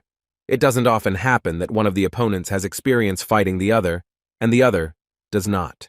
In a past life, during the absence of the goddess Lim-Ga-Il, monsters invaded Seoul, leading hordes of their own kind. Yunya had just graduated from the Players' Academy and was preparing to receive the nickname of the Immortal, and he was sent to solve the problem along with other players. Nobody knew what to do. The monsters had at least 4 powerful leaders, one of whom was the Lizard King. Seeing him surrounded by many small minions, No Yunha realized that he had to destroy this monster himself. The King of Monsters' main weapon was acidic poisons, and none of the players dared to approach him closer than a few dozen meters. He was assigned to a 3rd rank superclass, and our hero spent a lot of time and effort fighting this enemy. Now the boy looked at him and felt awkward. The King of the Lizards was still about shoulder high to him. No one even guessed that he would sit in the greenhouse until he grew up. But there was no point in getting sentimental. Our hero decisively swung his sword and began to attack the enemy. With his first blow, he plunged the blade into the monster's neck. There was no need to attack again. Grasping his wound, the Lizard King jumped back as far as he could with a huge leap, blood flowing from under his paw. He hissed a threat at the guy, and Yunha thought that the enemy had not yet grown up, but had already learned to intimidate people. Our hero remembered that the last time the Lizard King actively used camouflage, he guessed that the monster had probably already mastered this skill. Therefore, having felt the movement of mana near him, the boy managed to dodge the blow of the sharp-tailed one, who attacked, as last time, completely unexpectedly. Yunha didn't see the Lizard King, but he felt perfectly where he was. The monster showed a desire to kill. The guy attacked. The monster screamed in pain and became visible for a moment. He did not expect his disguise to be revealed. Yunya looked at his opponent and said that it seemed that it was in vain that he had prepared so responsibly for the meeting. Taking out a bottle of curry, the guy sighed that he was going to use a special tool to detect the Lizard King. He didn't want it to go to waste. With these words, he splashed hot, spicy soup right into the enemy's face, and he howled and whined in pain. The next moment, the Lizard King was 10 meters away from the boy, trying to climb a tree. Yunya shouted loudly that he had prepared the dish specifically so that the monster could enjoy the treat before dying. The Lizard King remembered that he had also prepared a gift for our hero. He opened his mouth and spat out a stream of acidic poison. Yunha was amused. He was ready for this step, and had already cast mana on his weapon in anticipation of the fight. The boy used the Heavenly Step skill and dodged the poison quite easily, his eyes glowing with excitement. It was necessary to finish the duel. Our hero made an incredible jump, preparing to use his blades. With 2 sharp movements, he cut the throat of the Lizard King, and with one jump, he jumped back to the ground. The deed was done. Blood gushed out. The monster was destroyed. At least that's what it looked like. The battle was over. Yunha felt some movement and walked a little around the greenhouse. Approaching the edge of the fountain, he looked at the water. The monster's paw jerked convulsively for the last time. Leaving a few scratches on the floor as a reminder of its owner, Yunha approached. The remains of the Lizard King were burning under the hero's feet. Like all monsters, he was supposed to disappear after death. The boy said loudly that the enemy quickly surrendered. He thought that the King of the Lizards was the king in everything, but he turned out to be a weakling. At this time, the monster appeared in the far corner and rushed to run as far as possible. This was the only chance to escape. The King of the Lizards spent almost all his mana on creating a clone. Yunha stood and watched as the remains of that very clone burned out. The guy even looked a little sad that everything ended so quickly. The Lizard King ran towards the reservoir and thought that he could not defeat the enemy now, but he would definitely find and kill him in the future when he grew up. He didn't have time to rejoice at his plan, when suddenly he heard a question about where he was going. Yunha was standing over him with his sword raised to strike. The surprise that was reflected on the Lizard King's face was so strong that he felt sorry for him again. He did not understand why the enemy was aware of all his skills and tricks. Yuna struck first and once again stained the ground with the purple blood of the monster, who was unable to dodge. The Lizard King could not attack either, so soon after the first sword strike, another one followed. All the monster could do was try to dodge and jump in hopes of increasing the distance. Yunha reported that he knew about cloning. The monster grunted in surprise and turned to continue running, waving its spiked tail. Yunha jumped over his opponent and appeared in front of him again, declaring that he would not get rid of him so easily this time. The guy was ready to kill the monster, this time for real, so he told him that it would be better for him to stop and die with dignity. Our hero wrapped his sword in mana and prepared to launch an attack. The Lizard King stopped, but was not going to give up without a fight. Yunha used Heavenly Steps again and quickly jumped up to attack the enemy more effectively. The boy twirled his sword in a mad dance technique, and the monster lost several spikes and even limbs. Despite his severe injuries, the Lizard King continued to fight. He already understood that this was his last battle and wanted to leave with dignity. With a terrible cry, he tried to attack our hero with his tail, but he didn't have much strength and mana left. Meanwhile, Yunha was advancing while surrounded by a purple mist, which was a side effect of the resentful soul spell. The boy pushed the monster back to a tree. It towered over him, exposing its most vulnerable spot, its stomach, which is where our hero aimed. Yunha thrust his first sword and was now preparing to use the second one. The fog began to gradually dissipate. It turned out that with the help of the spiked needle attack and a huge amount of mana, the guy managed to nail the monster to the tree tightly, piercing its stomach. The enemy screamed and made gurgling sounds. He could not understand why this man attacked and why he wanted him dead. Yunha thrust the sword even deeper and asked if there was a special reason to want to kill a monster. These words were the last thing the Lizard King heard, and with them he died. Tongues of flame began to engulf the body of the destroyed monster. Taking his blade out of the body of a dead enemy, our hero concluded that people and monsters cannot coexist together. Even if the end of the world begins, this will not happen. The guy remembered how, a few seconds before his death, the monster asked him not to kill him, but there could only be one outcome. Now Yunha, shrouded in the fog of the offended soul spell, was preparing to receive his magic stones. The boy's mana streams started some kind of process, and the Lizard King began to shake his entire body. Our hero was serious and focused. He was conducting an experiment and really hoped that everything would end in success. The monster lost, but it was not the end yet. He would serve Yunha well with his very existence and his death. The boy took out a pistol. This time the weapon was not needed, but in his past life he killed the king of the lizards with a shot. When Yunha was a player, he learned the rule well. Either you kill the monster or the monster kills you, and there is always one left. The remains of the monster were burning out, nailed to a tree. Our hero thought that he would not miss his second chance and would live this life completely differently. The boy, like the young man then, raised his pistol as if he intended to fire and thus destroy his past. After the death of the Lizard King, there was not just one stone left on the grass, as was usually the case, but three, a large blue one and two smaller yellow ones. Yuna sat down next to them and realized that these were two magic skill stones and one regular mana stone. Skill stones were magical stones that stored a monster's foresight. When a monster died, a stone appeared that stored a skill corresponding to the monster's level. If you absorb a skill stone, the skill that is imprisoned in it can be used. Yunha thought that the Lizard King left him a parting gift. But if the compatibility between the player and the stone is low, it will not be possible to absorb it. The guy tried it on one of the stones and nothing worked the first time. If it is not compatible with the first time, then it is necessary to try the second time. Yunha took it and tried to interact. With high compatibility, the stones should glow when in contact with the body, and in this case, that is what happened. The monster's providence passed to the player who killed it, but the gift turned out to be quite valuable and useful. Yuna was delighted. He could not have wished for a better reward for himself. He needed to quickly return to the others. The boy ran to the camp and saw that everything was fine. John Huck no longer had any pain and was calmly playing with the girls. Our hero returned the weapon to the case that Bruno brought with him. The job was done. Now it was time to rest. The Italian was already rushing to the boss. He also wanted to make sure that everything was okay.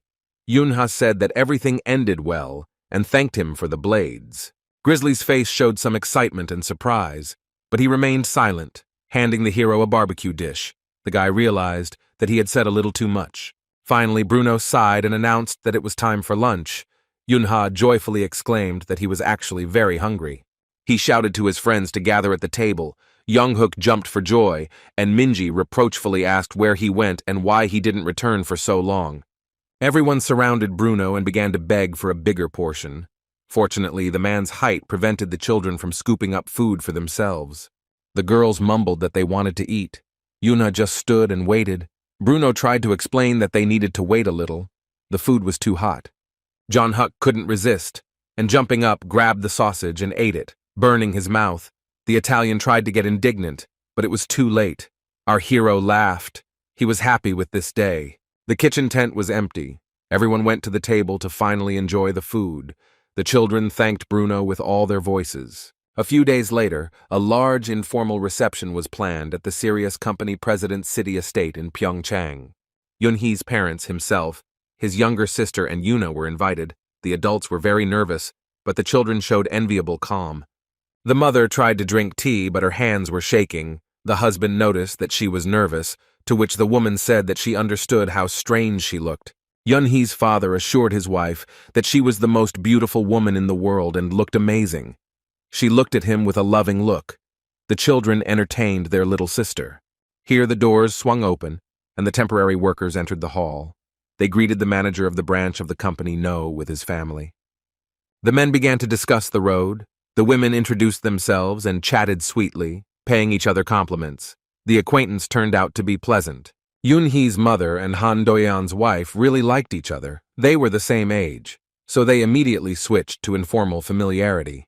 Yuna really liked both the house and its owners, and our hero noticed details, for example, that although Choi Subin behaves kindly, he tries to keep a little distance. Then a dark-haired girl approached the children and said hello. She had not yet been introduced to the guests, so she decided to do it herself. Her name was Han Se-yeon, and the girl said that she, like Yuna, entered middle school this year. Yuna extended her hand and said that they were the same age, and she immediately received an offer to become good friends. The new acquaintance knew that Yuna had entered the Players' Academy and immediately started a conversation on this topic. Yuna knew that his sister was very sociable, but when in the first 5 minutes of meeting the newly made friends began exchanging phone numbers and Instagrams, he couldn't help but smile. Another brunette, who looked about their age, walked past the group, but did not introduce herself to the guests. Yunha immediately recognized the girl and decided to take the initiative. When she sat down in a chair and began to drink tea, the guy came up and said hello, noticing that they hadn't seen each other for a long time. The answer was silence, and our hero was somewhat embarrassed. He did not expect such blatant ignoring. It turned out that no one was going to ignore him. The girl was just shy, and a minute later, stuttering, she nevertheless responded to the greeting. She made an offended face and reminded that last time she asked to address her differently, it was Han Dayoung's second daughter, Han Se-hyun. They met 2 years ago, after Yunhee's first grade, at a reception at the Saebyuk Hotel in Myeongdong. Yunha remembered how long he had refused to wear an expensive suit or leave the house at all that evening. The fact is that every year the Sirius Company held a party to thank its employees for their service, inviting them along with their families. Yuna was actively communicating with everyone at the time, which was strange considering that it was her first time at the event, and Yunha kept to herself. The father did not share his daughter's delight. His wife stayed at home with the newborn baby, and he was very upset that she was not at the celebration. A young man smiled at them and said that he was glad to see the head of the No department here at the celebration. The father became embarrassed and said that he had not yet become a director, to which the man laughed and said that the new year was about to come, so it was quite possible to address him that way. Taking the opportunity, everyone began to congratulate the father, who had just been promoted. Yuna ate slowly and thought about how his loving and gentle father had become the director. Wasn't it time to start worrying about the future of the company? The boy looked around, trying to find a quiet place where he could eat in peace. Here he saw that a dark-haired girl was standing alone near the window, wearing a dress as dark as her curls. She looked thoughtfully at the cityscape and showed no desire at all to communicate with anyone, just like our hero, although in fact no. Yunha approached the girl and said that right now she was losing a lot in her life. She didn't answer, she just looked back. Still, curiosity got the better of her, and the girl asked in what sense he was losing. The guy replied that there was a great chance to eat something delicious. He speared a piece of food with his fork and explained that they needed to eat until they were full. They were children, so they could afford it. Yuna handed her a small piece and asked what the girl thought about it. She hesitantly said that they shouldn't eat at the party, to which the hero countered that isn't that what they're having them for in the first place. The piece went straight into her mouth, and it was clear that the dish was delicious. The beauty's cheeks turned pink. She seemed pleased. The boy's father saw this scene and called out to him. The boy decided that he shouldn't be embarrassed. From the outside, the situation really didn't look very good. His father pounced on him with complaints that he couldn't leave without warning. He was worried. Then the man in the gray suit asked in surprise if this was really the son of Director No. The boy recognized this man. His face reflected undisguised surprise, but he had to control himself. It was Han Do-young, the next chairman of Sirius, who said that he was glad that Director No's son had been found. Yuna decided to get acquainted. The boy said hello and introduced himself. It turned out that Han Do-eun had heard about him after the incident with the Kraken. The man introduced his daughter, Han Se-yeon. She was the same sociable girl who quickly got along with Yuna later. She would become an excellent manager in the future. Then Han Do-young looked over Yunhe's shoulder and happily said that here was the second girl, his other daughter, Han Se-hyun.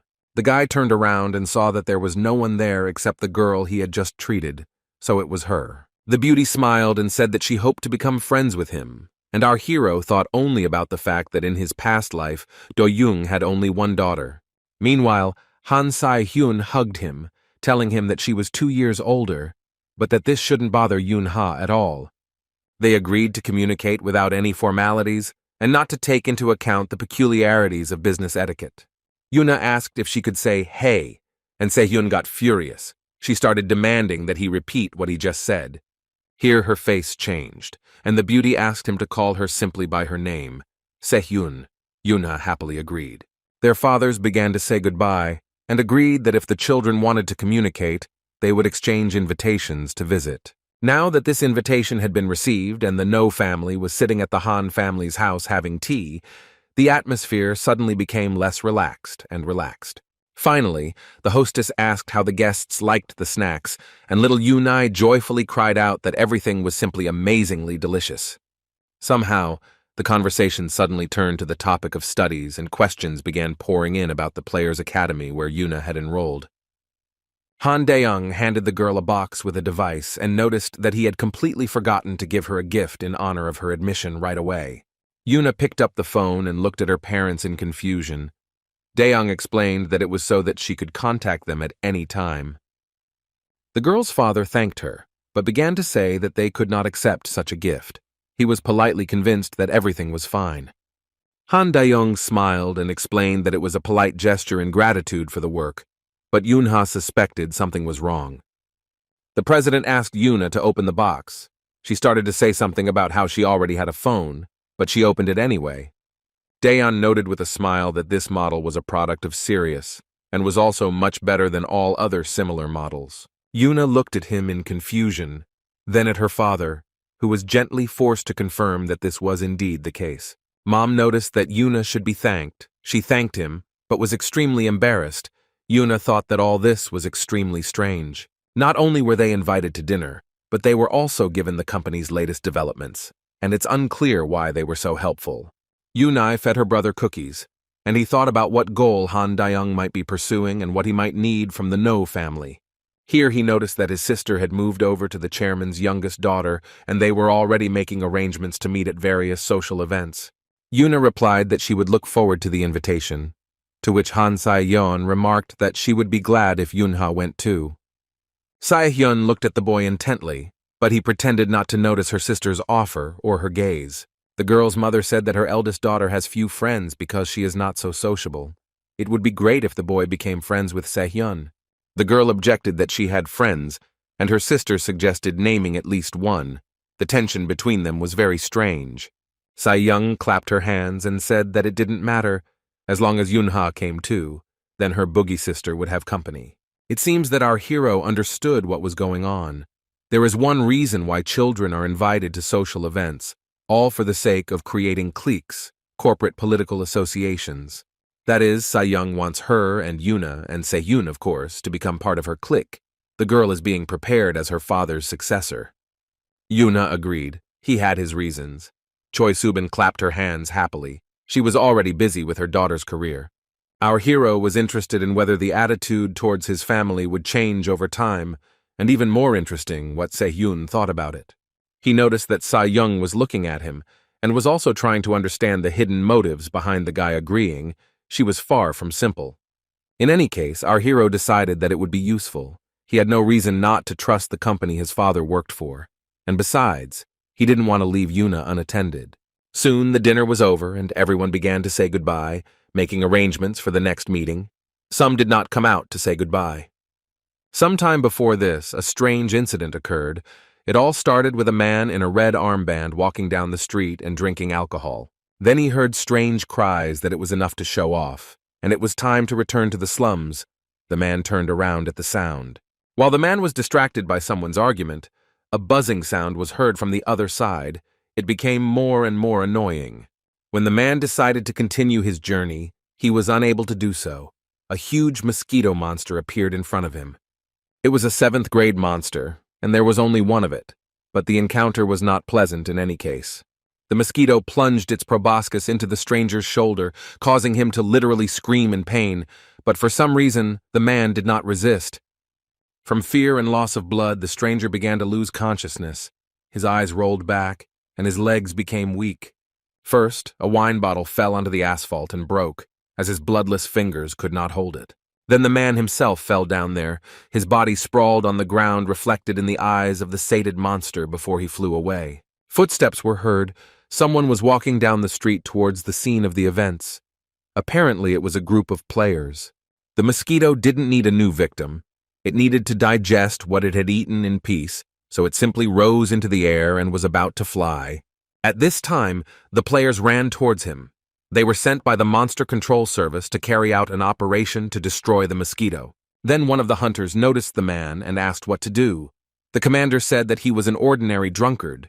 He had nothing to do with them, and with the mosquito either. According to the instructions, they had to take him to the hospital. The commander did not want to, but still, it had to be done. On the day when the incredible heat wave was announced, the children started their summer holidays, and some of our good friends also ended up in the hospital. It was Juliet who joyfully greeted the guests with a wave of her hand and a cry of "Ciao."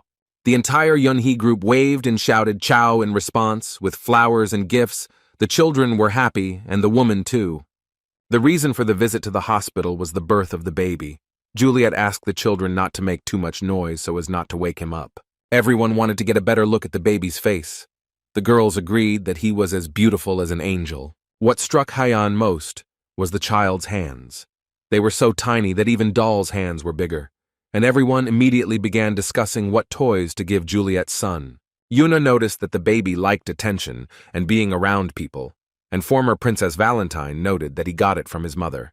The guy handed his neighbor a tiramisu and asked if it was a boy or a girl, since the word bambino is neuter. Juliet laughed that it was a boy, thinking it was clear from his face. Yunai and Yunhee's mother had already come. The girl was happy that she had another little brother, and was very interested in his name.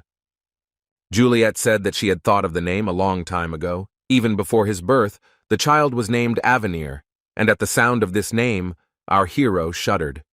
In his past life, No Yunha carefully studied the chronicles of the expedition to the Abyss, and came across this name there more than once. Due to his skills, Avenir, nicknamed Diamond Fist, played a key role in the raid. He was one of the best Italian players. The guy wondered if it was possible that Juliet's son and Diamond Fist were the same person. Here, Minji asked if she could hold the baby in her arms, and his mother had nothing against it. She was surprisingly calm about everything that was connected with her son. In Yunhee's past life, Juliet did not choose death. Being kidnapped by the Marins, she was in this child. Our hero's friends cooed over the baby and admired him, but Yunha himself wanted to pay more attention to his beautiful mother. The boy sat down next to Juliet and said that since Yunai considered the child his brother, he would also call him his youngest. Juliet promised that she would do her best to make the baby grow up quickly and start carrying his boss Yunhoo on his shoulders. The boy giggled that he would probably refuse. Here, John-hook raised his hand and asked what Averin's last name was, also no or another, and if another, then what? Juliet proudly declared that the boy's full name was, of course, Averin. But Yunha mentally screamed that it was time to stop giving out his last name to everyone. Soon the children left the hospital, the weather was good, and they decided to walk together a little more. When they went downstairs, the guys started discussing how the day was surprisingly hot.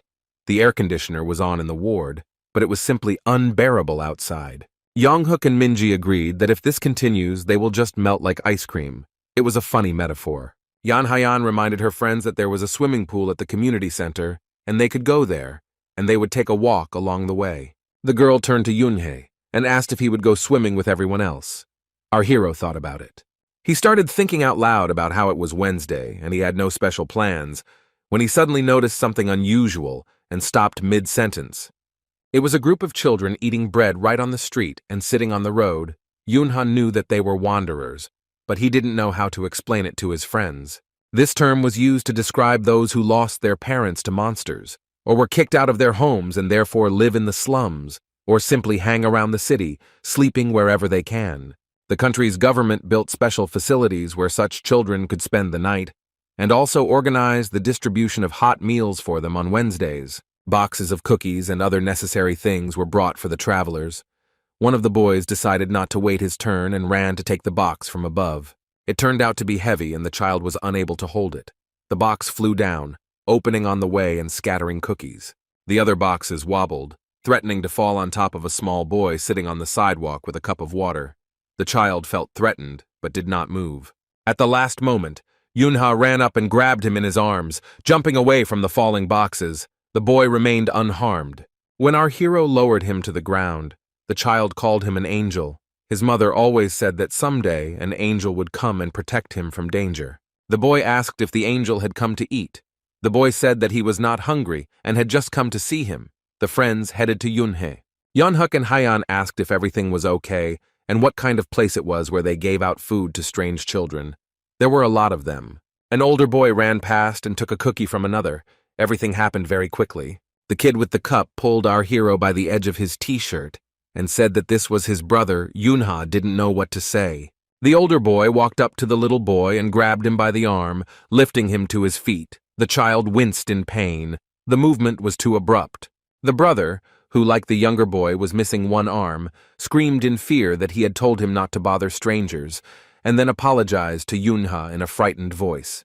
The travelers bowed and asked to simply let them leave in peace, and they forced the youngest one to bow in the same way. The group of friends looked in complete bewilderment at these dirty, unhappy children bowing before them with a frightened look. The wanderers left, the youngest joyfully waving his hand, saying goodbye to his angel savior. Minji and Yang Hyun noticed that those children looked scary, and it dawned on Yunhu that the friends had never met strangers before. The boy became sad. Parents usually do not explain such things to children, in whose lives kindergarten is replaced by school and everything is fine. As long as someone lives a quiet life, he does not encounter those who live in slums or are left on the streets. Sona sighed and said that today, it turns out, was that very day. The church she grew up in also fed the needy for free. Younghook asked the boss who they were. Haiyan also wanted to know the answer, but Yunha replied that they just shouldn't think about it. Without further ado, the group headed to the pool, unaware that several pairs of eyes were watching them. The situation looked like two different worlds had collided, one where people lived happily and had no problems, and the second, where instead of laughter and delicious food, there were only tears, danger, and hungry days on the street. It is not surprising that the children from these different worlds simply went their separate ways after meeting. The next day, Sona, Younghook, and Haiyan were sitting in the gazebo eating ice cream. Their conversation was quite casual and concerned the weather. Yan Haiyan looked at her watch and said that she needed to hurry up so as not to be late. Her friends reassured the girl that they would have time for everything. They were waiting for Yunhu and Minji, who were already quite late. Younghook assumed that the friends most likely just went to the cafe for ice cream. It was very hot. Then they heard footsteps. Someone was running towards the children. They thought it was Yunha, but the panting was too loud for a child in good physical shape. It was a man running, apparently the same stranger in the red bandage who had been bitten by a mosquito. He was breathing heavily. At the doctor's appointment at the hospital where the players took him, the doctor discovered a violation of mana concentration, so he advised him to go to a larger clinic. The man decided that the doctor was a charlatan. He had never had mana, and the stranger did not know that he had been attacked by a monster. He decided that it was a drunken dream. There were no traces of the bite. Our heroes became wary when they noticed a man with difficulty moving his legs and shortness of breath. He was too noisy and was behaving strangely. Eventually, the stranger in the red bandage couldn't hold his legs any longer, and he simply sat down on the sidewalk, continuing to puff and groan. The man stretched his hand out in front of him and looked at it. It seemed to him that the skin began to bulge and move, but he decided that these were hallucinations from the heat. I needed to call the senior manager and warn him that I would be a little late, and a phone appeared in the hands of the man in the red armband. He swiped his finger across the screen, but instead of his reflection, he saw an image of a mosquito monster. It was strange. The phone fell to the ground. Yeonhuk watched what was happening carefully. He was alarmed and was ready to rush to help. The man bent in half and grabbed his head. He took off the bandage. Sweat was streaming down his face. His eyes were bulging out of his head. The children ran up quite close and asked if he needed help. Yeonhuk asked several times if everything was okay, and the man replied that the children needed to leave immediately. The man again grabbed his head with his hands and began to swing, repeating that they should not hesitate and run away quickly. At this point, Hyeon, her eyes wide open in horror, called out to Yeonhuk, her voice full of horror. The boy looked back. He was too busy with the man and did not take his eyes off him for a long time. He needed to listen to the advice and run away. Now it was too late. The man's face was swollen and blistered, but he continued to insist that the children leave him and save their lives. Hyeon screamed again for Yeonhuk to run away faster, and the boy finally realized why the giant mosquito was heading straight for the children. He froze, unable to force his legs to move, although, as we know, he was far from being a timid person. At this time, Yuna was trudging along the street, languishing from the heat. Something strange was happening with the weather this year. Minji wasn't thrilled about climate change either, so when a friend suggested going to the store and buying ice cream, she was eager to agree. But the girl was very responsible. She knew that her friends were waiting and did not want to let them down. On the other hand, it was incredibly hot. However, her conscience got the better of her, and Minji screamed that the guy had fallen out of his mind. They were already late. What kind of store was there? Yuna said he just wanted ice cream and went to the supermarket to buy it. Minji tried her best to hold him back, even using her fists.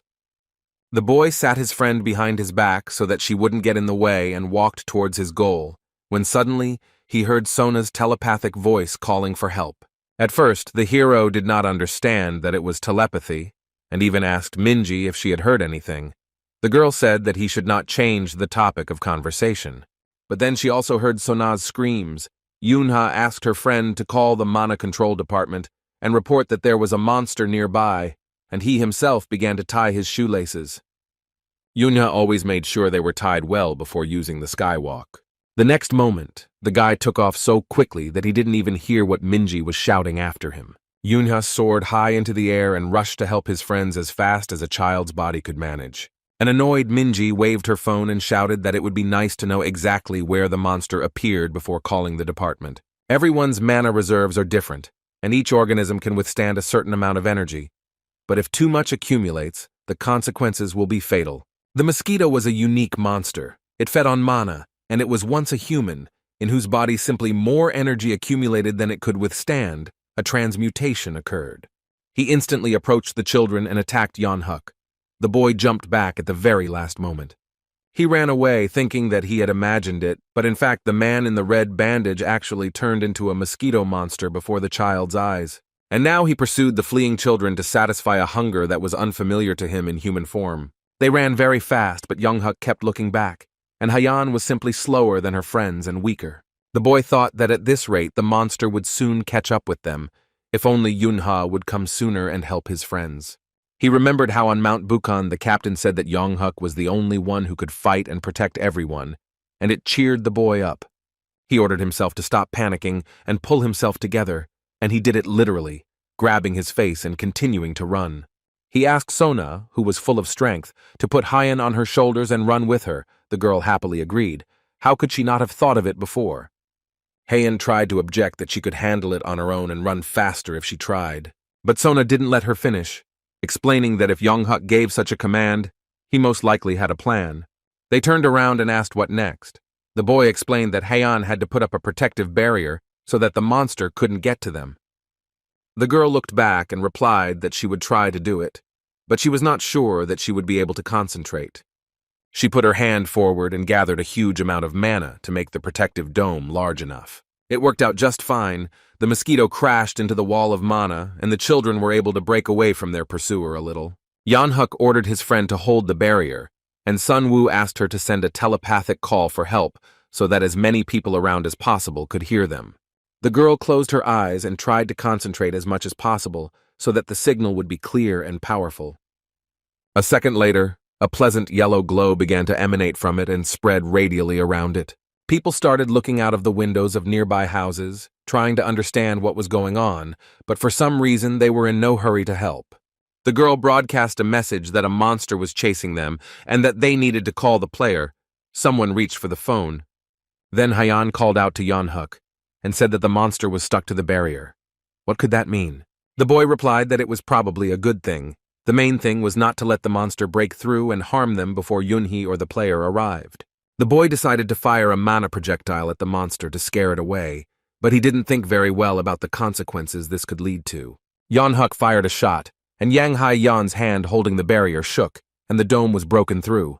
The mosquito looked inside, and the children realized that they had made a mistake and needed to flee again. But finally, Yanhuk decided to hit the monster a couple more times to buy some extra time for the girls. After that, Sona took Haiyan by the back again and prepared to start. The guy joined them at the same second. They ran away without looking back, and behind them the protective barrier crumbled into magical dust.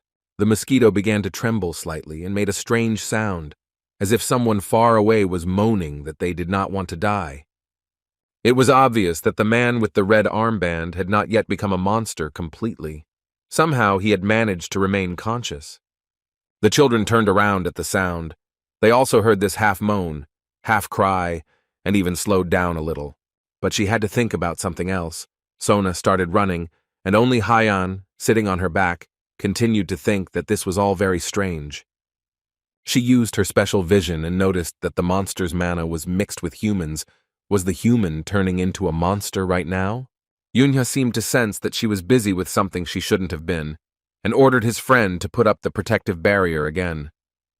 The mosquito had gotten too close to them, and there was no point in continuing to escape. Sona and Haiyan behind her were literally a meter away from the monster. If they didn't protect themselves, they would be attacked in a matter of seconds. This time, Haiyan couldn't concentrate properly. It wasn't worth spending mana on special vision. The little girl's head started spinning. She released her hands and let go of Sona, continuing to try to create a shield of mana to protect her friends. The monster began to circle in the air to attack the children from a direction they would not expect. Yanhuk called out to Sona to slow down. The girl slipped from surprise and injured her leg. Haiyan decided that it was her fault and almost burst into tears. She was very sensitive to the troubles she could expose her friends to. Yanhuk helped the half-breed up. Haiyan asked how she was and she replied that she was fine, but she needed to pull herself together. The little girl leaned over to Sona's feet and noticed that the damage was quite serious. She replied that it was nothing. The main thing was that everyone was alive. Sona looked up and said that there was something more important than the bruises and scratches on her legs right now. The mosquito was approaching again. The friends froze, trying to figure out how best to act in this situation. Since they couldn't run away now and there wasn't enough mana for the shield, they had to try to fight off the monster and attack it with mana projectiles. Yang Hye-yang and Yanhuk learned this technique from Yun-hee, so they didn't hesitate to attack while the distance allowed. The monster did not receive any serious damage. Its chitinous armor was quite strong and protected its body. He was getting closer and closer, and the children's mana was getting smaller and smaller. They continued to launch magic projectiles, hoping for a miracle. The mosquito began to circle right above their heads. They needed to change tactics immediately, but there was no time to think. Haiyan decided to take the tried-and-true route and create a protective dome again. This time, her concentration was at the proper level. The protective barrier appeared just in time to save the children from the attack of the monster, which had come very close. Sona sat and thought that while Yang Haiyan and Yanhuk were coping, it couldn't last forever. Soon, both of them would simply run out of mana, and then it would be the end for them all. Haiyan gave it her all. She felt guilty. Apparently the same feeling was passed on to the half-breed. Sona began to cry. deciding that her friends would die because of her. She began to persuade them to leave her here and flee. The girl shouted about this to Yeonhuk several times, but no one listened to her. Everyone was busy with their own business. Finally, Yeonhuk found a second to explain to Sonia that she was nervous for nothing. The captain would definitely come and save them. He would appear any minute. And although the boy had no evidence of this, he turned out to be absolutely right. Yunha was already approaching the place where his friends were heroically fighting off the monster. Sona was the first to see him. The girl began to smile through her tears. Well, she completely forgot that they had agreed to meet. Our hero didn't delay, and immediately delivered a very powerful kick to the mosquito. He made every effort to kick it away from his friends. The plan worked. The monster flew back about 10 meters, and now tried to take off again, but it didn't work out well. Yang Haiyan screamed that she believed that Yunha would come, and Yongyuk shook his fist and asked why Yunha showed up so late. The boy laughed and said that they were doing just fine without him, so there was no need to play poor. He assumed a heroic pose and said that there was no need to complain, because he had already made it, and now everything would be fine. He advised his friends to stay put until the other players arrived, and he himself intended to hold off the mosquito as long as possible. Hyan explained to the boy that this monster was not quite ordinary, and Yonghuk added that before his eyes, an ordinary man turned into a mosquito. This information shocked Yunhu. He had never encountered anything like this before, although he knew something about cases of transmutation. The guy decided that the mosquito was taking mana instead of devouring people. He had to act carefully. The attacked person experiences a mana deficiency, and the body begins to produce it too actively, resulting in an explosion, or the person turns into a mosquito himself. Yunha approached the monster with the firm intention of giving him a good beating. There was no point in touching his friends. The first blow landed on the monster's head, and it was so strong that the cracking of the chitinous shell could be heard. Taking advantage of the respite, the hero thought that the hospital and the control service should better monitor the patients bitten by the monster. Looking at the monster, which looked quite unusual, the boy thought that perhaps special instructions had not yet been developed for this type of monster. He circled around the mosquito and struck it from different sides, preventing it from getting closer to his friends. Well, the reasons for what happened weren't important now. It was necessary to concentrate on the battle until help arrived. Yunha gathered as much mana as he could and began to deal crushing blows to the monster. One of these blows was so strong that it simply smashed the mosquito into the asphalt, the insect convulsing. The guy jumped up and began to smash the monster's head against the ground over and over again, leaving him no chance of survival. A quiet groan and a call for help was heard. The boy froze. The man who had become a monster was still conscious. It was amazing. Yunha didn't continue to beat him. He just stepped on his body with his foot so that he wouldn't twitch. He was thinking what to do. But still, the process of transmutation could not be stopped, so the boy decided to finish the job. He and his friends decided to retreat to a safe distance while the mosquito was immobilized and perhaps dead. But then Yunha called out to Sonu.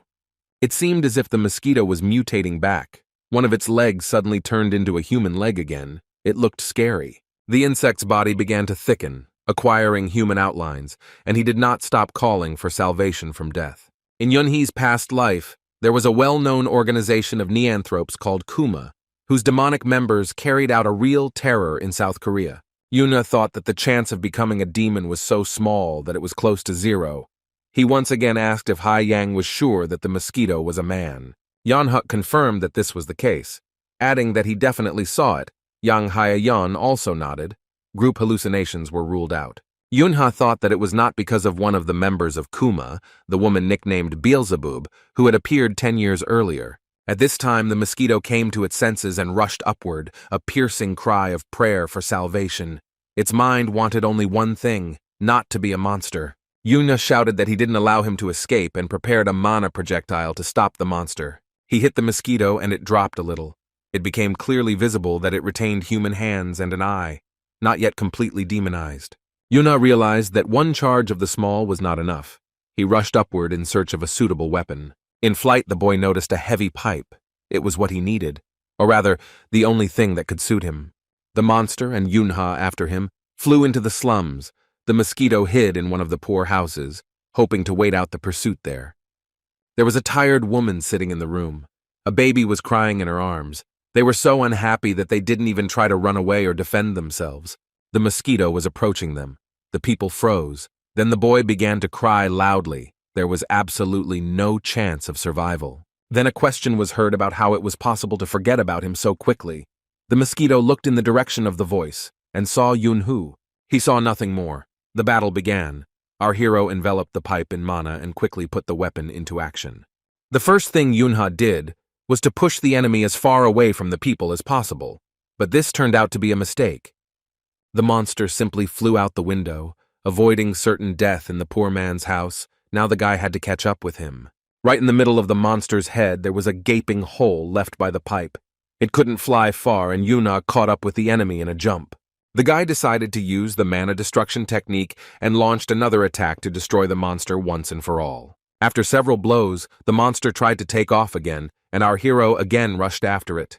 He decided that the pipe was quite suitable for a long-range attack of a small needle and decided to try how it would work. A whole rain of small mana needles flew after the monster, which made the chase much easier. The mosquito met the shells with its chest. Without trying to continue running, it simply fell sharply downwards. Looking at the destruction left by the monster, our hero thought that if he was to dodge like this, it was not yet clear what was better. Yunha headed towards the building where the enemy had fallen, breaking through the roof and several more floors. Then he heard a loud child's cry coming straight from the breach. The guy was surprised and confused. The child was calling for his mother. Yuna rushed through the window to save the baby as quickly as possible. He didn't hesitate for a second. He flew into the building and before he could land, was ready to start a fight with the enemy. But the enemy was not visible. But something else was visible, Yunha cursed. Even with his great experience in battles, this was already too much. There were many people in the room who had died as a result of their encounter with the monster. They were lying on the floor like mannequins. Our hero clenched his fists in rage. There was nothing he could do to help these people. He needed to prevent new victims and destroy the monster as quickly as possible. Mosquito was busy sucking mana from another slum dweller when Yunha rushed at him like an enraged bull. With one blow, he knocked down the monster and tore it away from its victim. Now it was necessary to prevent it from finding a new one and take care of the victim. With another powerful blow of the pipe, Yunha threw the monster so far that it almost broke through the wall of the building. His appearance changed again. Becoming even closer to an insect, it turns out that the monster retained human features because he did not completely lose his mind. Only now the demonization was complete, and now there was nothing human left in the mosquito. He took off and headed for the exit. The guy decided that this already looked like some kind of mockery of him. Then Yunha heard a familiar voice. Some child was calling for his brother, and then began to ask the angel to come back. The guy froze. It seemed that this was the same child from the wanderers whom he had saved in the morning from falling cookie boxes. He rushed to clear away the mountain of rubble from the ceiling debris that the monster had destroyed when it fell into the building. Stones rained down on his head, but Yunha did not stop.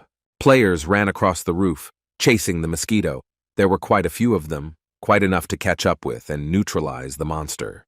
Yuna stopped and realized that at least he didn't have to worry about that anymore.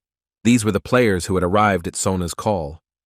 He left the mosquito on their conscience and looked at the child he had just dug up. He opened his eyes again and called him.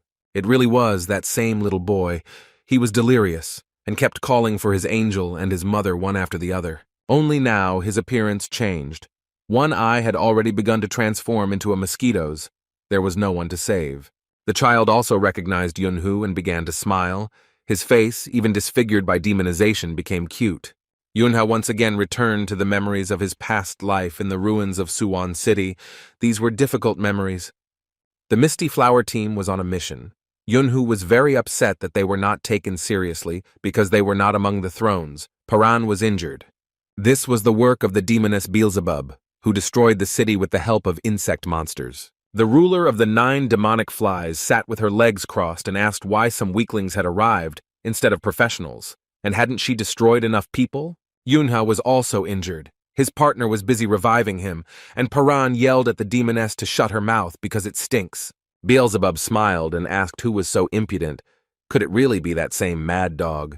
The hero grabbed his sword and resolutely rushed to attack her. He could not stand the creature mocking him. The ruler of the flies stopped him with one movement, piercing his stomach. Yunha screamed for Paran not to move.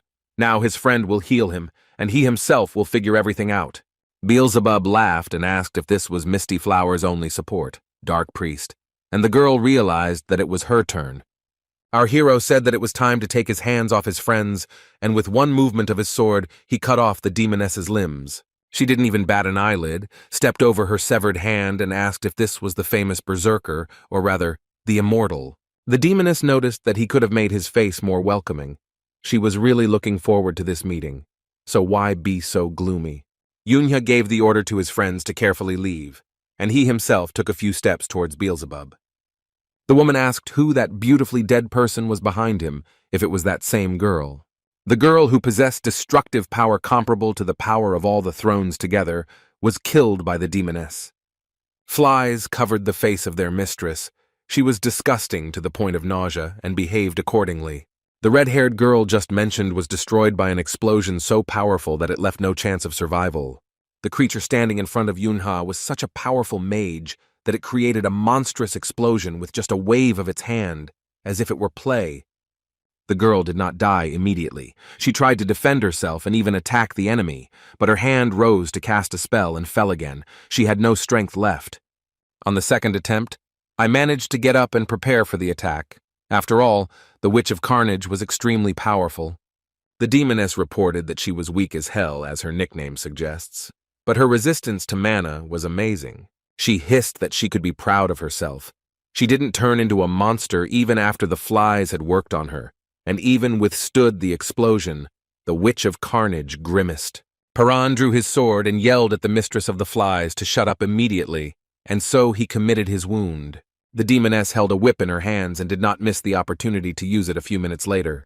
She landed a few blows, and that was enough to stop the conversation and take the battle more seriously. Paran entered into a long and exhausting confrontation with Beelzebub. He was no pushover either, and he wanted revenge. The Grim Reaper tried to bring the Witch of Carnage back to life.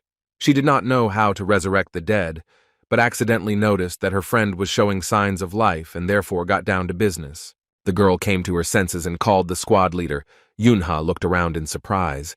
He didn't believe that this was possible. The witch laughed and suggested that he had probably become attached to her, but she demanded that he finish herself off before the demonization ended. The process had already begun, and her appearance was rapidly changing. Both the Immortal and the Grim Reaper could not hold back their tears. Finally, Yunha pulled himself together and decided to fulfill his friend's last will. He promised to meet her in hell, after which he cut off her head. Now our hero stood over the child, who had already begun to transform into a monster, and understood that he would have to do it again. Inside, he just wanted to burst into tears and hide somewhere far away, but he was forced to control himself for the sake of the boy. The kid asked why the angel wasn't smiling. Was he really going to die soon? The boy was silent for a moment and replied that he didn't want to smile. Why would that be? The boy laughed and said that whenever he smiles, someone always appears and saves him. He looked at Yunhu and asked to give him a smile. Our hero made an effort and fulfilled his last wish. Taking a firmer grip on the pipe, Yunha asked if the little boy had anything else he wanted to say before he left. The wanderer lowered his head and sadly said that he wanted to go to his mother. It was his mother that he missed the most. Yunha nodded and promised that he would see her soon. The guy raised the pipe to hit and warned that it would hurt a little. The child looked at him and replied that he had long been accustomed to pain, and it did not frighten him in the least. He added that if it is necessary, then he is ready to endure. Enduring is not bad, but even very pleasant. It makes you strong. Yunha lowered the pipe and froze. He began to think about how he had always hated little children, all his life, as far back as he could remember. They made a lot of noise and trouble. All the kids could do was interfere with him while he was doing his own thing. They fell, screamed, made you want to scold, or just run away as far as possible, just to get rid of the source of irritation. They fell, cried, and threw tantrums in order to get what they wanted from their parents. And these little manipulators almost always got what they wanted. All they had to do was cry louder. Yuna hated them because he himself was not like that. After the death of his parents, he was never able to become an ordinary carefree child. He looked at the other children and was incredibly envious of them because their mom and dad were with them, that they can simply take their father by one hand, their mother by the other, laugh and go through life knowing that they can count on support and protection. Yunha stood among the ruins and suddenly noticed a dirty but whole teddy bear under the rubble of walls and stones. He shook it off and picked it up from the ground. The toy was very cute and even seemed to glow from within with some kind of spiritual warmth. Yunha, holding the teddy bear in his hands, walked to the place where he left the body of the boy who called him an angel, thinking that he was only smiling so that others would not worry. The boy put the toy in the dead child's hands and whispered that this way he wouldn't be afraid to go meet his mother. He didn't cry because he knew it wouldn't help. By this point, the players have already caught the mosquito. They notice that the demonization is complete, so the monster needs to be finished off. Yuna stood over the child and thought about how he could do this, how he could continue to kill monsters, no matter who they were. The news reported that the mosquito monster had been destroyed, thanks to a girl who telepathically summoned the players. Yuna watched TV and thought that Sona deservedly received the Brave Child Award. She did a great job. At this time, his little sister looked into the room. She was seriously concerned about something. The little girl thought that her brother hadn't been smiling at all lately.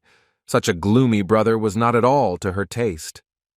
She remembered that her mother had once told her that if someone close to her was sad, he could be comforted very easily. The girl jumped on Yunhu with hugs. This was her mother's surefire recipe for hugging someone who was feeling bad. He hugged his little sister back and smiled, asking why Yunai was in such a great mood today. Just like that, the little girl answered and watched as her brother's face became more and more relaxed. He stroked her hair. The girl whispered that she wanted him to lean closer to her. She needed to tell him something secretly in his ear. When Yuna leaned over, she kissed him on the cheek. That was the whole secret. But our hero suddenly remembered that everything was fine now. The little sister waved her arms and jumped up and down, singing that she really liked her brother and that she loved him more than anyone in the world. Yuna sat leaning on his arm, his cheeks gradually starting to flush, blood rushing to his skin. And now the boy stretched his lips into a smile. How can you not smile when such a cutie loves you more than anything in the world? Yunha happily announced that he also liked Yunai more than anything in the world, and they laughed together so loudly that the whole house heard it. A few days later, the general sports festival of Doan Elementary School, where our heroes studied, was held. The first competition that was announced was Find a Partner. Yunha stood with some note in his hands and couldn't believe that it was actually written there. All the children shook their heads from side to side, trying to find the person mentioned on the piece of paper that was randomly scattered on the table for the competition. Sona and Minji were discussing something when our hero called out to the half-breed and said that he needed to show her something. He took the girl by the hand and dragged her somewhere to the side. Minji chanted that their team must win. Yunha approached the coach and said that he had found a partner. The man demanded to see the note. The boy handed the piece of paper to him. It said puppy on it. The coach got tense. It was ugly. The girl attacked her friend screaming that she was a fox, not a dog. Yunha replied that she should be quiet. Their team had to win. Sun's eyes were shining with fire as she said that she simply had to win and become class president next year. Stepping aside, Sona sighed sadly, but then she heard Yunha barking to cheer her up. Together, they happily ran back to Minji to discuss the future strategy for the team game and the competition. On the way, they were intercepted by Yunai, who brought lunch for Yunhee and was now proudly showing what she had drawn there with ketchup. Yunha smiled and asked whose beautiful portrait it was, and his sister said that it was shameful for him not to recognize himself. Minji remarked that it would be nice for him to be as nice to everyone as he was smart enough to call his friend a dog. The guy asked what was wrong. They themselves forced him to participate in a stupid competition, and now they are unhappy. Kim Minji pompously announced that this was the way to go. As long as she held the position of president, their class would receive the highest grade. The kids asked if it was because the teacher promised burgers to the winners, and the girl was embarrassed. She really loved to eat well. Minji exclaimed that it didn't matter. The main thing was that he didn't shirk. Just at that moment, Haiyan, exhausted after the competition, approached. The woman with long blonde hair smiled and told her that Haiyan had done a great job, and Haiyan thanked her, first calling her sister, then changing it to Mama. It was Min Soo-jin, Papa Yang's new wife. She treated the girl very well, trying to brighten up the longing for her dead mother, but she was still very young. Yunha had heard their conversation, so he now felt a little awkward, as if he had violated someone's privacy. He remembered how young Haiyan's father's wedding with Min Soo-jin had been a few months ago, a modest but elegant affair. But the main thing he learned on the wedding day was that Min Sujin was the second daughter of Min Jusik, the chairman of the Alice Group, and also the same old man who loved to read. The guys from their company were very happy and said that they now have every right to call Min Jusik grandfather. The main difficulty was that Hyan now had to relearn how to address little sister as mom, since she was used to the former. When the first half of the tasks were completed, the children were released to have lunch and rest a little. Yunha was going to take a nap. He intended to go into the garden and lie down there, but then he saw Sona. The girl was extremely upset. The guy approached his friend and asked what such a cute puppy was doing there. She yelled at him that she was not a dog, and now this nickname had stuck to her because of Yunhee. It was not fair. The boy apologized and said that the nickname was cute, and then asked why she was standing there alone. They were together with Minji. Yunha decided that his friend was nearby, and looked around the corner to see if she was there. The girl was indeed there, but our hero did not dare call out to her.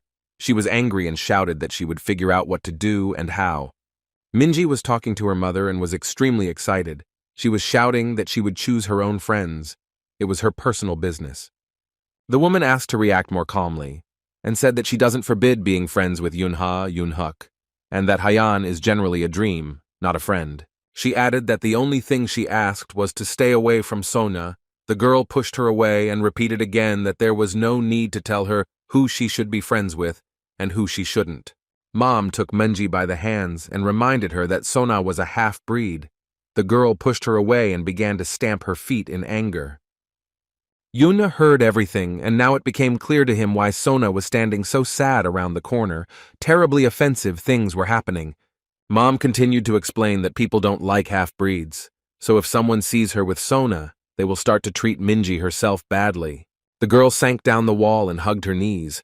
There were tears in her eyes. She felt terrible. Yunha did not know how to help Sonia, but the friend found the strength to calm the guy down and said that she was okay, while continuing to cry. The girl realized that she would never have friends. Yunha asked why they were not good for her. Sona smiled gratefully, apologized for the inconvenience, and was about to leave. Yuna held her hand. He didn't want their friendship to be ruined and just asked her not to rush. The guy knew their friend's character well, so he asked Sona to stay and listen to the end, to believe in Minji. Mom was just trying to put pressure on her, telling her that other moms don't want to talk to her because of Sona. She doesn't like it when people gossip behind her back. The half-breed cried and asked Yunhu to just leave here so as not to listen to this extremely unpleasant conversation. Minji lowered her head and also began to cry, but then she pulled herself together and said in a firm voice that this was not the main thing. The main thing is that Sona is her friend and she loves her, at the thought that the solution lies on the surface. The girl began to smile. The tears stopped rolling from the half-breed's eyes. She realized that Yunha was right, and Minji was a very good person and a loyal friend. Mom couldn't find what to answer. She looked at her daughter and felt proud of her and ashamed of herself. How could she forget about real human values? She said she just wanted to warn him not to come to her and complain when problems start. Minji replied that she would never regret it.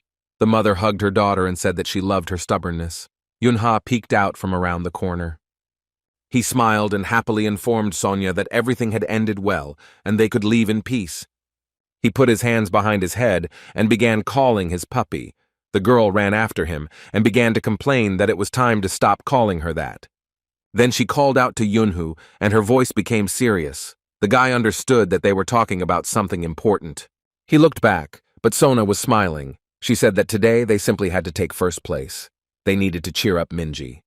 The final task was to throw colorful balls into a basket held high above the teacher's head by the teacher's assistant. The children tried their best, and the blue team of the class, whose president was Minji, won, but the girl was not happy but looked at Yunhu in surprise. She asked him what had happened to him. Her friend had been so enthusiastic in the competition that there wasn't even enough room in the basket for all the balls. The girl continued to ask what was the matter, and our hero answered somewhat embarrassedly that he was always like this. Well, what else could he answer? The blue team also won the relay race, and Sona brought victory to the class by finishing first. In limbo, the blue team won thanks to Janhuk, for whom the task was easy as pie. In the triathlon, Minji's class won thanks to the efforts of Yang Hyan. Her new mother was delighted, as was the girl herself. Thus, the blue team became the winner of the school, and the girl, as the class president, received all the regalia. Minji was happy and approached her friends to thank them. She proudly said that if you try, you can move mountains. She started talking about how she was going to be elected class president next year, when she suddenly became suspicious. Yunha and Sona carefully grabbed her.